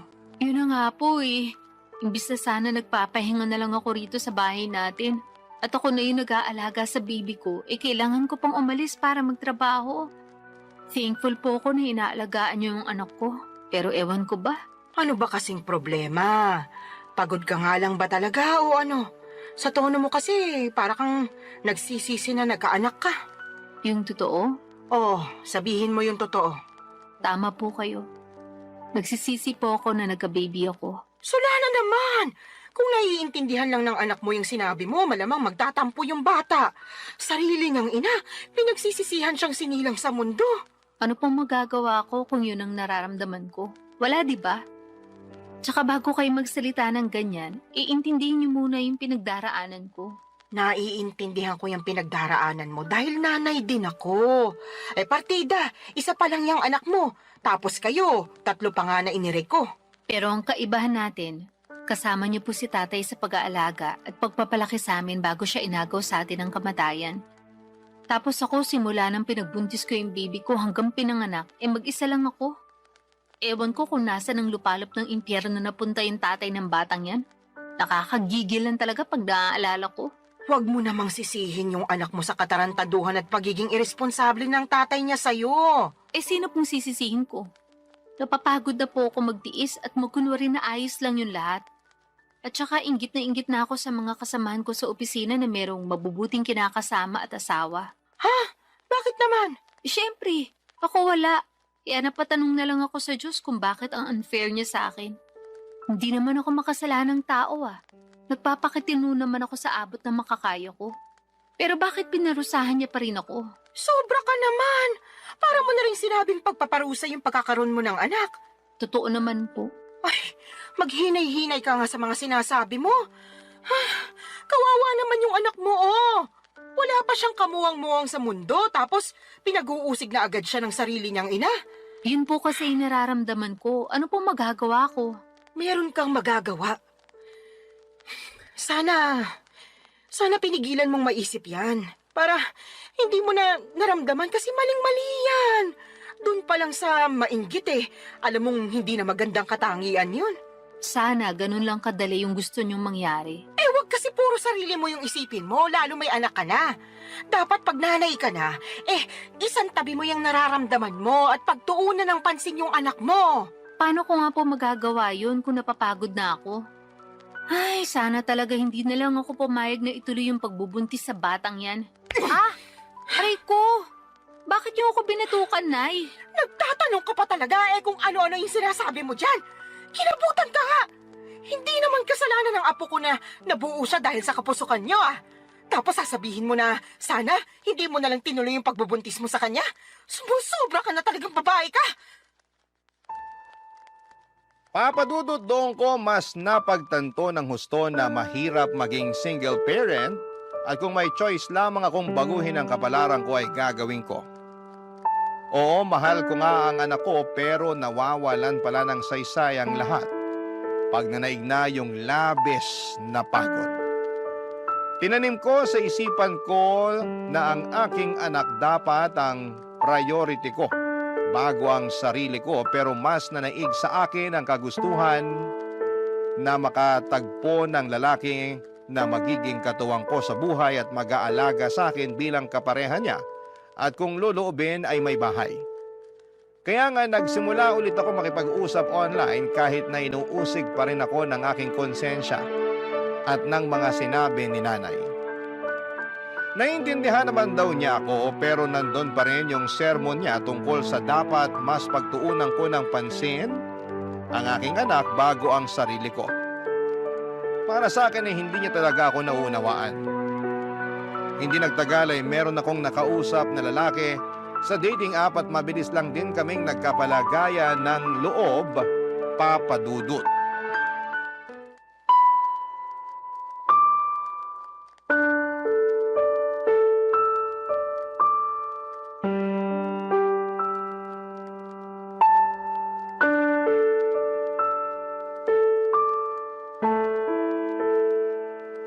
Anong sinabi mo, Solana? Pakiulit nga kasi parang nabingi yata ako. Nay naman eh. Ulitin mo kundi mababatukan kita. Sabi ko po, willing akong sumama sa lalaking nakakausap ko kung yayayain niya akong makipag-live-in sa kanya. Anong sinabi mo? Sasama ka sa lalaking yun eh. Paano yung anak mo? Sige nga. Yun nga po ang gusto kong pag-usapan natin. Kasi hindi ko masasama yung anak ko. Ni hindi ko pa nga sinasabi sa kanya na may anak na ako kasi, ewan, ayoko lang. Pakiramdam ko pag ginawa ko yun, baka mawalan siya ng gana sa akin. Kasi bihira lang naman yung lalaki na nagkakagusto at sumiseryoso sa mga single mom. Kahit na. Mahalaga pa ba yon? Opo, mahalaga yun kasi mahal ko na siya. Sa lagay, mas pipiliin mo pa yung lalaking yun kaysa sa sarili mong anak, Solana. Hindi ko naman po inaalis yung pagiging nanay ko sa anak ko. Gusto ko lang po magsimula ng panibagong buhay. Magsimula ng panibagong buhay na hindi kasama yung anak mo, ganun ba? Opo, Kanino mo naman iiwan yung apo ko, Aber? sa inyo po. Ay, anak ka naman ng teteng. Ayaw niyo po ba? Napakagagamong babae ka. Ano ba namang pag-iisip meron ka? May pasabi-sabi ka pa na hindi mo inaalis pagiging nanay mo sa anak mo pero ipapaalaga mo sa akin. Kahit na mahal ko yung apo ko, ikaw pa rin na nanay niya yung dapat na mag-alaga sa kanya. Alam ko naman po yun. Pero hindi ko na po siya kayang alagaan. Ano bang pinagsasasabi mong babae ka? Paano di mo kayang alagaan eh? Hindi naman mahirap alagaan yung anak mo. Napakabait niyang bata, normal din siya. Walang karamdaman, kaya paano mo nasasabi yan? Tatapatin ko na po kayo, Nay. Ayoko na po sa anak ko na yan kasi bunga siya ng pagkakamali. Oo, wala siyang kasalanan. Pero hindi ko lang talaga siya mapigilang sisihin sa ginawa ng tatay niya sa akin nung araw. At kahit na anong gawin ko paulit-ulit lang na bumabalik yung pangiiwan sa akin ng lalaking yun sa tuwing nakikita ko yung anak namin. Kaya sabihin niya, paano ako makakausad? Gusto ko nang kalimutan yung pangyayaring yun. At ito lang yung paraan na pwede kong gawin. Napakapangit ng paraan mo sa totoo lang. Pangit na po kung pangit, pero desperado na ako. Tsaka wag po kayo mag-alala, kasi susustentuhan ko pa rin naman yung anak ko. Magtatrabaho pa rin ako ng mabuti para sa kanya. Pwede ka namang magtrabaho ng mabuti nang hindi mo siya kinakailangang iwanan sa akin eh. Ewan ko ba naman sa'yo, nak? Bakit ganyan ka mag-isip? Awang-awa tuloy ako sa anak mo kasi nagkaroon siya ng nanay na katulad mo. Para sa kaalaman mo ha, hindi lang perang pambili ng pangangailangan niya yung dapat na binibigay mo sa anak mo. Kailangan din niya ng pagmamahal mula sa'yo. Pero hindi ko na nga po kayang ibigay yun sa anak ko. Kaya kayo na lang po yung magbigay nun sa kanya. Naniniwala naman po ako na marami kayo nun sa puso nyo. Yung sa akin kasi, ubus na para sa anak ko. At kung meron man pong natitira, konti na lang. Tapos para na lang yun sa sarili ko. Mahirap namang magbigay ng pagmamahal sa iba kung hindi ko uunahing mahalin yung sarili ko, hindi ba? Ibang klase mga katuwiran mo, bulok at baluktot. Papa Dudut, parang kinurot ang aking puso sa iyak ni nanay dahil sa naisip kong iwanan ang anak ko sa kanya para makisama sa lalaking nakilala ko online. At kahit na sinusustentuhan ko pa rin naman ang bata ay hindi pa rin sapat yon. Pero kahit na anong gawin kong pagsaalang-alang sa sitwasyon ay nadaig pa rin ako ng aking damdamin. Mas nanaig ang kagustuhan kong sumama sa lalaking nakilala ko at magsimula ng panibagong buhay. Alam ko po na maraming magagalit sa akin ng mga kabarangay natin dyan at may mga magsasabi na hindi ko naman talaga mahal ang anak ko. Mahal ko ang anak ko pero mas mahal ko ang aking sarili ng mga panahong yon.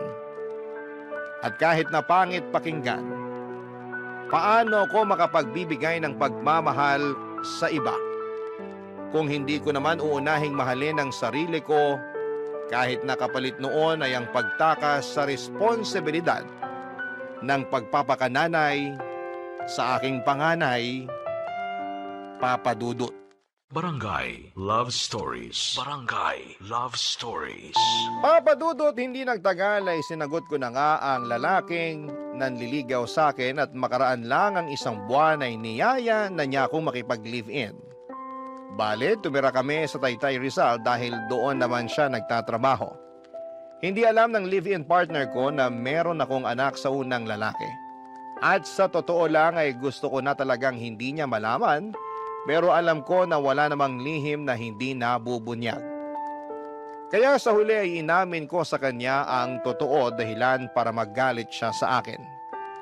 Hindi dahil may anak ako sa ibang lalaki kundi dahil hindi raw ako naging tapat sa kanya nung una pa lamang. Naiintindihan ko naman ang pinanggagalingan ng galit niya, kaya humingi ako ng tawad. Hindi niya rin ako natiis dahil mahal niya ako at ang tanging hiling lang niya ay ipakilala ko sa kanya ang anak ko, kaya sinama ko siya sa bahay ng nanay ko sa Cardona, Rizal. At laking gulat ko dahil masayang masaya siya pagkakita sa aking anak. Kaya lang ay marami pa rin kaming bagay na hindi pinagkakasunduan habang nagpapatuloy ang aming pagsasama. Katulad na lamang noong isang beses na nag-away kami, dahilan para mag-alsa balutan ako't umuwi sa aking nanay, Papa Dudut.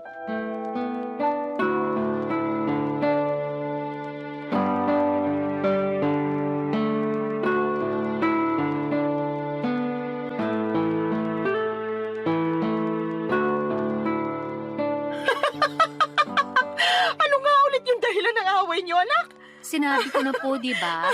Paulit-ulit kayo eh. Hindi ko nang mapigilan. Bakit ba? Kaya sabihin mo na kasi ulit. Sige po, pero last na to ha. Feeling ko kasi inaasar nyo lang ako eh. Sige na, ano nga ulit yung rason? Bakit ka nag-alsa balutan paalis sa inuupahan niyo at umuwi ka rito sa atin? Nag-away po kasi kami nung kinakasama ko dahil binuksan ko yung delata ng paborito pala niya tapos inulam ko. Dilata lang pala, tapos pinag-awayan niyo na. Grabe, hindi ako makapaniwala para kayong mga bata. Hindi ko naman po kasi Ay, sinasadya naku. na mabuksan yun. At saka siya naman may sabi na mag-ulam na lang daw ako ng delata dahil hindi nga siya nakapagluto. Nagkataon na overtime ako sa work. Tapos siya naman nagbago oras ng shift niya. Kaya umalis siya na maaga. Syempre, bilang wala na ring lakas magluto pa, naisip ko nga magbukas na lang ng delata. Ano ba kasing dilata yon? Sardinas ba? Corned beef po, yung medyo mamahali na brand. Hindi mo ba alam na paborito niya yon? Alam ko po na paborito niya yun, pero hindi ko naman akalain na magagalit siya sa akin ng gusto dahil lang sa dilatang yun. As in, galit na galit siya. More on, tampo na para bang batang nagmamaktol yung lolo niyo. Akala mo kung sinong inapi. Ginising pa talaga ako para pagdabugan, matapos niya makitang nasa basurahan na yung dilata na inulam ko kagabi. Nagkataon na isang piraso na lang yun, tapos plano niya raw ulamin pag uwi niya. Anong ginawa mo pagkatapos? Syempre, nagalit din ako kasi para siyang tanga. Kagigising ko lang nun tapos naalimpungatan pa ako sa sigaw niya.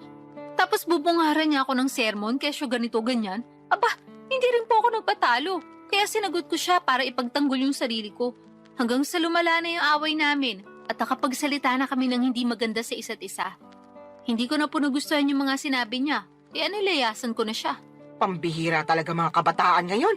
Maliit na bagay pinalalaki kaya dumarami yung hiwalayan eh. Alam ko naman po na mababaw lang yun. Pero nasobrahan eh. Kung kinausap niya lang sana ako na maayos, baka lumabas pa ako at binilan siya ng paborito niyang delata. Di sana wala kaming problema. Hindi sana kami nagkasakitan sa mga sinabi namin sa isa't isa. Kaya lang, hindi ganun yung nangyari. At hindi ko kayang intindihin na ganun siya umasta porque paborito niya yung delatang kinain ko nang hindi sinasadya. Tama rin naman yung mga sinabi mo. Dilata lang naman yun. Kaya nga po. Tsaka sobrang sama lang talaga ng loob ko sa kanya. Sa dinami-rami ng tao na magsasalita sa akin ng ganun, siya pa talaga. Ayun, hindi na ako nakatiis, kaya nilayasan ko na siya. Hindi talaga maiiwasan yung pagkakaroon ng hindi pagkakaintindihan sa relasyon. Pero sana, huwag niyong hayaan na sirain ito yung pagsasama ninyo. Tama rin na umalis ka doon para makapag-isip-isip kayo pareho. Magpalamig ka muna rito habang malayo kayo sa isa't isa. Pero huwag niyong patagalin yung away ninyo. Hindi yun maganda. Ewan ko, Nay. Mahal ko naman po siya pero masakit talaga mga sinabi niya sa akin. Biruin nyo, sabihin ba naman ako matakaw kasi naubos ko rin yung dilata niya? Gutom na nga ako nun. Kahit naman ako na gutom, baka maubos ko rin yon. Yun na nga po. Medyo sumobra lang siguro yung reaksyon ng kinakasama mo para lang sa isang delata. Sa lagay, mas matimbang pa yung pagmamahal niya sa paborito niyang pagkain kaysa sa'yo na kinakasama niya. Tumpak ka dyan, Nay. Naku, pag pumunta yun dito, makakatikim talaga sa akin yun ng sermon. Salamat po. Ay, hindi lang pala siya kundi kayong dalawa. Bakit naman po ako nasali dyan? Syempre, pareho kayo nasa relasyon At gusto ko lang ipaintindi sa inyo na hindi na kayo bata para pag-awayan yung ganong klase ng mababaw na bagay. Ay, umayos kayo, kundi pag-uuntugin ko na talaga kayo. Papa Dudut, alam ko naman na mababaw lang ang dahilan ng pag-aaway naming yon. At pwede namang maayos kaagad kung may isa sa amin na magpapakumbaba. Pero pareho na kaming kinain ng matinding emosyon. Noong araw ding yon ay pinuntahan ako at sinundo ng kinakasama ko sa Cardona at nakipagbati sa akin. Humingi rin siya ng sorry kay nanay dahil naabala pa namin siya. Pero ayos lang naman sa nanay ko, sa halip ay pinayuhan niya kami na pag-usapan ng mga bagay-bagay at huwag na huwag agad paiirali ng galit. Kaya nga ginawa namin ang lahat para ayusin ang pakikipagkomunikasyon sa isa't isa para hindi na maulit ang mga nangyari. At masasabi ko na mabuti ang resulta noon sa pagsasama namin. Meron pa rin namang mga misunderstanding pero mas alam na namin kung paano yon ayusin. Sa kapansin ko na sobrang mahal din talaga ng kinakasama ko ang aking anak sa ibang lalaki.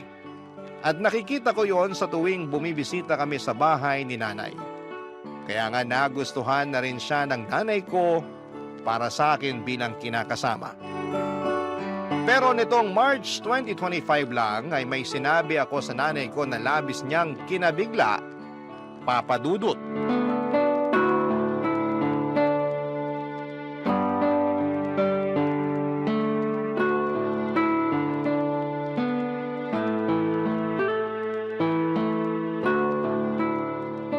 Nay, may sasabihin po ako sa inyo.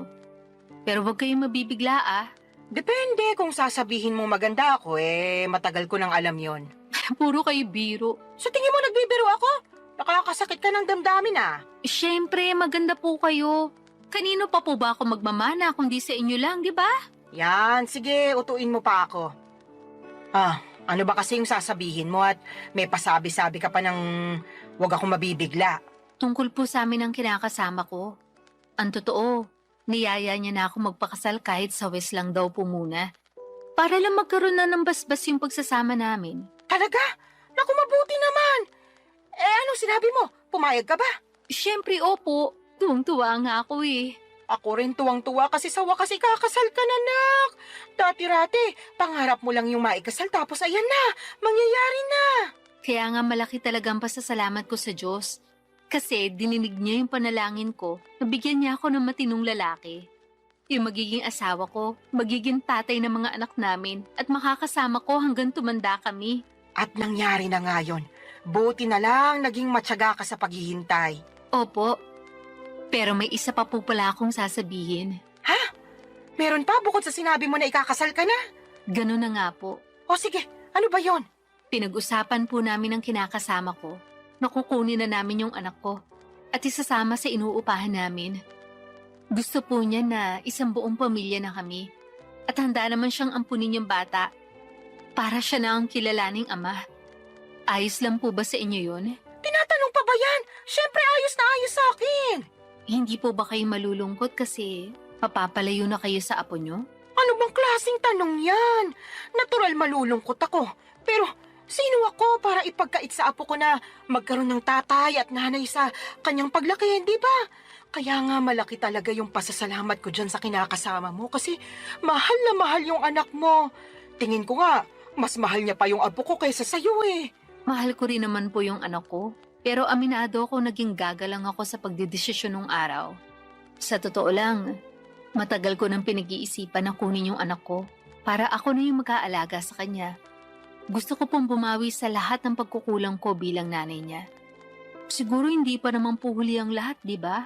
Hindi pa naman talaga. At suportado kita sa gusto mong mangyari. Basta ipangako mo na hinding-hindi mo na ibabalik sa akin yung apo ko kasi bigla ka na lang napagod magpakananay sa kanya, ha? Hindi laruan niyang anak mo para sa kaalaman mo. Meron siyang damdamin. Tsaka baka gabaan ka na kung gagawin mo pa yun sa kanya. Hinding-hindi ko na nga po ulit gagawin yun sa anak ko, Nay. Pangako po yan. Huwag ka sa akin mangako. Sa anak mo ikaw mangako. At patunayan mo yon. Mahalin mo siya ng husto. Iparamdam mo na lagi kang nandyan sa tabi niya bilang nanay niya. Ipaglaban mo siya sa lahat ng pagkakataon. Lagi mo siyang piliin sa kahit na anong sitwasyon. At kahit na magkaroon pa kayo ng mga anak, nung kinakasama mo, huwag mong hayaan na mabaliwala yung panganay mo.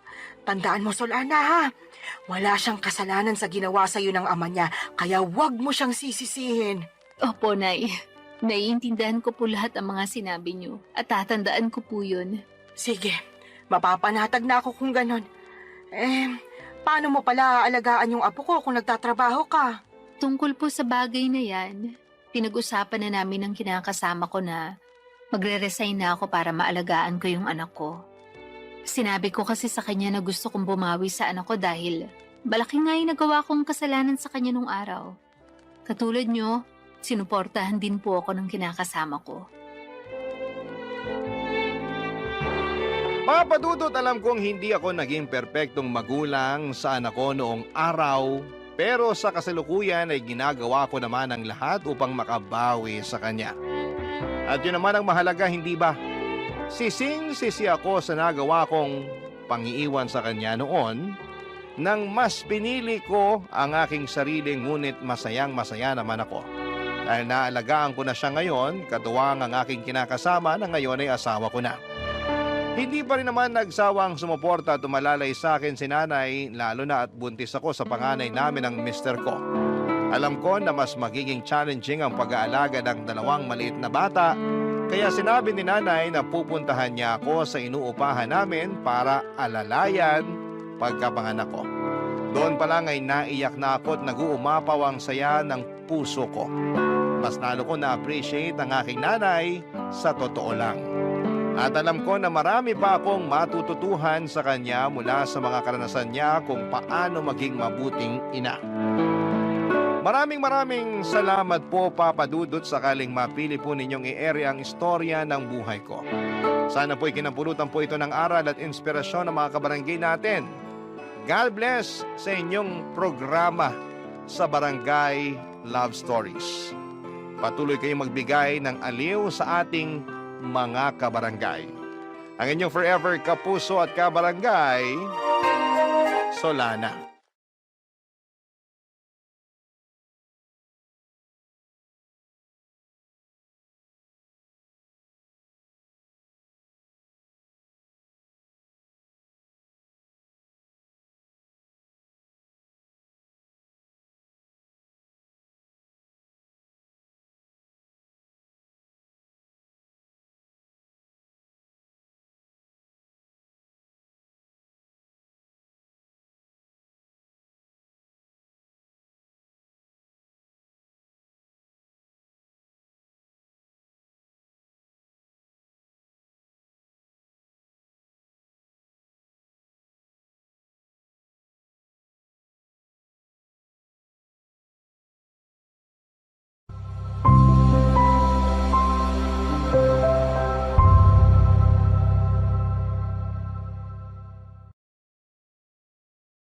Escanita, The Mavi Story.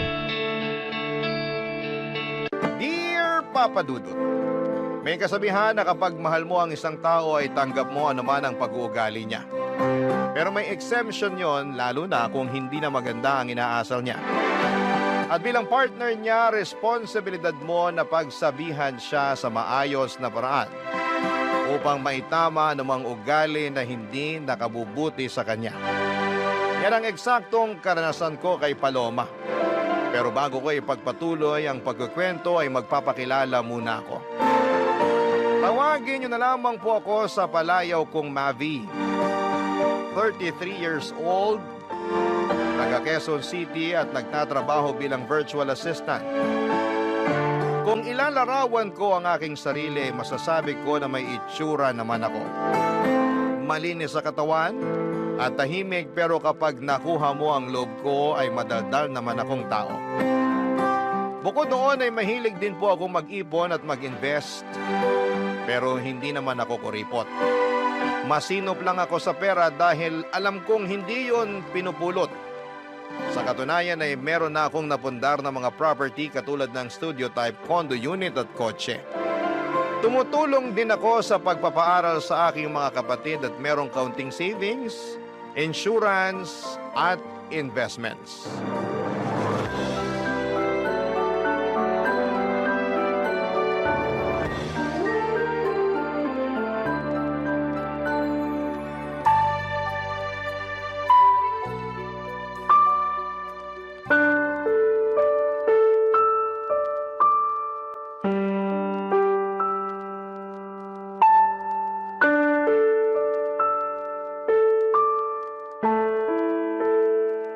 Babe, bakit mo ginawa yun?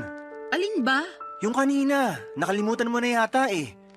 Bitawan mo nga muna yung cellphone mo, mag-usap muna tayo. Pwede naman tayong mag-usap habang nire-replyan ko tong kaibigan ko, di ba? Saka ano bang pag-uusapan natin? Tapos na rin naman na yun. Kaya ako nga tinatanong kung bakit mo ginawa yun. Nakakahiya. Wala akong pakialam kung nakakahiya na pinatulan ko yung pinsan mong epal. Ang tagal ko nang nagtiis sa pagpaparinig niya sa Facebook na social climber ako ganito-ganyan. Sumusobra na siya. Kaya ayun, nung nakita ko siya kanina sa party, di na ako nakapagtimpi. Lalo patingin-tingin pa siya. Patingin-tingin pang gagat, bubulong-bulong pa sa mga kasama niyang mukhang hipong katulad niya. Babe naman. Huwag ka sa akin magalit. Hindi mo ba narinig yung sinabi ko? Narinig ko. Pero di pa rin tama na hindi ka nagtimpi. Yung pinsan mong pagsabihan mo kasi sumusobra na siya. Bala ko rin talagang kausapin yung pinsan ko. Pero meron ka bang ebidensya na ikaw talaga yung pinariringgan niya sa Facebook? Hindi mo ba nababasa yung mga post niya? Hindi ako madalas mag-Facebook. Tsaka may nabasa ako isang beses pero wala namang binanggit doon na pangalan mo. Meron ba? Wala. Oh, wala naman pala eh. Pero alam ko, patama sa akin yun kasi tinatamaan ako eh. Saka alam nating lahat na unang beses pa lang na pinakilala mo kami sa isa't isa, mainit na talaga ang dugo niya sa akin. Akala yata ng gagang yun, hindi ako mapagpatol. Akala ko rin hindi ka mapagpatol. Kaya di mo ko masisisi kung bakit ako nagkakaganito. Ako yung hiyang-hiya kay tita kasi sa birthday party pa talaga ng pamangkin namin kay Umixena. Buti na lang mabait si tita dahil mas pinili niyang pagpasensyahan kayong dalawa kaysa masira yung araw. Pero grabe, nakakahiya talaga kayo. Wala na akong magagawa dyan. Meron naman eh. Sana masinabaan mo pa pasensya mo. Sana imbis na awayin siya na nakikita ng iba, kinausap mo na lang sa isang sulok para di na kayo nakagawa ng eksena. Sana bago ka nagdesisyon ng ganun nagsabi ka sa akin para ako na mismo yung kumausap sa pinsan ko. Boyfriend mo ako, di ba? Oo nga, boyfriend kita. Pero paano ko masasabi sa'yo, busy ka sa pakikipagtawanan mo sa mga kaibigan mong lalaki? Nakakahiya naman na istorbuhin ka, di ba? Bakit ka mahihiya? Wala namang kaso yun, lalo mahalaga naman yung sasabihin mo. Basta! O ano? Sasabihin mo na naman na hindi mo akalain na papatol pala ako. Pwes, sorry kung hindi ako perpekto. Paloma naman. Hindi ganyan ang ibig kong sabihin. Tsaka wala namang pinanganak na perpekto sa mundo, di ba? Oo, pero yun ang pinapalabas mo at yun ang nararamdaman ko. I'm sorry. Sorihin mong mukha mo. Masama yung loob ko sa'yo. Bakit naman? Alam mo naman yun, tatanong-tanong ka pa. Dati ka bang baliw? Ano ba namang klaseng pananalita yan? Ay, sorry kung na-offend ka. Buti pa iwanan mo na lang ako rito sa room. Gusto ko mapag-isa. Pumunta ka na lang muna sa pamilya mo, baka hinahanap ka na nila At pag nakita mo yung pinsan mong epal, sabihin mo hindi ko siya aatrasan kahit saan kami abutin. Masyado ng mapapel. Tupiin ko siya sa 8 dyan Papadudot 6 na buwan na kaming magkarelasyon ni Paloma at pinakilala siya sa akin ng kaibigan ko. Nagustuhan ko naman siya agad dahil nasa kanya na halos lahat ng tipo ko sa isang babae. Noong bago pa lamang kami ni Paloma ay napakatahimik niya at mahiyain. Pero habang tumatagal ay nagiging madaldal na siya at kung ano-ano na ang bagay ang ginagawa niya. Isa na nga doon ang pagiging palaaway at palapatol niya sa lahat ng bagay. Hindi lang naman ang pinsan ko ang pinatulan niya. Mahilig din siyang makipagbangayan online at mag-comment ng kung ano-ano sa isang post. Kaya nga hiyang-hiya ako sa nangyari sa birthday party ng pamangkin ko. Buti na lang at hindi palaaway ang pamilya namin kaya pinagpasensyahan at pinalagpas na lamang nila ang ginawang eksena ng girlfriend at pinsan ko. Pero humingi ako ng dispensa at sa kabilang banda ay kinausap ko ang aking pinsan tungkol sa akusasyon ni Paloma. Bagay na pinabulaanan naman niya. Mas lalo lang tuloy akong na-stress sa kanilang dalawa, Papa Dudut. At wala rin naman akong gustong kampihan kaya nga naggalit at nagtampo sa akin ang girlfriend ko. Pero makaraan, Papa Dudut, ang ilang araw ay nagkabati naman kaming dalawa.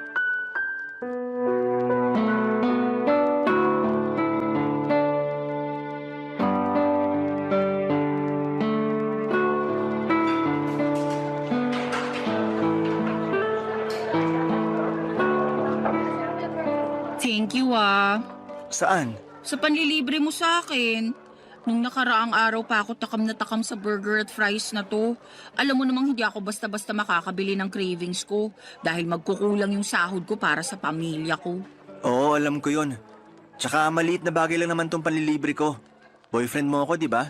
Sana sinabi mo na nung nakaraan ka pa pala nagka-crave rito para nabilhan kita. Hindi na, nahihiya rin kasi ako sa'yo. Ikaw naman? Totoo naman yun. Lagi ko kasing naiisip na ikaw yung taya sa mga labas at gala natin. Ay, kailan kaya ako makakapag-ambag ng mas malaki-laki ano? Pag nakaluwag ka na. Pero saka mo na yun isipin. Sabi ko nga boyfriend mo ko at ako ang lalaki sa relasyon. Walang kaso sa akin na maglabas ng pera kung para rin naman sa'yo. Thank you. Pero kainis talaga maging mahirap. Hirap na akong magtipid at magpigil na unahin ang sarili ko dahil sa pamilya ko. Buti sana kung thankful sila sa akin. Kaso hindi naman. May nangyari na naman ba sa bahay nyo? Oo Kanina lang bago ako umalis para makipagkita sa'yo. Nagalit na naman si nanay kasi kaunti lang daw yung binigay kong sweldo. Di raw makakabili ng 10 kilong bigas at masarap na ulam. Lagi na lang daw noodles at dilatang sardinas na bibili niya. Kaya nagagalit yung kuya kong batugan. Magagawa ko. Malaki kaltas ko ngayong cut-off Alam naman nila yan, bakit nagugulat pa sila? Tapos yung tatay ko nagtatampo kasi hindi ko man lang daw siya mabigyan ng pera pang yosi. Ayos lang ba siya? Ako pa ba bibili ng pambisyo niya? Nakakaloka. Sige lang, magkwento ka lang. Yung kuya kong batuga nangungutang sa akin, panghulog ng motor niya. Sana all may motor, di ba? Kukuha-kuha ng hulugan tapos sa akin ipapakargo kapag nagigipit sa bayaran. Lakas din talaga ng tama Di ba may trabaho naman ng kuya mo? Meron, pero kulang-kulang pa rin daw kasi sinusustentuhan niya yung 3 anak niya sa iba't ibang babae. Galing no? Napakalandi ng kuya ko. Ay, kaya pala stress na stress ka nung nakita kita kanina. Oo, medyo lang. Pinautang mo ba kuya mo? Siyempre hindi. Kaya lang pinagsabihan akong maramot at hindi raw maaasahan. Ay, kaloka. Nang galaiti talaga ako pagkarinig ko nun. Para akong bulkang sasabog anumang sandali. Saka wala na akong pera para pautangin siya, no? Ano siya, hilo? Nanghihingi pa nga sa akin ng pang-project sa school yung bunso namin. Siyempre, mas inuna ko na yun kaysa sa kanya. Grabe rin talaga yung kuya mo. Wala na sa lugar ang mga pinagsasasabi. Lahat sila ganun sa bahay. Ay! Siguro maliban na lang sa bunso namin. Kasi bata pa yun. At yun lang yung kasundo ko. Kaya lang, mas lamang talaga ang stress ko sa pamilya ko. Lalo pag wala na kaming pera. Ang unfair lang din talaga dahil malakas pa naman yung parents ko pero ang kukupad. Mula nang magkatrabaho ako, umasa na talaga sila sa akin. Hindi na naawa na nagkakandakuba na ako sa pagtatrabaho para lang buhayin sila. Uy, napakamalas ko talaga. Alam mong hindi totoo yan. Totoo yon. Mahirap lang talaga paniwalaan kasi hindi ikaw yung nasa posisyon ko. Di tulad ko, solo mo pera mo, di ba? Tumutulong din naman ako sa pagpapaaral sa mga kapatid ko. Oo nga, pero hindi ka naman obligado kasi may business yung mga magulang mo. May pera kayo at kaya pa rin nila kayong buhayin. Hindi katulad namin kasi ako lang talaga yung dapat bumuhay sa pamilya ko. Kaya nga kahit itong cravings ko, hindi ko talaga mabili. Malapit na talaga akong masiraan ng ulo. Kung may magagawa lang sana ako para tulungan ka. Alam mo, meron. Ano yun? Ibahay mo na ako. Mag-live-in na tayo para makaalis na ako sa toxic kong pamilya. Papa Dudut, nagtatrabaho bilang private company employee si Paloma at sakto lang ang kinikita niya. Siya ang breadwinner sa kanila kaya wala talaga siyang maitabi para sa sarili. Kaya nga sa abot ng makakaya ko ay binibilhan ko si Paloma ng mga pangangailangan at kaunting luho niya. Pero hindi ko naman kayang saluhin ang lahat, lalo na yung tungkol sa toxic niyang pamilya. Kaya naisipan niya na mag-live-in na kami pero nag-alangan ako dahil sa paniniwala kong mag-asawa lang ang dapat na magkasama sa iisang bubong. Dahil doon ay naggalit na naman sa akin si Paloma. Tapos ay paulit-ulit pa akong inuusig ng aking konsensya tungkol sa mga posibilidad na sinasabi ng girlfriend ko na baka mangyari sa kanya pag hindi pa siya nakaalis sa kanila. Halimbawa noon ay baka tuluyan na siyang mabaliw o masiraan ng ulo. Kaya nga pinag-isipan ko ng mabuti ang plano niyang pagtira kasama ko. At agad ko yung pinaalam sa aking mga magulang, Papa Dudut. Barangay Love Stories. Barangay Love Stories. Papa Dudut, pinaintindi sa akin ng mga magulang ko na ayos lang na tumira kami ng magkasama ni Paloma sa isang bubong, lalo na at alam din nila ang sitwasyon ng girlfriend ko sa pamilya niya. At mas nanaig ang awa nila sa kanila kesa sa paniniwala na kinamulatan namin. Relihiyoso kasi kami pero unti-unti ay nabawasan at nagbago naman yon. Dahil sa iba't ibang kadahilanan, kaya nga pumayag na ako makipag-live-in kay Paloma. Pero may kondisyon. Bale, hindi kami magkatabi sa isang kama at sa sofa ako matutulog. Nung una ay pinagtawanan pa ako ni Paloma pero nung pinaliwanag ko sa kanya na gusto kong pangatawanan ng paniniwala ko, ay wala na rin siyang nagawa pa. Sabay pa rin naman kaming kumakain, magkasamang nanonood ng TV o di kaya ay nagluluto ng aming pagkain. Pero sa abot ng makakaya ko ay pinipigilan ko ang aking sarili na maging sobrang malapit sa kanya. Kaya lang isang araw ay nagpaalam sa akin si Paloma na gagabihin at huwag ko na raw siyang hintayin. Lalabas daw kasi sila ng mga katrabaho niya. Bagay na wala namang kaso sa akin para na rin makapag-unwind siya. Pinilit ko pa rin siyang hintayin pero sa inabot na lamang ng madaling araw ay wala pa rin siya. Kaya nakatulog na ako sa sofa at nagising na lamang noong maramdaman kong may humahawak sa aking pagka-lalaki, Papa Dudut.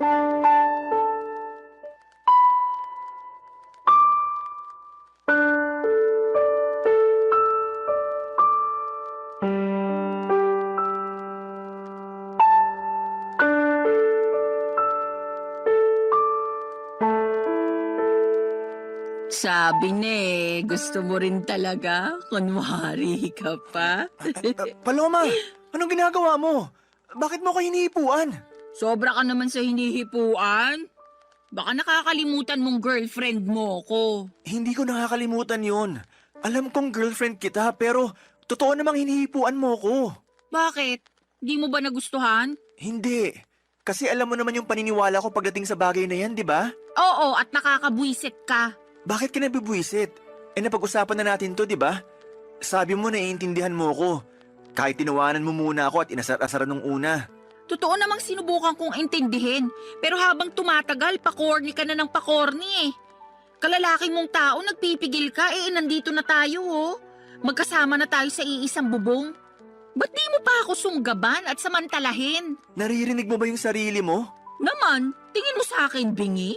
Hindi, pero nakakagulat na sa katulad mo pa talagang babae galing yung mga salitang yun. Girlfriend mo naman ako at boyfriend kita. Tingin mo sasabihin ko yun sa ibang lalaki? Ano ako, gaga? Kahit na, hindi pa rin tama na ganyan ka magsalita. Irespeto mo naman ang sarili mo. Nire-respeto ko yung sarili ko, no? Saka masyado kang sensitive at makalumang tao kung umasta.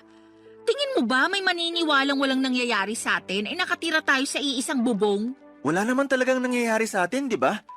At kung walang maniwala, hindi ko na problema yun.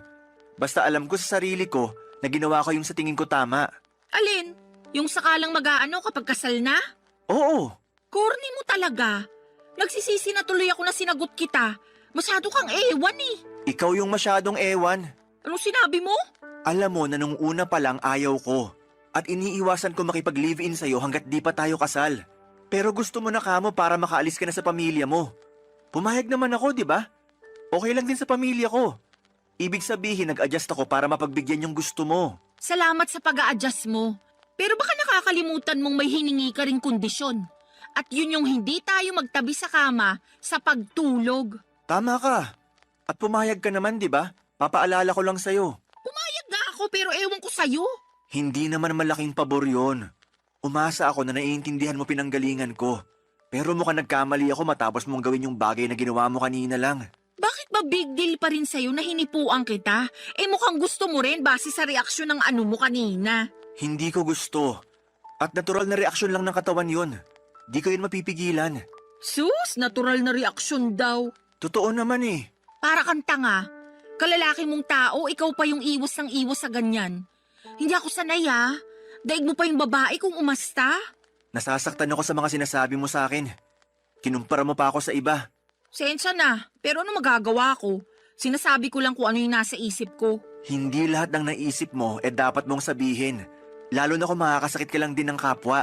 Hindi ka lang pala makalumang tao, balat sibuyas ka rin. Ay nako, ewan ko sa'yo Paloma. Mas ewan ko sa'yo, pakaarte mo. Babae na nga yung lumalapit sa'yo, ayaw-ayaw ka pa dyan. Sure na ba yan? Sige na, try lang natin. Please lang, tigilan na natin tong usapang to. Nakainom ka eh. Mabuti pa matulog ka na dun. Inaantok na rin ako. Uy, kainis ka talaga. Para kang ewan. Siguro, ayaw mo lang talaga sa akin, no? Alam mong hindi totoo yan. He, ewan ko sa'yo. Papadudot kahit na masama ang loob ko kay Paloma dahil sa ginawa niya ay mas masama pa rin ang loob niya sa pagtanggi ko sa kanya. Hindi naman kasi ganun yon, hindi sa ayaw ko siya pero iniiwasan ko lang talaga na may mangyari sa amin lalo na at hindi pa kami kasal. Alam ko baka tawagin niyo kong hipokrito at nagmamalinis dahil magka-live-in na kami ni Paloma pero ginagawa ko lang ang alam kong tama at nararapat gawin bilang isang lalaki. Kaya lang ay hindi yon maintindihan ni Paloma at gulat na gulat ako sa ugali niyang yon. Lalo pang nadagdagan ang sama ng loob ko nang insultuhin niya ako at ang paniniwala ko. Pero alam ko na meron lang din siyang pangangailangan kaya nagawa niya ang bagay na yon. In short ay pinatawad ko si Paloma at pinalagpas ko ang mga nangyari. Doon ko na naisip na mag-propose ng kasal sa girlfriend ko, bagay na walang pasubalin niyang tinanggap. Papadudot mahal ko si Paloma at masaya ako dahil ikakasal na kami. Kaya lang ay makalipas ang isang linggo ay merong nangyari, papadudot.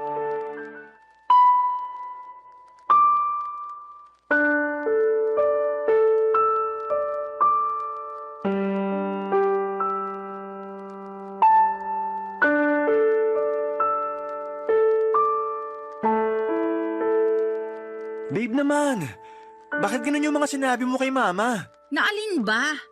Na feeling ko nagkukulang ka na sa akin kasi hindi mo nabibigay pangangailangan ko? Na-stress na ako pero hindi ka makaramdam? Di mo man lang ako matanong kung anong gusto ko o kung saan ko gustong pumunta para mag-relax? Buti pa yung ibang babae, mahal na mga jowa nila. Pero ako, ewan ko na lang talaga. Mahal kita. At kaya ko lang naman di nagawa yung mga sinabi mo dahil naging busy ako sa trabaho. Tapos wala pa akong energy pagkatapos kasi drained na drained ako. Drain na drain din naman ako at kitang-kita na yung sa mukha ko. Tingnan mo nga 29 years old pa lang ako. Pero nagkaka-wrinkles na ako. Ang oily na rin ang mukha ko, halatang hindi na naaalagaan. Paano ko pa magagawa yun kung mas gusto ko na lang na matulog pag uwi ko rito sa unit mo, no? Buti ka pa nga kahit papano nagagawa mo pang mag-gym. Nito lang naman ako nagpa-member sa gym na malapit sa atin. Para may magawa rin akong iba bukod sa typical kong ginagawa, di ba? Tsaka niyaya kita. Baka sabihin mo diyang hindi. Niyaya mo nga ako, Pero nag-iisip ka ba nung ginawa mo yun? Oo naman. Anong ibig mong sabihin? Feeling ko kasi hindi. Kasi kung nag-iisip ka, maiisip mong pagod na ako sa maghapong pagtatrabaho sa opisina. Tapos yayayain mo pa talaga ako mag-workout? Yun lang kasi naiisip kong paraan para kahit paano magkaroon ka naman ng exercise. Lagi mo kayang nirereklamo sa akin na masakit na likod at puwet mo kauupo sa opisina nyo. Tapos sabi mo pa, ang taba-taba mo na kaya naisip ko, what if magpamiyembro tayo sa gym para makapag-workout ng sabay, di ba? Tsaka maganda rin yung benepisyo ng exercise, hindi lang sa katawan kundi maging sa isip na rin. Pag pinagpapawisan ako gumagaan pakiramdam ko. Ikaw yun. Hindi naman lahat ng tao pare-pareho. Baka imbis gumaan ang pakiramdam ko pag ginawa ko yung sinasabi mo, di na ako makapasok sa opisina kinabukasan dahil sa sakit ng katawan. Sabihin mong hindi, nung unang 3 araw mo na nag-workout, hindi ka nga makabangon kasing sakit-sakit ng katawan mo. Maswerte ka lang talaga kasi work from home ka kumusta naman ako, di ba? Bakit ba napunta doon yung usapan? Ang issue rito yung pagrarant mo kay mama. Lumabas pa tuloy na pinababayaan kita. O bakit, hindi ba? Saka mama ko na rin siya, lalo't magiging asawa na kita. Kanino ako magrarant? Sa lola mo, patay na yun. Paloma naman! Totoo naman patay na lola mo, di ba? Oo, pero di mo na kailangan banggitin yung tungkol doon. Para ka namang ewan Kung ano-ano na lang sinasabi mo. Siyempre, may bibig ako kaya may sasabihin talaga ako. Ang akin lang naman sana, ako yung una mong kinausap para nalaman ko't naitama kung may maliman. At nagawa ng paraan yung mga pagkukulang ko sa'yo. Yan tayo Gusto mo talaga sinasabi sa'yo yung dapat automatic ng ginagawa mo? Natural. Kaya ka nga may bibig para makapagsalita, di ba? Ikaw may sabi niyan kani-kanina lang. Ano pang silbi niyan kung di mo gagamitin sa tama? Ay, sumusobra ka na talaga. Ako pa yung sumusobra. Ikaw tong parang ewan dyan. Tsaka tayo yung nasa relasyon, kaya dapat sa atin pa lang inaayos na natin yung issue. Hindi na kailangan malaman nila mama. Tsaka na lang pag di na talaga natin kayang ayusin. Ano na lang sasabihin nila? Na hindi ako marunong magdala ng relasyon? Na pinababayaan kita, ganun ba? Alam natin na hindi yan totoo. Kasi mahal kita, Paloma. Papadudot aaminin kong hindi ako natuwa dahil nakarating pa sa mama ko ang mga reklamo ni Paloma. Para sa akin, ako ang unang tao na dapat niyang kausapin tungkol sa bagay na yon at hindi ang mga magulang ko. Nakakahiya kasi lalo na at meron rin silang sariling problema para problemahin pa ang mga reklamo ng girlfriend ko. Kaya nga hiyang-hiya ako sa mama ko dahil sa nangyari. Pero at the same time ay thankful din kasi pinayuhan niya ako kung ano ang dapat gawin upang maging mas maayos ang relasyon namin ng girlfriend ko. Tapos ay sinamantala ko na rin ang pagkakataon na kausapin si Paloma at ipaunawa sa kanya na hindi totoong pinapabayaan o tinitipid ko siya. Kung nabawasan man ang oras at pera na naibibigay ko sa kanya ay dahil lamang nag-iipon ako na para sa pangkasal namin. Kaya lang ay ewan ko ba sa girlfriend ko kung bakit pakiramdam niya ay pinagdadamutan ko siya. Para wala ng away ay ako na lamang ang nag-adjust. Sa abot ng makakaya ko ay binigay ko ang mga gusto ni Paloma, Papadudot. Barangay Love Stories. Barangay Love Stories. Papadudot makalipas nga ang 1 buwan ay gulat na gulat ako nang sabihin sa akin ni Paloma na nag-resign na siya sa kanyang trabaho. Ni hindi kasi niya nabanggit sa akin na may plano na pala siya na umalis. Basta sinabi lang niya na ayaw na niyang magtrabaho dahil nabuburyo at napapagod na raw siya. Pero sa kanya pa rin humihingi ng sustento ang pamilya niya. Kaya problemado siya kung paano makapagbibigay sa kanila. Kaya ako ang umako ng responsibilidad na yon dahil magiging pamilya ko na rin naman ang pamilya niya. Pero labis talaga akong nahirapan at nabigatan sa buhay noong nadagdagan ng responsibilidad na nakaatang sa aking mga balikat. Kahit na nakakaluwag ako noong una ay umabot ako sa punto na halos masaid ang savings ko. Dahil sa mga hingi at bigay para sa pamilya ni Paloma. Dahil po sa mga nangyari ay nagsabi ako sa parents ko na baka hindi muna ako makatulong para sa pagpapaaral ng mga kapatid ko, bagay na nauunawaan naman nila. Nag-offer pa nga sila na pahiramin ako ng pera sakaling kailanganin ko. Sobrang bait ng mga magulang ko kaya naman hiyang-hiya ako sa kanila. Doon ko na naisipang kausapin si Paloma tungkol sa sitwasyon pero meron namang ginawa ang magaling kong girlfriend, Papa Dudut.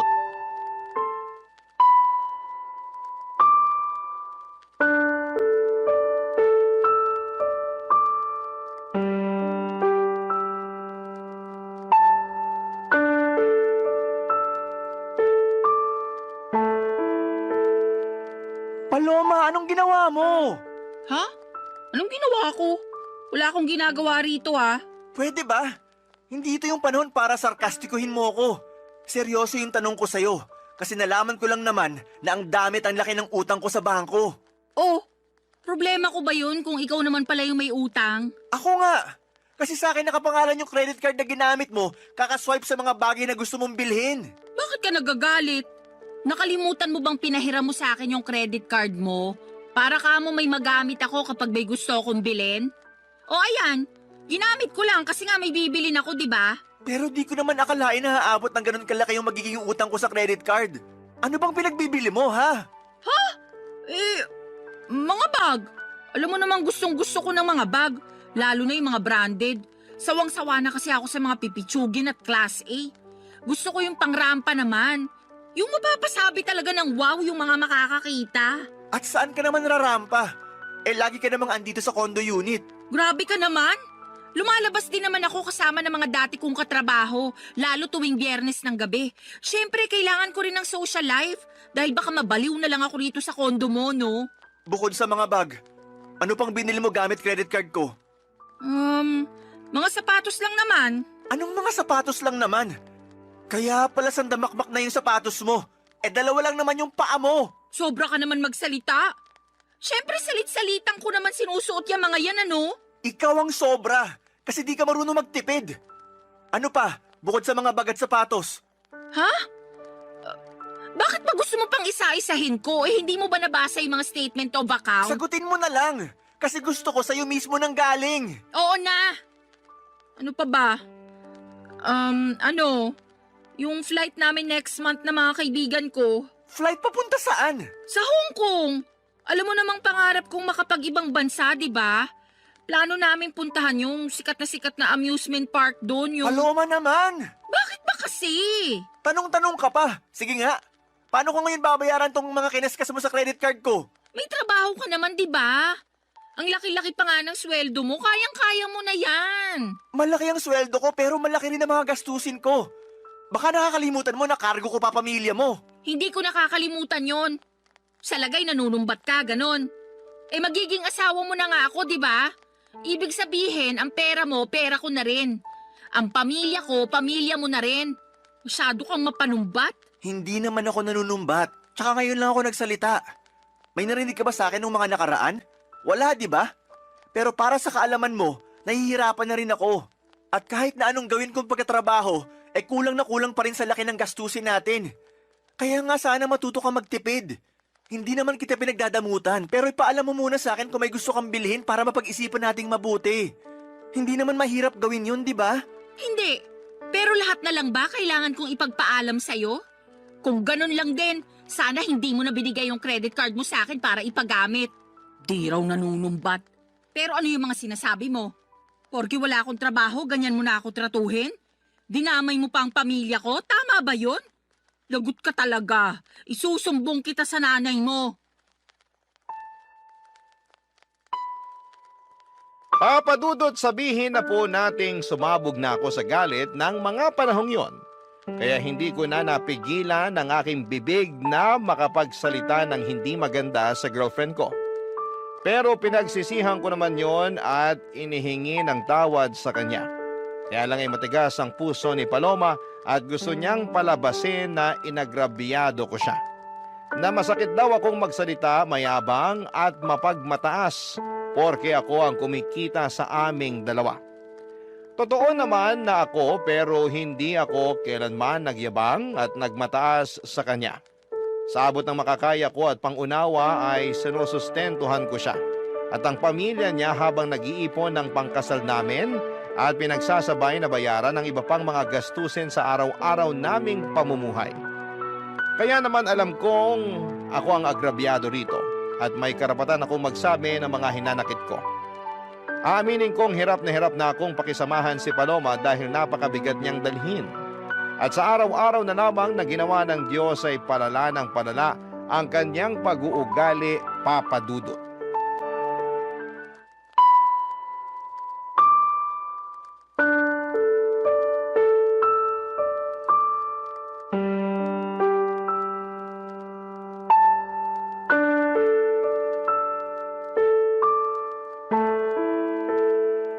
Babe, ano na naman bang ginawa mo? Ginawa na naman saan? Sinabi ko pa naman kina mama na available yung kotse para gamitin nila sa outing nila ng mga kumare niya. Para lang malaman na wala na sa parking yung sasakyan ko. Oo, kasi pinakuha ko kay kuya kanina yung gagamitin nila sa family outing namin. May problema ba dun? Meron! Oy, ba't ka sumisigaw dyan? Nakakaaburido ka naman eh. Nakuha mo pa talaga magtanong at maaburido? Eh ako nga dapat na magsabi niyan. Kasi natulog lang ako, tapos pagising ko wala na yung kotse ko. Hindi mo ba narinig yung sinabi ko? Pinagamit ko kay kuya kasi magsiswimming daw sila nila nanay at tatay sa kanong kapatid ko. Hindi na nga ako sumama dahil meron ako masakit puson ko, hindi ko rin mai-enjoy. Wala akong pakialam sa outing ng pamilya mo kasi kotse ko naman yon. Tsaka di mo rin ba narinig sinabi ko? Papagamit ko dapat kay mama yung sasakyan ko, pero wala na. Ano na lang gagamitin nila, di ba? Problema ba yun? May sarili naman silang sasakyan. Problema yon kasi nasa talir yung kotse nila. Pinaghagawa. Tsaka matagal lang pinagpaalam ni mama sa akin na hihiramin niya yung sasakyan ko. Tapos bigla mong pinahiram sa pamilya mo? Di mo pa pinaalam sa akin kagabi bago tayo matulog. Nakalimutan ko Sa kapamilya ko naman yung gagamit, buti sana kung ibang tao. Magalit ka kung sa iba ko pinahiram. Oo! Parang yung pagpapagamit mo ng credit card ko sa mga kaibigan mo nung nag-book kayo ng flight, di ba? Akala ko ba nakapag-move on ka na dun? At saka binabayaran naman nila kahit hulugan. Kalmahan mo lang. Hindi ko na alam kung paano kumalma kasi malapit na ako mapuno rito. Kaso ang unfair dahil laging ako yung mali. Kapag nagsalita ako, lagi mo binabalik sa akin na mapanumbat ako, ganito, ganyan. Tama ba yun? May karapatan naman talaga ako manumbat kung gugustuhin ko lang, di ba? Anong gusto mo? Manahimik na lang ako para isipin mo na ayos lang yung mga ginagawa mo? Ganun yata talaga gusto mo mangyari Akala ko ba mahal mo ko? Mahal kita, Paloma. Pero ako ba mahal mo? Oo naman. Tinatanong pa ba yan? Kung hindi kita mahal, di sana ako pumayag na magpakasal sa'yo. O baka naman mahal mo lang ako kasi may nabibigay ako sa'yo. Paano na lang kung wala na? Ganun pa rin ba mararamdaman mo para sa akin?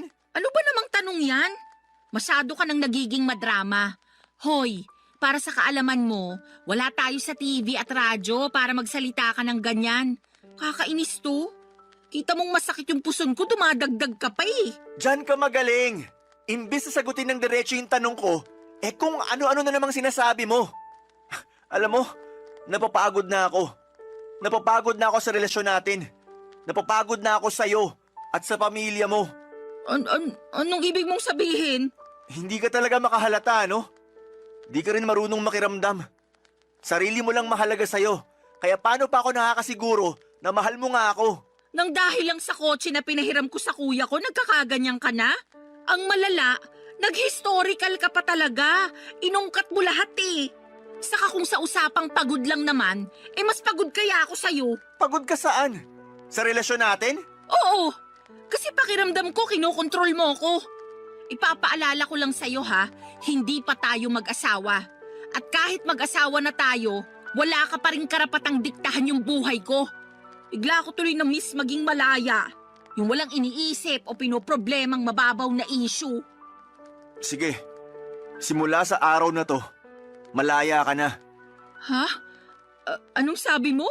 Sabi ko, simula sa araw na to, malaya ka na. Kasi nakikipaghiwalay na ako sa'yo. Tapos na tayo. Papa Dudut, nagmakaawa pa sa akin si Paloma na bawiin ko ang pakikipaghiwalay ko sa kanya. Pero naging matigas ako ng mga panahong yon. Kahit na apektado na ako sa pag-iyak at paghingi niya ng paulit-ulit na sorry, ay tinatagan ko ang sarili ko upang tiisin siya. Sobra na kasi ang mga ginagawa niya sa akin na pinalagpas at pinagpasensyahan ko lang. Siguro'y panahon na rin para bigyan ko ng pabor ang aking sarili na maging malaya mula sa mga responsibilidad ko sa kanya. Walang nagawa si Paloma noong nakipaghiwalay na talaga ako sa kanya. Agad niyang inimpake ang mga damit niya at umalis sa condo unit ko. Aaminin kong gusto ko siyang pigilan, pero may isang bahagi sa akin na nagsasabing wag na akong kumuha ng bato na ipupukpok ko lang din sa ulo ko.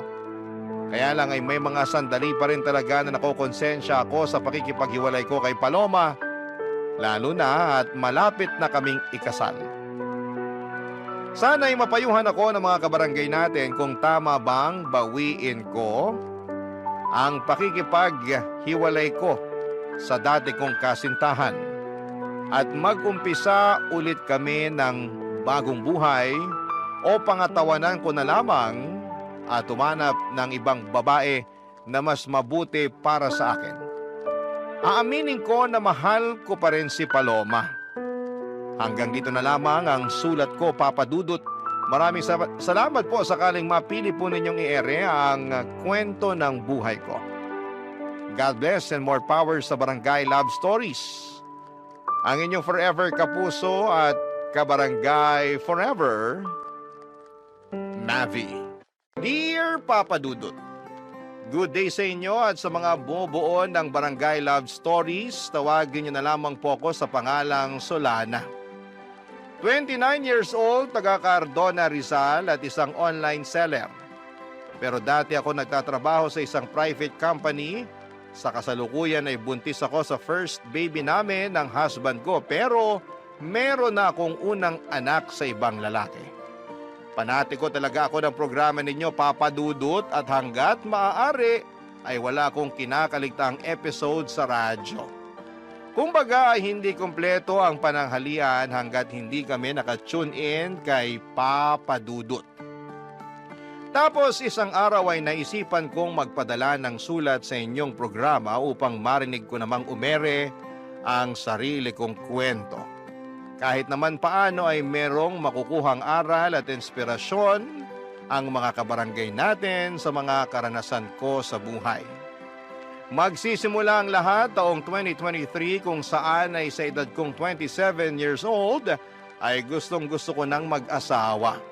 Kaya lang ay wala pa nga akong boyfriend noon, bagay na nakadagdag pa sa aking frustration. At palagi ko yung sinasabi sa aking nanay, Papa Dudut.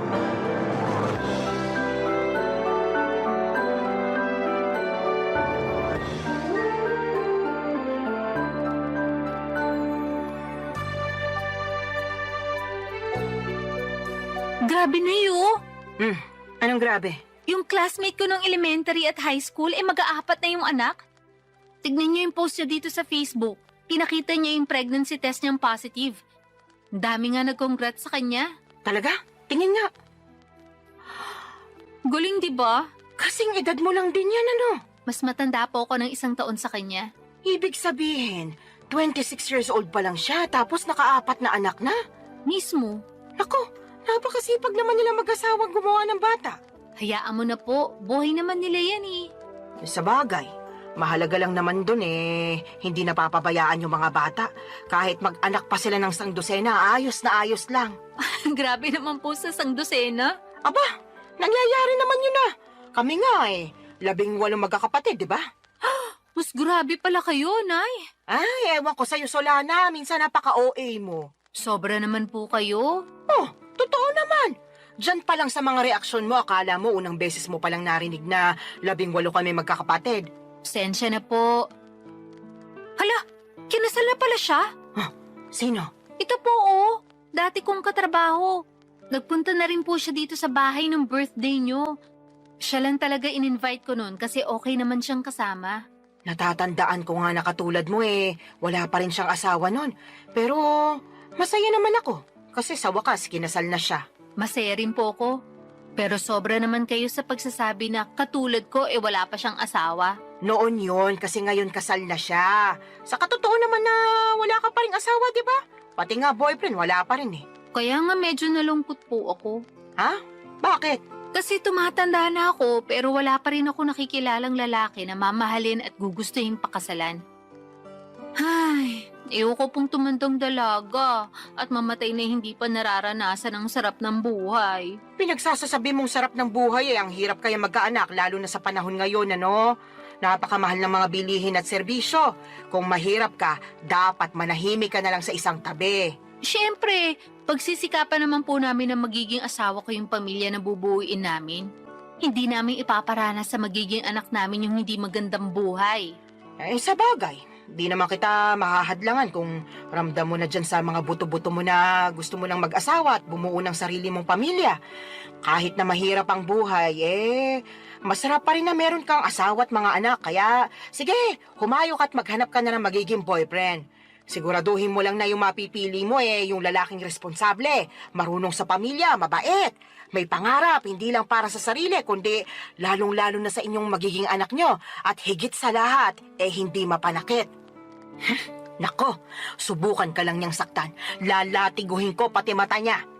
Si nanay talaga, wala pa nga eh. Sinasabi ko lang sa'yo yung gagawin ko kapag maling lalaking napili mo. Kaya ayusin mo paghahanap ng matinong mapapangasawa, ha? Boyfriend po muna, wala pa nga akong boyfriend eh.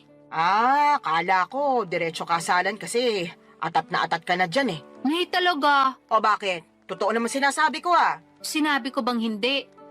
buti na yung nagkakaliwanagan. Masyado talaga kayong mapangasar. Para namang di mo ko kilala. Mapang-asar talaga ako at nasa iyo na lang kung maaasar ka. Ay, pero seryoso nak, kung anong magpapasaya sa'yo, gawin mo. Marami-rami ka na rin sinakripisyo para sa pamilya natin. Panahon na para mapagtuunan mo naman ang pansin ng sarili mong buhay.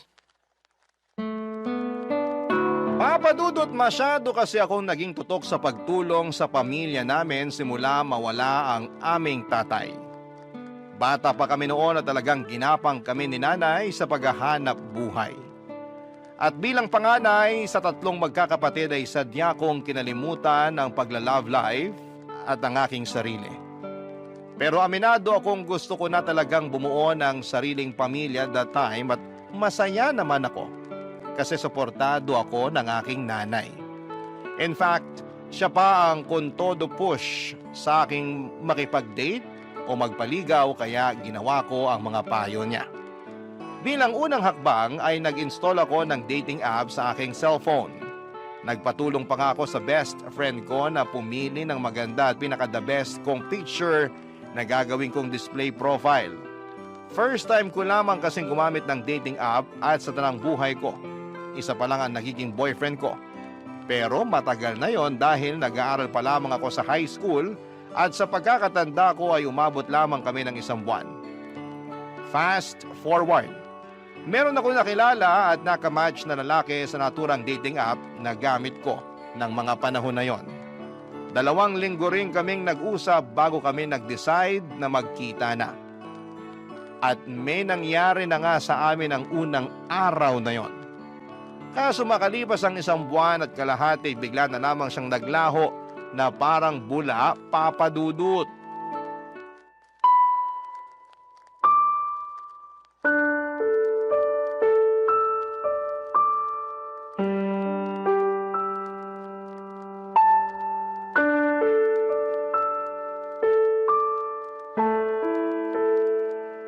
Nay, minulto niya ako.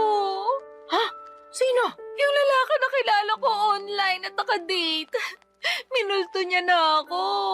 Paanong minulto? Bakit? Namatay na ba siya? Nay naman eh. Pinatay mo naman agad yung tao. Sabi mo kasi minulto ka, kaya anong iisipin ko kung di namatay na pala yung tao, di ba? Yun na nga. Kaso buhay na buhay pa po siya. At ang ibig sabihin ko sa minulto, naglaho na lang siya bigla na parang bula. Bigla na lang siyang hindi nagparamdam. Hindi ko na matawagan. At hindi na rin siya nagre-reply sa mga text ko. Naku, minulto ka nga. Sumalangit nawa. Nay naman eh. Sabi mo sa akin, nagkakamabutihan na kayo, di ba? Opo. Akala ko rin papunta na kami sa pagiging mag-boyfriend-girlfriend kasi okay naman yung date namin. Nagsabi pa nga siya na plano niya akong ligawan at pumayag naman ako. Kaya lang, Kaya lang, Kaya lang ano?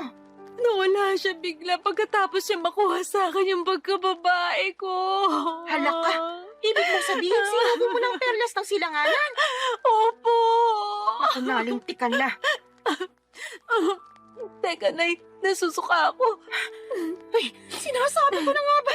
Pumunta ka doon sa lababo. Doon ka sumuka. Naku. Ay, hindi kaya buntis ka? Pwede po ba yun? Oo naman. May nangyari sa inyo kamo. Tapos nagkakaganyan ka. Malamang buntis ka. Ay, niregla ka na ba? Hindi pa nga po eh. Mag-iisang linggo na.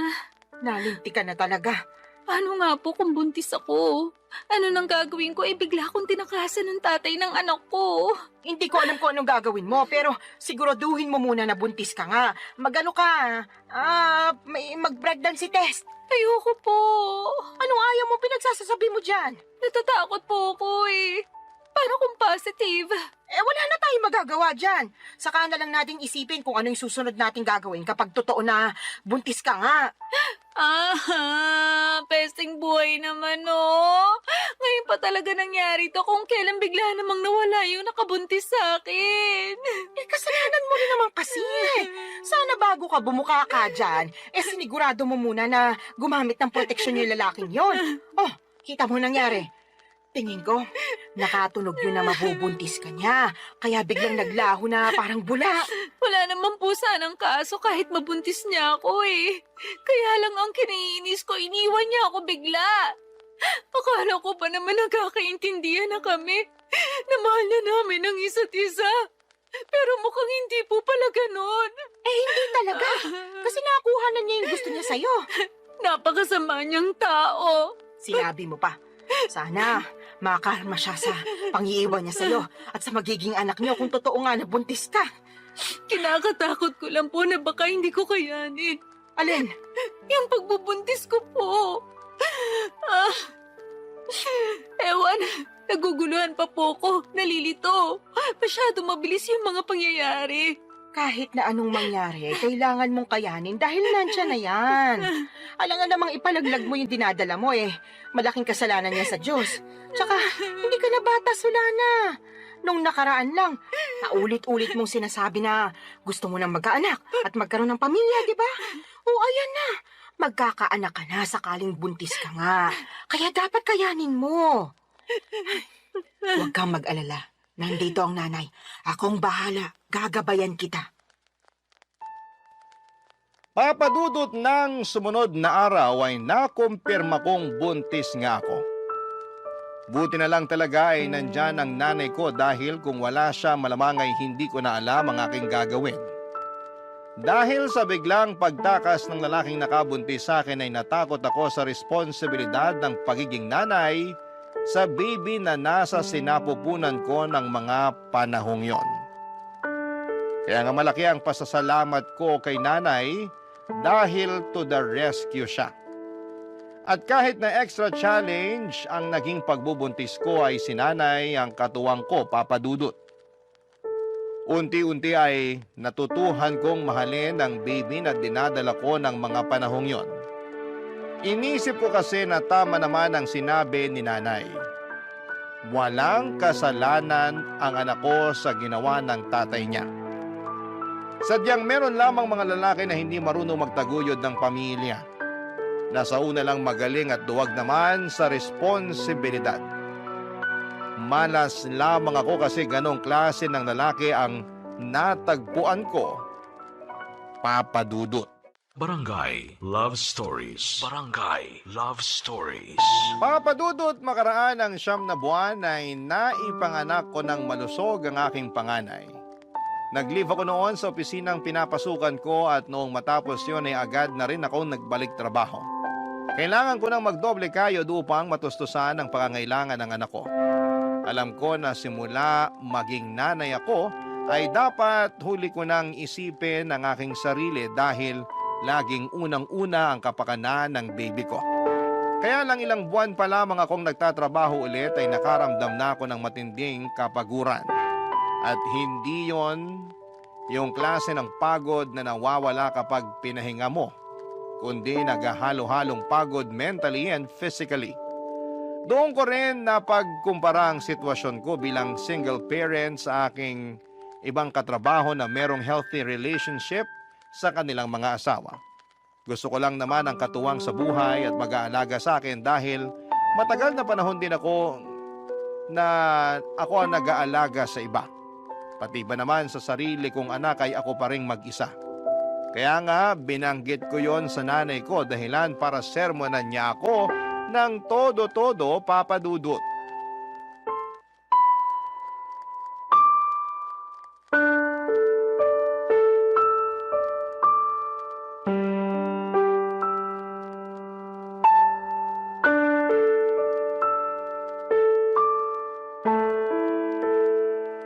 Nay, pagod na po ako.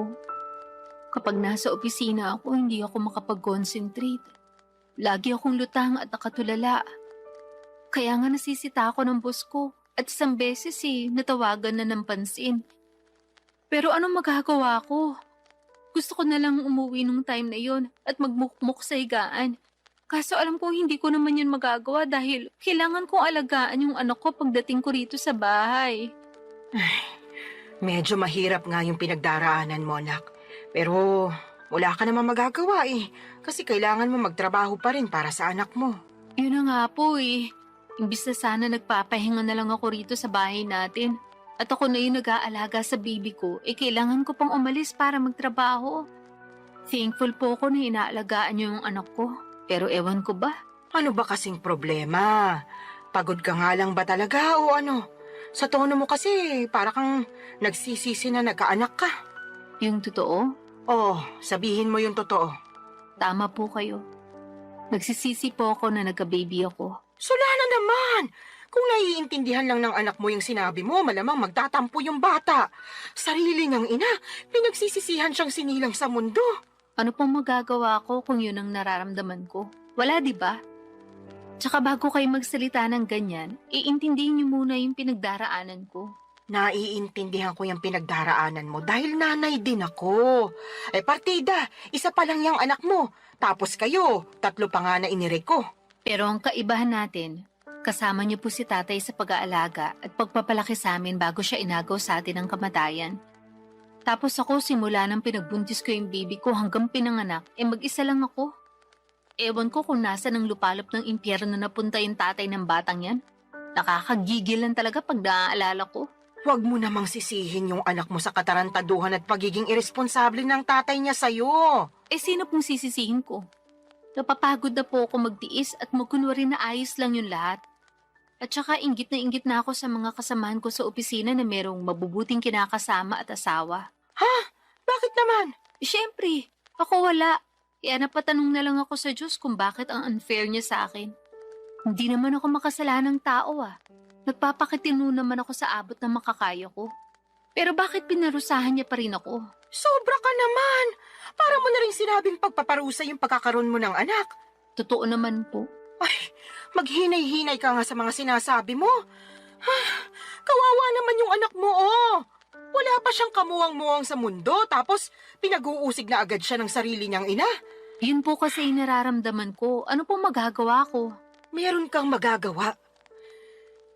Sana pinigilan mong maisip yan.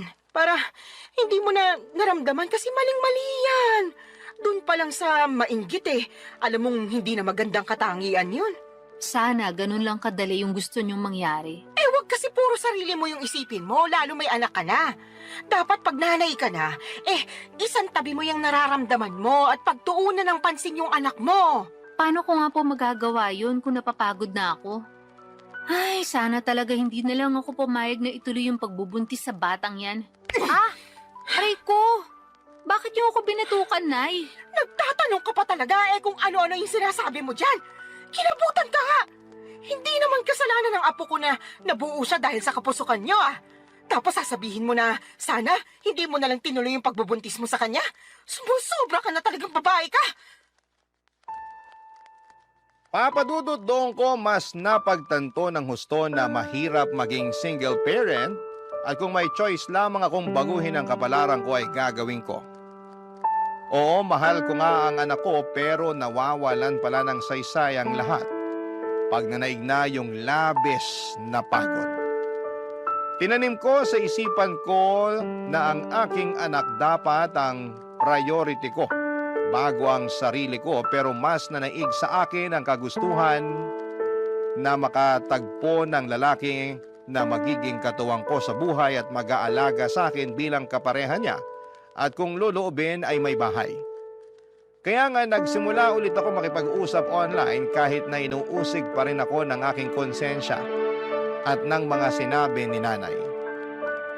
Naintindihan naman daw niya ako pero nandun pa rin yung sermon niya tungkol sa dapat mas pagtuunan ko ng pansin ang aking anak bago ang sarili ko. Para sa akin ay hindi niya talaga ako nauunawaan. Hindi nagtagal ay meron akong nakausap na lalaki sa dating app at mabilis lang din kaming nagkapalagayan ng loob, Papa Dudut.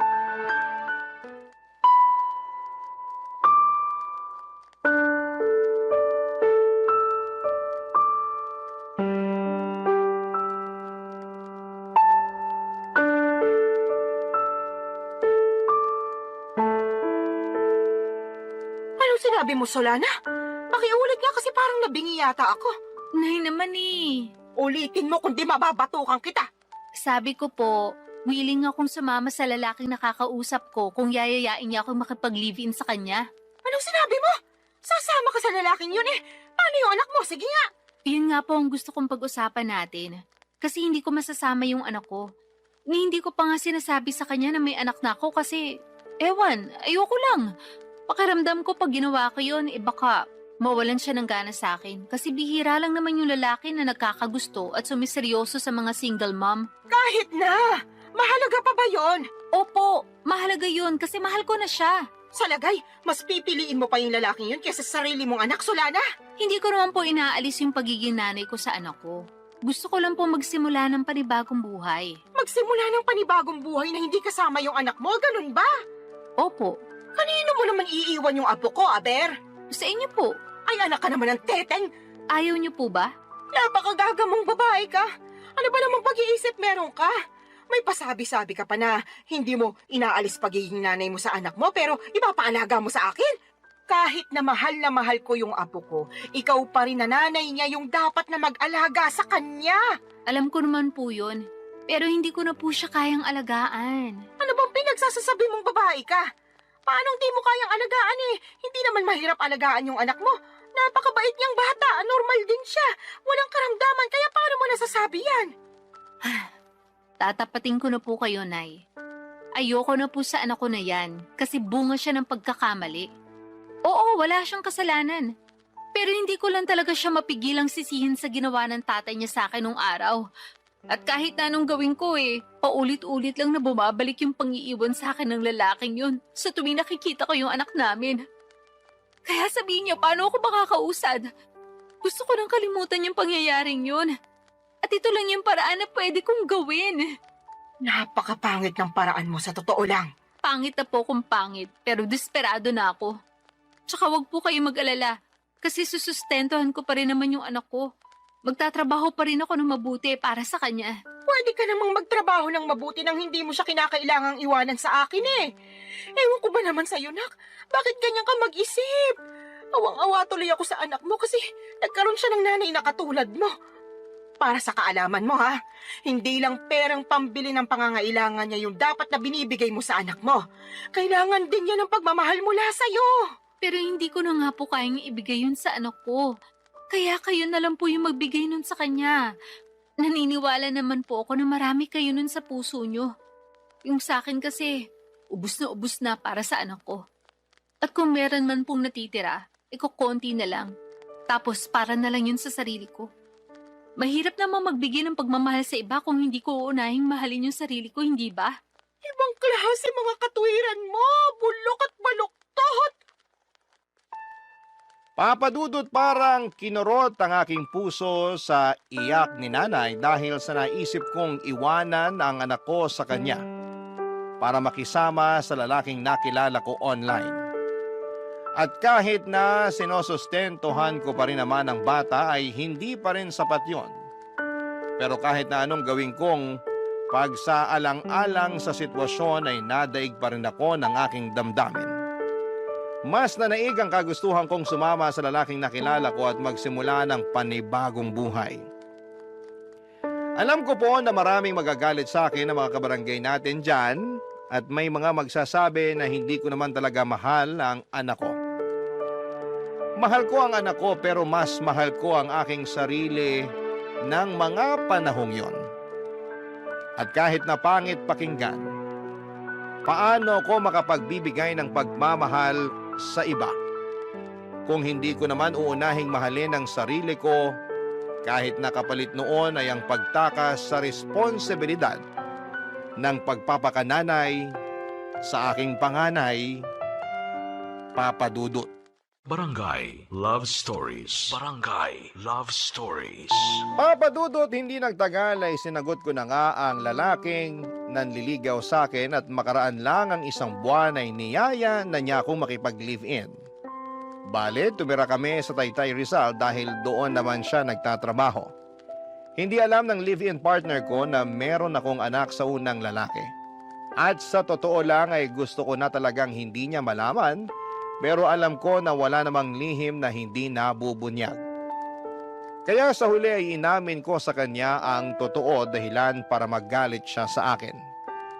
Hindi dahil may anak ako sa ibang lalaki kundi dahil hindi raw ako naging tapat sa kanya nung una pa lamang. Naintindihan ko naman ang pinanggagalingan ng galit niya, kaya humingi ako ng tawad. Hindi niya rin ako natiis dahil mahal niya ako at ang tanging hiling lang niya ay ipakilala ko sa kanya ang anak ko, kaya sinama ko siya sa bahay ng nanay ko sa Cardona, Rizal. At laking gulat ko dahil masayang masaya siya pagkakita sa aking anak. Kaya lang ay marami pa rin kaming bagay na hindi pinagkakasunduan habang nagpapatuloy ang aming pagsasama. Katulad na lamang noong isang beses na nag-away kami, dahilan para mag-alsa balutan ako't umuwi sa aking nanay, Papa Dudut.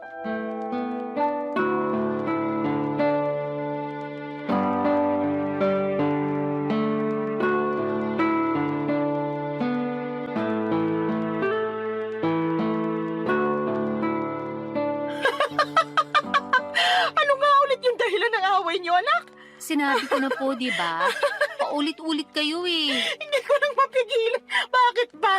Kaya sabihin mo na kasi ulit. Sige po, pero last na to ha. Feeling ko kasi inaasar nyo lang ako eh. Sige na, ano nga ulit yung rason? Bakit ka nag-alsa balutan paalis sa inuupahan niyo at umuwi ka rito sa atin? Nag-away po kasi kami nung kinakasama ko dahil binuksan ko yung delata na paborito pala niya tapos inulam ko. Dilata lang pala, tapos pinag-awayan niyo na. Grabe, hindi ako makapaniwala para kayong mga bata. Hindi ko naman po kasi Ay, sinasadya naku. na mabuksan yun. At saka siya naman may sabi na mag-ulam na lang daw ako ng delata dahil hindi nga siya nakapagluto. Nagkataon na overtime ako sa work. Tapos siya naman nagbago oras ng shift niya. Kaya umalis siya na maaga. Syempre, bilang wala na ring lakas magluto pa, naisip ko nga magbukas na lang ng delata. Ano ba kasing dilata yon? Sardinas ba? Corned beef po, yung medyo mamahali na brand. Hindi mo ba alam na paborito niya yon? Alam ko po na paborito niya yun, pero hindi ko naman akalain na magagalit siya sa akin ng gusto dahil lang sa dilatang yun. As in, galit na galit siya. More on, tampo na para bang batang nagmamaktol yung lolo niyo. Akala mo kung sinong inapi. Ginising pa talaga ako para pagdabugan, matapos niya makitang nasa basurahan na yung dilata na inulam ko kagabi. Nagkataon na isang piraso na lang yun, tapos plano niya raw ulamin pag uwi niya. Anong ginawa mo pagkatapos? Syempre, nagalit din ako kasi para siyang tanga. Kagigising ko lang nun tapos naalimpungatan pa ako sa sigaw niya. Tapos bubungaran niya ako ng sermon kesyo ganito ganyan. Aba, hindi rin po ako nagpatalo. Kaya sinagot ko siya para ipagtanggol yung sarili ko. Hanggang sa lumala na yung away namin at nakapagsalita na kami ng hindi maganda sa isa't isa. Hindi ko na po nagustuhan yung mga sinabi niya. Kaya nilayasan ko na siya. Pambihira talaga mga kabataan ngayon. Maliit na bagay pinalalaki kaya dumarami yung hiwalayan eh. Alam ko naman po na mababaw lang yun. Pero nasobrahan eh. Kung kinausap niya lang sana ako na maayos, baka lumabas pa ako at binilan siya ng paborito niyang delata. Di sana wala kaming problema. Hindi sana kami nagkasakitan sa mga sinabi namin sa isa't isa. Kaya lang, hindi ganun yung nangyari. At hindi ko kayang intindihin na ganun siya umasta porque paborito niya yung delatang kinain ko nang hindi sinasadya. Tama rin naman yung mga sinabi mo. Dilata lang naman yun. Kaya nga po. Tsaka sobrang sama lang talaga ng loob ko sa kanya. Sa dinami-rami ng tao na magsasalita sa akin ng ganun, siya pa talaga. Ayun, hindi na ako nakatiis, kaya nilayasan ko na siya. Hindi talaga maiiwasan yung pagkakaroon ng hindi pagkakaintindihan sa relasyon. Pero sana, huwag niyong hayaan na sirain ito yung pagsasama ninyo. Tama rin na umalis ka doon para makapag-isip-isip kayo pareho. Magpalamig ka muna rito habang malayo kayo sa isa't isa. Pero huwag niyong patagalin yung away ninyo. Hindi yun maganda. Ewan ko, Nay. Mahal ko naman po siya pero masakit talaga mga sinabi niya sa akin. Biruin niyo, sabihin ba naman ako matakaw kasi naubos ko rin yung dilata niya? Gutom na nga ako noon. Kahit naman ako na gutom, baka maubos ko rin yon. Yun na nga po. Medyo sumobra lang siguro yung reaksyon ng kinakasama mo para lang sa isang delata. Sa lagay, mas matimbang pa yung pagmamahal niya sa paborito niyang pagkain kaysa sa'yo na kinakasama niya. Tumpak ka dyan, Nay. Naku, pag pumunta yun dito, makakatikim talaga sa akin yun ng sermon. Salamat po. Ay, hindi lang pala siya kundi kayong dalawa. Bakit naman po ako nasali dyan? Syempre, pareho kayo nasa relasyon At gusto ko lang ipaintindi sa inyo na hindi na kayo bata para pag-awayan yung ganong klase ng mababaw na bagay. Ay, umayos kayo. Kundi pag-uuntugin ko na talaga kayo.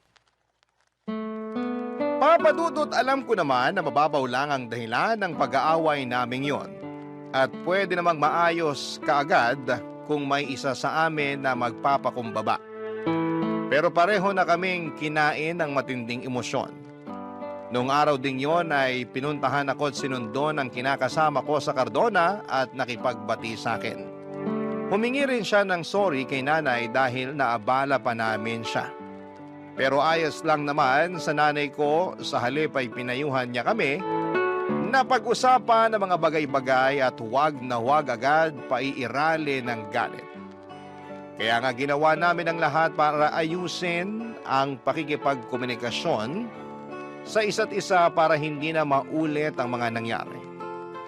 At masasabi ko na mabuti ang resulta noon sa pagsasama namin. Meron pa rin namang mga misunderstanding pero mas alam na namin kung paano yon ayusin. Sa kapansin ko na sobrang mahal din talaga ng kinakasama ko ang aking anak sa ibang lalaki. At nakikita ko yon sa tuwing bumibisita kami sa bahay ni nanay. Kaya nga nagustuhan na rin siya ng nanay ko para sa akin bilang kinakasama. Pero nitong March 2025 lang ay may sinabi ako sa nanay ko na labis niyang kinabigla, Papa Dudut.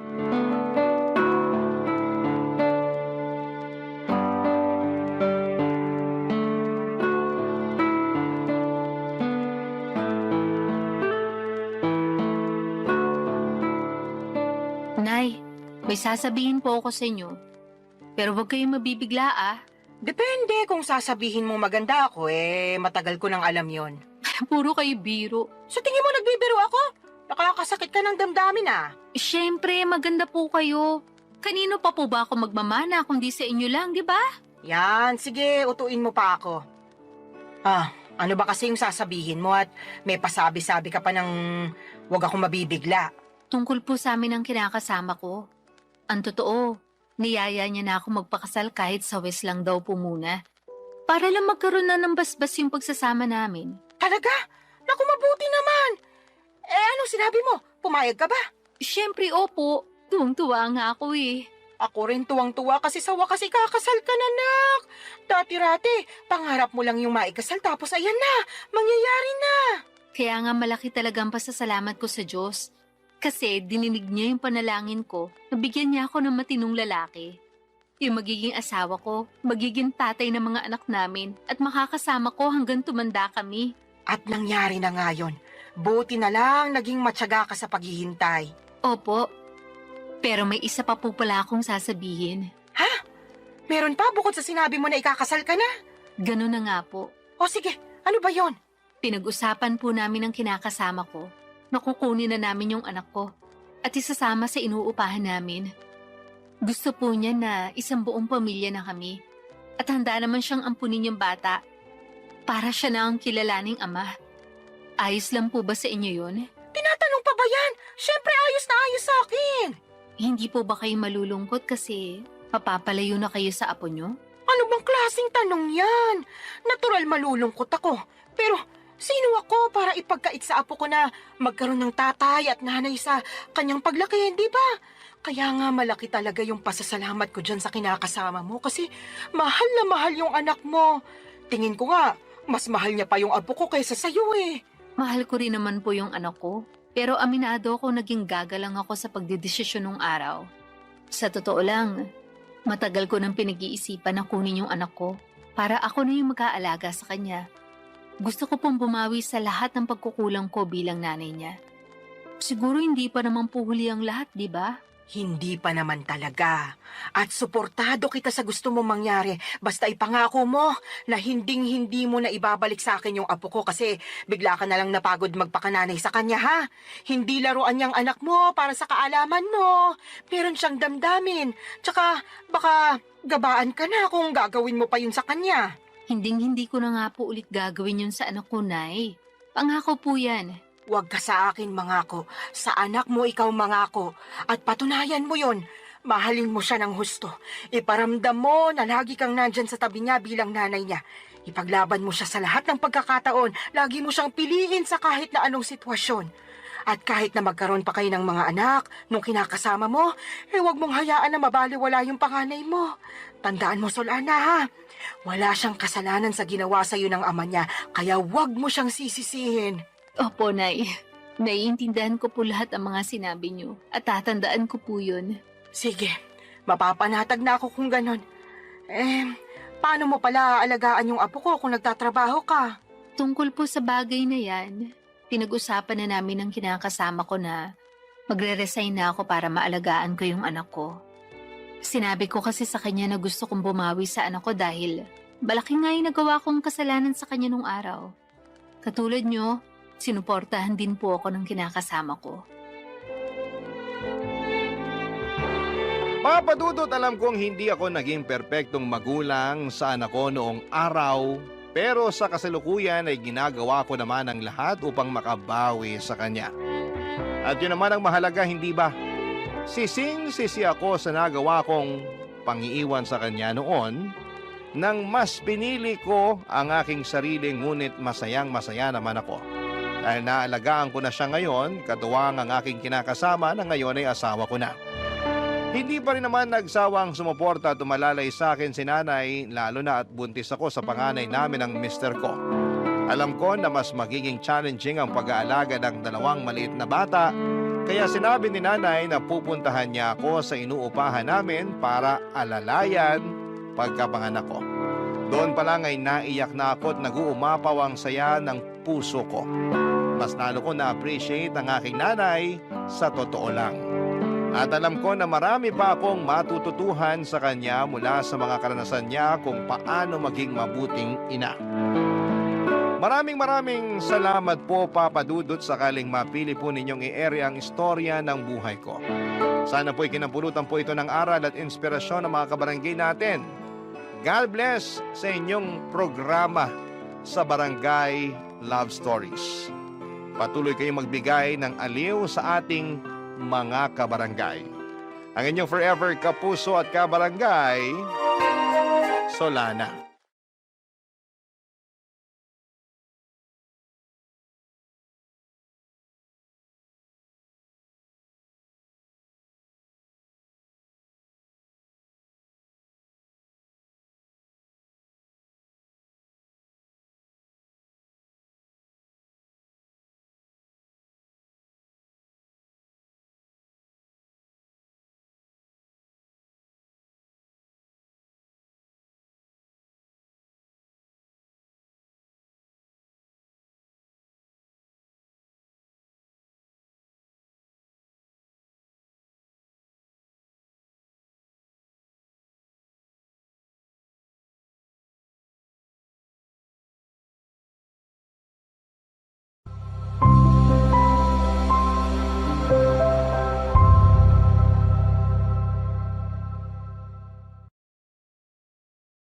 Escanita, the Mobby Story. Dear Papa Dudut, may kasabihan na kapag mahal mo ang isang tao ay tanggap mo anuman ang pag-uugali niya. Pero may exemption yon, lalo na kung hindi na maganda ang inaasal niya. At bilang partner niya, responsibilidad mo na pagsabihan siya sa maayos na paraan upang maitama anumang ugali na hindi nakabubuti sa kanya. Yan ang eksaktong karanasan ko kay Paloma. Pero bago ko ipagpatuloy ang pagkukwento ay magpapakilala muna ako. Tawagin niyo na lamang po ako sa palayaw kong Mavi. 33 years old, taga Quezon City at nagtatrabaho bilang virtual assistant. Kung ilalarawan ko ang aking sarili, masasabi ko na may itsura naman ako. Malinis sa katawan at tahimik, pero kapag nakuha mo ang loob ko ay madaldal naman akong tao. Bukod doon ay mahilig din po akong mag-ipon at mag-invest, pero hindi naman ako kuripot. Masinop lang ako sa pera dahil alam kong hindi yon pinupulot. Sa katunayan ay meron na akong napundar na mga property katulad ng studio type, condo unit at kotse. Tumutulong din ako sa pagpapaaral sa aking mga kapatid at merong kaunting savings, insurance at investments.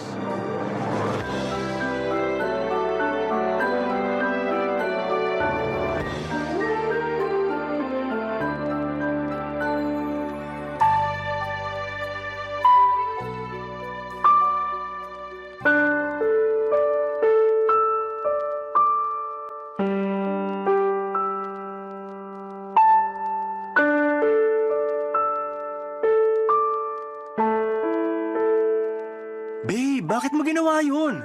Alin ba? Yung kanina, nakalimutan mo na yata eh. Bitawan mo nga muna yung cellphone mo, mag-usap muna tayo. Pwede naman tayong mag-usap habang nire-replyan ko tong kaibigan ko, di ba? Saka ano bang pag-uusapan natin? Tapos na rin naman na yun. Kaya ako nga tinatanong kung bakit mo ginawa yun. Nakakahiya. Wala akong pakialam kung nakakahiya na pinatulan ko yung pinsan mong epal. Ang tagal ko nang nagtiis sa pagpaparinig niya sa Facebook na social climber ako ganito-ganyan. Sumusobra na siya. Kaya ayun, nung nakita ko siya kanina sa party, di na ako nakapagtimpi. Lalo patingin-tingin pa siya. Patingin-tingin pang gagat, bubulong-bulong pa sa mga kasama niyang mukhang hipong katulad niya. Babe naman. Huwag ka sa akin magalit. Hindi mo ba narinig yung sinabi ko? Narinig ko, pero di pa rin tama na hindi ka nagtimpi. Yung pinsan mong pagsabihan mo kasi sumusobra na siya. Bala ko rin talagang kausapin yung pinsan ko. Pero meron ka bang ebidensya na ikaw talaga yung pinariringgan niya sa Facebook? Hindi mo ba nababasa yung mga post niya? Hindi ako madalas mag-Facebook. Tsaka may nabasa ako isang beses pero wala namang binanggit doon na pangalan mo. Meron ba? Wala. Oh, wala naman pala eh. Pero alam ko, patama sa akin yun kasi tinatamaan ako eh. Saka alam nating lahat na unang beses pa lang na pinakilala mo kami sa isa't isa, mainit na talaga ang dugo niya sa akin. Akala yata ng gagang yun, hindi ako mapagpatol. Akala ko rin hindi ka mapagpatol. Kaya di mo ko masisisi kung bakit ako nagkakaganito. Ako yung hiyang-hiya kay tita kasi sa birthday party pa talaga ng pamangkin namin kay Umiksena. Buti na lang mabait si tita dahil mas pinili niyang pagpasensyahan kayong dalawa kaysa masira yung araw. Pero grabe, nakakahiya talaga kayo. Wala na akong magagawa dyan. Meron naman eh. Sana masinabaan mo pa pasensya mo. Sana imbis na awayin siya na nakikita ng iba, kinausap mo na lang sa isang sulok para di na kayo nakagawa ng eksena. Sana bago ka nagdesisyon ng ganun nagsabi ka sa akin para ako na mismo yung kumausap sa pinsan ko. Boyfriend mo ako, di ba? Oo nga, boyfriend kita. Pero paano ko masasabi sa'yo, busy ka sa pakikipagtawanan mo sa mga kaibigan mong lalaki? Nakakahiya naman na istorbuhin ka, di ba? Bakit ka mahihiya? Wala namang kaso yun, lalo mahalaga naman yung sasabihin mo. Basta! O ano? Sasabihin mo na naman na hindi mo akalain na papatol pala ako. Pwes, sorry kung hindi ako perpekto. Paloma naman, hindi ganyan ang ibig kong sabihin. Tsaka wala namang pinanganak na perpekto sa mundo, di ba? Oo, pero yun ang pinapalabas mo at yun ang nararamdaman ko. I'm sorry. Sorihin mong mukha mo. Masama yung loob ko sa'yo. Bakit naman? Alam mo naman yun, tatanong-tanong ka pa. Dati ka bang baliw? Ano ba namang klaseng pananalita yan? Ay, sorry kung na-offend ka. Buti pa iwanan mo na lang ako rito sa room. Gusto ko mapag-isa. Pumunta ka na lang muna sa pamilya mo, baka hinahanap ka na nila eh. At pag nakita mo yung pinsan mong epal, sabihin mo hindi ko siya aatrasan kahit saan kami abutin. Masyado ng mapapel. Tupiin ko siya sa 8 dyan eh. Papadudot 6 na buwan na kaming magkarelasyon ni Paloma at pinakilala siya sa akin ng kaibigan ko. Nagustuhan ko naman siya agad dahil nasa kanya na halos lahat ng tipo ko sa isang babae.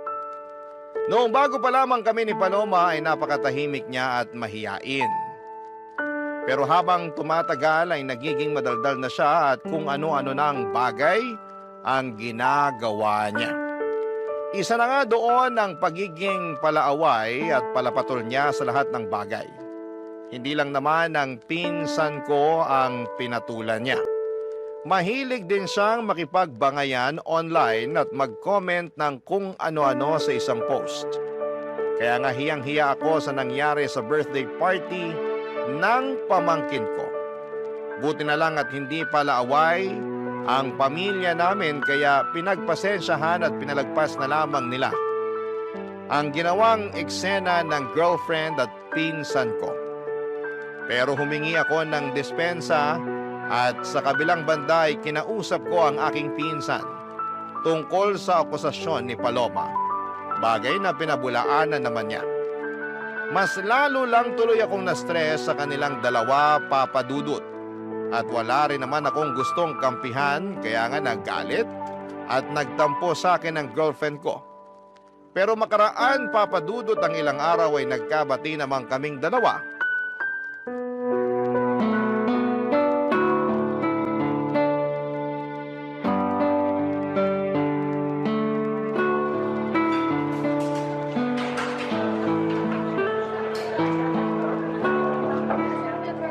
Thank you ah. Saan? Sa panlilibre mo sa akin. Nung nakaraang araw pa ako takam na takam sa burger at fries na to. Alam mo namang hindi ako basta-basta makakabili ng cravings ko dahil magkukulang yung sahod ko para sa pamilya ko. Oo, alam ko yun. Tsaka maliit na bagay lang naman tong panlilibre ko. Boyfriend mo ako, di ba? Sana sinabi mo na nung nakaraan ka pa pala nagka-crave rito para nabilhan kita. Hindi na, nahihiya rin kasi ako sa'yo. Ikaw naman? Totoo naman yun. Lagi ko kasing naiisip na ikaw yung taya sa mga labas at gala natin. Ay, kailan kaya ako makakapag-ambag ng mas malaki-laki ano?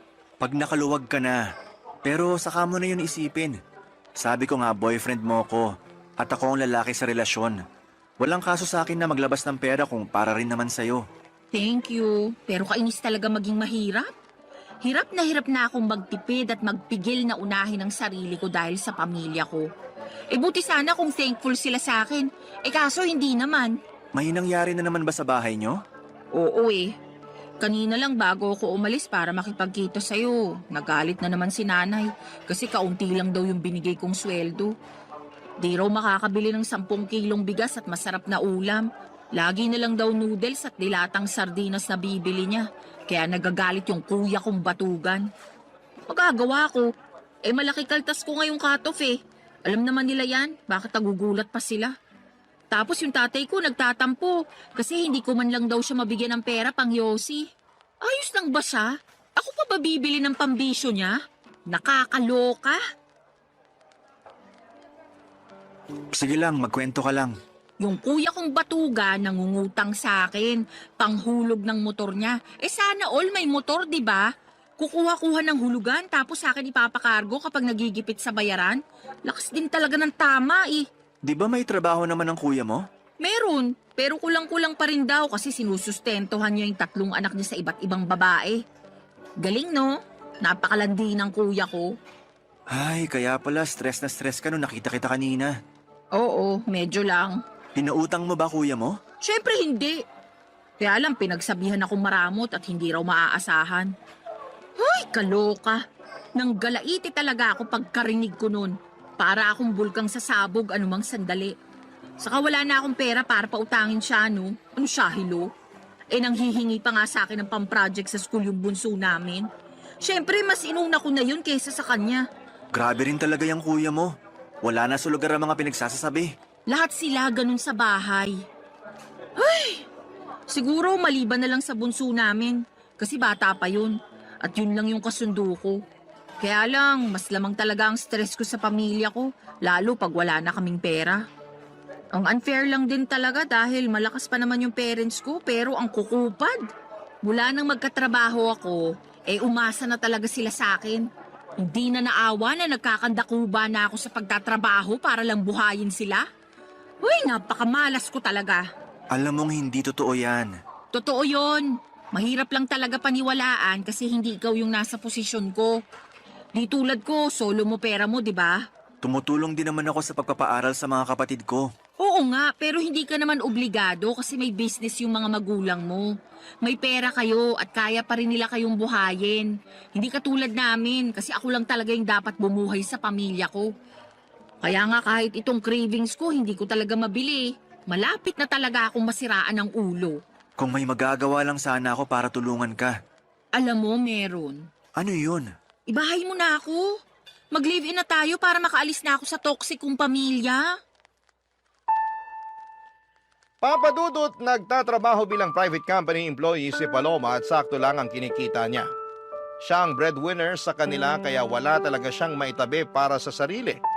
Kaya nga sa abot ng makakaya ko ay binibilhan ko si Paloma ng mga pangangailangan at kaunting luho niya. Pero hindi ko naman kayang saluhin ang lahat, lalo na yung tungkol sa toxic niyang pamilya. Kaya naisipan niya na mag-live-in na kami pero nag-alangan ako dahil sa paniniwala kong mag-asawa lang ang dapat na magkasama sa iisang bubong. Dahil doon ay naggalit na naman sa akin si Paloma. Tapos ay paulit-ulit pa akong inuusig ng aking konsensya tungkol sa mga posibilidad na sinasabi ng girlfriend ko na baka mangyari sa kanya pag hindi pa siya nakaalis sa kanila. Halimbawa noon ay baka tuluyan na siyang mabaliw o masiraan ng ulo. Kaya nga pinag-isipan ko ng mabuti ang plano niyang pagtira kasama ko. At agad ko yung pinaalam sa aking mga magulang, Papa Dudut. Barangay Love Stories. Barangay Love Stories. Papa Dudut, pinaintindi sa akin ng mga magulang ko na ayos lang na tumira kami ng magkasama ni Paloma sa isang bubong, lalo na at alam din nila ang sitwasyon ng girlfriend ko sa pamilya niya. At mas nanaig ang awa nila sa kanila kesa sa paniniwala na kinamulatan namin. Relihiyoso kasi kami pero unti-unti ay nabawasan at nagbago naman yon. Dahil sa iba't ibang kadahilanan, kaya nga pumayag na ako makipag-live-in kay Paloma. Pero may kondisyon. Bale, hindi kami magkatabi sa isang kama at sa sofa ako matutulog. Nung una ay pinagtawanan pa ako ni Paloma pero nung pinaliwanag ko sa kanya na gusto kong pangatawanan ng paniniwala ko, ay wala na rin siyang nagawa pa. Sabay pa rin naman kaming kumakain, magkasamang nanonood ng TV o di kaya ay nagluluto ng aming pagkain. Pero sa abot ng makakaya ko ay pinipigilan ko ang aking sarili na maging sobrang malapit sa kanya. Kaya lang isang araw ay nagpaalam sa akin si Paloma na gagabihin at huwag ko na raw siyang hintayin. Lalabas daw kasi sila ng mga katrabaho niya. Bagay na wala namang kaso sa akin para na rin makapag-unwind siya. Pinilit ko pa rin siyang hintayin pero sa inabot na lamang ng madaling araw ay wala pa rin siya. Kaya nakatulog na ako sa sofa at nagising na lamang noong maramdaman kong may humahawak sa aking pagka-lalaki, Papa Dudut.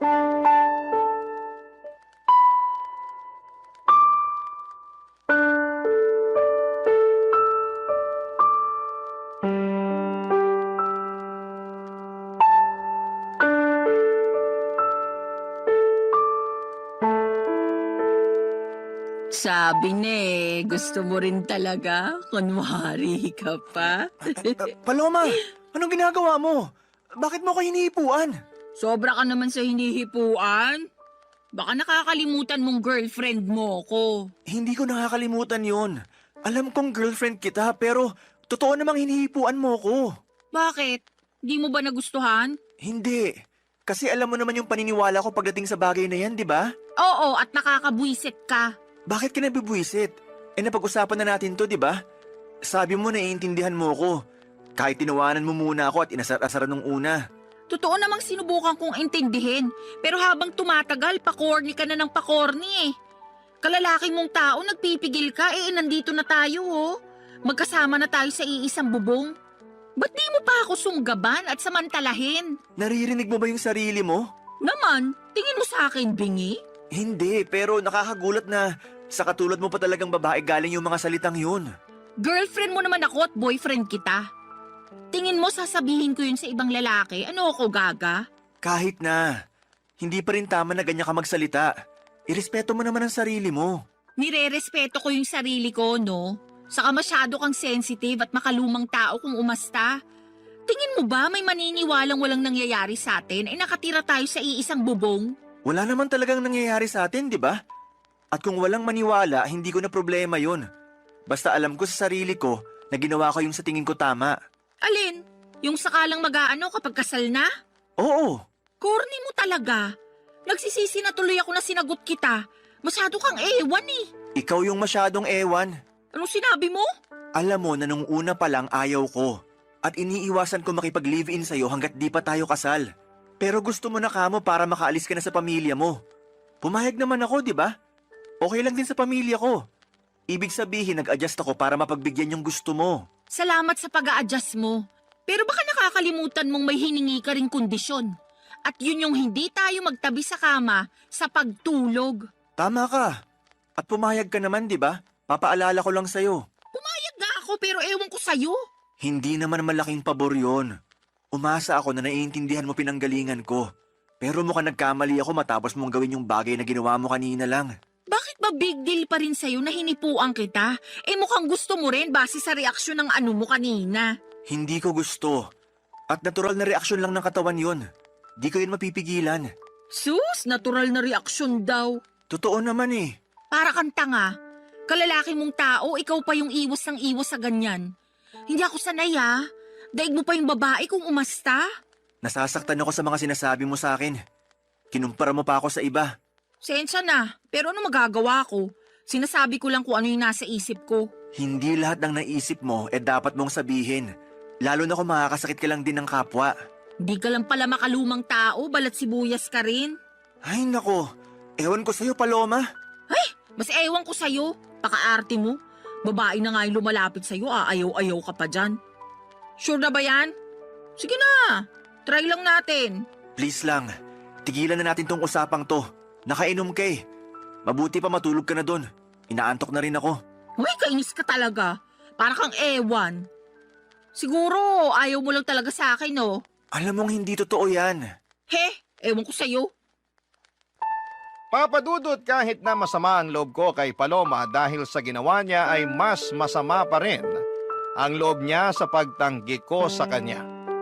Hindi naman kasi ganun yon, hindi sa ayaw ko siya pero iniiwasan ko lang talaga na may mangyari sa amin lalo na at hindi pa kami kasal.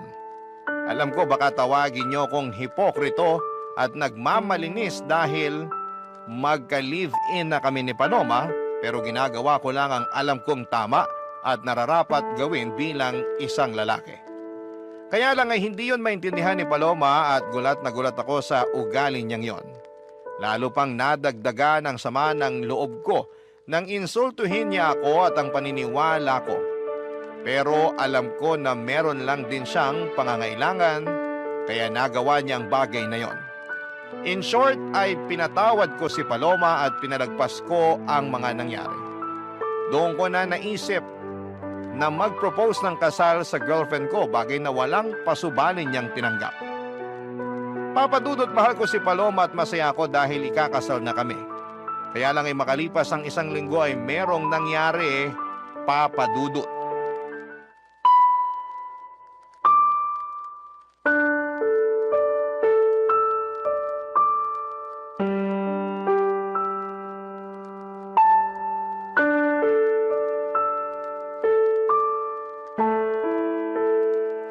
Babe naman, bakit ganun yung mga sinabi mo kay mama? Naalin ba? Na feeling ko nagkukulang ka na sa akin kasi hindi mo nabibigay pangangailangan ko?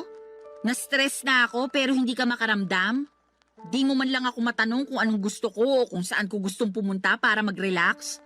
Eh buti pa yung ibang babae, mahal na mga jowa nila. Pero ako, ewan ko na lang talaga. Mahal kita.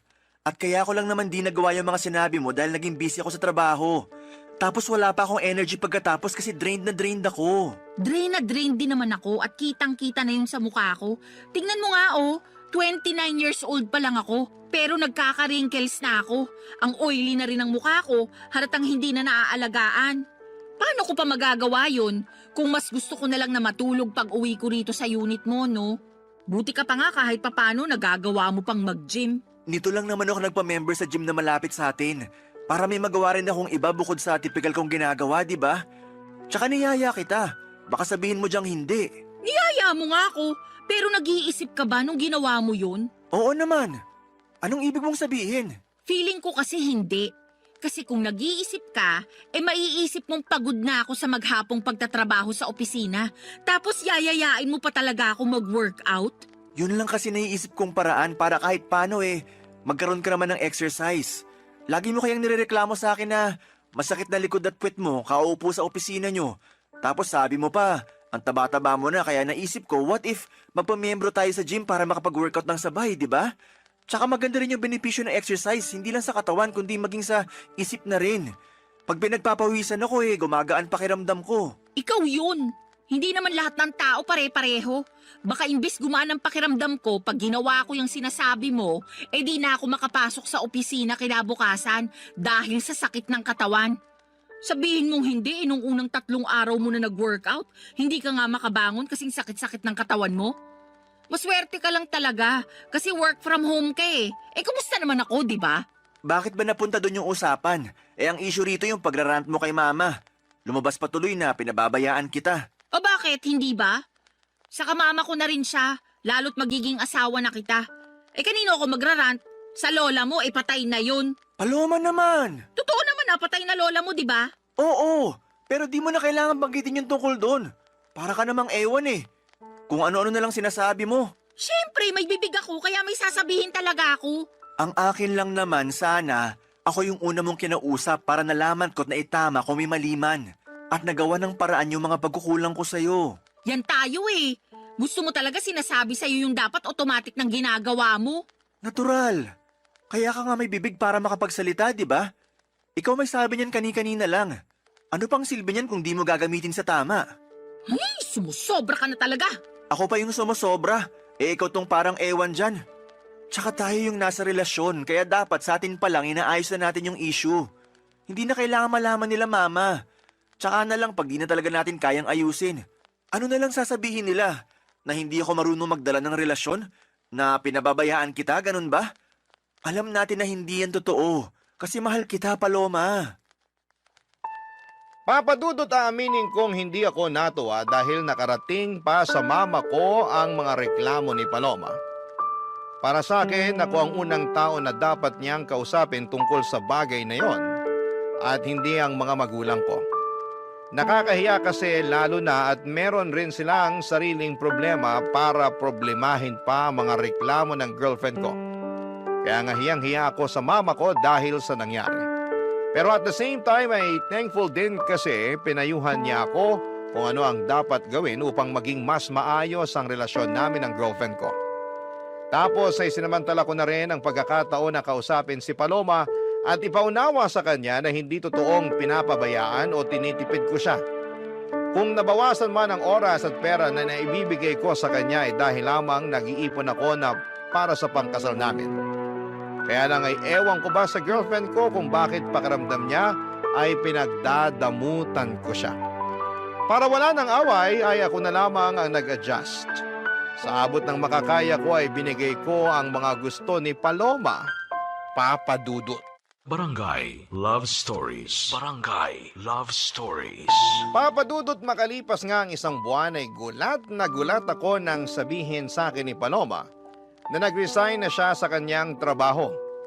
Ni hindi kasi niya nabanggit sa akin na may plano na pala siya na umalis. Basta sinabi lang niya na ayaw na niyang magtrabaho dahil nabuburyo at napapagod na raw siya. Pero sa kanya pa rin humihingi ng sustento ang pamilya niya. Kaya problemado siya kung paano makapagbibigay sa kanila. Kaya ako ang umako ng responsibilidad na yon dahil magiging pamilya ko na rin naman ang pamilya niya. Pero labis talaga akong nahirapan at nabigatan sa buhay noong nadagdagan ng responsibilidad na nakaatang sa aking mga balikat. Kahit na nakakaluwag ako noong una ay umabot ako sa punto na halos masaid ang savings ko dahil sa mga hingi at bigay para sa pamilya ni Paloma. Dahil po sa mga nangyari ay nagsabi ako sa parents ko na baka hindi muna ako makatulong para sa pagpapaaral ng mga kapatid ko, bagay na nauunawaan naman nila. Nag-offer pa nga sila na pahiramin ako ng pera sakaling kailanganin ko. Sobrang bait ng mga magulang ko kaya naman hiyang-hiya ako sa kanila. Doon ko na naisipang kausapin si Paloma tungkol sa sitwasyon pero meron namang ginawa ang magaling kong girlfriend, Papa Dudut.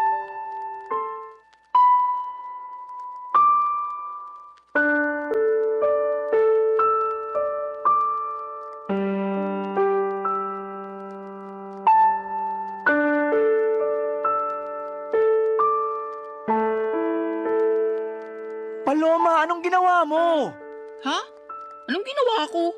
Wala akong ginagawa rito Pwede ba? Hindi ito yung panahon para sarkastikuhin mo ako. Seryoso yung tanong ko sa'yo. Kasi nalaman ko lang naman na ang damit ang laki ng utang ko sa bangko. Oh, problema ko ba yun kung ikaw naman pala yung may utang? Ako nga. Kasi sa akin nakapangalan yung credit card na ginamit mo, kakaswipe sa mga bagay na gusto mong bilhin. Bakit ka nagagalit? Nakalimutan mo bang pinahiram mo sa akin yung credit card mo?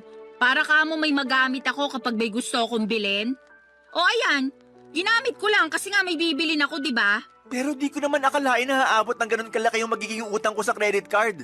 Ano bang pinagbibili mo, ha? Mga bag. Alam mo namang gustong-gusto ko ng mga bag, lalo na yung mga branded. Sawang-sawa na kasi ako sa mga pipitsugin at class A. Gusto ko yung pangrampa naman. Yung mapapasabi talaga ng wow yung mga makakakita. At saan ka naman rarampa? Lagi ka namang andito sa condo unit. Grabe ka naman. Lumalabas din naman ako kasama ng mga dati kong katrabaho, lalo tuwing Biyernes ng gabi. Siyempre, kailangan ko rin ng social life dahil baka mabaliw na lang ako rito sa condo mo, no? Bukod sa mga bag, ano pang binili mo gamit credit card ko? Mga sapatos lang naman. Anong mga sapatos lang naman? Kaya pala sandamakmak na yung sapatos mo. Dalawa lang naman yung paa mo. Sobra ka naman magsalita.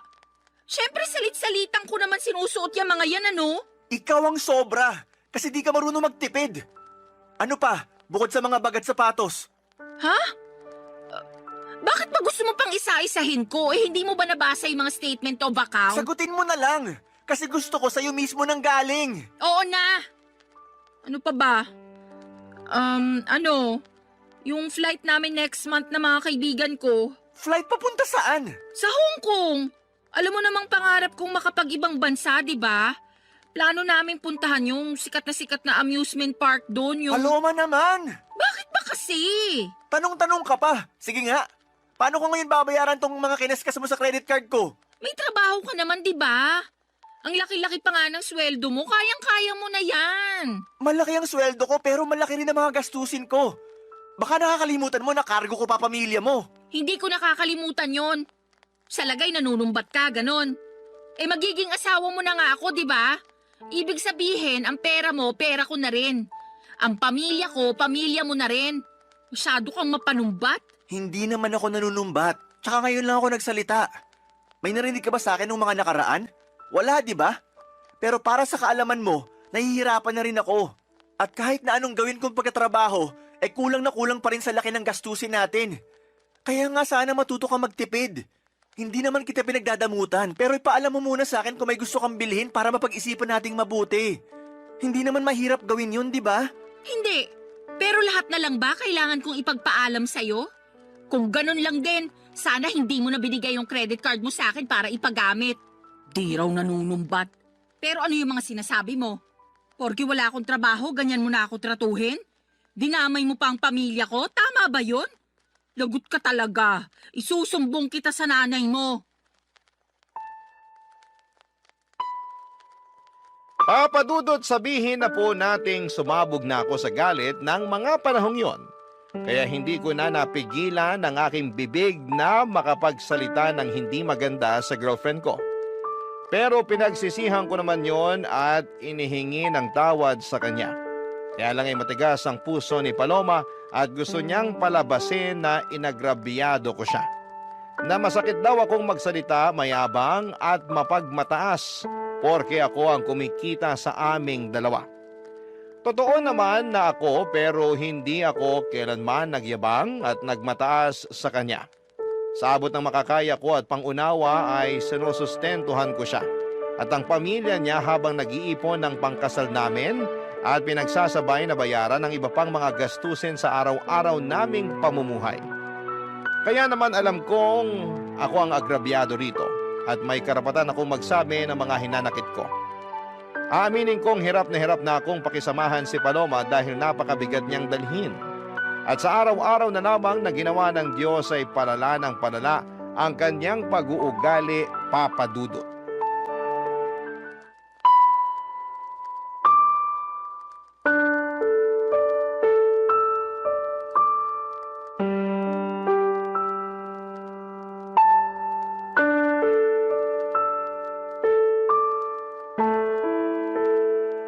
Babe, ano na naman bang ginawa mo? Ginawa na naman saan? Sinabi ko pa naman kina mama na available yung kotse para gamitin nila sa outing nila ng mga kumare niya. Para lang malaman na wala na sa parking yung sasakyan ko. Oo, kasi pinakuha ko kay kuya kanina yung gagamitin nila sa family outing namin. May problema ba dun? Meron! Oy, ba't ka sumisigaw dyan? Nakakaaburido ka naman eh. Nakuha mo pa talaga magtanong at maaburido? Eh ako nga dapat na magsabi niyan. Kasi natulog lang ako, tapos pagising ko, wala na yung kotse ko. Hindi mo ba narinig yung sinabi ko? Pinagamit ko kay kuya kasi magsiswimming daw sila nila nanay at tatay sa kanong kapatid ko. Hindi na nga ako sumama dahil meron ako masakit puson ko, hindi ko rin mai-enjoy. Wala akong pakialam sa outing ng pamilya mo kasi kotse ko naman yon. Tsaka di mo rin ba narinig sinabi ko? Papagamit ko dapat kay mama yung sasakyan ko, pero wala na. Ano na lang gagamitin nila, di ba? Problema ba yun? May sarili naman silang sasakyan. Problema yon kasi nasa talir yung kotse nila. Pinaghagawa. Tsaka matagal lang pinagpaalam ni mama sa akin na hihiramin niya yung sasakyan ko. Tapos bigla mong pinahiram sa pamilya mo? Di mo pa pinaalam sa akin kagabi bago tayo matulog. Nakalimutan ko Sa kapamilya ko naman yung gagamit, buti sana kung ibang tao. Magalit ka kung sa iba ko pinahiram. Oo! Parang yung pagpapagamit mo ng credit card ko sa mga kaibigan mo nung nag-book kayo ng flight, di ba? Akala ko ba nakapag-move on ka na dun? At saka binabayaran naman nila kahit hulugan. Kalmahan mo lang. Hindi ko na alam kung paano kumalma kasi malapit na ako mapuno rito. Kaso ang unfair dahil laging ako yung mali. Kapag nagsalita ako, lagi mo binabalik sa akin na mapanumbat ako, ganito, ganyan. Tama ba yun? May karapatan naman talaga ako manumbat kung gugustuhin ko lang, di ba? Anong gusto mo? Manahimik na lang ako para isipin mo na ayos lang yung mga ginagawa mo? Ganun yata talaga gusto mo mangyari Akala ko ba mahal mo ko? Mahal kita, Paloma. Pero ako ba mahal mo? Oo naman. Tinatanong pa ba yan? Kung hindi kita mahal, di sana ako pumayag na magpakasal sa'yo. O baka naman mahal mo lang ako kasi may nabibigay ako sa'yo. Paano na lang kung wala na? Ganun pa rin ba mararamdaman mo para sa akin? Ano ba namang tanong yan? Masyado ka nang nagiging madrama. Hoy, para sa kaalaman mo, wala tayo sa TV at radyo para magsalita ka ng ganyan. Kakainis to. Kita mong masakit yung puson ko, dumadagdag ka pa Diyan ka magaling. Imbis na sagutin ng diretso yung tanong ko, kung ano-ano na namang sinasabi mo. Alam mo, napapagod na ako. Napapagod na ako sa relasyon natin. Napapagod na ako sa'yo at sa pamilya mo. Anong ibig mong sabihin? Hindi ka talaga makahalata, no? Di ka rin marunong makiramdam. Sarili mo lang mahalaga sa'yo. Kaya paano pa ako nakakasiguro na mahal mo nga ako? Nang dahil lang sa kotse na pinahiram ko sa kuya ko, nagkakaganyan ka na? Ang malala, nag-historical ka pa talaga. Inungkat mo lahat Saka kung sa usapang pagod lang naman, mas pagod kaya ako sa'yo. Pagod ka saan? Sa relasyon natin? Oo, kasi pakiramdam ko kinokontrol mo ko. Ipapaalala ko lang sa'yo hindi pa tayo mag-asawa. At kahit mag-asawa na tayo, wala ka pa rin karapatang diktahan yung buhay ko. Bigla ko tuloy na miss maging malaya. Yung walang iniisip o pinoproblemang mababaw na issue. Sige, Simula sa araw na to, malaya ka na. Ha? Anong sabi mo? Sabi ko, simula sa araw na to, malaya ka na. Kasi nakikipaghiwalay na ako sa'yo. Tapos na tayo. Papa Dudut, nagmakaawa pa sa akin si Paloma na bawiin ko ang pakikipaghiwalay ko sa kanya. Pero naging matigas ako ng mga panahong yon. Kahit na apektado na ako sa pag-iyak at paghingi niya ng paulit-ulit na sorry, ay tinatagan ko ang sarili ko upang tiisin siya. Sobra na kasi ang mga ginagawa niya sa akin na pinalagpas at pinagpasensyahan ko lang. Siguro'y panahon na rin para bigyan ko ng pabor ang aking sarili na maging malaya mula sa mga responsibilidad ko sa kanya. Walang nagawa si Paloma noong nakipaghiwalay na talaga ako sa kanya. Agad niyang inimpake ang mga damit niya at umalis sa condo unit ko. Aaminin kong gusto ko siyang pigilan, pero may isang bahagi sa akin na nagsasabing wag na akong kumuha ng bato na ipupukpok ko lang din sa ulo ko. Kaya lang ay may mga sandali pa rin talaga na nakokonsensya ako sa pakikipaghiwalay ko kay Paloma, lalo na at malapit na kaming ikasal. Sana'y mapayuhan ako ng mga kabarangay natin kung tama bang bawiin ko ang pakikipaghiwalay ko sa dati kong kasintahan at mag-umpisa ulit kami ng bagong buhay o pangatawanan ko na lamang at tumanap ng ibang babae na mas mabuti para sa akin. Aaminin ko na mahal ko pa rin si Paloma. Hanggang dito na lamang ang sulat ko, Papa Dudut. Maraming salamat po sakaling mapili po ninyong i-ere ang kwento ng buhay ko. God bless and more power sa Barangay Love Stories. Ang inyong forever kapuso at kabarangay forever, Mavi. Dear Papa Dudut, good day sa inyo at sa mga bumubuo ng Barangay Love Stories, tawagin niyo na lamang po ako sa pangalang Solana. 29 years old, taga Cardona, Rizal at isang online seller. Pero dati ako nagtatrabaho sa isang private company. Sa kasalukuyan ay buntis ako sa first baby namin ng husband ko, pero meron na akong unang anak sa ibang lalaki. Panati ko talaga ako ng programa ninyo, Papa Dudut, at hanggat maaari ay wala akong kinakaligtaang episode sa radyo. Kumbaga ay hindi kumpleto ang pananghalian hanggat hindi kami nakatune in kay Papa Dudut. Tapos isang araw ay naisipan kong magpadala ng sulat sa inyong programa upang marinig ko namang umere ang sarili kong kwento. Kahit naman paano ay merong makukuhang aral at inspirasyon ang mga kabarangay natin sa mga karanasan ko sa buhay. Magsisimula ang lahat taong 2023 kung saan ay sa edad kong 27 years old ay gustong-gusto ko nang mag-asawa. Kaya lang ay wala pa nga akong boyfriend noon, bagay na nakadagdag pa sa aking frustration. At palagi ko yung sinasabi sa aking nanay, Papa Dudut.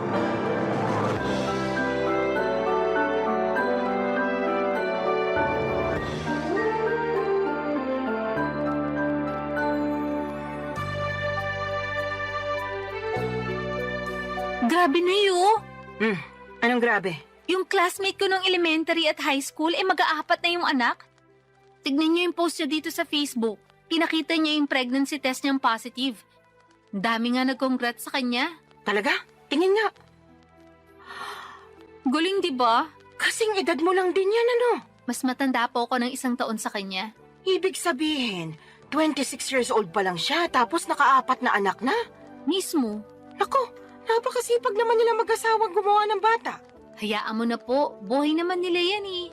Sa bagay, mahalaga lang naman dun hindi napapabayaan yung mga bata. Kahit mag-anak pa sila ng 100, ayos na ayos lang. Grabe naman po sa 100. Aba, nangyayari naman yun na. Kami nga 18 magkakapatid, di ba? Mas grabe pala kayo, Nay. Ay, ewan ko sa'yo, Solana. Minsan napaka-OA mo. Sobra naman po kayo. Oh, totoo naman. Diyan pa lang sa mga reaksyon mo, akala mo unang beses mo palang narinig na 18 kami magkakapatid. Sensya na po. Hala, Kinasal na pala siya? Sino? Ito po, oh. Dati kong katrabaho. Nagpunta na rin po siya dito sa bahay ng birthday niyo.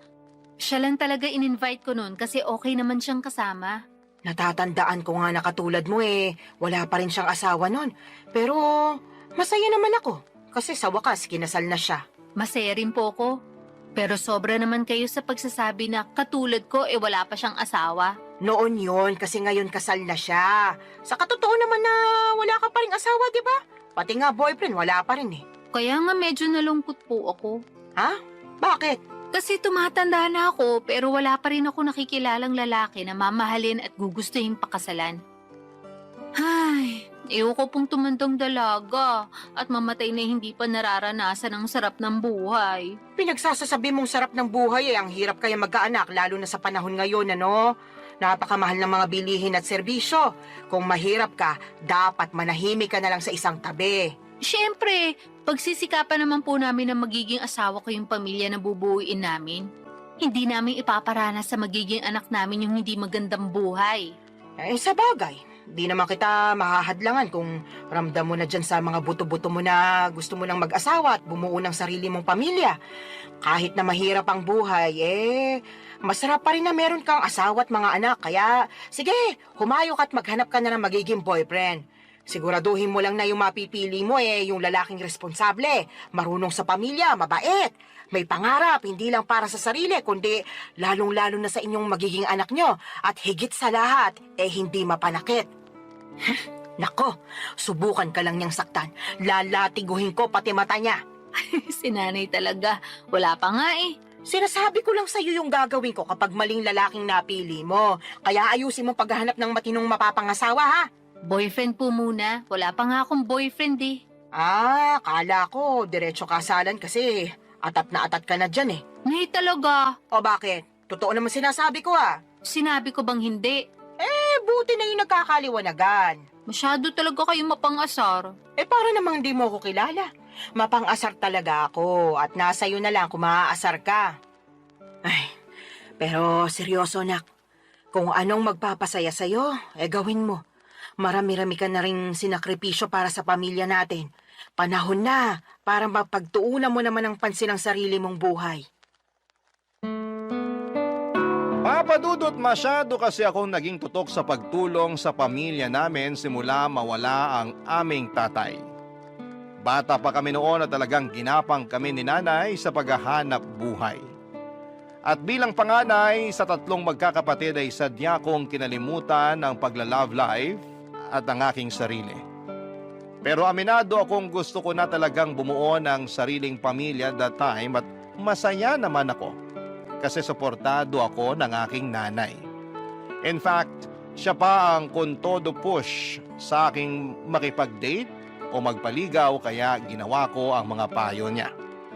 Bilang unang hakbang ay nag-install ako ng dating app sa aking cellphone.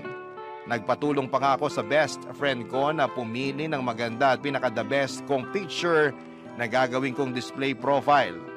First time ko lamang kasing gumamit ng dating app at sa tanang buhay ko, isa pa lang ang nagiging boyfriend ko. Pero matagal na yon dahil nag-aaral pa lamang ako sa high school at sa pagkakatanda ko ay umabot lamang kami ng 1 buwan. Fast forward. Meron ako nakilala at nakamatch na lalaki sa naturang dating app na gamit ko ng mga panahon na yon. 2 linggo rin kaming nag-usap bago kami nag-decide na magkita na. At may nangyari na nga sa amin ang unang araw na yon. Kaso makalipas ang 1 buwan at kalahati, bigla na lamang siyang naglaho na parang bula, Papa Dudut.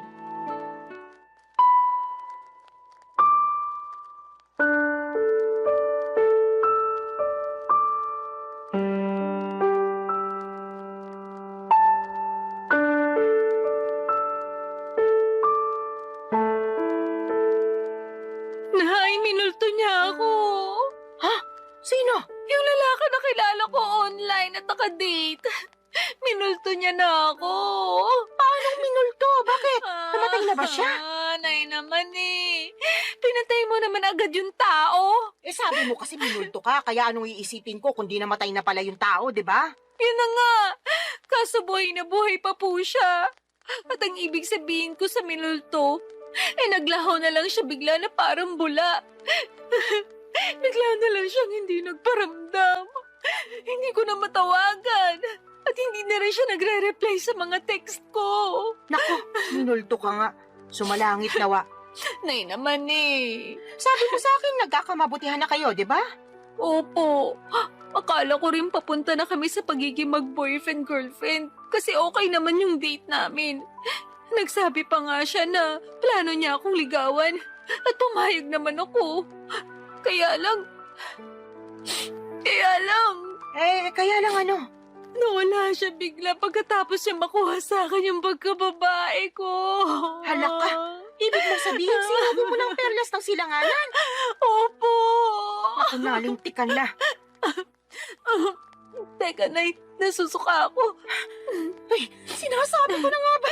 Pumunta ka doon sa lababo. Doon ka sumuka. Naku. Ay, hindi kaya buntis ka? Pwede po ba yun? Oo naman. May nangyari sa inyo kamo. Tapos nagkakaganyan ka. Malamang buntis ka. Niregla ka na ba? Hindi pa nga po eh. Mag-iisang linggo na. Nalinti ka na talaga. Paano nga po kung buntis ako? Ano nang gagawin ko? Bigla akong tinakasan ng tatay ng anak ko. Hindi ko alam kung anong gagawin mo, pero siguraduhin mo muna na buntis ka nga. Magano ka? Mag-pregnancy test. Ayoko po. Anong ayaw mo pinagsasasabi mo dyan? Natatakot po ako eh. Paano kung positive? Wala na tayong magagawa dyan. Saka na lang nating isipin kung ano yung susunod nating gagawin kapag totoo na buntis ka nga. Pesting buhay naman oh. Ngayon pa talaga nangyari to kung kailan bigla namang nawala yung nakabuntis sa akin. Kasalanan mo rin naman kasi. Sana bago ka bumuka ka dyan, sinigurado mo muna na gumamit ng proteksyon yung lalaking yon. Oh, kita mo nangyari. Tingin ko, nakatunog yun na mabubuntis ka niya. Kaya biglang naglaho na parang bula. Wala naman po sanang kaso kahit mabuntis niya ako eh.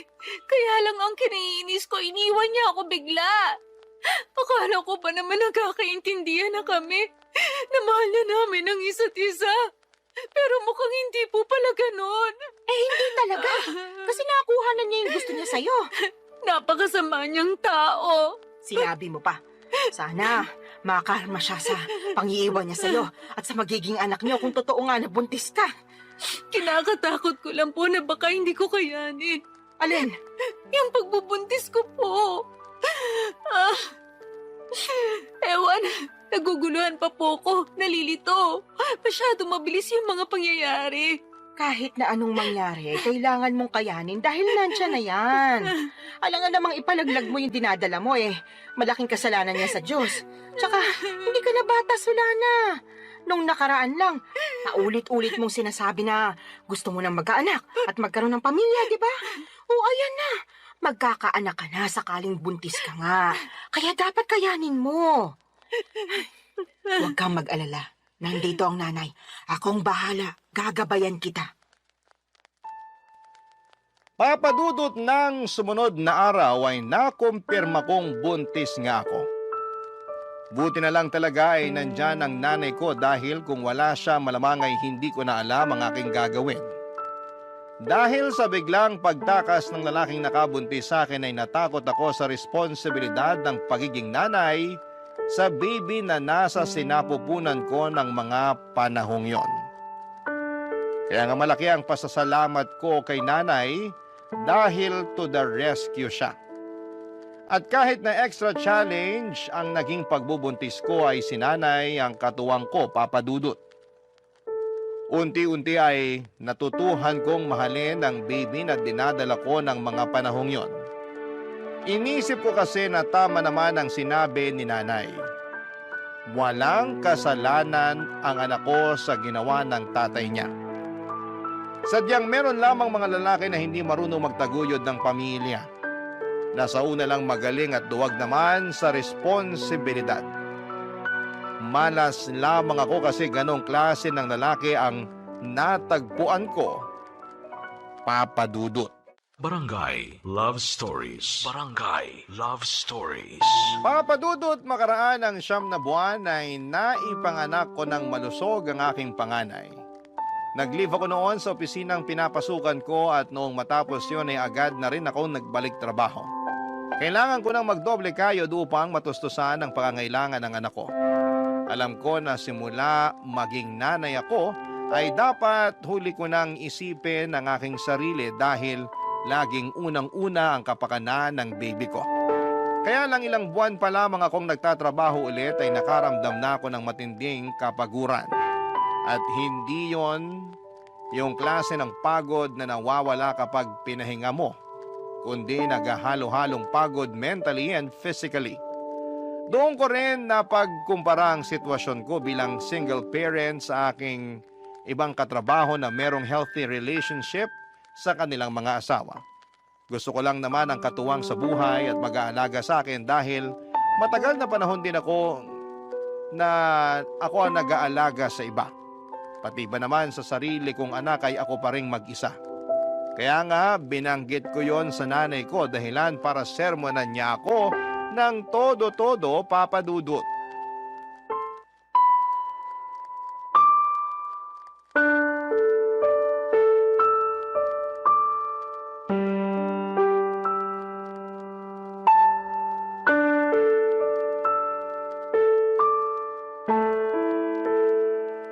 Nay, pagod na po ako. Kapag nasa opisina ako, hindi ako makapag-concentrate. Lagi akong lutang at nakatulala. Kaya nga nasisita ako ng boss ko at isang beses natawagan na ng pansin. Pero anong magagawa ko? Gusto ko na lang umuwi nung time na yon at magmukmuk sa higaan. Kaso alam ko hindi ko naman yun magagawa dahil kailangan kong alagaan yung anak ko pagdating ko rito sa bahay. Medyo mahirap nga yung pinagdaraanan mo, anak. Pero wala ka naman magagawa kasi kailangan mo magtrabaho pa rin para sa anak mo. Yun na nga po Imbis na sana nagpapahinga na lang ako rito sa bahay natin. At ako na yung nag-aalaga sa baby ko, kailangan ko pang umalis para magtrabaho. Thankful po ako na inaalagaan niyo yung anak ko. Pero ewan ko ba? Ano ba kasing problema? Pagod ka nga lang ba talaga o ano? Sa tono mo kasi para kang nagsisisi na nagkaanak ka. Yung totoo? Oh, sabihin mo yung totoo. Tama po kayo. Nagsisisi po ako na nagka-baby ako. Sula na naman! Kung naiintindihan lang ng anak mo yung sinabi mo, malamang magtatampo yung bata. Sarili niyang ina, pinagsisisihan siyang sinilang sa mundo. Ano pong magagawa ko kung yun ang nararamdaman ko? Wala, di ba?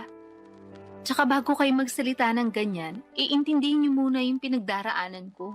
Naiintindihan ko yung pinagdaraanan mo dahil nanay din ako. Partida, isa pa lang yung anak mo. Tapos kayo, 3 pa nga na inire ko.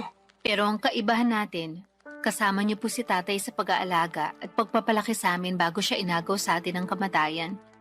Tapos ako simula nang pinagbuntis ko yung baby ko hanggang pinanganak, mag-isa lang ako. Ewan ko kung nasa ng lupalop ng impyerno na napunta yung tatay ng batang yan. Nakakagigil lang talaga pag naaalala ko. Huwag mo namang sisihin yung anak mo sa katarantaduhan at pagiging irresponsable ng tatay niya sa'yo. Sino pong sisisihin ko? Napapagod na po ako magtiis at magkunwari na ayos lang yung lahat. At saka inggit na ako sa mga kasamahan ko sa opisina na merong mabubuting kinakasama at asawa. Ha? Bakit naman? Siyempre, ako wala. Kaya napatanong na lang ako sa Diyos kung bakit ang unfair niya sa akin. Hindi naman ako makasalanang tao Nagpapakitino naman ako sa abot na makakaya ko. Pero bakit pinarusahan niya pa rin ako? Sobra ka naman! Para mo na rin sinabing pagpaparusa yung pagkakaroon mo ng anak. Totoo naman po. Ay, maghinay-hinay ka nga sa mga sinasabi mo. Kawawa naman yung anak mo, Wala pa siyang kamuwang-muwang sa mundo, tapos pinag-uusig na agad siya ng sarili niyang ina. Yun po kasi yung nararamdaman ko. Ano pong magagawa ko? Meron kang magagawa. Sana pinigilan mong maisip yan. Para hindi mo na naramdaman kasi maling-mali yan. Doon pa lang sa mainggit alam mong hindi na magandang katangian yun. Sana ganun lang kadali yung gusto niyong mangyari. Wag kasi puro sarili mo yung isipin mo, lalo may anak ka na. Dapat pag nanay ka na, isang tabi mo yung nararamdaman mo at pagtuunan ng pansin yung anak mo. Paano ko nga po magagawa yun kung napapagod na ako? Ay, sana talaga hindi na lang ako pumayag na ituloy yung pagbubuntis sa batang yan. Aray ko! Bakit niyo ako binatukan, Nay? Nagtatanong ka pa talaga kung ano-ano yung sinasabi mo dyan. Kinabutan ka nga! Hindi naman kasalanan ng apo ko na nabuo siya dahil sa kapusukan niyo Tapos sasabihin mo na sana hindi mo na lang tinuloy yung pagbubuntis mo sa kanya. Sumusobra ka na talagang babae ka! Papadudot doon ko mas napagtanto ng husto na mahirap maging single parent at kung may choice lamang akong baguhin ang kapalaran ko ay gagawin ko. Oo, mahal ko nga ang anak ko pero nawawalan pala ng saysay ang lahat pag nanaig na yung labis na pagod. Tinanim ko sa isipan ko na ang aking anak dapat ang priority ko bago ang sarili ko pero mas nanaig sa akin ang kagustuhan na makatagpo ng lalaki na magiging katuwang ko sa buhay at mag-aalaga sa akin bilang kapareha niya at kung loloobin ay may bahay. Kaya nga nagsimula ulit ako makipag-usap online kahit na inuusig pa rin ako ng aking konsensya at ng mga sinabi ni nanay. Naiintindihan naman daw niya ako pero nandun pa rin yung sermon niya tungkol sa dapat mas pagtuunan ko ng pansin ang aking anak bago ang sarili ko. Para sa akin ay hindi niya talaga ako nauunawaan. Hindi nagtagal ay meron akong nakausap na lalaki sa dating app at mabilis lang din kaming nagkapalagayan ng loob, papadudot.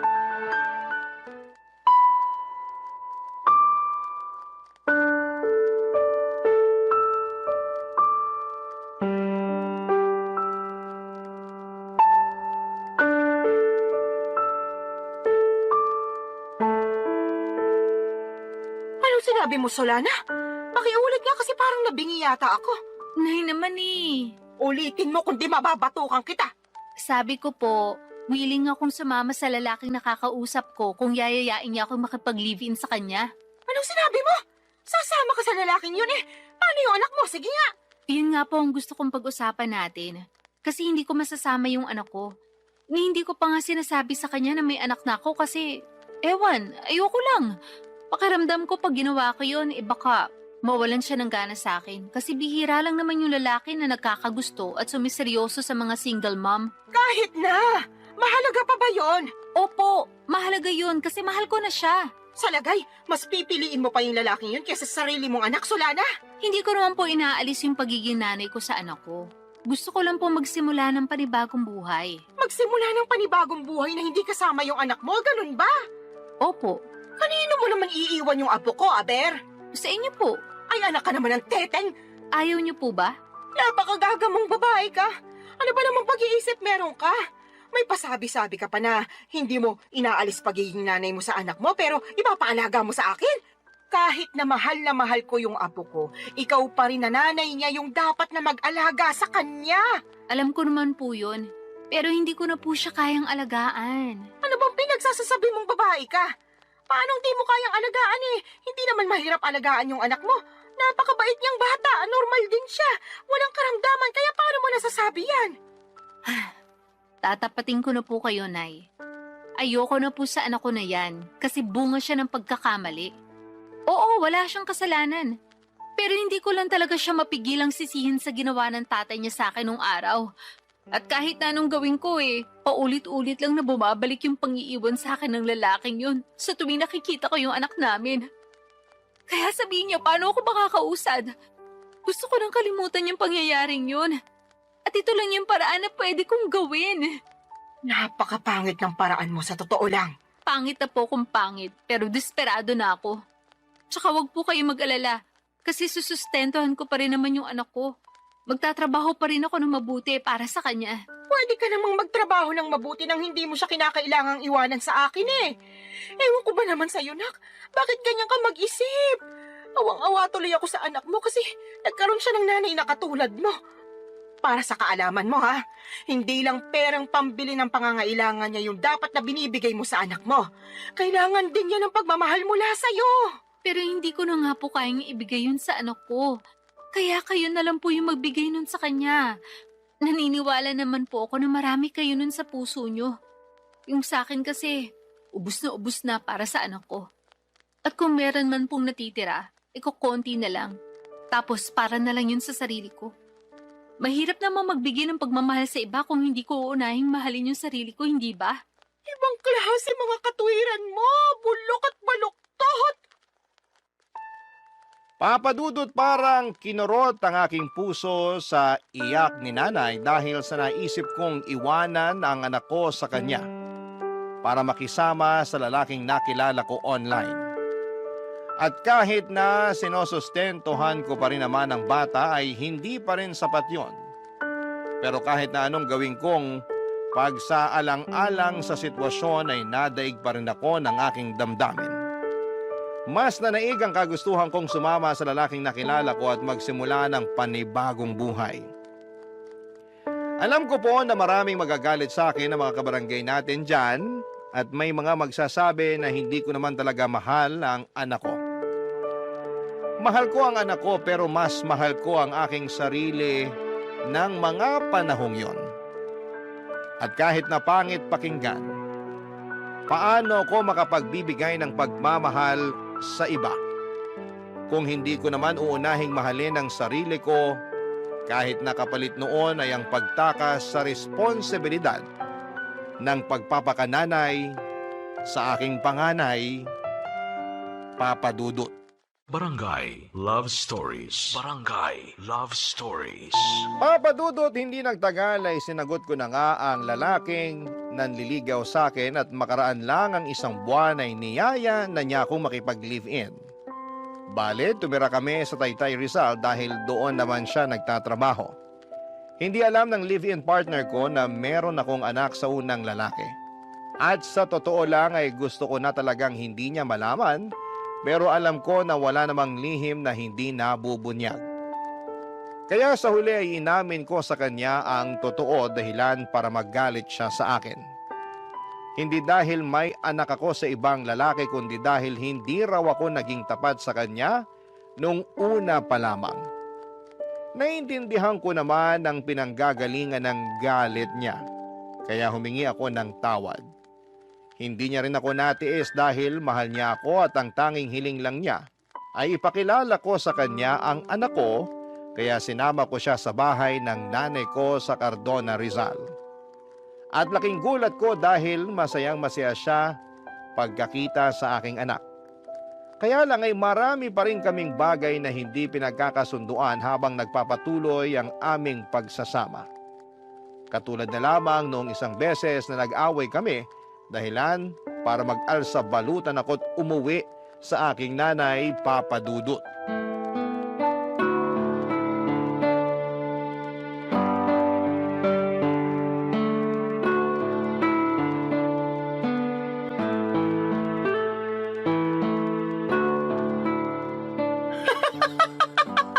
Ano nga ulit yung dahilan ng away niyo, anak? Sinabi ko na po, di ba?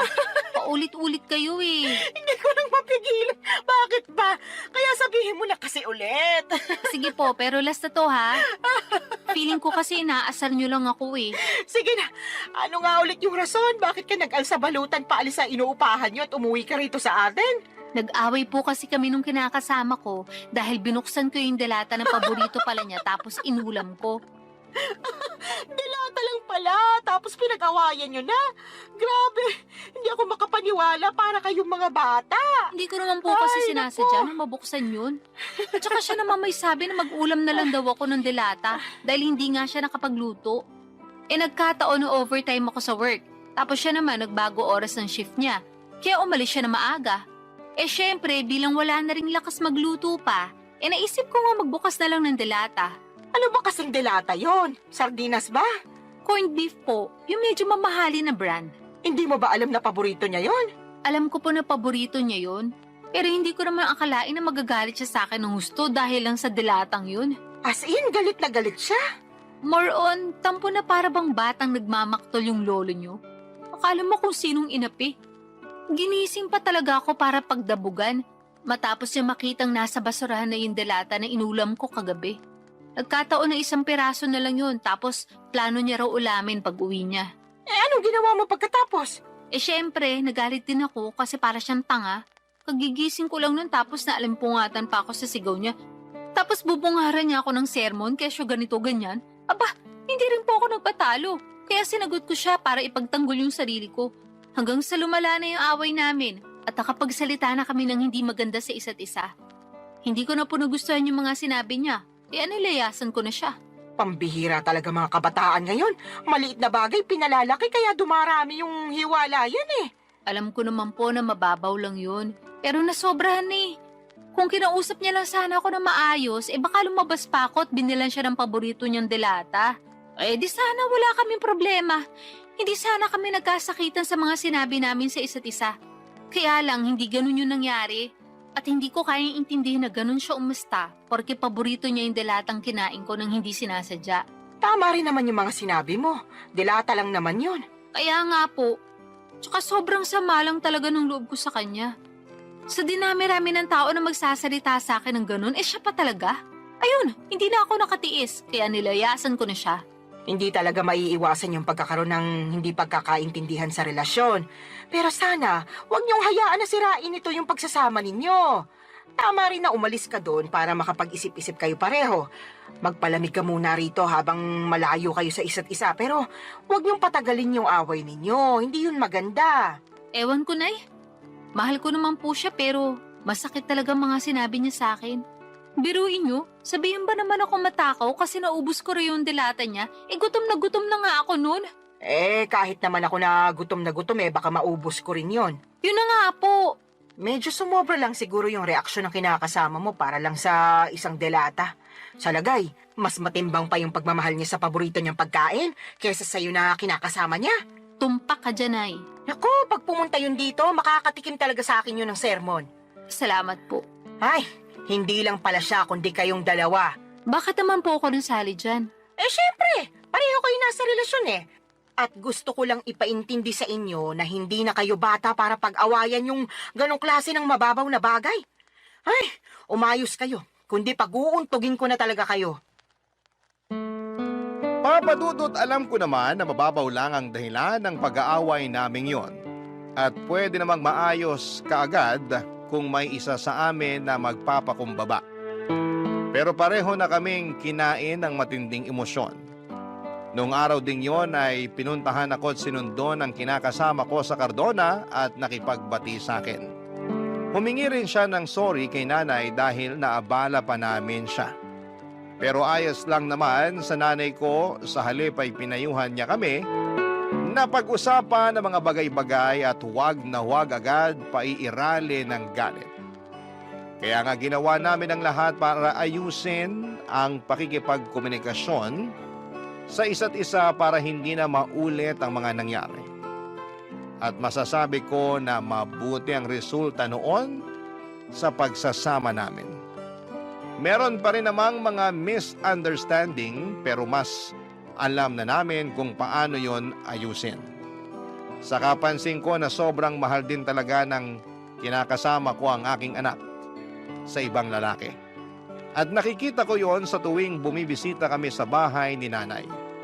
Kaya nga nagustuhan na rin siya ng nanay ko para sa akin bilang kinakasama. Pero nitong March 2025 lang ay may sinabi ako sa nanay ko na labis niyang kinabigla, Papadudot.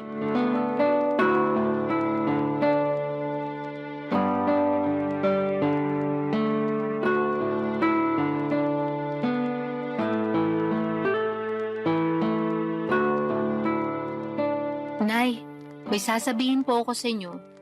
Pero huwag kayong mabibigla ah. Depende kung sasabihin mo maganda ako matagal ko nang alam yon. Puro kayo biro. Sa tingin mo nagbibiro ako? Nakakasakit ka ng damdamin ah. Siyempre, maganda po kayo.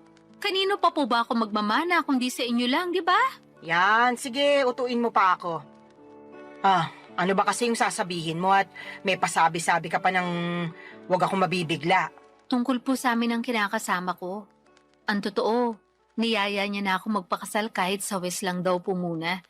Para lang magkaroon na ng basbas yung pagsasama namin. Talaga? Naku, mabuti naman. Anong sinabi mo? Pumayag ka ba? Siyempre, opo. Tuwang-tuwa nga ako eh. Ako rin tuwang-tuwa kasi sa wakas ikakasal ka na, nak. Dati-rati, pangarap mo lang yung maikasal tapos ayan na, mangyayari na.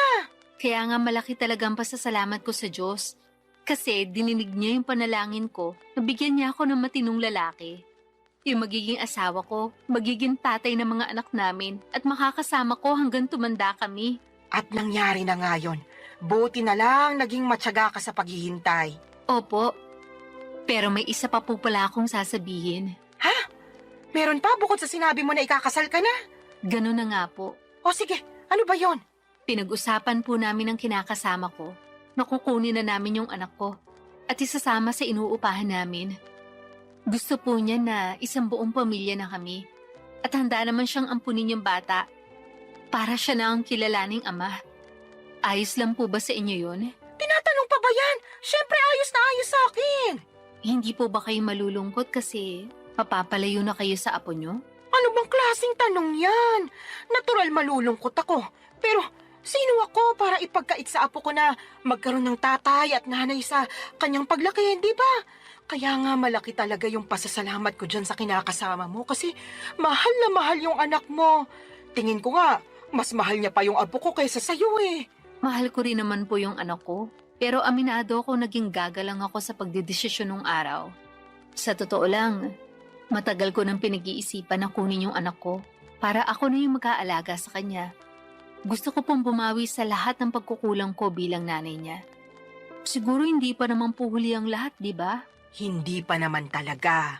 At suportado kita sa gusto mong mangyari. Basta ipangako mo na hinding-hindi mo na ibabalik sa akin yung apo ko kasi bigla ka na lang napagod magpakananay sa kanya, ha? Hindi laruan niyang anak mo para sa kaalaman mo. Meron siyang damdamin. Tsaka baka gabaan ka na kung gagawin mo pa yun sa kanya.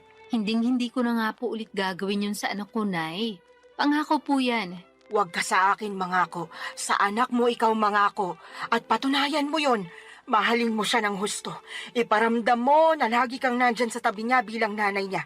Ipaglaban mo siya sa lahat ng pagkakataon. Lagi mo siyang piliin sa kahit na anong sitwasyon. At kahit na magkaroon pa kayo ng mga anak nung kinakasama mo, huwag mong hayaan na mabaliwala yung panganay mo. Tandaan mo, Solana, ha? Wala siyang kasalanan sa ginawa sa'yo ng ama niya, kaya huwag mo siyang sisisihin. Opo, Nay. Naiintindihan ko po lahat ang mga sinabi niyo at tatandaan ko po yun. Sige, mapapanatag na ako kung ganon. Paano mo pala aalagaan yung apo ko kung nagtatrabaho ka? Tungkol po sa bagay na yan, pinag-usapan na namin ng kinakasama ko na magre-resign na ako para maalagaan ko yung anak ko. Sinabi ko kasi sa kanya na gusto kong bumawi sa anak ko dahil malaki nga yung nagawa kong kasalanan sa kanya nung araw. Katulad nyo, sinuportahan din po ako ng kinakasama ko. Mga padudot, alam kong hindi ako naging perpektong magulang sa anak ko noong araw, pero sa kasalukuyan ay ginagawa ko naman ang lahat upang makabawi sa kanya. At yun naman ang mahalaga, hindi ba? Sising-sisi ako sa nagawa kong pangiiwan sa kanya noon nang mas pinili ko ang aking sarili ngunit masayang-masaya naman ako. Dahil naalagaan ko na siya ngayon, katuwang ang aking kinakasama na ngayon ay asawa ko na. Hindi pa rin naman nagsawang sumuporta at umalalay sa akin si nanay, lalo na at buntis ako sa panganay namin ng mister ko. Alam ko na mas magiging challenging ang pag-aalaga ng dalawang maliit na bata, kaya sinabi ni nanay na pupuntahan niya ako sa inuupahan namin para alalayan pagkapanganak ko. Doon pa lang ay naiyak na ako at nag-uumapaw ang saya ng puso ko. Mas lalo ko na-appreciate ang aking nanay sa totoo lang. At alam ko na marami pa akong matututuhan sa kanya mula sa mga karanasan niya kung paano maging mabuting ina. Maraming salamat po, Papa Dudut, sakaling mapili po ninyong i-ere ang istorya ng buhay ko. Sana po'y kinampulutan po ito ng aral at inspirasyon ng mga kabarangay natin. God bless sa inyong programa sa Barangay Love Stories. Patuloy kayong magbigay ng aliw sa ating mga kabarangay. Ang inyong forever kapuso at kabarangay, Solana.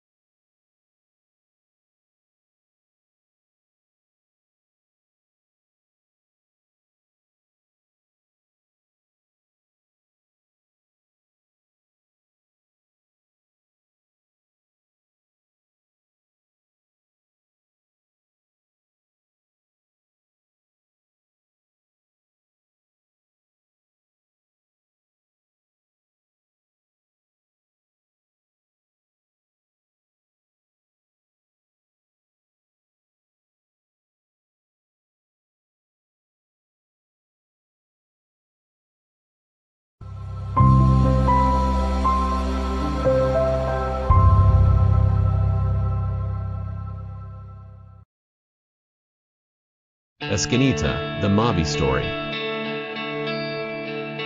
Dear Papa Dudut, may kasabihan na kapag mahal mo ang isang tao ay tanggap mo anuman ang pag-uugali niya. Pero may exemption yon, lalo na kung hindi na maganda ang inaasal niya. At bilang partner niya, responsibilidad mo na pagsabihan siya sa maayos na paraan upang maitama anumang ugali na hindi nakabubuti sa kanya. Yan ang eksaktong karanasan ko kay Paloma. Pero bago ko ipagpatuloy ang pagkukwento ay magpapakilala muna ako. Tawagin niyo na lamang po ako sa palayaw kong Mavi. 33 years old, taga Quezon City at nagtatrabaho bilang virtual assistant. Kung ilalarawan ko ang aking sarili, masasabi ko na may itsura naman ako. Malinis sa katawan at tahimik, pero kapag nakuha mo ang loob ko ay madaldal naman akong tao. Bukod doon ay mahilig din po ako mag-ipon at mag-invest, pero hindi naman ako kuripot. Masinop lang ako sa pera dahil alam kong hindi yon pinupulot. Sa katunayan ay meron na akong napundar na mga property katulad ng studio type, condo unit at kotse. Tumutulong din ako sa pagpapaaral sa aking mga kapatid at merong kaunting savings, insurance at investments.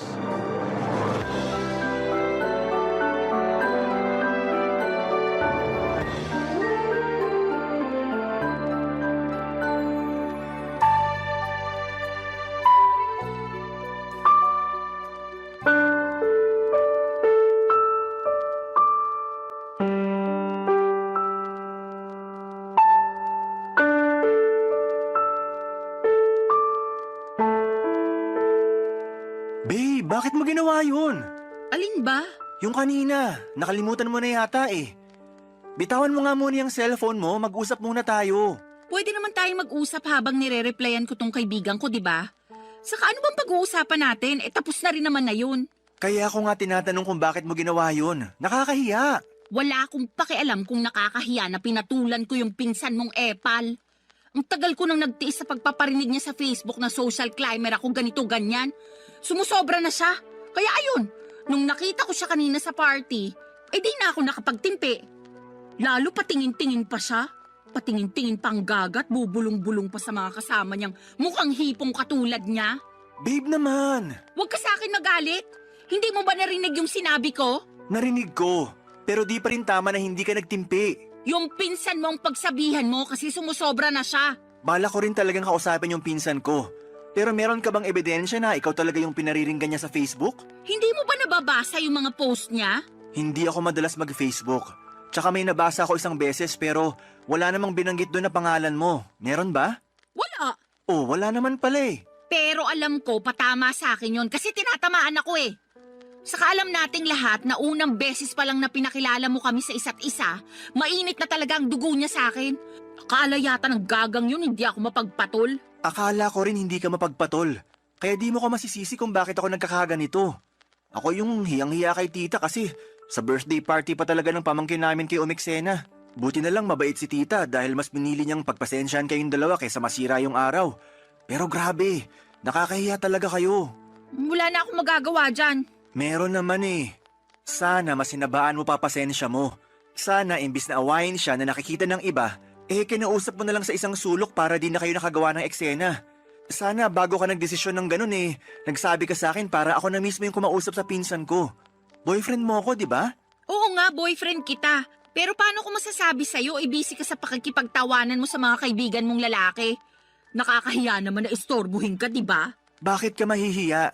Wala namang kaso yun, lalo mahalaga naman yung sasabihin mo. Basta! O ano? Sasabihin mo na naman na hindi mo akalain na papatol pala ako. Pwes, sorry kung hindi ako perpekto. Paloma naman, hindi ganyan ang ibig kong sabihin. Tsaka wala namang pinanganak na perpekto sa mundo, di ba? Oo, pero yun ang pinapalabas mo at yun ang nararamdaman ko. I'm sorry. Sorihin mong mukha mo. Masama yung loob ko sa'yo. Bakit naman? Alam mo naman yan, tatanong-tanong ka pa. Dati ka bang baliw? Ano ba namang klaseng pananalita yan? Ay, sorry kung na-offend ka. Buti pa iwanan mo na lang ako rito sa room. Siya sa akin ang kaibigan ko. Nagustuhan ko naman siya agad dahil nasa kanya na halos lahat ng tipo ko sa isang babae. Noong bago pa lamang kami ni Paloma ay napakatahimik niya at mahiyain. Pero habang tumatagal ay nagiging madaldal na siya at kung ano-ano na ang bagay ang ginagawa niya. Isa na nga doon ang pagiging palaaway at palapatol niya sa lahat ng bagay. Hindi lang naman ang pinsan ko ang pinatulan niya. Mahilig din siyang makipagbangayan online at mag-comment ng kung ano-ano sa isang post. Kaya nga hiyang-hiya ako sa nangyari sa birthday party ng pamangkin ko. Buti na lang at hindi pala away ang pamilya namin kaya pinagpasensyahan at pinalagpas na lamang nila ang ginawang eksena ng girlfriend at pinsan ko. Pero humingi ako ng dispensa at sa kabilang banda ay kinausap ko ang aking pinsan tungkol sa akusasyon ni Paloma. Bagay na pinabulaanan naman niya. Mas lalo lang tuloy akong na-stress sa kanilang dalawa, Papa Dudut. At wala rin naman akong gustong kampihan kaya nga naggalit at nagtampo sa akin ang girlfriend ko. Pero makaraan, Papa Dudut, ang ilang araw ay nagkabati naman kaming dalawa.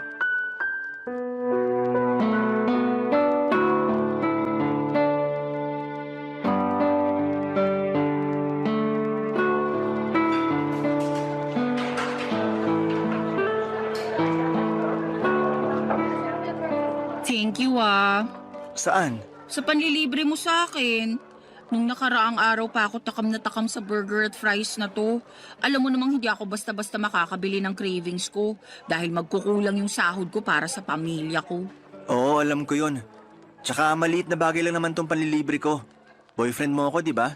Sana sinabi mo na nung nakaraan ka pa pala nagka-crave rito para nabilhan kita. Hindi na, nahihiya rin kasi ako sa'yo. Ikaw naman? Totoo naman yun. Lagi ko kasing naiisip na ikaw yung taya sa mga labas at gala natin.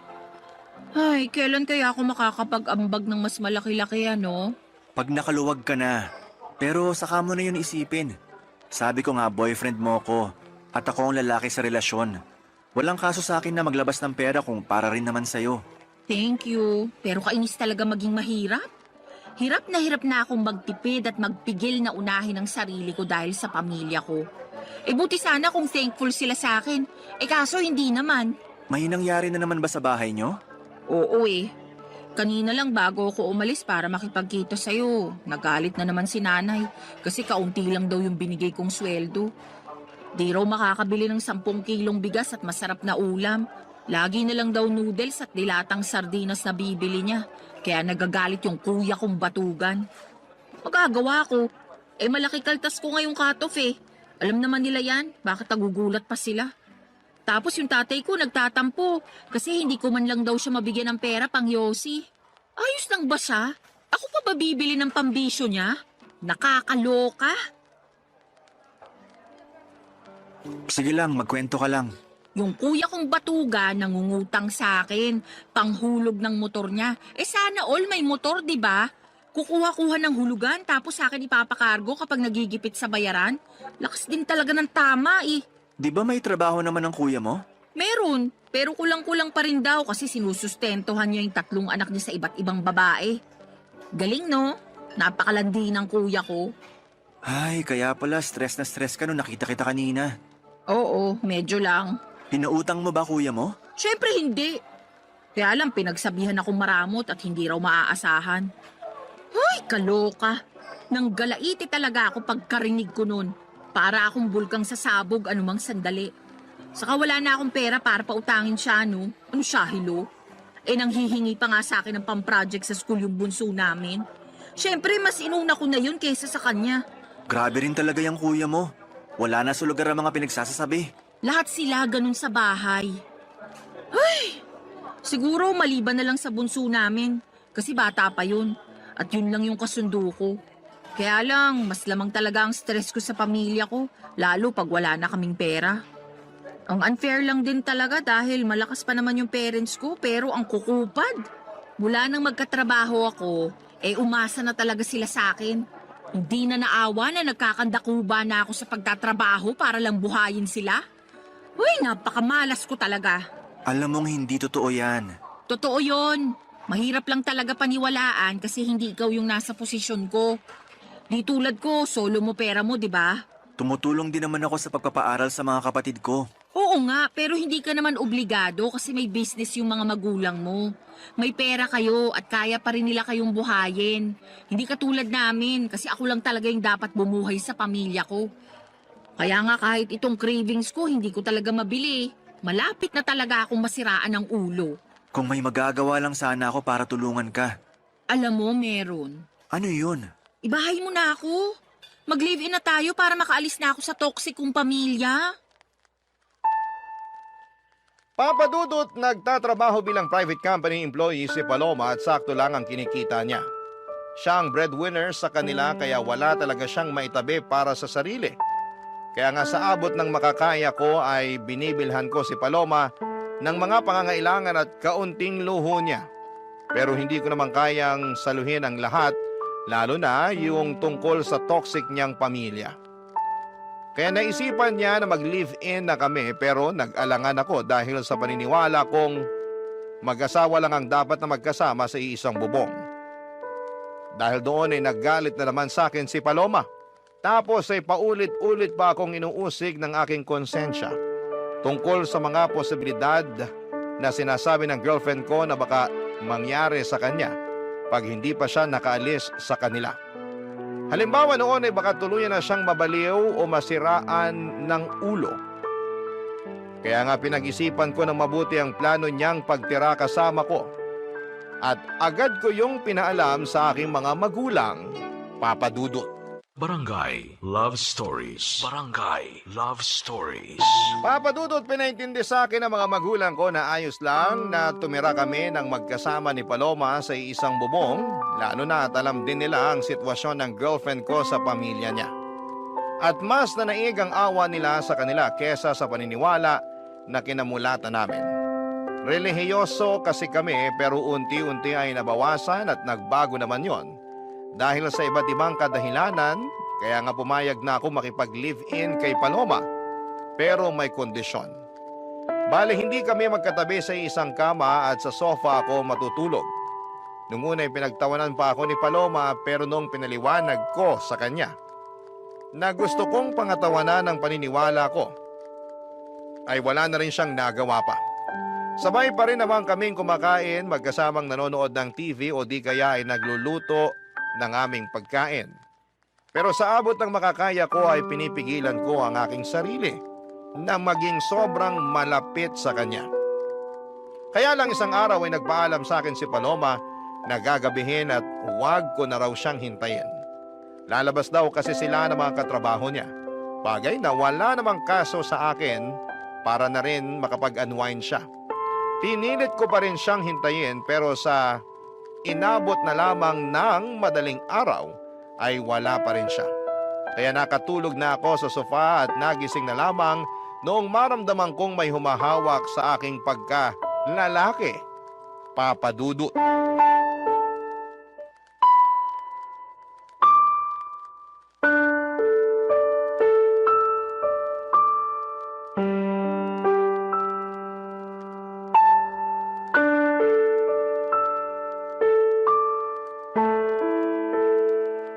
Sabi na gusto mo rin talaga? Kunwari ka pa? Paloma, anong ginagawa mo? Bakit mo ko hinihipuan? Sobra ka naman sa hinihipuan.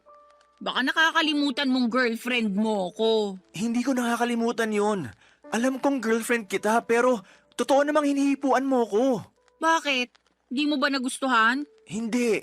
Kasi alam mo naman yung paniniwala ko pagdating sa bagay na yan, di ba? Oo, at nakakabwisit ka. Bakit ka nabibwisit? Napag-usapan na natin to, di ba? Sabi mo naiintindihan mo ko. Kahit tinawanan mo muna ako at inasar-asaran nung una. Totoo namang sinubukan kong intindihin.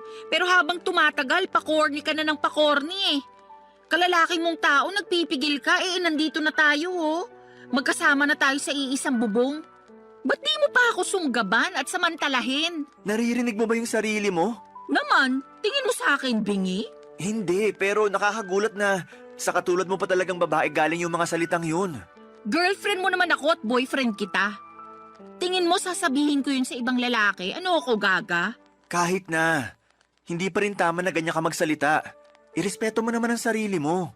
Nire-respeto ko yung sarili ko, no? Saka masyado kang sensitive at makalumang tao kung umasta. Tingin mo ba may maniniwalang walang nangyayari sa atin ay nakatira tayo sa iisang bubong? Wala naman talagang nangyayari sa atin, di ba? At kung walang maniwala, hindi ko na problema yun. Basta alam ko sa sarili ko na ginawa ko yung sa tingin ko tama. Alin? Yung sakalang mag-aano kapag kasal na? Oo, Corny mo talaga. Nagsisisi na tuloy ako na sinagot kita. Masyado kang ewan eh. ikaw yung masyadong ewan. Anong sinabi mo? Alam mo na nung una pa lang ayaw ko. At iniiwasan ko makipag-live-in sa'yo hanggat di pa tayo kasal. Pero gusto mo na kamo para makaalis ka na sa pamilya mo. Pumayag naman ako, di ba? Okay lang din sa pamilya ko. Ibig sabihin, nag-adjust ako para mapagbigyan yung gusto mo. Salamat sa pag-a-adjust mo. Pero baka nakakalimutan mong may hiningi ka ring kondisyon. At yun yung hindi tayo magtabi sa kama sa pagtulog. Tama ka. At pumayag ka naman, di ba? Papaalala ko lang sa'yo. Pumayag nga ako pero ewan ko sa'yo. Hindi naman malaking pabor yun. Umasa ako na naiintindihan mo pinanggalingan ko. Pero mukhang nagkamali ako matapos mong gawin yung bagay na ginawa mo kanina lang. Bakit ba big deal pa rin sa'yo na hinipuan kita? Mukhang gusto mo rin base sa reaksyon ng ano mo kanina. Hindi ko gusto. At natural na reaksyon lang ng katawan yun. Di ko yun mapipigilan. Sus, natural na reaksyon daw. Totoo naman eh. Para kang tanga. Kalalaki mong tao, ikaw pa yung iwas ng iwas sa ganyan. Hindi ako sanay Daig mo pa yung babae kung umasta. Nasasaktan ako sa mga sinasabi mo sa akin. Kinumpara mo pa ako sa iba. Sensya na, pero ano magagawa ko? Sinasabi ko lang kung ano yung nasa isip ko. Hindi lahat ng naisip mo dapat mong sabihin. Lalo na kung makakasakit ka lang din ng kapwa. Di ka lang pala makalumang tao, balat sibuyas ka rin. Ay nako, ewan ko sa'yo Paloma.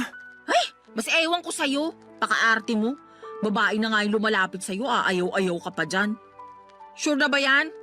Sige na, try lang natin. Please lang, tigilan na natin tong usapang to. Nakainom ka eh. Mabuti pa matulog ka na dun. Inaantok na rin ako. Uy, kainis ka talaga. Para kang ewan. Siguro, ayaw mo lang talaga sa akin, no? Alam mong hindi totoo yan.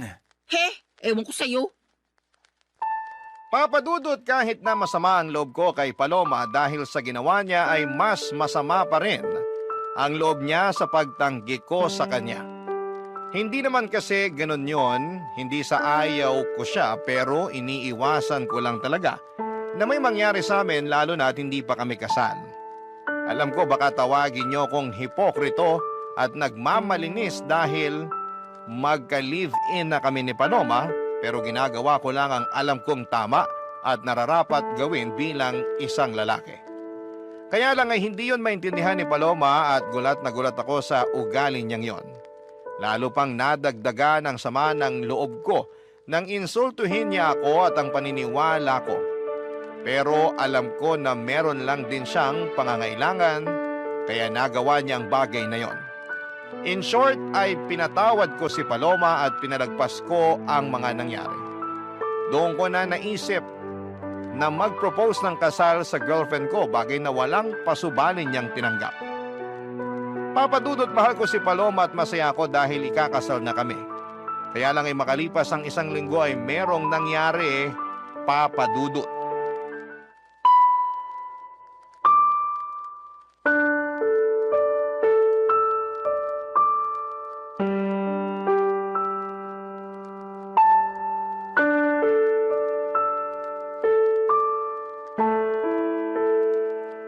Babe naman, bakit ganun yung mga sinabi mo kay mama? Naalin ba?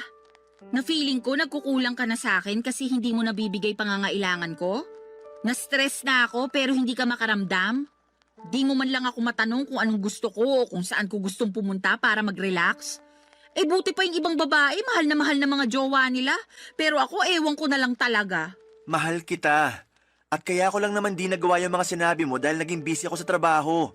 Tapos wala pa akong energy pagkatapos kasi drained na drained ako. Drain na drain din naman ako at kitang-kita na yung sa mukha ko. Tingnan mo nga 29 years old pa lang ako. Pero nagkaka-wrinkles na ako. Ang oily na rin ang mukha ko, halatang hindi na naaalagaan. Paano ko pa magagawa yun kung mas gusto ko na lang na matulog pag uwi ko rito sa unit mo, no? Buti ka pa nga kahit papano nagagawa mo pang mag-gym. Nito lang naman ako nagpa-member sa gym na malapit sa atin. Para may magawa rin akong iba bukod sa typical kong ginagawa, di ba? Tsaka niyaya kita. Baka sabihin mo diyang hindi. Niyaya mo nga ako, pero nag-iisip ka ba nung ginawa mo yun? Oo naman. Anong ibig mong sabihin? Feeling ko kasi hindi. Kasi kung nag-iisip ka, maiisip mong pagod na ako sa maghapong pagtatrabaho sa opisina. Tapos yayayain mo pa talaga ako mag-workout? Yun lang kasi naiisip kong paraan para kahit paano magkaroon ka naman ng exercise. Lagi mo kayang nirereklamo sa akin na masakit na likod at puwet mo, kaupo sa opisina nyo. Tapos sabi mo pa, ang taba-taba mo na kaya naisip ko, what if magpamiyembro tayo sa gym para makapag-workout ng sabay, di ba? Tsaka maganda rin yung benepisyo ng exercise, hindi lang sa katawan kundi maging sa isip na rin. Pag pinagpapawisan ako gumagaan pakiramdam ko. Ikaw yun. Hindi naman lahat ng tao pare-pareho.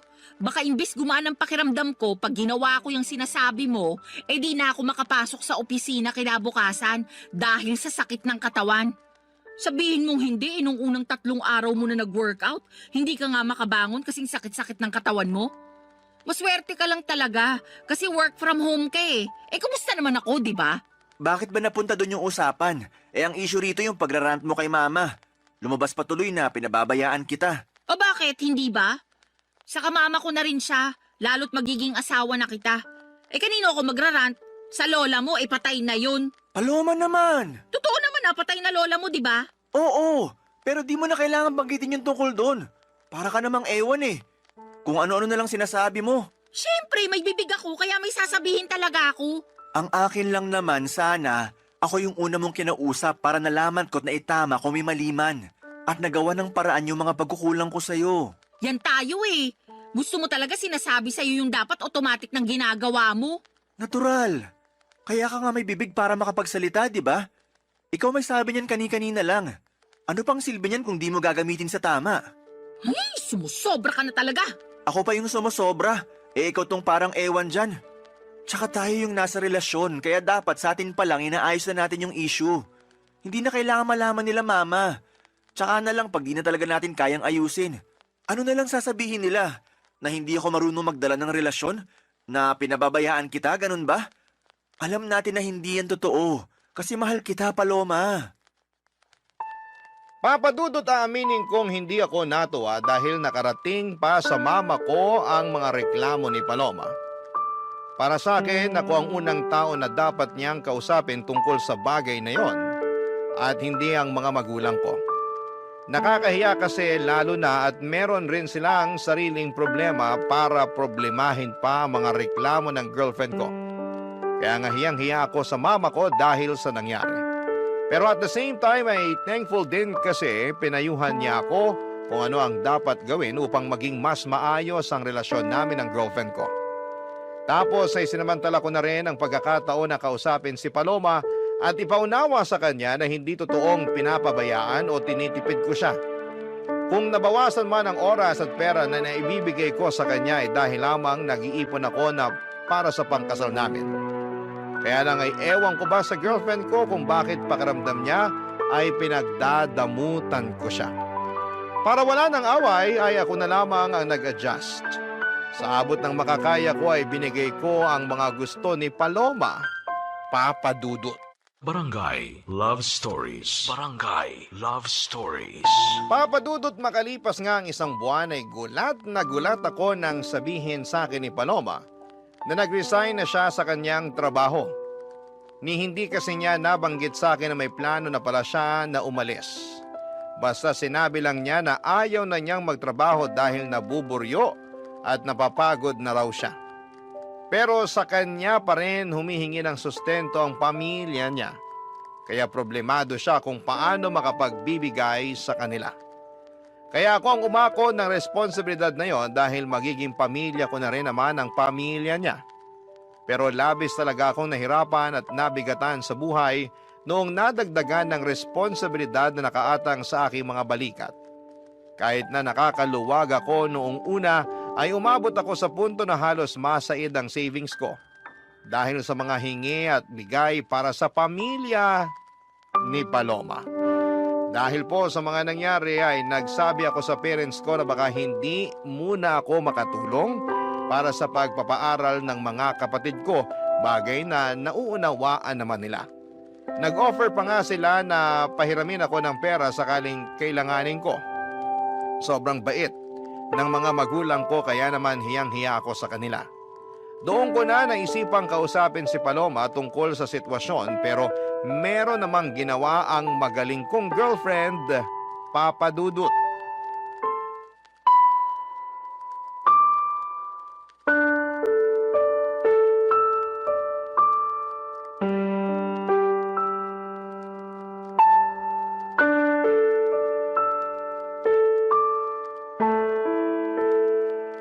Paloma, anong ginawa mo? Ha? Anong ginawa ko? Wala akong ginagawa rito Pwede ba? Hindi ito yung panahon para sarkastikuhin mo ko. Seryoso yung tanong ko sa'yo. Kasi nalaman ko lang naman na ang damit ang laki ng utang ko sa bangko.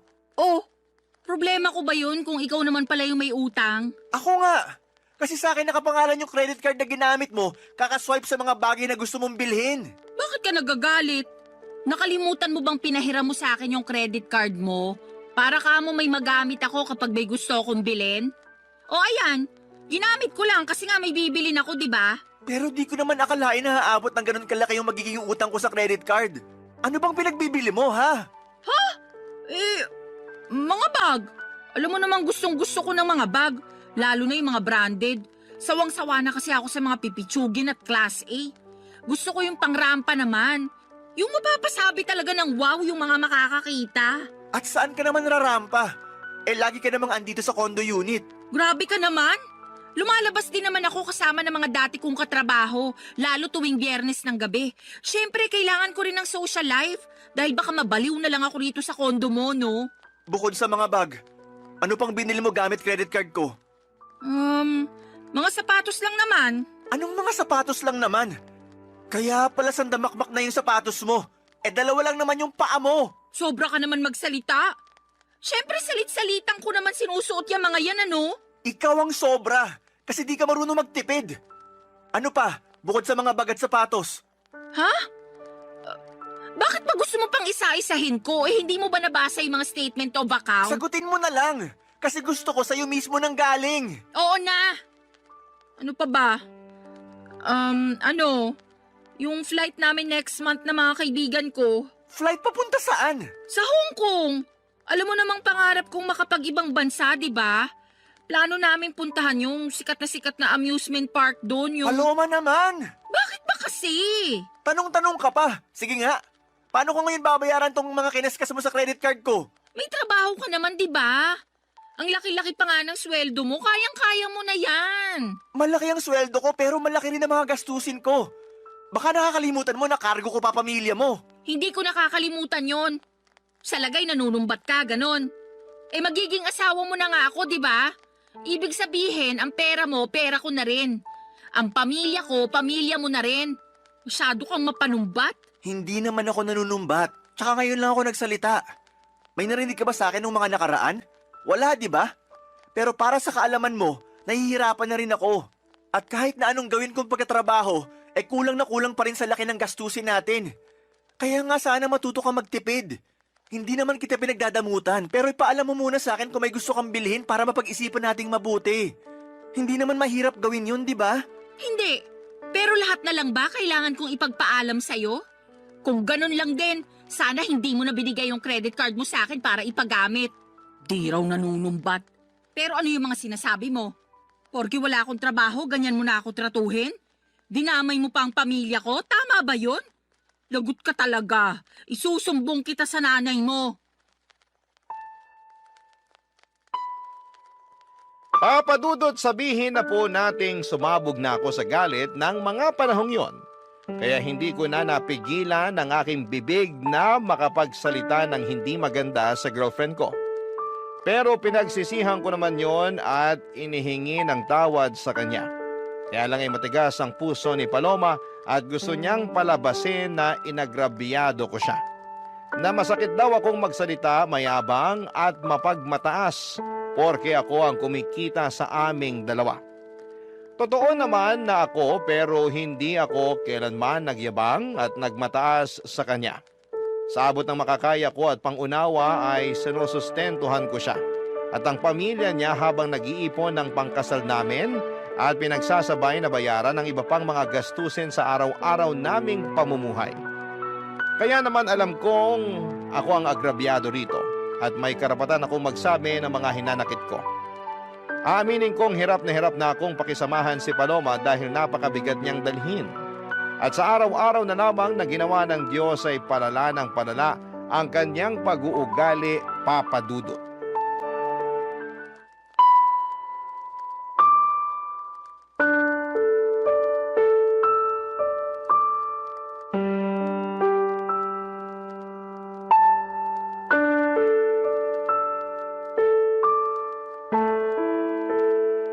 Babe, ano na naman bang ginawa mo?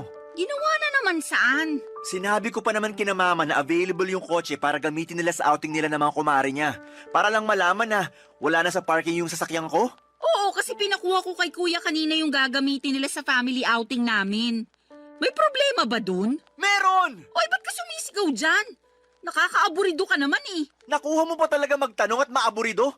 Eh ako nga dapat na magsabi niyan. Kasi natulog lang ako, tapos pagising ko, wala na yung kotse ko. Hindi mo ba narinig yung sinabi ko? Pinagamit ko kay kuya kasi magsiswimming daw sila nila nanay at tatay sa kanong kapatid ko. Hindi na nga ako sumama dahil meron ako masakit puson ko, hindi ko rin mai-enjoy. Wala akong pakialam sa outing ng pamilya mo kasi kotse ko naman yon. Tsaka di mo rin ba narinig sinabi ko? Papagamit ko dapat kay mama yung sasakyan ko, pero wala na. Ano na lang gagamitin nila, di ba? Problema ba yun? May sarili naman silang sasakyan. Problema yon kasi nasa talir yung kotse nila. Pinaghagawa.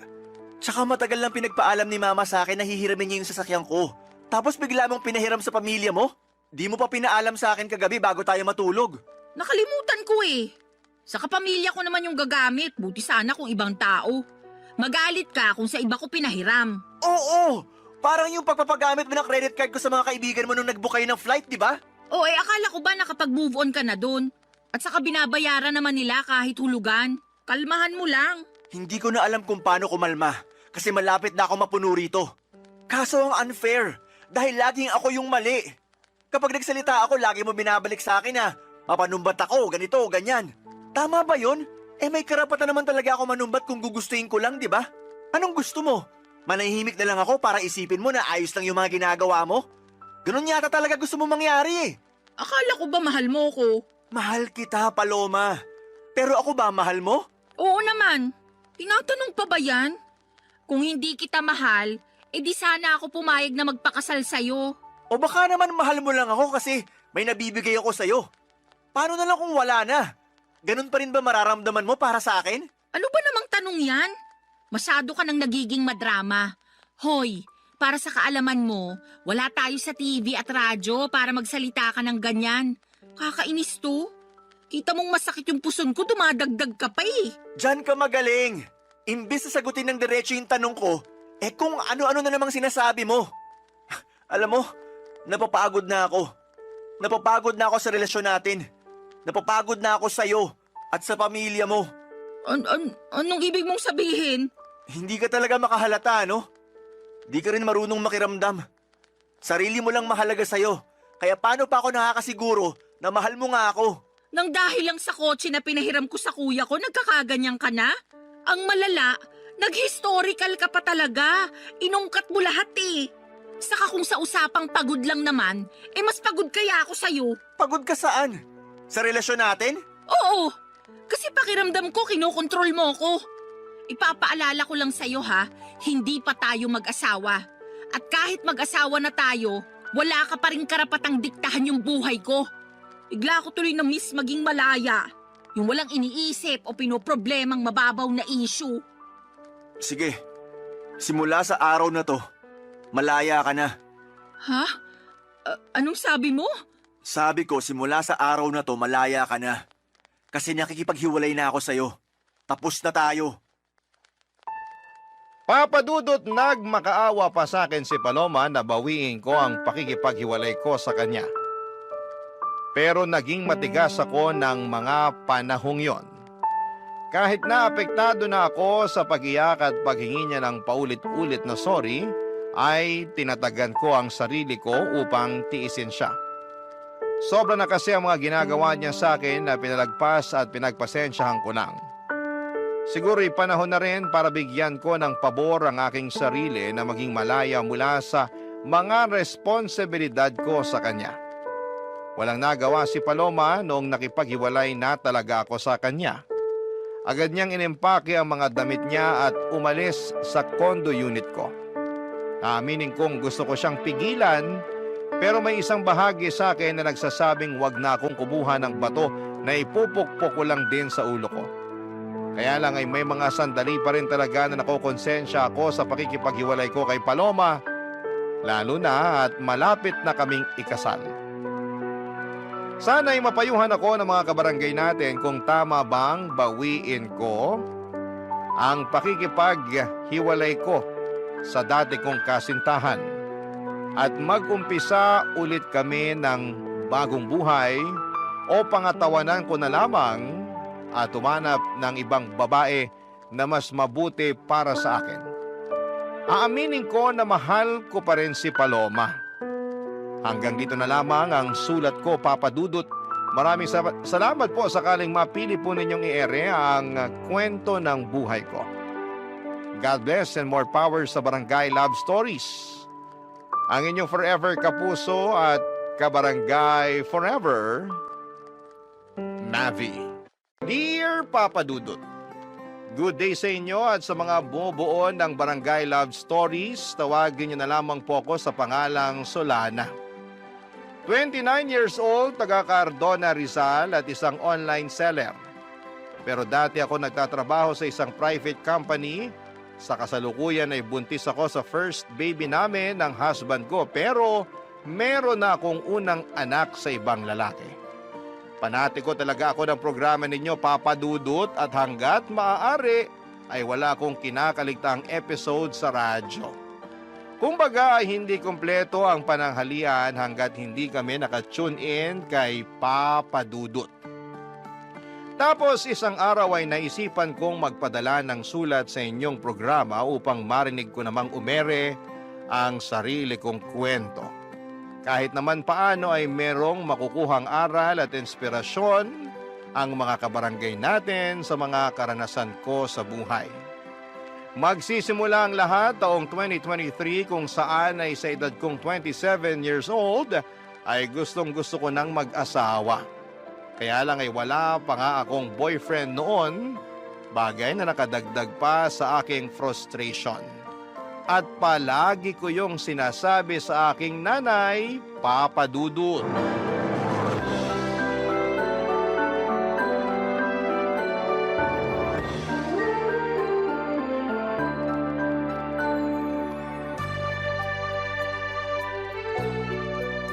Grabe na yun. Anong grabe? Yung classmate ko nung elementary at high school, mag-aapat na yung anak. Tignan niyo yung post niya dito sa Facebook. Pinakita niya yung pregnancy test niyang positive. Dami nga nag-congrats sa kanya. Talaga? Tingin nga. Guling, di ba? Kasing edad mo lang din yan, ano? Mas matanda po ako ng 1 taon sa kanya. Ibig sabihin, 26 years old pa lang siya tapos nakaapat na anak na. Mismo. Naku, napakasipag naman nila mag-asawang gumawa ng bata.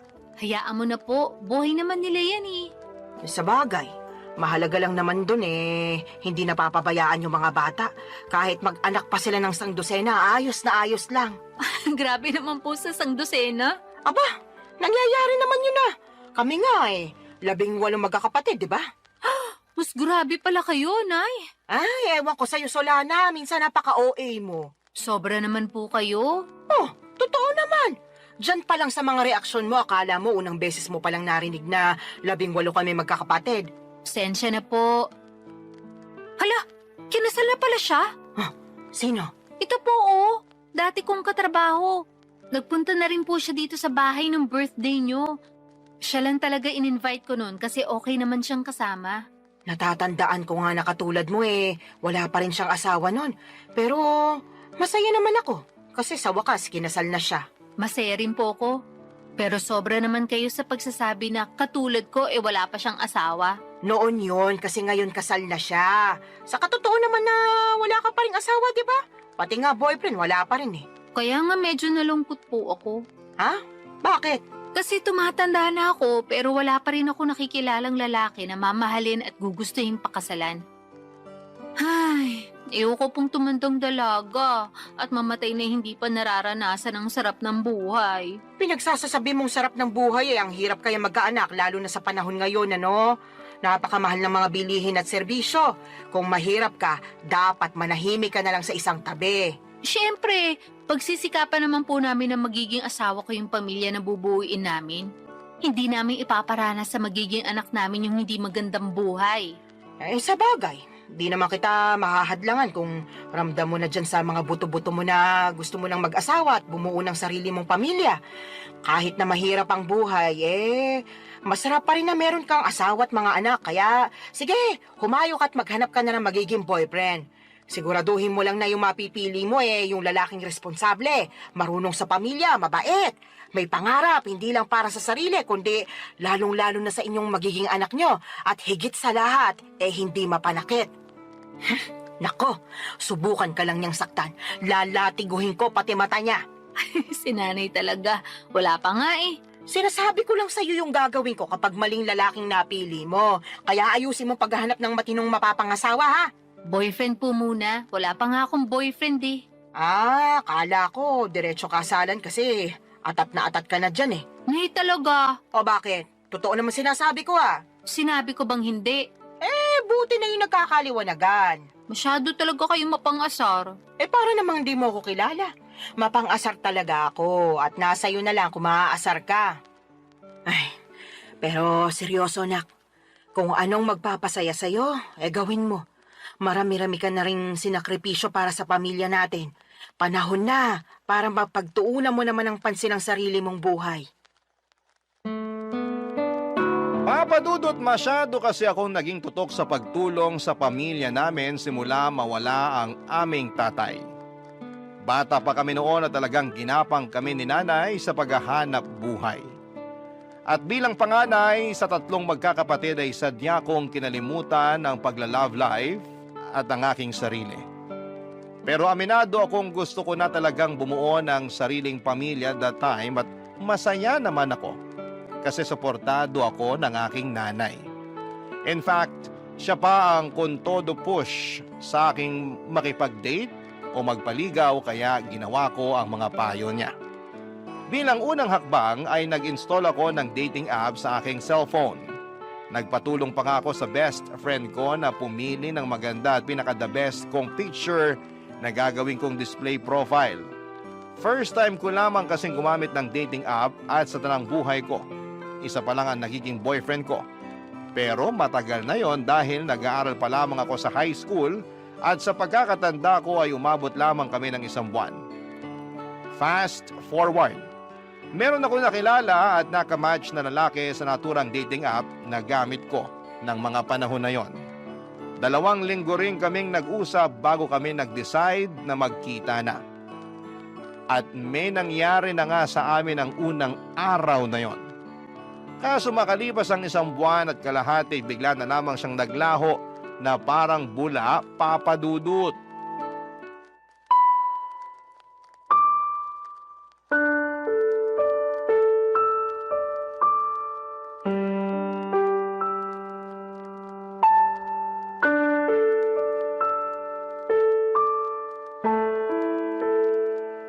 Nay, minulto niya ako.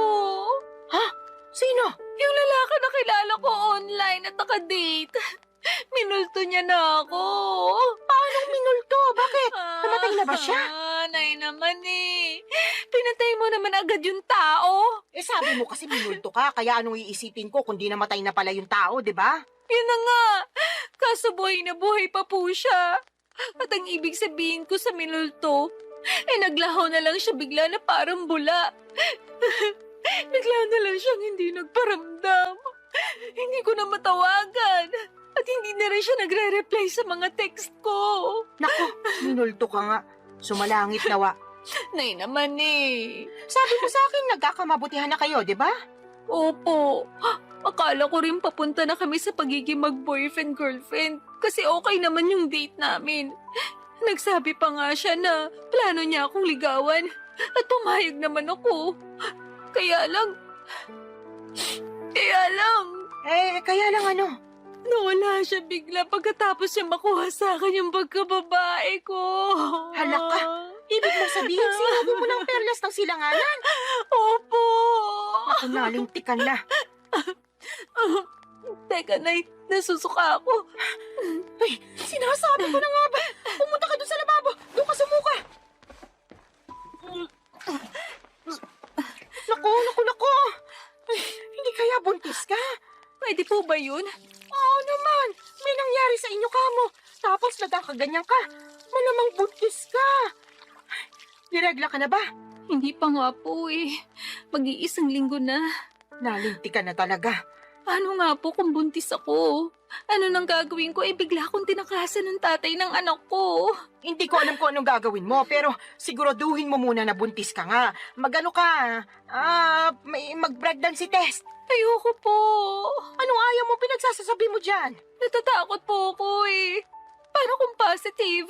Wala na tayong magagawa dyan. Saka na lang nating isipin kung ano yung susunod nating gagawin kapag totoo na buntis ka nga. Pesting buhay naman oh. Ngayon pa talaga nangyari to kung kailan bigla namang nawala yung nakabuntis sa akin.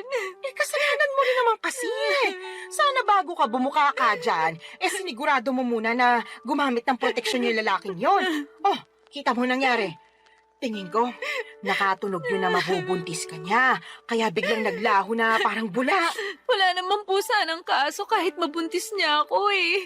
Kaya lang ang kiniinis ko, iniwan niya ako bigla. Akala ko pa naman nagkakaintindihan na kami. Na mahal na namin ang isa't isa. Pero mukhang hindi po pala ganon. Hindi talaga. Kasi nakuha na niya yung gusto niya sa'yo. Napakasama niyang tao. Sinabi mo pa. Sana makarma siya sa pangiiwan niya sa'yo at sa magiging anak niyo kung totoo nga na buntis ka. Kinakatakot ko lang po na baka hindi ko kayanin. Alin? Yung pagbubuntis ko po. Ewan, naguguluhan pa po ko, nalilito. Masyado mabilis yung mga pangyayari. Kahit na anong mangyari, kailangan mong kayanin dahil nandyan na yan. Alangan namang ipalaglag mo yung dinadala mo malaking kasalanan niya sa Diyos.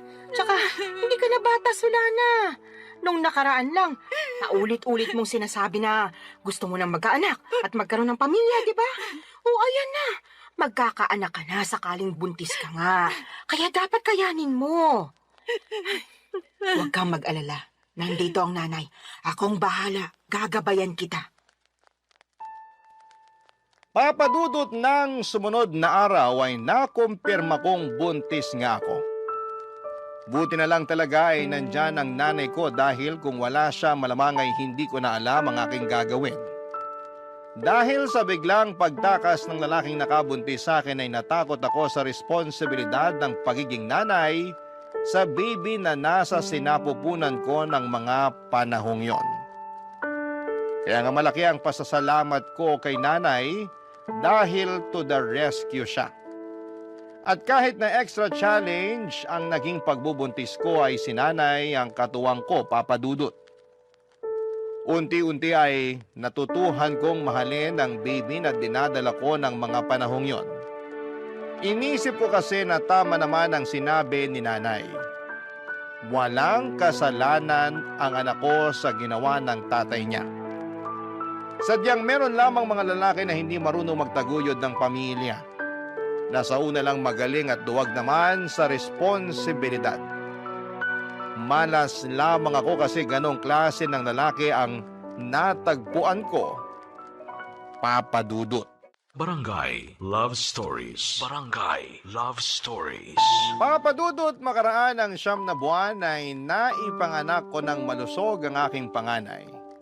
Nag-leave ako noon sa opisinang pinapasukan ko at noong matapos yun ay agad na rin ako nagbalik trabaho. Kailangan ko nang magdoble kayod upang matustusan ang pangangailangan ng anak ko. Alam ko na simula maging nanay ako ay dapat huli ko nang isipin ang aking sarili dahil laging unang-una ang kapakanan ng baby ko. Kaya lang ilang buwan pa lamang akong nagtatrabaho ulit ay nakaramdam na ako ng matinding kapaguran. At hindi yon yung klase ng pagod na nawawala kapag pinahinga mo, kundi naghahalo-halong pagod mentally and physically. Doon ko rin napagkumpara ang sitwasyon ko bilang single parent sa aking ibang katrabaho na merong healthy relationship sa kanilang mga asawa.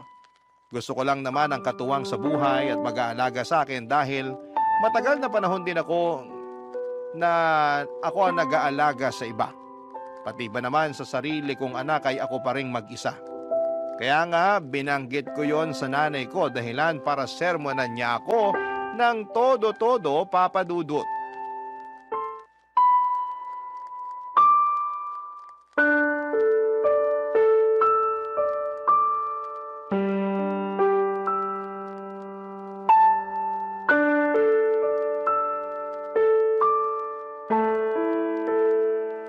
Nay, pagod na po ako.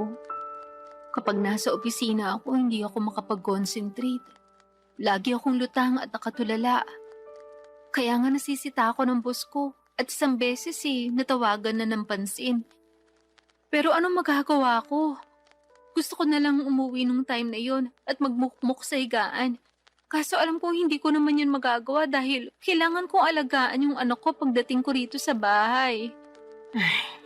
Medyo mahirap nga yung pinagdaraanan mo, anak. Pero wala ka naman magagawa kasi kailangan mo magtrabaho pa rin para sa anak mo. Yun na nga po Imbis na sana nagpapahinga na lang ako rito sa bahay natin. At ako na yung nag-aalaga sa baby ko, kailangan ko pang umalis para magtrabaho. Thankful po ako na inaalagaan niyo yung anak ko. Pero ewan ko ba? Ano ba kasing problema? Pagod ka nga lang ba talaga o ano? Sa tono mo kasi para kang nagsisisi na nagkaanak ka. Yung totoo? Oh, sabihin mo yung totoo. Tama po kayo. Nagsisisi po ako na nagka-baby ako. Sula na naman! Kung naiintindihan lang ng anak mo yung sinabi mo, malamang magtatampo yung bata. Sarili niyang ina, pinagsisisihan siyang sinilang sa mundo. Ano pong magagawa ko kung yun ang nararamdaman ko? Wala, di ba?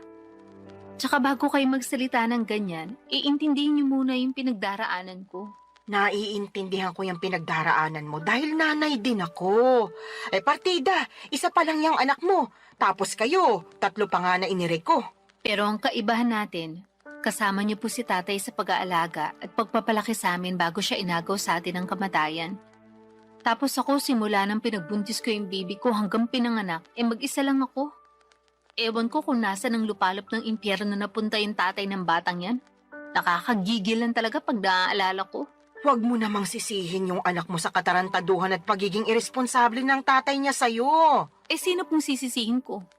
Napapagod na po ako magtiis at magkunwari na ayos lang yung lahat.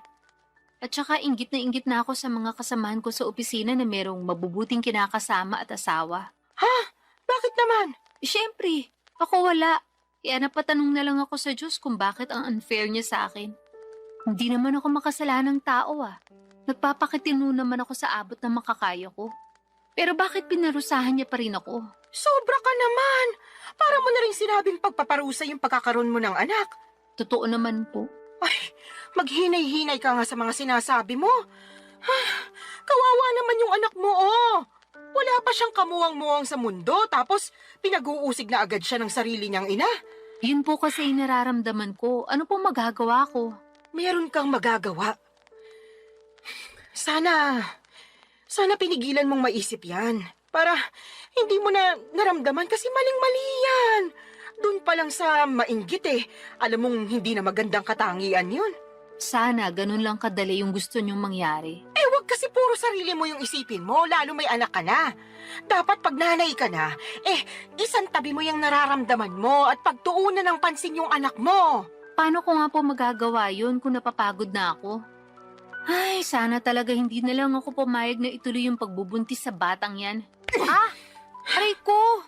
Bakit yung ako binatukan, Nay? Nagtatanong ka pa talaga kung ano-ano yung sinasabi mo dyan. Kinabutan ka nga. Hindi naman kasalanan ng apo ko na nabuo siya dahil sa kapusukan niyo Tapos sasabihin mo na sana hindi mo na lang tinuloy yung pagbubuntis mo sa kanya. Sumusobra ka na talagang babae ka. Papadudot doon ko mas napagtanto ng husto na mahirap maging single parent at kung may choice lamang akong baguhin ang kapalaran ko ay gagawin ko. Oo, mahal ko nga ang anak ko pero nawawalan pala ng saysay ang lahat pag nanaig na yung labis na pagod. Tinanim ko sa isipan ko na ang aking anak dapat ang priority ko bago ang sarili ko pero mas nanaig sa akin ang kagustuhan na makatagpo ng lalaki na magiging katuwang ko sa buhay at mag-aalaga sa akin bilang kapareha niya at kung loloobin ay may bahay. Kaya nga nagsimula ulit ako makipag-usap online kahit na inuusig pa rin ako ng aking konsensya at ng mga sinabi ni nanay. Naiintindihan naman daw niya ako pero nandun pa rin yung sermon niya tungkol sa dapat mas pagtuunan ko ng pansin ang aking anak bago ang sarili ko. Para sa akin ay hindi niya talaga ako nauunawaan.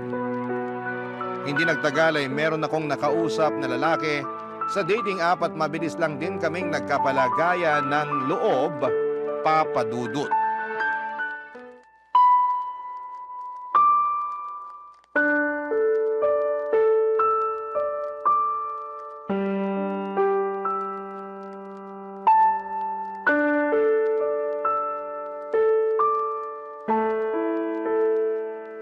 Anong sinabi mo, Solana? Pakiulit nga kasi parang nabingi yata ako. Nay naman eh. Ulitin mo kundi mababatukan kita. Sabi ko po, willing akong sumama sa lalaking nakakausap ko kung yayayain niya akong makipag-live-in sa kanya. Anong sinabi mo? Sasama ka sa lalaking yun Paano yung anak mo? Sige nga. Yun nga po ang gusto kong pag-usapan natin. Kasi hindi ko masasama yung anak ko. Ni hindi ko pa nga sinasabi sa kanya na may anak na ako kasi, ewan, ayoko lang. Pakiramdam ko pag ginawa ko yun, baka mawalan siya ng gana sa akin. Kasi bihira lang naman yung lalaki na nagkakagusto at sumiseryoso sa mga single mom. Kahit na. Mahalaga pa ba yon? Opo, mahalaga yun kasi mahal ko na siya. Sa lagay, mas pipiliin mo pa yung lalaking yun kaysa sa sarili mong anak, Solana. Hindi ko naman po inaalis yung pagiging nanay ko sa anak ko. Gusto ko lang po magsimula ng panibagong buhay. Magsimula ng panibagong buhay na hindi kasama yung anak mo, ganun ba? Opo, Kanino mo naman iiwan yung apo ko, Aber? sa inyo po.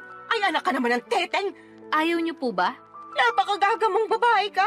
Ano ba namang pag-iisip meron ka? May pasabi-sabi ka pa na hindi mo inaalis pagiging nanay mo sa anak mo pero ipapaalaga mo sa akin. Kahit na mahal ko yung apo ko, ikaw pa rin na nanay niya yung dapat na mag-alaga sa kanya. Alam ko naman po yun. Pero hindi ko na po siya kayang alagaan. Ano bang pinagsasasabi mong babae ka? Paano hindi mo kayang alagaan Hindi naman mahirap alagaan yung anak mo. Napakabait niyang bata, normal din siya. Walang karamdaman, kaya paano mo nasasabi yan? Tatapatin ko na po kayo, Nay. Ayoko na po sa anak ko na yan kasi bunga siya ng pagkakamali. Oo, wala siyang kasalanan. Pero hindi ko lang talaga siya mapigilang sisihin sa ginawa ng tatay niya sa akin nung araw. At kahit na anong gawin ko paulit-ulit lang na bumabalik yung pangiiwan sa akin ng lalaking yun sa tuwing nakikita ko yung anak namin. Kaya sabihin niya, paano ako makakausad? Gusto ko nang kalimutan yung pangyayaring yun. At ito lang yung paraan na pwede kong gawin. Napakapangit ng paraan mo sa totoo lang. Pangit na po kung pangit, pero desperado na ako. Tsaka wag po kayo mag-alala, kasi susustentuhan ko pa rin naman yung anak ko. Magtatrabaho pa rin ako ng mabuti para sa kanya. Pwede ka namang magtrabaho ng mabuti nang hindi mo siya kinakailangang iwanan sa akin Ewan ko ba naman sa'yo, nak? Bakit ganyan ka mag-isip? Awang-awa tuloy ako sa anak mo kasi nagkaroon siya ng nanay na katulad mo. Para sa kaalaman mo hindi lang perang pambili ng pangangailangan niya yung dapat na binibigay mo sa anak mo. Kailangan din niya ng pagmamahal mula sa'yo. Pero hindi ko na nga po kayang ibigay yun sa anak ko. Kaya kayo na lang po yung magbigay nun sa kanya. Naniniwala naman po ako na marami kayo nun sa puso nyo. Yung sa akin kasi, ubus na para sa anak ko. At kung meron man pong natitira, konti na lang. Tapos para na lang yun sa sarili ko. Mahirap naman magbigay ng pagmamahal sa iba kung hindi ko uunahing mahalin yung sarili ko, hindi ba? Ibang klase mga katwiran mo, bulok at baluktot.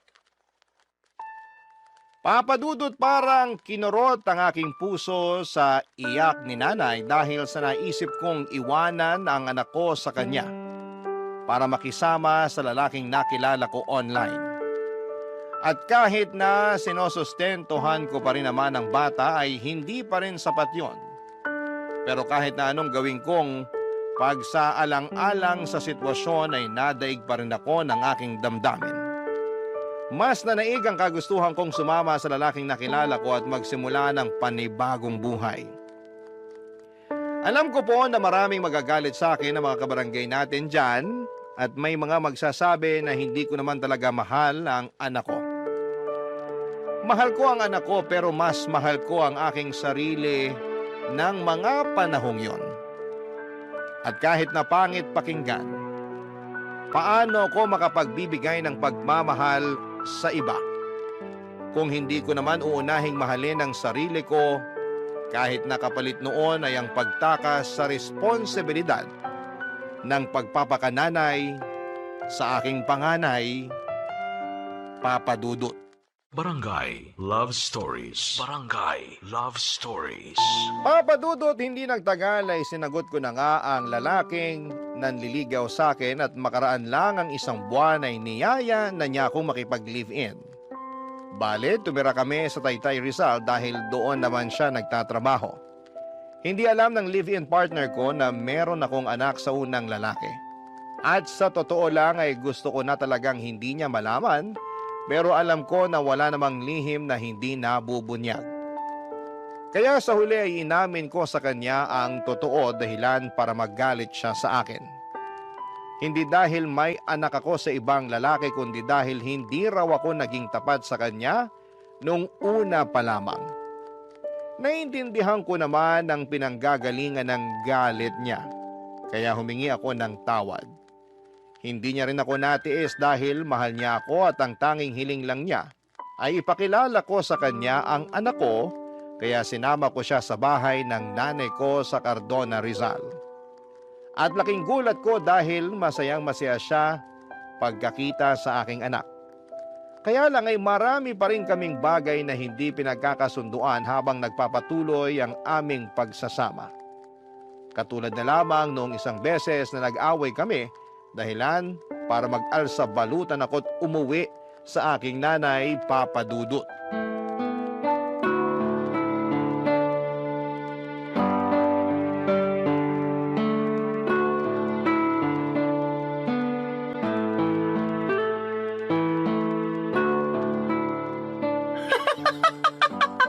Ano nga ulit yung dahilan ng away niyo, anak? Sinabi ko na po, di ba? Paulit-ulit kayo eh. Hindi ko nang mapigilan. Bakit ba? Kaya sabihin mo na kasi ulit. Sige po, pero last na to ha. Feeling ko kasi inaasar nyo lang ako eh. Sige na, ano nga ulit yung rason? Bakit ka nag-alsa balutan paalis sa inuupahan niyo at umuwi ka rito sa atin? Nag-away po kasi kami nung kinakasama ko dahil binuksan ko yung delata ng paborito pala niya tapos inulam ko. Dilata lang pala, tapos pinag-awayan nyo na. Grabe, hindi ako makapaniwala para kayong mga bata. Hindi ko naman po kasi Ay, sinasadya naku. na mabuksan yun. At saka siya naman may sabi na mag-ulam na lang daw ako ng delata dahil hindi nga siya nakapagluto. Eh nagkataon na overtime ako sa work. Tapos siya naman nagbago oras ng shift niya. Kaya umalis siya na maaga. Eh syempre, bilang wala na ring lakas magluto pa, eh naisip ko nga magbukas na lang ng delata. Ano ba kasing delata yon? Sardinas ba? Corned beef po, yung medyo mamahali na brand. Hindi mo ba alam na paborito niya yon? Alam ko po na paborito niya yun. Pero hindi ko naman akalain na magagalit siya sa akin ng gusto dahil lang sa dilatang yun. As in, galit na galit siya. More on, tampo na para bang batang nagmamaktol yung lolo nyo. Akala mo kung sinong inapi. Ginising pa talaga ako para pagdabugan. Matapos niya makitang nasa basurahan na yung delata na inulam ko kagabi. Nagkataon na isang piraso na lang yun, tapos plano niya raw ulamin pag uwi niya.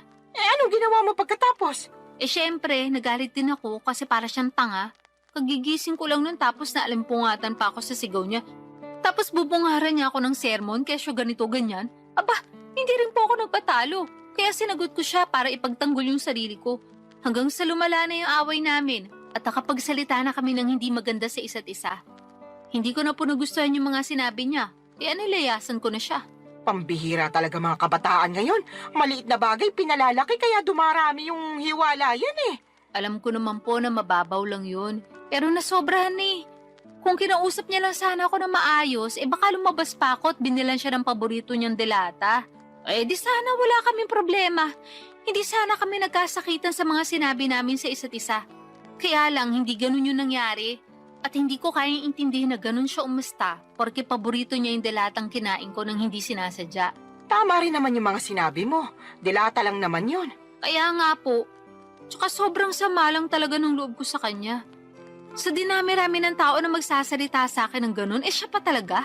Ayun, hindi na ako nakatiis, kaya nilayasan ko na siya. Hindi talaga maiiwasan yung pagkakaroon ng hindi pagkakaintindihan sa relasyon. Pero sana, huwag niyong hayaan na sirain ito yung pagsasama ninyo. Tama rin na umalis ka doon para makapag-isip-isip kayo pareho. Magpalamig ka muna rito habang malayo kayo sa isa't isa. Pero huwag niyong patagalin yung away ninyo. Hindi yun maganda. Ewan ko, Nay. Mahal ko naman po siya pero masakit talaga mga sinabi niya sa akin. Biruin niyo, sabihin ba naman ako matakaw kasi naubos ko rin yung dilata niya? Gutom na nga ako nun. Kahit naman ako na gutom, baka maubos ko rin yon. Yun na nga po. Medyo sumobra lang siguro yung reaksyon ng kinakasama mo para lang sa isang delata. Sa lagay, mas matimbang pa yung pagmamahal niya sa paborito niyang pagkain kaysa sa'yo na kinakasama niya. Tumpak ka dyan, Nay. Naku, pag pumunta yun dito, makakatikim talaga sa akin yun ng sermon. Salamat po. Ay, hindi lang pala siya kundi kayong dalawa. Bakit naman po ako nasali dyan? Syempre, pareho kayo nasa relasyon eh. At gusto ko lang ipaintindi sa inyo na hindi na kayo bata para pag-awayan yung ganong klase ng mababaw na bagay. Ay, umayos kayo. Kundi pag-uuntugin ko na talaga kayo. Papa Dudut, alam ko naman na mababaw lang ang dahilan ng pag-aaway naming yon. At pwede namang maayos kaagad kung may isa sa amin na magpapakumbaba. Pero pareho na kaming kinain ng matinding emosyon. Noong araw ding yon ay pinuntahan ako at sinundo ng kinakasama ko sa Cardona at nakipagbati sa akin. Humingi rin siya ng sorry kay nanay dahil naabala pa namin siya. Pero ayos lang naman sa nanay ko, sa halip ay pinayuhan niya kami na pag-usapan ng mga bagay-bagay at huwag na huwag agad paiirali ng galit. Kaya nga ginawa namin ang lahat para ayusin ang pakikipagkomunikasyon sa isa't isa para hindi na maulit ang mga nangyari. At masasabi ko na mabuti ang resulta noon sa pagsasama namin. Meron pa rin namang mga misunderstanding pero mas alam na namin kung paano yon ayusin. Saka pansin ko na sobrang mahal din talaga ng kinakasama ko ang aking anak sa ibang lalaki. At nakikita ko yon sa tuwing bumibisita kami sa bahay ni nanay. Kaya nga nagustuhan na rin siya ng nanay ko para sa akin bilang kinakasama. Pero nitong March 2025 lang ay may sinabi ako sa nanay ko na labis niyang kinabigla, Papa Dudut.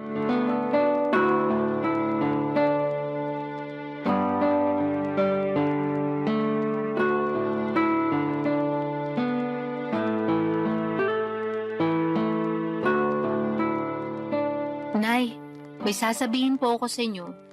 Pero huwag kayong mabibigla Depende kung sasabihin mo maganda ako matagal ko nang alam yon. Puro kayo biro. Sa tingin mo nagbibiro ako? Nakakasakit ka ng damdamin Siyempre, maganda po kayo. Kanino pa po ba ako magmamana kung di sa inyo lang, di ba? Yan, sige, utuin mo pa ako. Ano ba kasi yung sasabihin mo at may pasabi-sabi ka pa ng wag akong mabibigla? Tungkol po sa amin ang kinakasama ko. Ang totoo, niyaya niya na ako magpakasal kahit sa West lang daw po muna. Para lang magkaroon na ng basbas yung pagsasama namin. Talaga? Naku, mabuti naman. Anong sinabi mo? Pumayag ka ba? Siyempre, opo. Tuwang-tuwa nga ako eh. Ako rin tuwang-tuwa kasi sa wakas ikakasal ka na, nak. Dati-rati, pangarap mo lang yung maikasal tapos ayan na, mangyayari na. Kaya nga malaki talagang pasasalamat ko sa Diyos. Kasi dininig niya yung panalangin ko, nabigyan niya ako ng matinong lalaki. Yung magiging asawa ko, magiging tatay ng mga anak namin, at makakasama ko hanggang tumanda kami. At nangyari na nga yun. Buti na lang naging matyaga ka sa paghihintay. Opo, pero may isa pa po pala akong sasabihin. Meron pa bukod sa sinabi mo na ikakasal ka na? Ganun na nga po. O sige, ano ba yon? Pinag-usapan po namin ng kinakasama ko. Nakukunin na namin yung anak ko at isasama sa inuupahan namin. Gusto po niya na isang buong pamilya na kami at handa naman siyang ampunin yung bata para siya na ang kilalaning ama. Ayos lang po ba sa inyo yun? Tinatanong pa ba yan? Siyempre ayos na ayos sa akin. Hindi po ba kayo malulungkot kasi mapapalayo na kayo sa apo nyo? Ano bang klaseng tanong yan? Natural malulungkot ako. Pero sino ako para ipagkait sa apo ko na magkaroon ng tatay at nanay sa kanyang paglaki, di ba? Kaya nga malaki talaga yung pasasalamat ko dyan sa kinakasama mo kasi mahal na mahal yung anak mo. Tingin ko nga, mas mahal niya pa yung apo ko kaysa sa'yo eh. Mahal ko rin naman po yung anak ko. Pero aminado ko naging gagalang ako sa pagdidesisyon nung araw. Sa totoo lang, matagal ko nang pinag-iisipan na kunin yung anak ko para ako na yung mag-aalaga sa kanya. Gusto ko pong bumawi sa lahat ng pagkukulang ko bilang nanay niya. Siguro hindi pa naman po huli ang lahat, di ba? Hindi pa naman talaga. At suportado kita sa gusto mo mangyari. Basta ipangako mo na hinding-hindi mo na ibabalik sa akin yung apo ko kasi bigla ka na lang napagod magpakananay sa kanya, ha? Hindi laruan niyang anak mo para sa kaalaman mo. Meron siyang damdamin. Tsaka baka gabaan ka na kung gagawin mo pa yun sa kanya. Hinding-hindi ko na nga po ulit gagawin yun sa anak ko, Nay. Pangako po yan. Huwag ka sa akin mangako. Sa anak mo ikaw mangako. At patunayan mo yon. Mahalin mo siya ng husto. Iparamdam mo na lagi kang nandyan sa tabi niya bilang nanay niya. Ipaglaban mo siya sa lahat ng pagkakataon. Lagi mo siyang piliin sa kahit na anong sitwasyon. At kahit na magkaroon pa kayo ng mga anak, nung kinakasama mo, huwag mong hayaan na mabaliwala yung panganay mo. Tandaan mo, Solana, ha? Wala siyang kasalanan sa ginawa sa'yo ng ama niya, kaya huwag mo siyang sisisihin. Opo, Nay. Naiintindihan ko po lahat ang mga sinabi niyo at tatandaan ko po yun. Sige, mapapanatag na ako kung ganon. Paano mo pala aalagaan yung apo ko kung nagtatrabaho ka? Tungkol po sa bagay na yan, pinag-usapan na namin ng kinakasama ko na magre-resign na ako para maalagaan ko yung anak ko. Sinabi ko kasi sa kanya na gusto kong bumawi sa anak ko dahil malaki nga yung nagawa kong kasalanan sa kanya nung araw. Katulad nyo, sinuportahan din po ako ng kinakasama ko. Mga padudot, alam kong hindi ako naging perpektong magulang sa anak ko noong araw, pero sa kasalukuyan ay ginagawa ko naman ang lahat upang makabawi sa kanya. At yun naman ang mahalaga, hindi ba? Sising-sisi ako sa nagawa kong pangiiwan sa kanya noon nang mas pinili ko ang aking sarili ngunit masayang-masaya naman ako. Dahil naalagaan ko na siya ngayon, katuwang ang aking kinakasama na ngayon ay asawa ko na. Hindi pa rin naman nagsawang sumuporta at tumalalay sa akin si nanay, lalo na at buntis ako sa panganay namin ng mister ko. Alam ko na mas magiging challenging ang pag-aalaga ng dalawang maliit na bata, kaya sinabi ni nanay na pupuntahan niya ako sa inuupahan namin para alalayan pagkapanganak ko. Doon pa lang ay naiyak na ako at nag-uumapaw ang saya ng puso ko. Mas lalo ko na-appreciate ang aking nanay sa totoo lang. At alam ko na marami pa akong matututuhan sa kanya mula sa mga karanasan niya kung paano maging mabuting ina. Maraming salamat po, Papa Dudut, sakaling mapili po ninyong i-ere ang istorya ng buhay ko. Sana po'y kinapulutan po ito ng aral at inspirasyon ng mga kabarangay natin. God bless sa inyong programa sa Barangay Love Stories. Patuloy kayong magbigay ng aliw sa ating mga kabarangay. Ang inyong forever kapuso at kabarangay, Solana.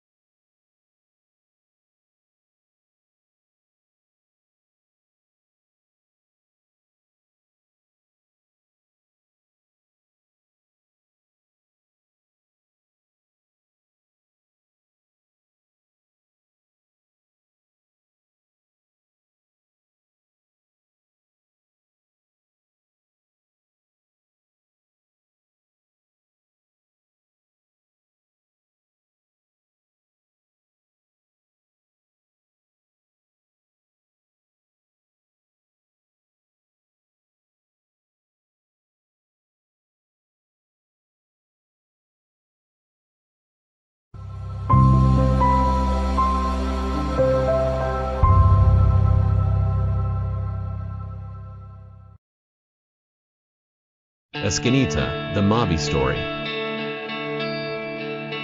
Dear Papa Dudut, may kasabihan na kapag mahal mo ang isang tao ay tanggap mo anuman ang pag-uugali niya. Pero may exemption yon, lalo na kung hindi na maganda ang inaasal niya. At bilang partner niya, responsibilidad mo na pagsabihan siya sa maayos na paraan upang maitama anumang ugali na hindi nakabubuti sa kanya. Yan ang eksaktong karanasan ko kay Paloma. Pero bago ko ipagpatuloy ang pagkukwento ay magpapakilala muna ako. Tawagin niyo na lamang po ako sa palayaw kong Mavi. 33 years old, taga Quezon City at nagtatrabaho bilang virtual assistant. Kung ilalarawan ko ang aking sarili, masasabi ko na may itsura naman ako. Malinis sa katawan at tahimik, pero kapag nakuha mo ang loob ko ay madaldal naman akong tao. Bukod doon ay mahilig din po ako mag-ipon at mag-invest, pero hindi naman ako kuripot. Masinop lang ako sa pera dahil alam kong hindi yon pinupulot. Sa katunayan ay meron na akong napundar na mga property katulad ng studio type condo unit at kotse. Tumutulong din ako sa pagpapaaral sa aking mga kapatid at merong kaunting savings, insurance at investments.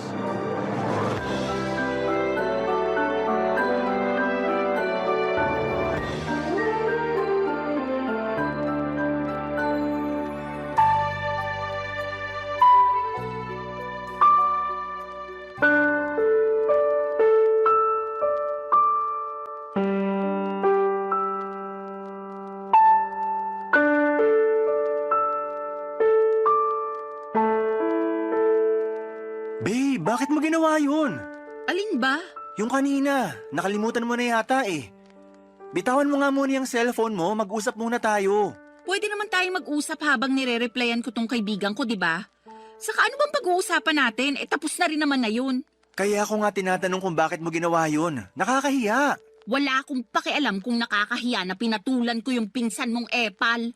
Ang tagal ko nang nagtiis sa pagpaparinig niya sa Facebook na social climber ako ganito-ganyan. Sumusobra na siya. Kaya ayun, nung nakita ko siya kanina sa party, di na ako nakapagtimpi. Lalo patingin-tingin pa siya. Patingin-tingin pang gagat, bubulong-bulong pa sa mga kasama niyang mukhang hipong katulad niya. Babe naman. Huwag ka sa akin magalit. Hindi mo ba narinig yung sinabi ko? Narinig ko, pero di pa rin tama na hindi ka nagtimpi. Yung pinsan mo ang pagsabihan mo kasi sumusobra na siya. Bala ko rin talagang kausapin yung pinsan ko. Pero meron ka bang ebidensya na ikaw talaga yung pinariringgan niya sa Facebook? Hindi mo ba nababasa yung mga post niya? Hindi ako madalas mag-Facebook. Tsaka may nabasa ako isang beses pero wala namang binanggit doon na pangalan mo. Meron ba? Wala. Oh, wala naman pala eh. Pero alam ko, patama sa akin yon kasi tinatamaan ako eh. Saka alam nating lahat na unang beses pa lang na pinakilala mo kami sa isa't isa, mainit na talaga ang dugo niya sa akin. Akala yata ng gagang yun, hindi ako mapagpatol. Akala ko rin hindi ka mapagpatol. Kaya di mo ko masisisi kung bakit ako nagkakaganito. Ako yung hiyang-hiya kay tita kasi sa birthday party pa talaga ng pamangkin namin kay Umiksena. Buti na lang mabait si tita dahil mas pinili niyang pagpasensyahan kayong dalawa kaysa masira yung araw. Pero grabe, nakakahiya talaga kayo. Wala na akong magagawa dyan. Meron naman eh. Sana masinabaan mo pa pasensya mo. Sana imbis na awayin siya na nakikita ng iba, kinausap mo na lang sa isang sulok para di na kayo nakagawa ng eksena. Sana bago ka nagdesisyon ng ganun nagsabi ka sa akin para ako na mismo yung kumausap sa pinsan ko. Boyfriend mo ako, di ba? Oo nga, boyfriend kita. Pero paano ko masasabi sa'yo, busy ka sa pakikipagtawanan mo sa mga kaibigan mong lalaki? Nakakahiya naman na istorbuhin ka, di ba? Bakit ka mahihiya? Wala namang kaso yun, lalo mahalaga naman yung sasabihin mo. Basta! O ano? Sasabihin mo na naman na hindi mo akalain na papatol pala ako. Pwes, sorry kung hindi ako perpekto. Paloma naman, hindi ganyan ang ibig kong sabihin. Tsaka wala namang pinanganak na perpekto sa mundo, di ba? Oo, pero yun ang pinapalabas mo at yun ang nararamdaman ko. I'm sorry. Sorihin mong mukha mo. Masama yung loob ko sa'yo. Bakit naman? Alam mo naman yun, tatanong-tanong ka pa. Dati ka bang baliw? Ano ba namang klaseng pananalita yan? Ay, sorry kung na-offend ka. Buti pa iwanan mo na lang ako rito sa room. Gusto ko mapag-isa. Pumunta ka na lang muna sa pamilya mo, baka hinahanap ka na nila eh. At pag nakita mo yung pinsan mong epal, sabihin mo hindi ko siya aatrasan kahit saan kami abutin. Masyado ng mapapel. Tupiin ko siya sa 8 dyan eh. Papadudot 6 na buwan na kaming magkarelasyon ni Paloma at pinakilala siya sa akin ng kaibigan ko. Nagustuhan ko naman siya agad dahil nasa kanya na halos lahat ng tipo ko sa isang babae. Noong bago pa lamang kami ni Paloma ay napakatahimik niya at mahiyain. Pero habang tumatagal ay nagiging madaldal na siya at kung ano-ano na ang bagay ang ginagawa niya. Isa na nga doon ang pagiging palaaway at palapatol niya sa lahat ng bagay.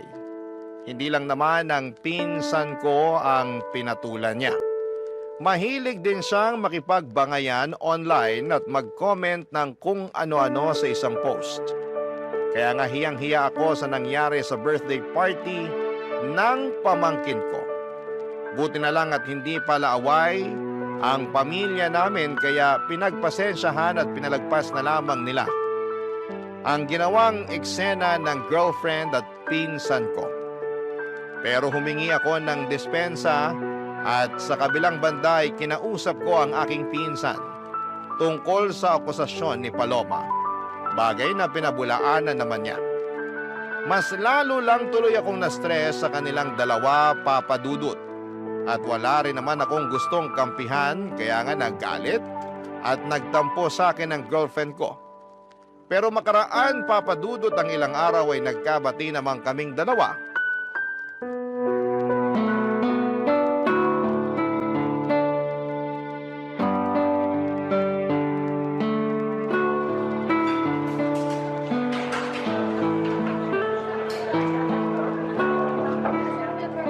Thank you ah. Saan? Sa panlilibre mo sa akin. Nung nakaraang araw pa ako takam na takam sa burger at fries na to. Alam mo namang hindi ako basta-basta makakabili ng cravings ko dahil magkukulang yung sahod ko para sa pamilya ko. Oo, alam ko yun. Tsaka maliit na bagay lang naman tong panlilibre ko. Boyfriend mo ako, di ba? Sana sinabi mo na nung nakaraan ka pa pala nagka-crave rito para nabilhan kita. Hindi na, nahihiya rin kasi ako sa'yo. Ikaw naman? Totoo naman yun. Lagi ko kasing naiisip na ikaw yung taya sa mga labas at gala natin. Ay, kailan kaya ako makakapag-ambag ng mas malaki-laki ano? Pag nakaluwag ka na. Pero saka mo na yun isipin. Sabi ko nga boyfriend mo ko at ako ang lalaki sa relasyon. Walang kaso sa akin na maglabas ng pera kung para rin naman sa'yo. Thank you. Pero kainis talaga maging mahirap. Hirap na akong magtipid at magpigil na unahin ang sarili ko dahil sa pamilya ko. Buti sana kung thankful sila sa akin. Kaso hindi naman. May nangyari na naman ba sa bahay nyo? Oo Kanina lang bago ako umalis para makipagkita sa'yo. Nagalit na naman si nanay kasi kaunti lang daw yung binigay kong sweldo. Di raw makakabili ng 10 kilong bigas at masarap na ulam. Lagi na lang daw noodles at dilatang sardinas na bibili niya. Kaya nagagalit yung kuya kong batugan. Magagawa ko. Malaki kaltas ko ngayong cut-off Alam naman nila yan, bakit nagugulat pa sila? Tapos yung tatay ko nagtatampo kasi hindi ko man lang daw siya mabigyan ng pera pang yosi. Ayos lang ba siya? Ako pa ba bibili ng pambisyo niya? Nakakaloka.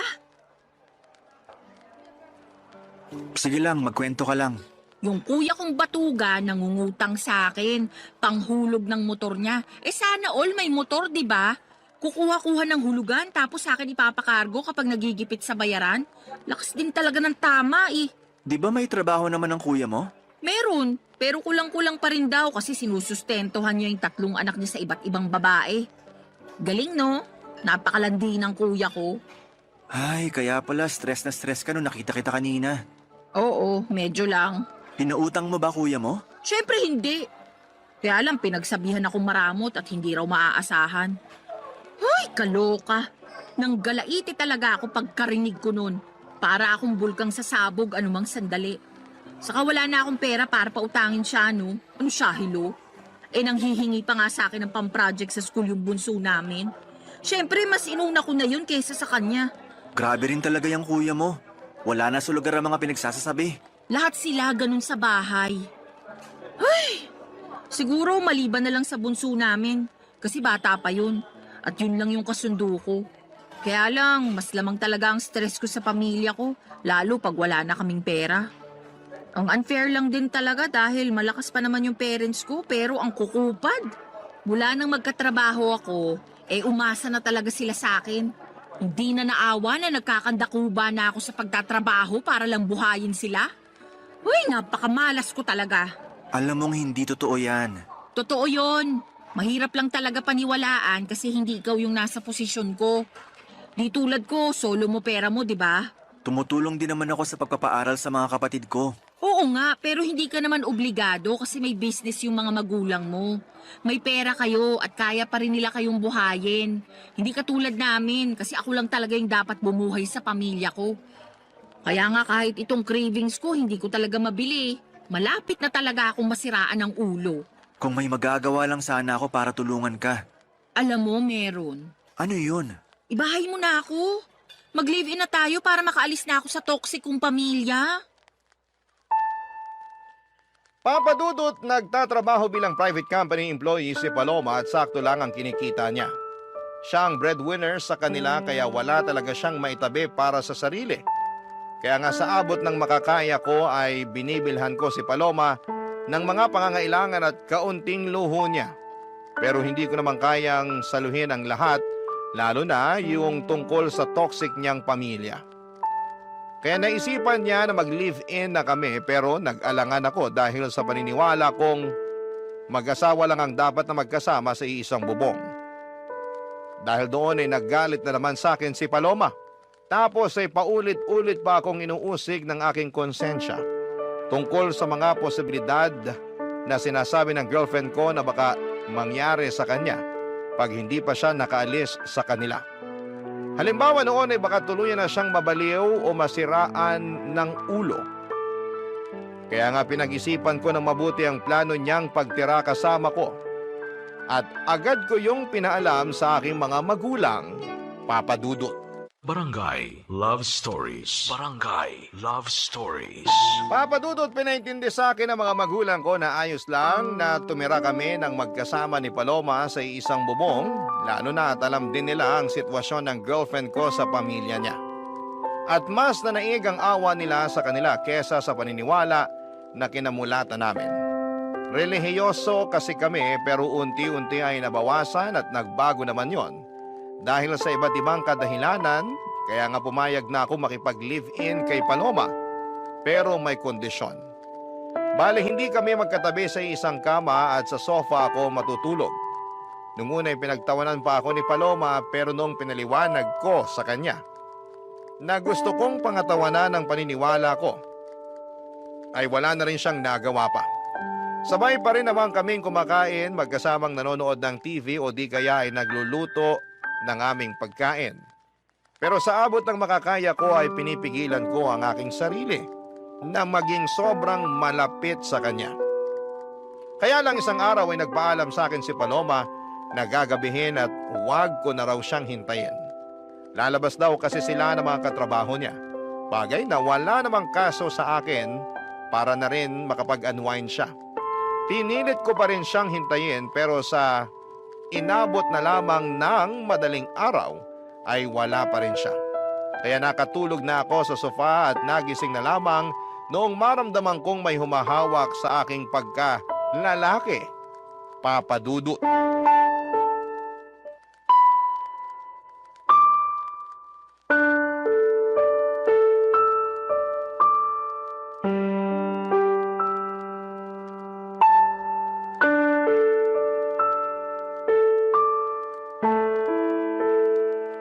Sabi na gusto mo rin talaga? Kunwari ka pa? Paloma, anong ginagawa mo? Bakit mo ko hinihipuan? Sobra ka naman sa hinihipuan. Baka nakakalimutan mong girlfriend mo ko. Hindi ko nakakalimutan yon. Alam kong girlfriend kita pero totoo namang hinihipuan mo ko. Bakit? Di mo ba nagustuhan? Hindi.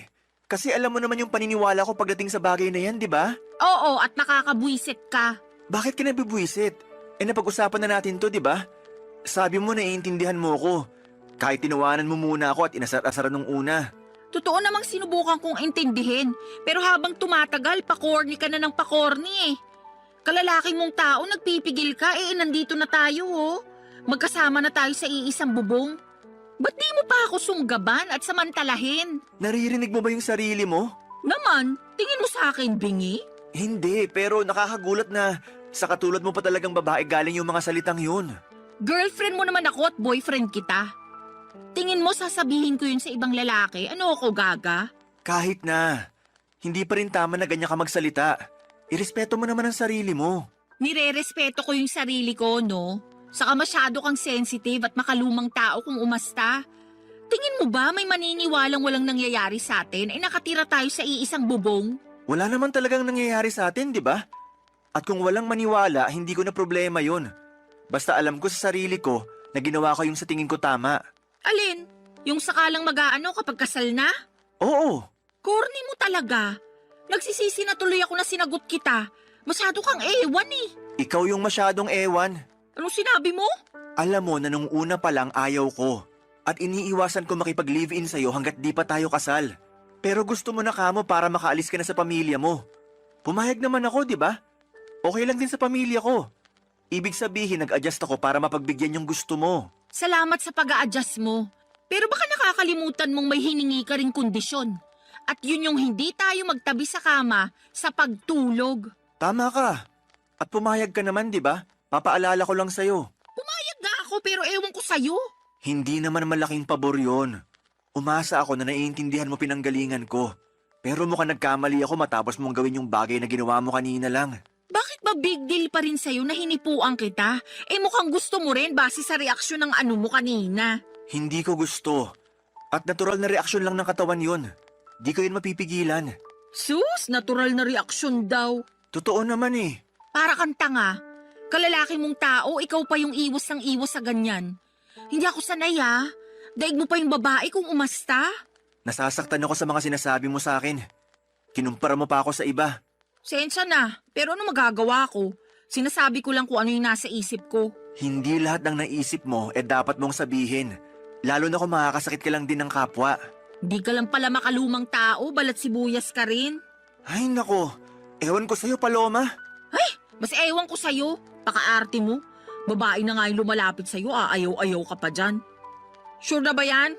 Sige na, try lang natin. Please lang, tigilan na natin tong usapang to. Nakainom ka eh. Mabuti pa matulog ka na dun. Inaantok na rin ako. Uy, kainis ka talaga. Para kang ewan. Siguro, ayaw mo lang talaga sa akin, no? Alam mong hindi totoo yan. Ewan ko sa'yo. Papadudot kahit na masama ang loob ko kay Paloma dahil sa ginawa niya ay mas masama pa rin ang loob niya sa pagtanggi ko sa kanya. Hindi naman kasi ganun yon, hindi sa ayaw ko siya pero iniiwasan ko lang talaga na may mangyari sa amin lalo na at hindi pa kami kasal. Alam ko baka tawagin niyo kong hipokrito at nagmamalinis dahil magka-live-in na kami ni Paloma pero ginagawa ko lang ang alam kong tama at nararapat gawin bilang isang lalaki. Kaya lang ay hindi yon maintindihan ni Paloma at gulat na gulat ako sa ugali niyang yon. Lalo pang nadagdagan ang sama ng loob ko nang insultuhin niya ako at ang paniniwala ko. Pero alam ko na meron lang din siyang pangangailangan kaya nagawa niya ang bagay na yon. In short ay pinatawad ko si Paloma at pinalagpas ko ang mga nangyari. Doon ko na naisip na mag-propose ng kasal sa girlfriend ko, bagay na walang pasubalin niyang tinanggap. Papadudot mahal ko si Paloma at masaya ako dahil ikakasal na kami. Kaya lang ay makalipas ang isang linggo ay merong nangyari papadudot.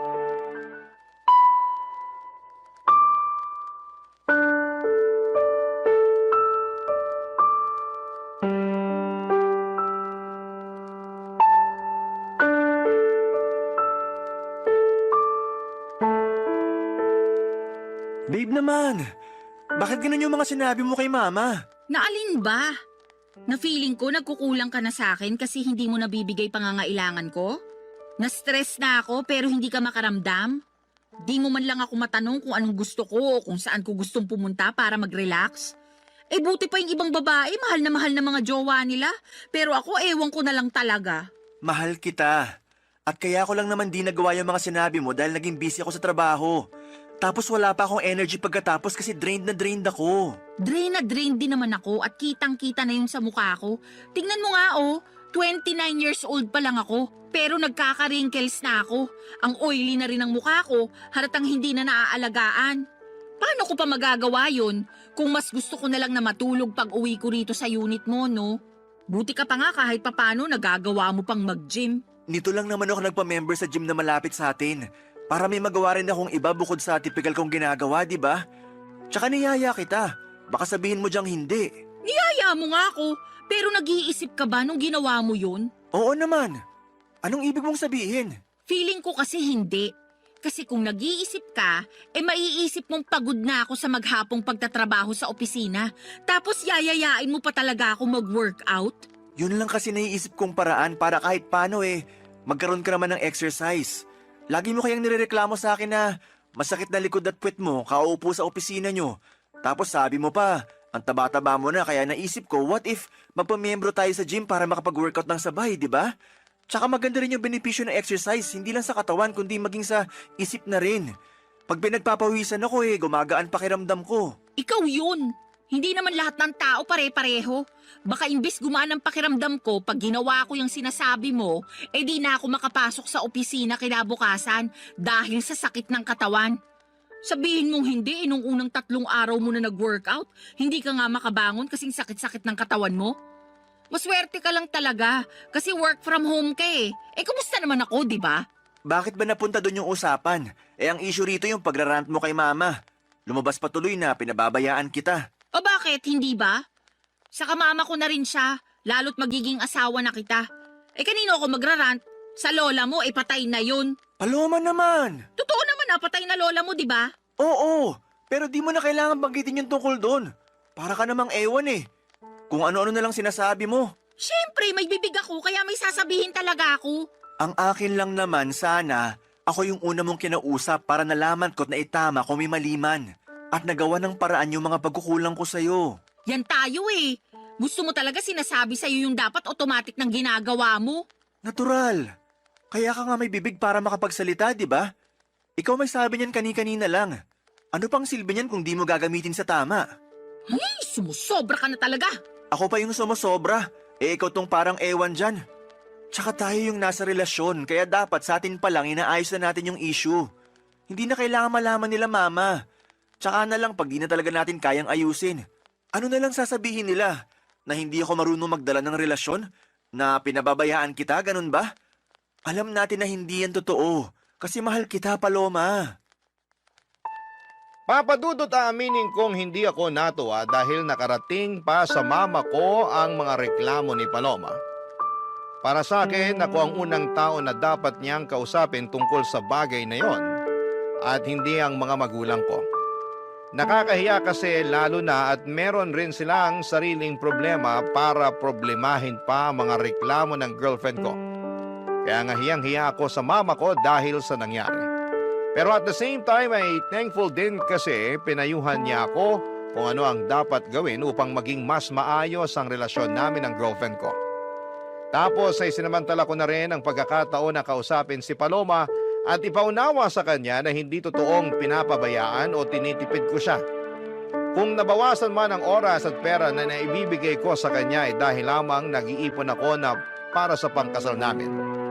Kaya lang ay ewan ko ba sa girlfriend ko kung bakit pakiramdam niya ay pinagdadamutan ko siya. Para wala ng away ay ako na lamang ang nag-adjust. Sa abot ng makakaya ko ay binigay ko ang mga gusto ni Paloma, Papadudot. Barangay Love Stories. Barangay Love Stories. Papadudot, makalipas nga ang isang buwan ay gulat na gulat ako nang sabihin sa akin ni Paloma na nag-resign na siya sa kanyang trabaho. Ni hindi kasi niya nabanggit sa akin na may plano na pala siya na umalis. Basta sinabi lang niya na ayaw na niyang magtrabaho dahil nabuburyo at napapagod na raw siya. Pero sa kanya pa rin humihingi ng sustento ang pamilya niya. Kaya problemado siya kung paano makapagbibigay sa kanila. Kaya ako ang umako ng responsibilidad na yon dahil magiging pamilya ko na rin naman ang pamilya niya. Pero labis talaga akong nahirapan at nabigatan sa buhay noong nadagdagan ng responsibilidad na nakaatang sa aking mga balikat. Kahit na nakakaluwag ako noong una ay umabot ako sa punto na halos masaid ang savings ko dahil sa mga hingi at bigay para sa pamilya ni Paloma. Dahil po sa mga nangyari ay nagsabi ako sa parents ko na baka hindi muna ako makatulong para sa pagpapaaral ng mga kapatid ko, bagay na nauunawaan naman nila. Nag-offer pa nga sila na pahiramin ako ng pera sakaling kailanganin ko. Sobrang bait ng mga magulang ko kaya naman hiyang-hiya ako sa kanila. Doon ko na naisipang kausapin si Paloma tungkol sa sitwasyon pero meron namang ginawa ang magaling kong girlfriend, Papa Dudut.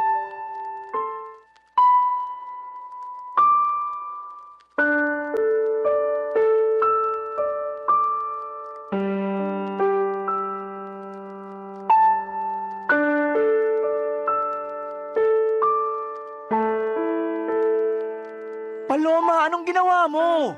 Ha? Anong ginawa ko? Wala akong ginagawa rito Pwede ba? Hindi ito yung panahon para sarkastikuhin mo ko. Seryoso yung tanong ko sa'yo. Kasi nalaman ko lang naman na ang damit ang laki ng utang ko sa bangko. Oh, problema ko ba yun kung ikaw naman pala yung may utang? Ako nga. Kasi sa akin nakapangalan yung credit card na ginamit mo, kakaswipe sa mga bagay na gusto mong bilhin. Bakit ka nagagalit? Nakalimutan mo bang pinahiram mo sa akin yung credit card mo? Para ka mo may magamit ako kapag may gusto akong bilhin? O ayan, ginamit ko lang kasi nga may bibilin ako, di ba? Pero di ko naman akalain na haabot ng ganun kalaki yung magiging utang ko sa credit card. Ano bang pinagbibili mo, ha? Mga bag. Alam mo namang gustong-gusto ko ng mga bag, lalo na yung mga branded. Sawang-sawa na kasi ako sa mga pipitsugin at class A. Gusto ko yung pangrampa naman. Yung mapapasabi talaga ng wow yung mga makakakita. At saan ka naman rarampa? Lagi ka namang andito sa condo unit. Grabe ka naman. Lumalabas din naman ako kasama ng mga dati kong katrabaho, lalo tuwing Biyernes ng gabi. Siyempre, kailangan ko rin ng social life dahil baka mabaliw na lang ako rito sa condo mo, no? Bukod sa mga bag, ano pang binili mo gamit credit card ko? Mga sapatos lang naman. Anong mga sapatos lang naman? Kaya pala sandamakmak na yung sapatos mo. Dalawa lang naman yung paa mo. Sobra ka naman magsalita. Siyempre, salit-salitan ko naman sinusuot yung mga yan, ano? Ikaw ang sobra, kasi di ka marunong magtipid. Ano pa, bukod sa mga bag at sapatos? Ha? Bakit ba gusto mo pang isa-isahin ko? Hindi mo ba nabasa yung mga statement of account? Sagutin mo na lang, kasi gusto ko sa'yo mismo nang galing. Oo na. Ano pa ba? Yung flight namin next month na mga kaibigan ko. Flight papunta saan? Sa Hong Kong. Alam mo namang pangarap kong makapag-ibang bansa, di ba? Plano namin puntahan yung sikat na amusement park doon. Paloma naman. Bakit ba kasi? Tanong-tanong ka pa. Sige nga. Paano ko ngayon babayaran tong mga kinaskas mo sa credit card ko? May trabaho ka naman, di ba? Ang laki-laki pa nga ng sweldo mo, kayang-kaya mo na yan. Malaki ang sweldo ko pero malaki rin ang mga gastusin ko. Baka nakakalimutan mo na cargo ko pa pamilya mo. Hindi ko nakakalimutan yon. Sa lagay nanunumbat ka, ganon. Magiging asawa mo na nga ako, di ba? Ibig sabihin, ang pera mo, pera ko na rin. Ang pamilya ko, pamilya mo na rin. Masyado kang mapanumbat. Hindi naman ako nanunumbat. Tsaka ngayon lang ako nagsalita.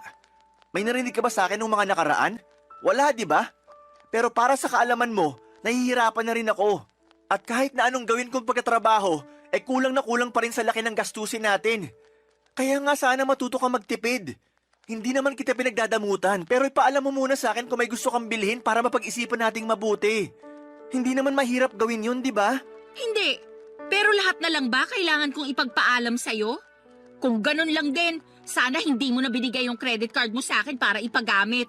Di raw nanunumbat. Pero ano yung mga sinasabi mo? Porke wala akong trabaho, ganyan mo na ako tratuhin? Dinamay mo pa ang pamilya ko? Tama ba yun? Lagot ka talaga. Isusumbong kita sa nanay mo. Papadudot sabihin na po nating sumabog na ako sa galit ng mga panahong yon. Kaya hindi ko na napigilan ang aking bibig na makapagsalita ng hindi maganda sa girlfriend ko. Pero pinagsisihan ko naman yon at inihingi ng tawad sa kanya. Kaya lang ay matigas ang puso ni Paloma at gusto niyang palabasin na inagrabyado ko siya. Na masakit daw akong magsalita, mayabang at mapagmataas porke ako ang kumikita sa aming dalawa. Totoo naman na ako pero hindi ako kailanman nagyabang at nagmataas sa kanya. Sa abot ng makakaya ko at pangunawa ay sinusustentuhan ko siya at ang pamilya niya habang nag-iipon ng pangkasal namin at pinagsasabay na bayaran ng iba pang mga gastusin sa araw-araw naming pamumuhay. Kaya naman alam kong ako ang agrabyado rito at may karapatan akong magsabi ng mga hinanakit ko. Aaminin kong hirap na akong pakisamahan si Paloma dahil napakabigat niyang dalhin. At sa araw-araw na lamang na ginawa ng Diyos ay palala ng palala ang kanyang pag-uugali, Papa Dudut.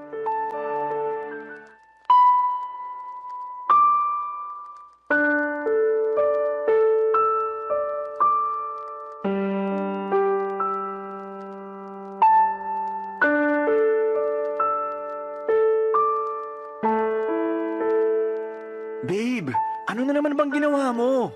Ginawa na naman saan? Sinabi ko pa naman kina mama na available yung kotse para gamitin nila sa outing nila ng mga kumare niya. Para lang malaman na wala na sa parking yung sasakyan ko. Oo, kasi pinakuha ko kay kuya kanina yung gagamitin nila sa family outing namin. May problema ba dun? Meron! Oy, ba't ka sumisigaw dyan? Nakakaaburido ka naman eh. Nakuha mo pa talaga magtanong at maaburido? Eh ako nga dapat na magsabi niyan. Kasi natulog lang ako, tapos pagising ko wala na yung kotse ko. Hindi mo ba narinig yung sinabi ko? Pinagamit ko kay kuya kasi magsiswimming daw sila nila nanay at tatay sa kanong kapatid ko. Hindi na nga ako sumama dahil meron ako masakit puson ko, hindi ko rin mai-enjoy. Wala akong pakialam sa outing ng pamilya mo kasi kotse ko naman yon. Tsaka di mo rin ba narinig sinabi ko?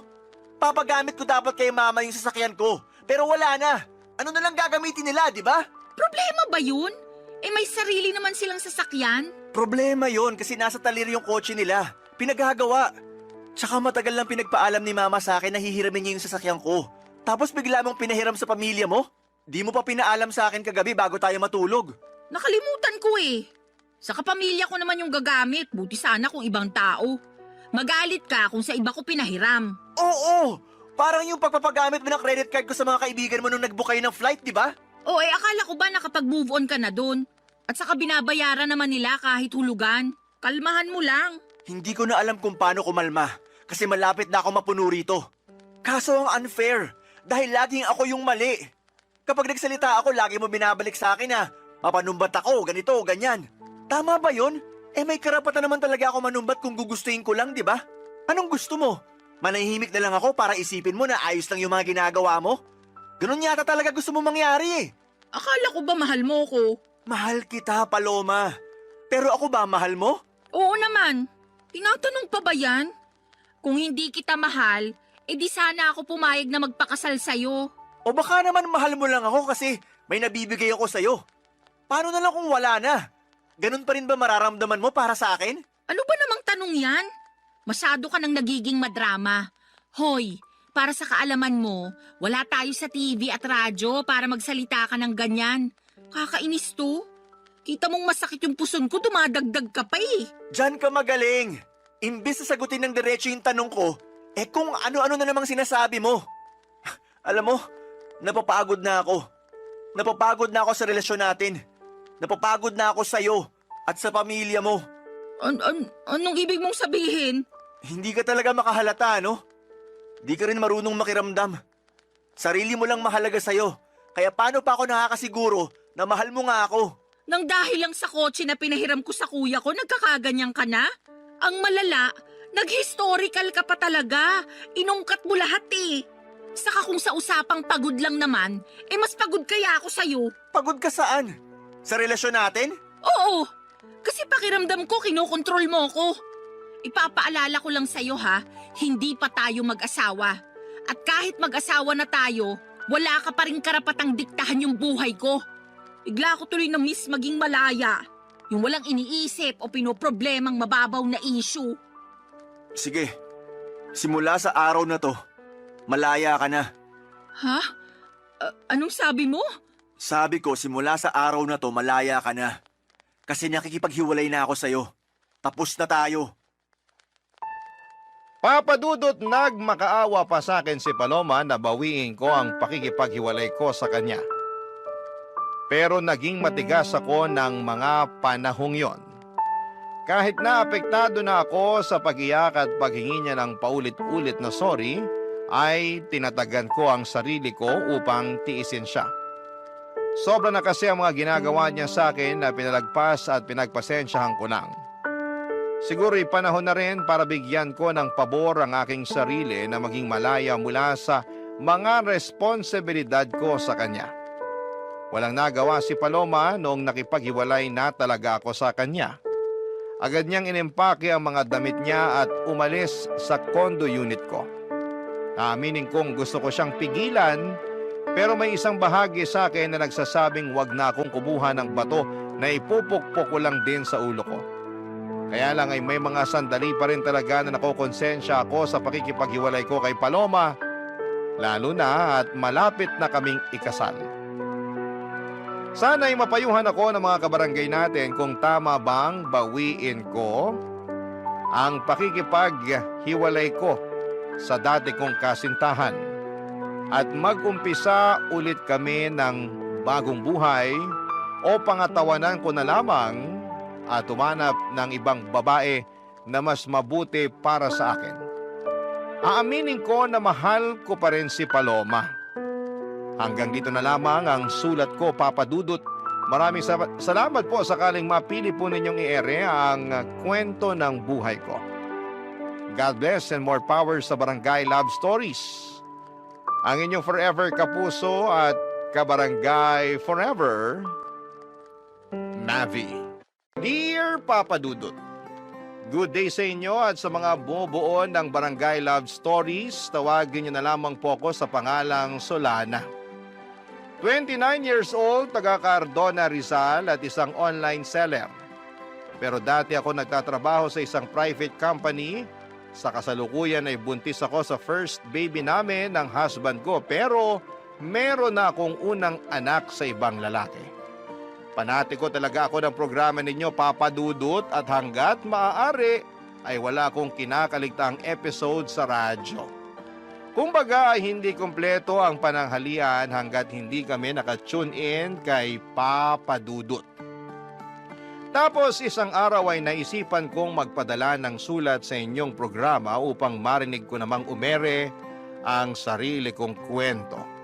Kahit naman paano ay merong makukuhang aral at inspirasyon ang mga kabarangay natin sa mga karanasan ko sa buhay. Magsisimula ang lahat taong 2023 kung saan ay sa edad kong 27 years old ay gustong-gusto ko nang mag-asawa. Kaya lang ay wala pa nga akong boyfriend noon, bagay na nakadagdag pa sa aking frustration. At palagi ko yung sinasabi sa aking nanay, Papa Dudut.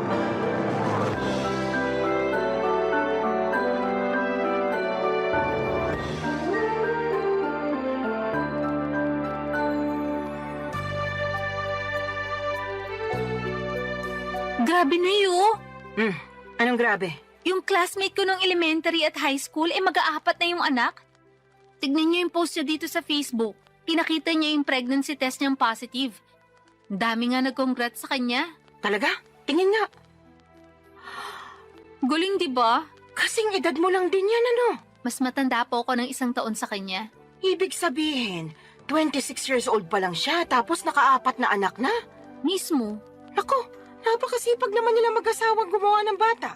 Hayaan mo na po. Buhay naman nila yan eh. Sa bagay, mahalaga lang naman dun hindi napapabayaan yung mga bata.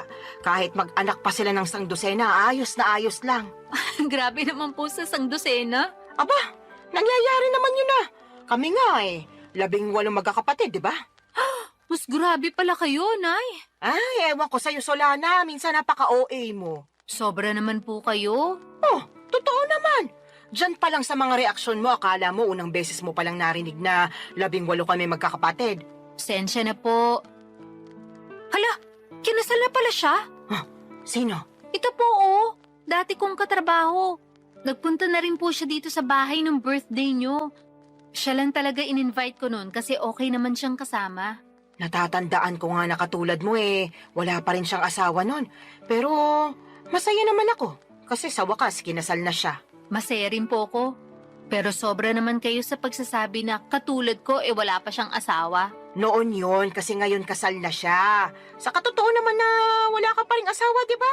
Pati nga boyfriend, wala pa rin Kaya nga medyo nalungkot po ako. Ha? Bakit?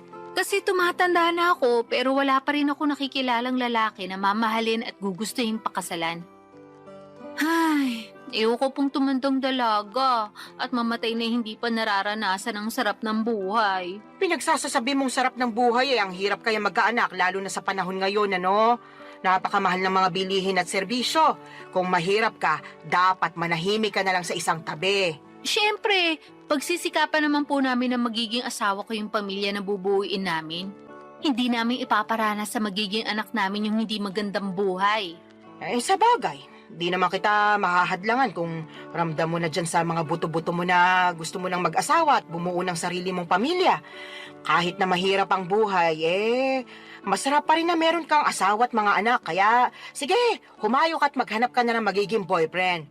Siguraduhin mo lang na yung mapipili mo yung lalaking responsable, marunong sa pamilya, mabait, may pangarap, hindi lang para sa sarili, kundi lalong-lalo na sa inyong magiging anak nyo. At higit sa lahat, hindi mapanakit. Nako, subukan ka lang niyang saktan. Lalatiguhin ko pati mata niya.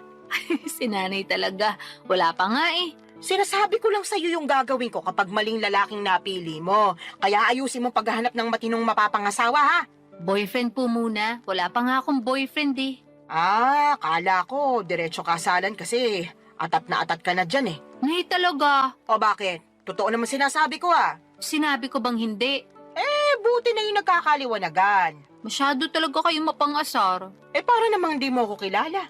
Mapang-asar talaga ako at nasa iyo na lang kung maaasar ka. Pero seryoso nak, kung anong magpapasaya sa'yo, gawin mo. Marami-rami ka na rin sinakripisyo para sa pamilya natin. Panahon na para mapagtuunan mo naman ang pansin ng sarili mong buhay. Papa Dudut, masyado kasi akong naging tutok sa pagtulong sa pamilya namin simula mawala ang aming tatay. Bata pa kami noon na talagang ginapang kami ni nanay sa paghahanap buhay. At bilang panganay sa 3 magkakapatid ay sadya kong kinalimutan ang pagla-love life at ang aking sarili. Pero aminado akong gusto ko na talagang bumuo ng sariling pamilya that time at masaya naman ako kasi suportado ako ng aking nanay. In fact, siya pa ang kontodo push sa aking makipag-date o magpaligaw kaya ginawa ko ang mga payo niya. Bilang unang hakbang ay nag-install ako ng dating app sa aking cellphone. Nagpatulong pa nga ako sa best friend ko na pumili ng maganda at pinaka-the best kong picture na gagawin kong display profile. First time ko lamang kasing gumamit ng dating app at sa tanang buhay ko, isa pa lang ang nagiging boyfriend ko. Pero matagal na yon dahil nag-aaral pa lamang ako sa high school at sa pagkakatanda ko ay umabot lamang kami ng 1 buwan. Fast forward. Meron ako nakilala at nakamatch na lalaki sa naturang dating app na gamit ko ng mga panahon na yon. 2 linggo rin kaming nag-usap bago kami nag-decide na magkita na. At may nangyari na nga sa amin ang unang araw na yon. Kaso makalipas ang 1 buwan at kalahati, bigla na lamang siyang naglaho na parang bula, Papa Dudut.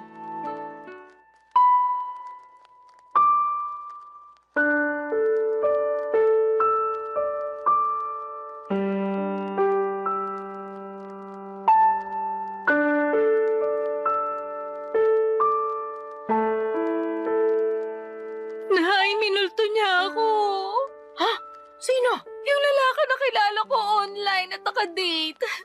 Minulto niya na ako. Paano minulto? Bakit? Namatay na ba siya? Nay naman Pinatay mo naman agad yung tao. Sabi mo kasi minulto ka, kaya anong iisipin ko kung di namatay na pala yung tao, di ba? Yun na nga. Kaso buhay na buhay pa po siya. At ang ibig sabihin ko sa minulto, naglaho na lang siya bigla na parang bula. Bigla na lang siyang hindi nagparamdam. Hindi ko na matawagan. At hindi na rin siya nagre-reply sa mga text ko. Naku, minulto ka nga. Sumalangit nawa. Nay naman eh. Sabi mo sa akin, nagkakamabutihan na kayo, di ba? Opo. Akala ko rin papunta na kami sa pagiging mag-boyfriend-girlfriend kasi okay naman yung date namin. Nagsabi pa nga siya na plano niya akong ligawan at pumayag naman ako. Kaya lang... Kaya lang ano? Nawala siya bigla pagkatapos niya makuha sa akin yung pagkababae ko. Hala ka. Ibig mo sabihin, sinabi mo ng perlas ng silanganan. Opo. Naku, nalintikan na. Teka, Nay, nasusuka ako. Ay, sinasabi ko na nga ba? Pumunta ka doon sa lababo. Doon ka sumuka. Naku. Ay, hindi kaya buntis ka? Pwede po ba yun? Oo naman. May nangyari sa inyo kamo. Tapos nagkakaganyan ka. Malamang buntis ka. Niregla ka na ba? Hindi pa nga po eh. Mag-iisang linggo na. Nalintikan na talaga. Paano nga po kung buntis ako? Ano nang gagawin ko? Bigla akong tinakasan ng tatay ng anak ko. Hindi ko alam kung anong gagawin mo, pero siguraduhin mo muna na buntis ka nga. Magano ka? Mag-pregnancy test. Ayoko po. Anong ayaw mo pinagsasasabi mo dyan? Natatakot po ako eh. Paano kung positive? Wala na tayong magagawa dyan. Saka na lang nating isipin kung ano yung susunod nating gagawin kapag totoo na buntis ka nga. Pesting buhay naman oh. Ngayon pa talaga nangyari to kung kailan bigla namang nawala yung nakabuntis sa akin. Kasalanan mo rin naman kasi. Sana bago ka bumuka ka dyan, sinigurado mo muna na gumamit ng proteksyon yung lalaking yon. Oh, kita mo nangyari. Tingin ko, nakatunog yun na mabubuntis ka niya. Kaya biglang naglaho na parang bula. Wala naman po sanang kaso kahit mabuntis niya ako eh. Kaya lang ang kiniinis ko, iniwan niya ako bigla. Akala ko pa naman nagkakaintindihan na kami. Na mahal na namin ang isa't isa. Pero mukhang hindi po pala ganon. Hindi talaga. Kasi nakuha na niya yung gusto niya sa'yo. Napakasama niyang tao. Sinabi mo pa. Sana makarma siya sa pangiiwan niya sa'yo at sa magiging anak niyo kung totoo nga na buntis ka. Kinakatakot ko lang po na baka hindi ko kayanin. Alin? Yung pagbubuntis ko po.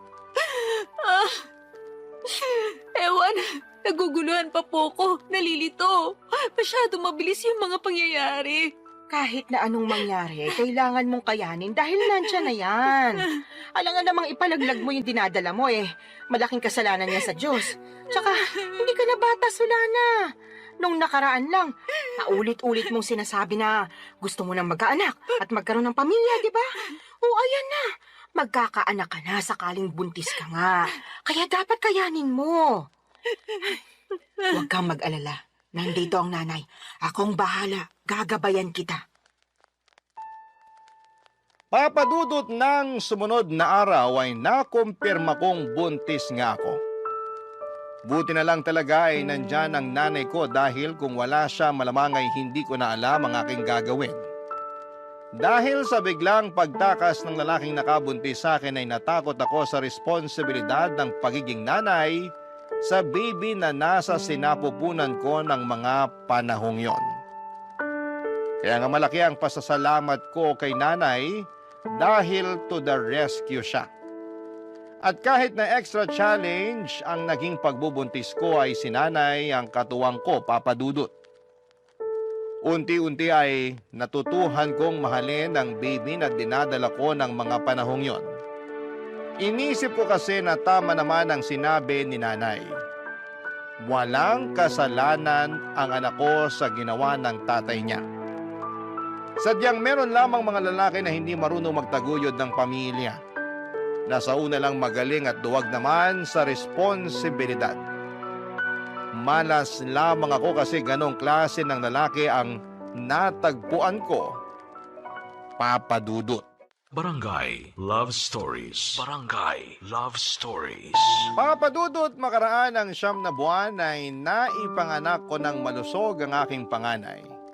Nag-leave ako noon sa opisinang pinapasukan ko at noong matapos yun ay agad na rin ako nagbalik trabaho. Kailangan ko nang magdoble kayod upang matustusan ang pangangailangan ng anak ko. Alam ko na simula maging nanay ako ay dapat huli ko nang isipin ang aking sarili dahil laging unang-una ang kapakanan ng baby ko. Kaya lang ilang buwan pa lamang akong nagtatrabaho ulit ay nakaramdam na ako ng matinding kapaguran. At hindi yon yung klase ng pagod na nawawala kapag pinahinga mo, kundi naghahalo-halong pagod mentally and physically.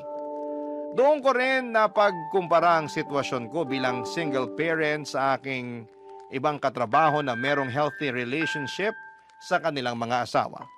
Gusto ko lang naman ang katuwang sa buhay at mag-aalaga sa akin dahil matagal na panahon din ako ang nag-aalaga sa iba. Pati ba naman sa sarili kong anak ay ako pa ring mag-isa. Kaya nga binanggit ko yon sa nanay ko dahilan para sermonan niya ako ng todo-todo, Papa Dudut.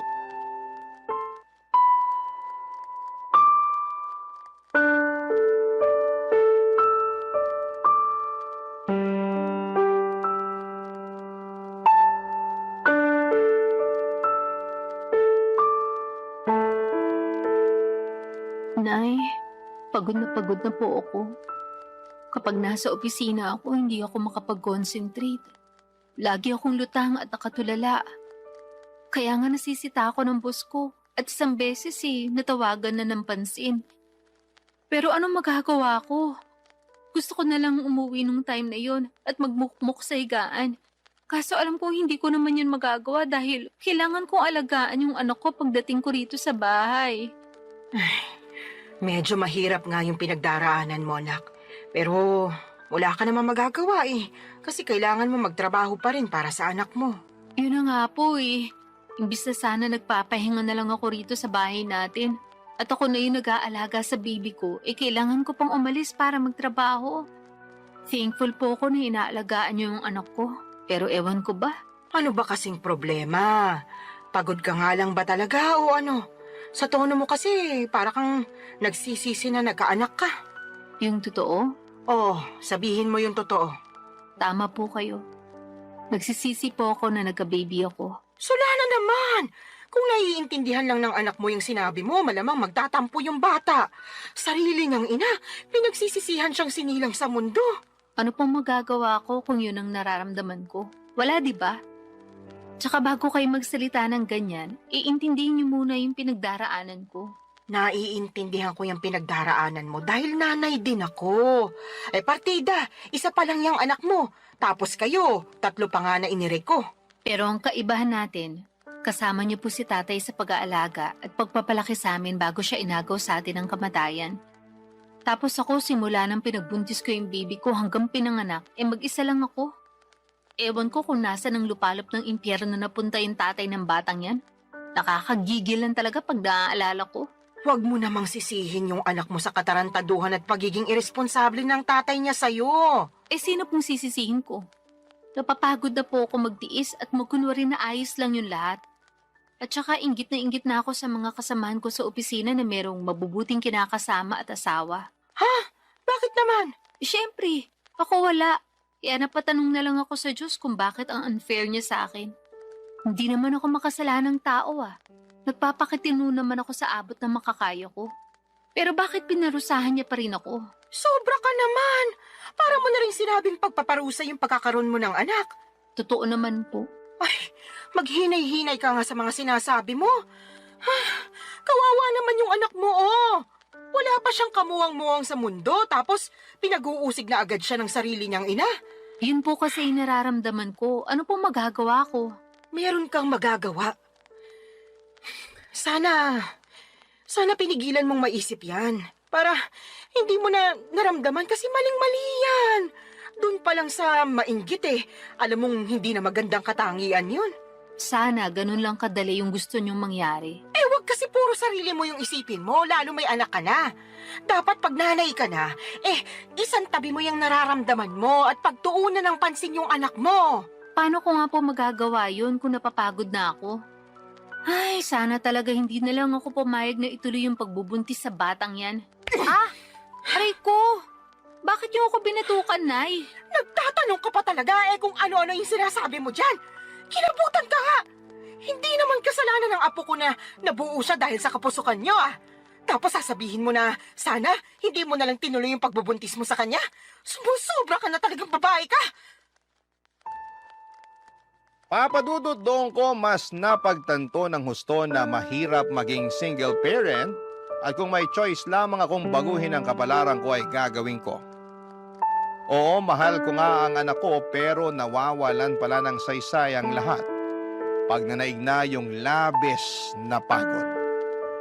Tinanim ko sa isipan ko na ang aking anak dapat ang priority ko bago ang sarili ko pero mas nanaig sa akin ang kagustuhan na makatagpo ng lalaki na magiging katuwang ko sa buhay at mag-aalaga sa akin bilang kapareha niya at kung loloobin ay may bahay. Kaya nga nagsimula ulit ako makipag-usap online kahit na inuusig pa rin ako ng aking konsensya at ng mga sinabi ni nanay. Naiintindihan naman daw niya ako pero nandun pa rin yung sermon niya tungkol sa dapat mas pagtuunan ko ng pansin ang aking anak bago ang sarili ko. Para sa akin ay hindi niya talaga ako nauunawaan. Hindi nagtagal ay meron akong nakausap na lalaki sa dating app at mabilis lang din kaming nagkapalagayan ng loob, papadudot.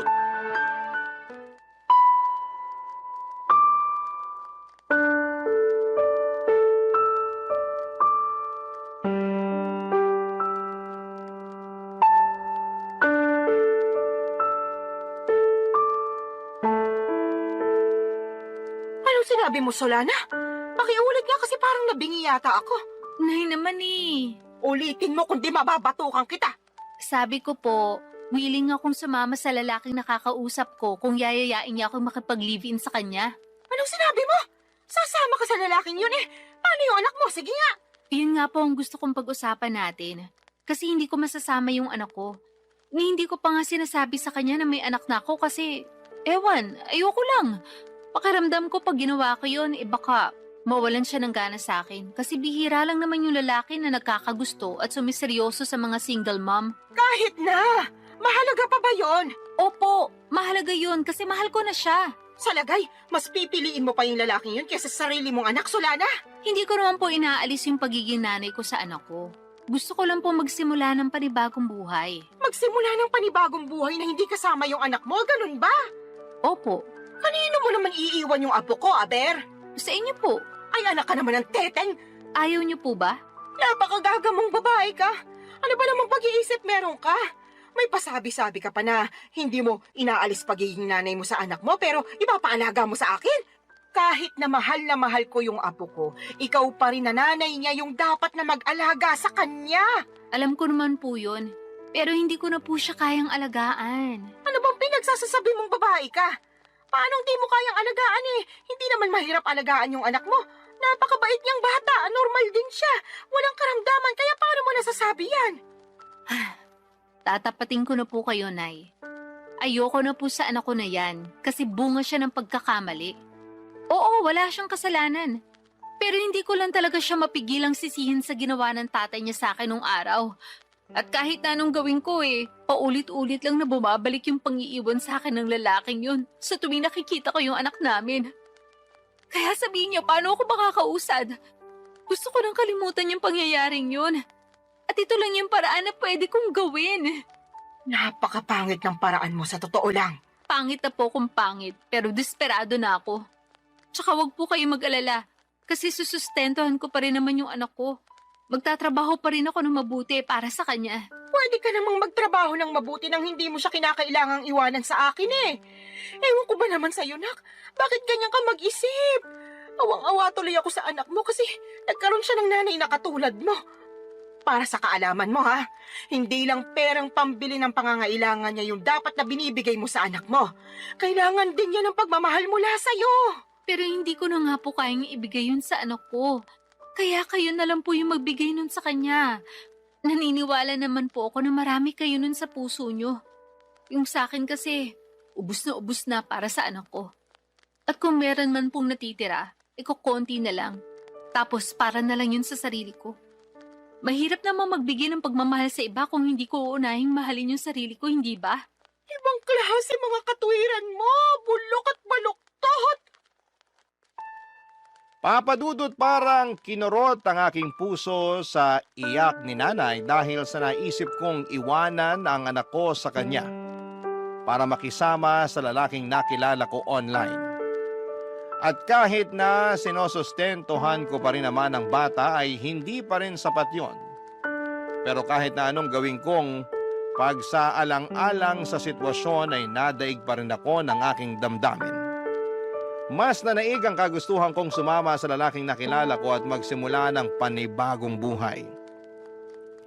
Alam ko po na maraming magagalit sa akin ng mga kabarangay natin dyan at may mga magsasabi na hindi ko naman talaga mahal ang anak ko. Mahal ko ang anak ko pero mas mahal ko ang aking sarili ng mga panahong yon. At kahit na pangit pakinggan, paano ko makapagbibigay ng pagmamahal sa iba kung hindi ko naman uunahing mahalin ang sarili ko kahit nakapalit noon ay ang pagtakas sa responsibilidad ng pagpapakananay sa aking panganay, Papa Dudut. Barangay Love Stories. Barangay Love Stories. Papa Dudut, hindi nagtagal ay sinagot ko na nga ang lalaking nanliligaw sa akin at makaraan lang ang isang buwan ay niyaya na niya akong makipag-live-in. Bale, tumira kami sa Taytay Rizal dahil doon naman siya nagtatrabaho. Hindi alam ng live-in partner ko na meron akong anak sa unang lalaki. At sa totoo lang ay gusto ko na talagang hindi niya malaman, pero alam ko na wala namang lihim na hindi nabubunyag. Kaya sa huli ay inamin ko sa kanya ang totoo dahilan para magalit siya sa akin. Hindi dahil may anak ako sa ibang lalaki kundi dahil hindi raw ako naging tapat sa kanya nung una pa lamang. Naintindihan ko naman ang pinanggagalingan ng galit niya, kaya humingi ako ng tawad. Hindi niya rin ako natiis dahil mahal niya ako at ang tanging hiling lang niya ay ipakilala ko sa kanya ang anak ko, kaya sinama ko siya sa bahay ng nanay ko sa Cardona, Rizal. At laking gulat ko dahil masayang masaya siya pagkakita sa aking anak. Kaya lang ay marami pa rin kaming bagay na hindi pinagkakasunduan habang nagpapatuloy ang aming pagsasama. Katulad na lamang noong isang beses na nag-away kami, dahilan para mag-alsa balutan ako't umuwi sa aking nanay, Papa Dudut.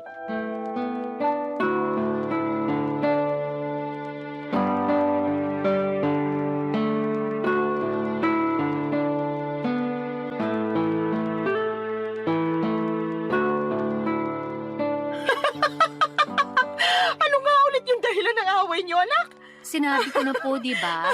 Paulit-ulit kayo eh. Hindi ko nang mapigilan. Bakit ba? Kaya sabihin mo na kasi ulit. Sige po, pero last na to ha. Feeling ko kasi inaasar nyo lang ako eh.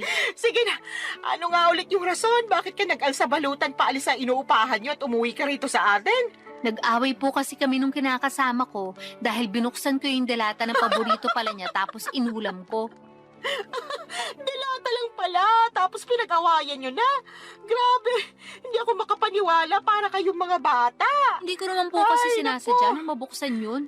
At saka siya naman may sabi na mag-ulam na lang daw ako ng delata dahil hindi nga siya nakapagluto. Nagkataon na overtime ako sa work. Tapos siya naman nagbago oras ng shift niya. Kaya umalis siya na maaga. Syempre, bilang wala na ring lakas magluto pa, naisip ko nga magbukas na lang ng delata. Ano ba kasing delata yon? Sardinas ba? Corned beef po, yung medyo mamahali na brand. Hindi mo ba alam na paborito niya yon? Alam ko po na paborito niya yun, pero hindi ko naman akalain na magagalit siya sa akin ng husto dahil lang sa dilatang yun. As in, galit na galit siya. More on, tampo na para bang batang nagmamaktol yung lolo niyo. Akala mo kung sinong inapi. Ginising pa talaga ako para pagdabugan, matapos niya makitang nasa basurahan na yung delata na inulam ko kagabi. Nagkataon na 1 piraso na lang yun, tapos plano niya raw ulamin pag uwi niya. Anong ginawa mo pagkatapos? Syempre, nagalit din ako kasi para siyang tanga. Kagigising ko lang nun tapos naalimpungatan pa ako sa sigaw niya. Tapos bubungaran niya ako ng sermon kesyo ganito ganyan. Aba, hindi rin po ako nagpatalo. Kaya sinagot ko siya para ipagtanggol yung sarili ko. Hanggang sa lumala na yung away namin at nakapagsalita na kami ng hindi maganda sa isa't isa. Hindi ko na po nagustuhan yung mga sinabi niya. Nilayasan ko na siya. Pambihira talaga mga kabataan ngayon. Maliit na bagay pinalalaki kaya dumarami yung hiwalayan eh. Alam ko naman po na mababaw lang yun. Pero nasobrahan eh. Kung kinausap niya lang sana ako na maayos, baka lumabas pa ako at binilan siya ng paborito niyang delata. Di sana wala kaming problema. Hindi sana kami nagkasakitan sa mga sinabi namin sa isa't isa. Kaya lang, hindi ganun yung nangyari. At hindi ko kayang intindihin na ganun siya umasta porque paborito niya yung delatang kinain ko nang hindi sinasadya. Tama rin naman yung mga sinabi mo. Dilata lang naman yun. Kaya nga po. Tsaka sobrang sama lang talaga ng loob ko sa kanya. Sa dinami-rami ng tao na magsasalita sa akin ng ganun, siya pa talaga. Ayun, hindi na ako nakatiis, kaya nilayasan ko na siya. Hindi talaga maiiwasan yung pagkakaroon ng hindi pagkakaintindihan sa relasyon. Pero sana, huwag niyong hayaan na sirain ito yung pagsasama ninyo. Tama rin na umalis ka doon para makapag-isip-isip kayo pareho. Magpalamig ka muna rito habang malayo kayo sa isa't isa. Pero huwag niyong patagalin yung away ninyo. Hindi yun maganda. Ewan ko, Nay. Mahal ko naman po siya pero masakit talaga mga sinabi niya sa akin. Biruin niyo, sabihin ba naman ako matakaw kasi naubos ko rin yung dilata niya? Gutom na nga ako noon. Kahit naman ako na gutom, baka maubos ko rin yon. Yun na nga po. Medyo sumobra lang siguro yung reaksyon ng kinakasama mo para lang sa isang delata. Sa lagay, mas matimbang pa yung pagmamahal niya sa paborito niyang pagkain kaysa sa'yo na kinakasama niya. Tumpak ka dyan, Nay. Naku, pag pumunta yun dito, makakatikim talaga sa akin yun ng sermon. Salamat po. Ay, hindi lang pala siya kundi kayong dalawa. Bakit naman po ako nasali dyan? Syempre, pareho kayo nasa relasyon eh. At gusto ko lang ipaintindi sa inyo na hindi na kayo bata para pag-awayan yung ganong klase ng mababaw na bagay. Ay, umayos kayo. Kundi pag-uuntugin ko na talaga kayo. Papa Dudut, alam ko naman na mababaw lang ang dahilan ng pag-aaway naming yon. At pwede namang maayos kaagad kung may isa sa amin na magpapakumbaba. Pero pareho na kaming kinain ng matinding emosyon. Noong araw ding yon ay pinuntahan ako at sinundo ng kinakasama ko sa Cardona at nakipagbati sa akin. Humingi rin siya ng sorry kay nanay dahil naabala pa namin siya. Pero ayos lang naman sa nanay ko, sa halip ay pinayuhan niya kami na pag-usapan ng mga bagay-bagay at huwag na huwag agad paiirali ng galit. Kaya nga ginawa namin ang lahat para ayusin ang pakikipagkomunikasyon sa isa't isa para hindi na maulit ang mga nangyari. At masasabi ko na mabuti ang resulta noon sa pagsasama namin.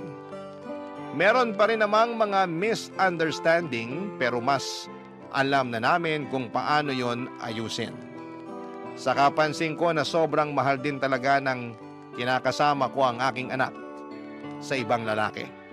At nakikita ko yon sa tuwing bumibisita kami sa bahay ni nanay. Kaya nga nagustuhan na rin siya ng nanay ko para sa akin bilang kinakasama. Pero nitong March 2025 lang ay may sinabi ako sa nanay ko na labis niyang kinabigla, Papa Dudut.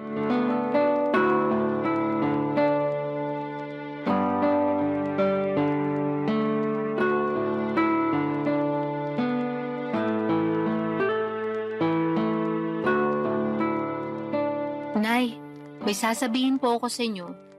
Pero huwag kayong mabibigla Depende kung sasabihin mo maganda ako matagal ko nang alam yon. Puro kayo biro. Sa tingin mo nagbibiro ako? Nakakasakit ka ng damdamin Siyempre, maganda po kayo. Kanino pa po ba ako magmamana kundi sa inyo lang, di ba? Yan, sige, utuin mo pa ako. Ano ba kasi yung sasabihin mo at may pasabi-sabi ka pa ng wag akong mabibigla? Tungkol po sa amin ang kinakasama ko. Ang totoo, niyaya niya na ako magpakasal kahit sa West lang daw po muna. Para lang magkaroon na ng basbas yung pagsasama namin. Talaga? Naku, mabuti naman. Ano sinabi mo? Pumayag ka ba? Siyempre, opo. Tuwang-tuwa nga ako eh. Ako rin tuwang-tuwa kasi sa wakas ikakasal ka na, nak. Dati-rati, pangarap mo lang yung maikasal tapos ayan na, mangyayari na. Kaya nga malaki talagang pasasalamat ko sa Diyos. Kasi dininig niya yung panalangin ko, nabigyan niya ako ng matinong lalaki. Yung magiging asawa ko, magiging tatay ng mga anak namin, at makakasama ko hanggang tumanda kami. At nangyari na nga yun. Buti na lang naging matyaga ka sa paghihintay. Opo, pero may isa pa po pala akong sasabihin. Meron pa bukod sa sinabi mo na ikakasal ka na? Ganun na nga po. O sige, ano ba yon? Pinag-usapan po namin ng kinakasama ko. Nakukunin na namin yung anak ko at isasama sa inuupahan namin. Gusto po niya na isang buong pamilya na kami at handa naman siyang ampunin yung bata para siya na ang kilalaning ama. Ayos lang po ba sa inyo yun? Tinatanong pa ba yan? Siyempre ayos na ayos sa akin. Hindi po ba kayo malulungkot kasi mapapalayo na kayo sa apo nyo? Ano bang klaseng tanong yan? Natural malulungkot ako. Pero sino ako para ipagkait sa apo ko na magkaroon ng tatay at nanay sa kanyang paglaki, di ba? Kaya nga malaki talaga yung pasasalamat ko dyan sa kinakasama mo kasi mahal na mahal yung anak mo. Tingin ko nga, mas mahal niya pa yung apo ko kaysa sa'yo eh. Mahal ko rin naman po yung anak ko. Pero aminado ko naging gagalang ako sa pagdedesisyon nung araw. Sa totoo lang, matagal ko nang pinag-iisipan na kunin yung anak ko para ako na yung mag-aalaga sa kanya. Gusto ko pong bumawi sa lahat ng pagkukulang ko bilang nanay niya. Siguro hindi pa naman po huli ang lahat, di ba? Hindi pa naman talaga. At suportado kita sa gusto mong mangyari. Basta ipangako mo na hinding-hindi mo na ibabalik sa akin yung apo ko kasi bigla ka na lang napagod magpakananay sa kanya, ha? Hindi laruan niyang anak mo para sa kaalaman mo. Meron siyang damdamin. Tsaka baka gabaan ka na kung gagawin mo pa yun sa kanya. Hinding-hindi ko na nga po ulit gagawin yun sa anak ko, Nay. Pangako po yan. Huwag ka sa akin mangako. Sa anak mo ikaw mangako. At patunayan mo yon. Mahalin mo siya ng husto. Iparamdam mo na lagi kang nandyan sa tabi niya bilang nanay niya. Ipaglaban mo siya sa lahat ng pagkakataon. Lagi mo siyang piliin sa kahit na anong sitwasyon. At kahit na magkaroon pa kayo ng mga anak, nung kinakasama mo, huwag mong hayaan na mabaliwala yung panganay mo. Tandaan mo, Solana, ha? Wala siyang kasalanan sa ginawa sa'yo ng ama niya, kaya huwag mo siyang sisisihin. Opo, Nay. Naiintindihan ko po lahat ang mga sinabi niyo at tatandaan ko po yun. Sige, mapapanatag na ako kung ganon. Paano mo pala aalagaan yung apo ko kung nagtatrabaho ka? Tungkol po sa bagay na yan, pinag-usapan na namin ng kinakasama ko na magre-resign na ako para maalagaan ko yung anak ko. Sinabi ko kasi sa kanya na gusto kong bumawi sa anak ko dahil malaki nga yung nagawa kong kasalanan sa kanya nung araw. Katulad nyo, sinuportahan din po ako ng kinakasama ko. Mga padudot, alam kong hindi ako naging perpektong magulang sa anak ko noong araw, pero sa kasalukuyan ay ginagawa ko naman ang lahat upang makabawi sa kanya. At yun naman ang mahalaga, hindi ba? Sising-sisi ako sa nagawa kong pangiiwan sa kanya noon nang mas pinili ko ang aking sarili, ngunit masayang-masaya naman ako. Dahil naalagaan ko na siya ngayon, katuwang ang aking kinakasama na ngayon ay asawa ko na. Hindi pa rin naman nagsawang sumuporta at umalalay sa akin si nanay, lalo na at buntis ako sa panganay namin ng mister ko. Alam ko na mas magiging challenging ang pag-aalaga ng dalawang maliit na bata, kaya sinabi ni nanay na pupuntahan niya ako sa inuupahan namin para alalayan pagkapanganak ko. Doon pa lang ay naiyak na ako at nag-uumapaw ang saya ng puso ko. Mas lalo ko na-appreciate ang aking nanay sa totoo lang. At alam ko na marami pa akong matututuhan sa kanya mula sa mga karanasan niya kung paano maging mabuting ina. Maraming salamat po, Papa Dudut, sakaling mapili po ninyong i-ere ang istorya ng buhay ko. Sana po'y kinapulutan po ito ng aral at inspirasyon ng mga kabarangay natin. God bless sa inyong programa sa Barangay Love Stories.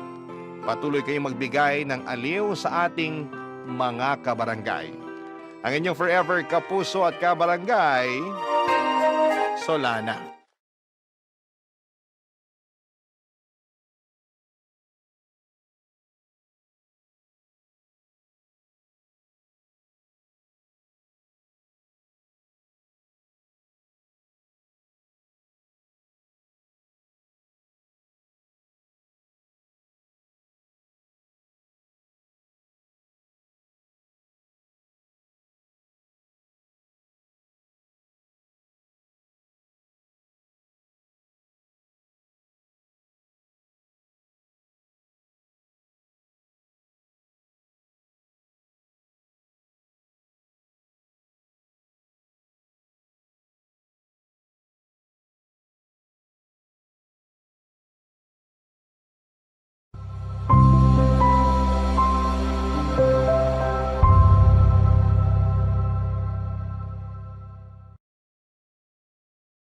Escanita, The Mavi Story.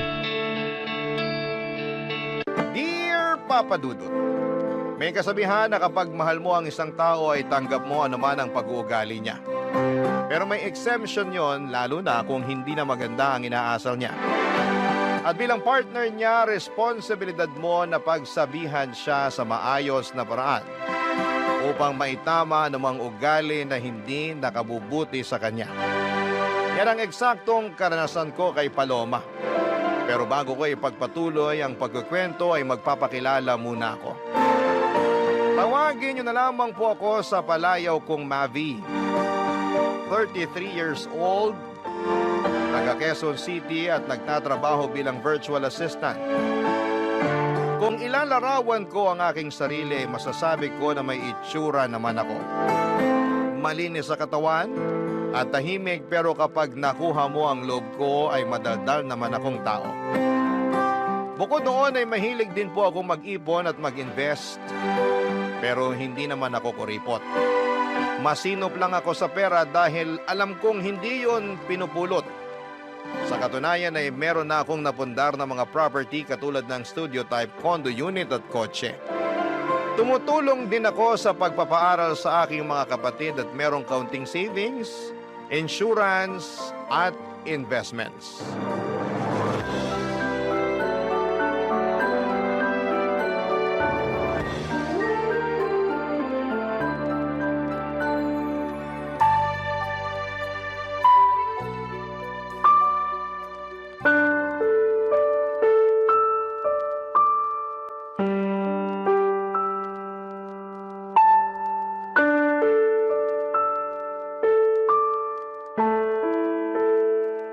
Babe, bakit mo ginawa yun?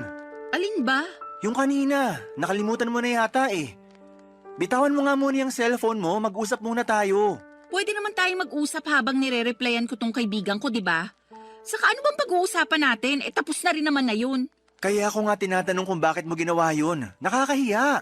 Wala akong pakialam kung nakakahiya na pinatulan ko yung pinsan mong epal. Ang tagal ko nang nagtiis sa pagpaparinig niya sa Facebook na social climber ako ganito-ganyan. Sumusobra na siya. Kaya ayun, nung nakita ko siya kanina sa party, di na ako nakapagtimpi. Lalo patingin-tingin pa siya.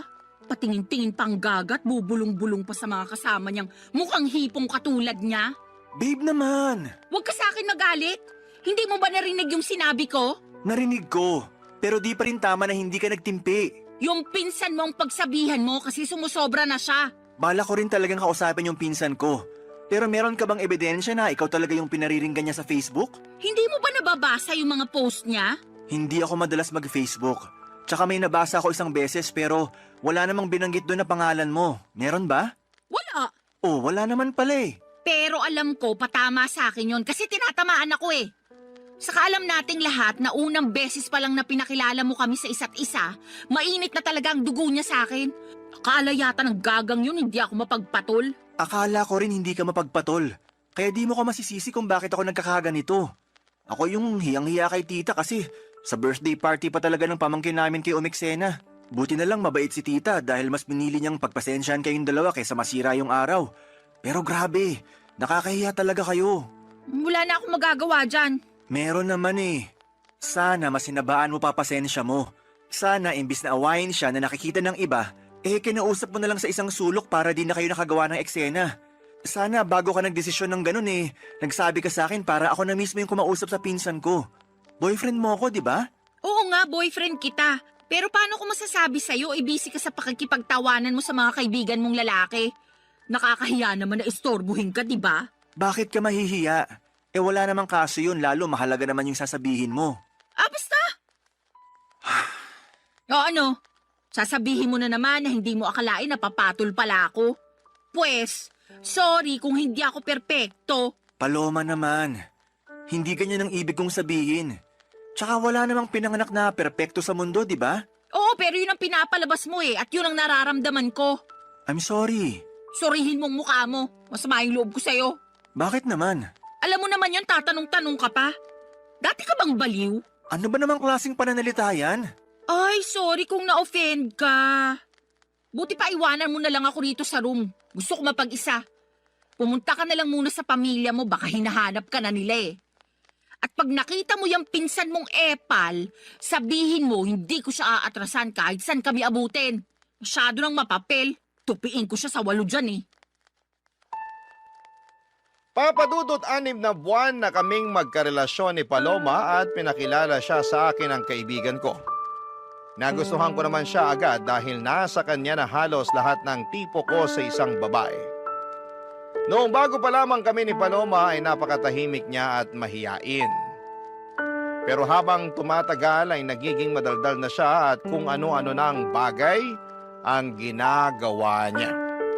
Isa na nga doon ang pagiging palaaway at palapatol niya sa lahat ng bagay. Hindi lang naman ang pinsan ko ang pinatulan niya. Mahilig din siyang makipagbangayan online at mag-comment ng kung ano-ano sa isang post. Kaya nga hiyang-hiya ako sa nangyari sa birthday party ng pamangkin ko. Buti na lang at hindi pala away ang pamilya namin kaya pinagpasensyahan at pinalagpas na lamang nila ang ginawang eksena ng girlfriend at pinsan ko. Pero humingi ako ng dispensa at sa kabilang banda ay kinausap ko ang aking pinsan tungkol sa akusasyon ni Paloma. Bagay na pinabulaanan naman niya. Mas lalo lang tuloy akong na-stress sa kanilang dalawa, papadudot. At wala rin naman akong gustong kampihan kaya nga naggalit at nagtampo sa akin ng girlfriend ko. Pero makaraan, papadudot, ang ilang araw ay nagkabati naman kaming dalawa.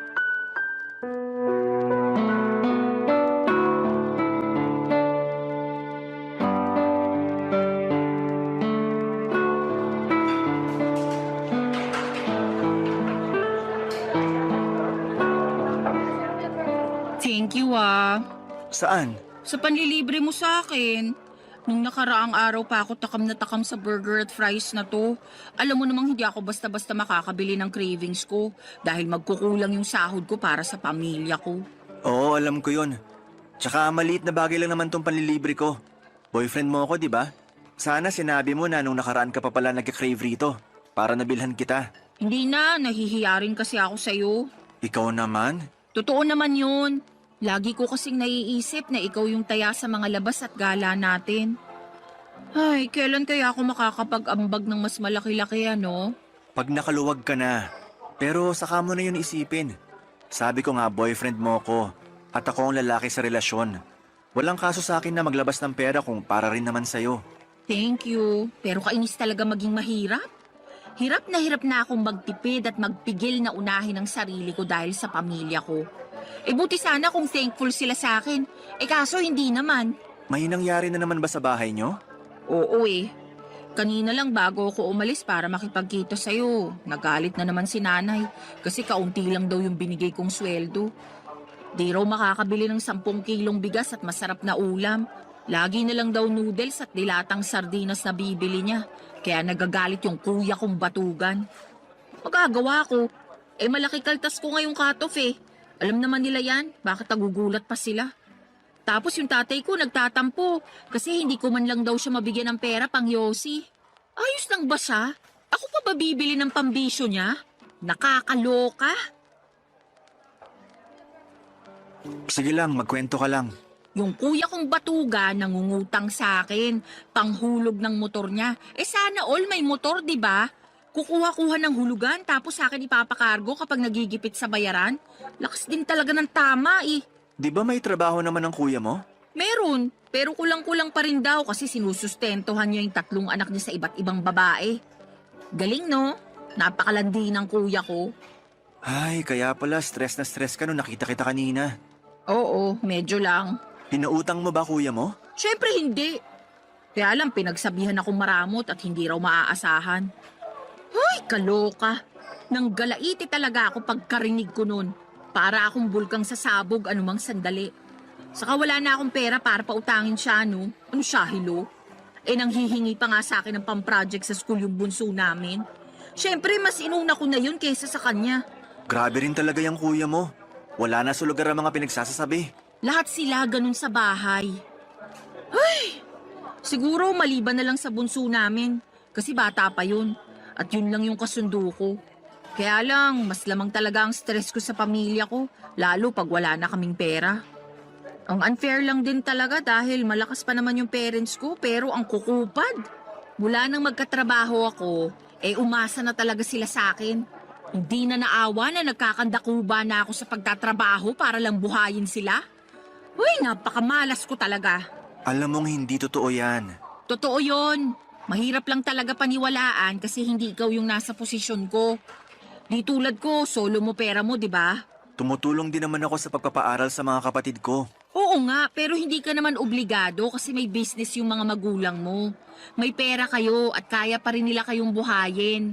Hindi katulad namin kasi ako lang talaga yung dapat bumuhay sa pamilya ko. Kaya nga kahit itong cravings ko, hindi ko talaga mabili. Malapit na talaga akong masiraan ng ulo. Kung may magagawa lang sana ako para tulungan ka. Alam mo, meron. Ano yun? Ibahay mo na ako. Mag-live-in na tayo para makaalis na ako sa toxic kong pamilya. Papa Dudut, nagtatrabaho bilang private company employee si Paloma at sakto lang ang kinikita niya.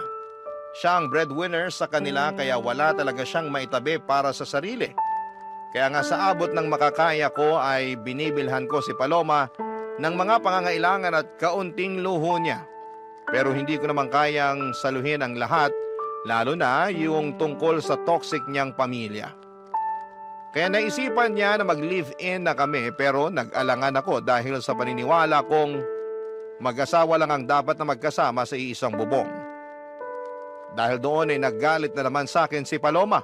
Tapos ay paulit-ulit pa akong inuusig ng aking konsensya tungkol sa mga posibilidad na sinasabi ng girlfriend ko na baka mangyari sa kanya pag hindi pa siya nakaalis sa kanila. Halimbawa noon ay baka tuluyan na siyang mabaliw o masiraan ng ulo. Kaya nga pinag-isipan ko ng mabuti ang plano niyang pagtira kasama ko. At agad ko yung pinaalam sa aking mga magulang, Papa Dudut. Barangay Love Stories. Barangay Love Stories. Papa Dudut, pinaintindi sa akin ng mga magulang ko na ayos lang na tumira kami ng magkasama ni Paloma sa isang bubong, lalo na at alam din nila ang sitwasyon ng girlfriend ko sa pamilya niya. At mas nanaig ang awa nila sa kanila kesa sa paniniwala na kinamulatan namin.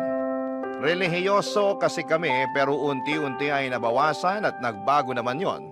Dahil sa iba't ibang kadahilanan, kaya nga pumayag na ako makipag-live-in kay Paloma. Pero may kondisyon. Bale, hindi kami magkatabi sa isang kama at sa sofa ako matutulog.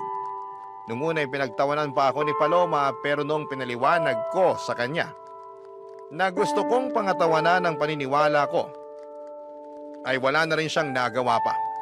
Sabay pa rin naman kaming kumakain, magkasamang nanonood ng TV o di kaya ay nagluluto ng aming pagkain. Pero sa abot ng makakaya ko ay pinipigilan ko ang aking sarili na maging sobrang malapit sa kanya.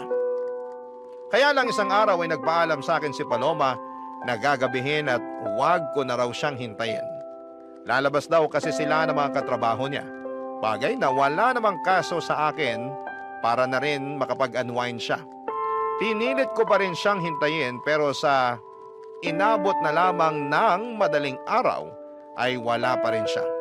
Kaya nakatulog na ako sa sofa at nagising na lamang noong maramdaman kong may humahawak sa aking pagka-lalaki, Papa Dudut.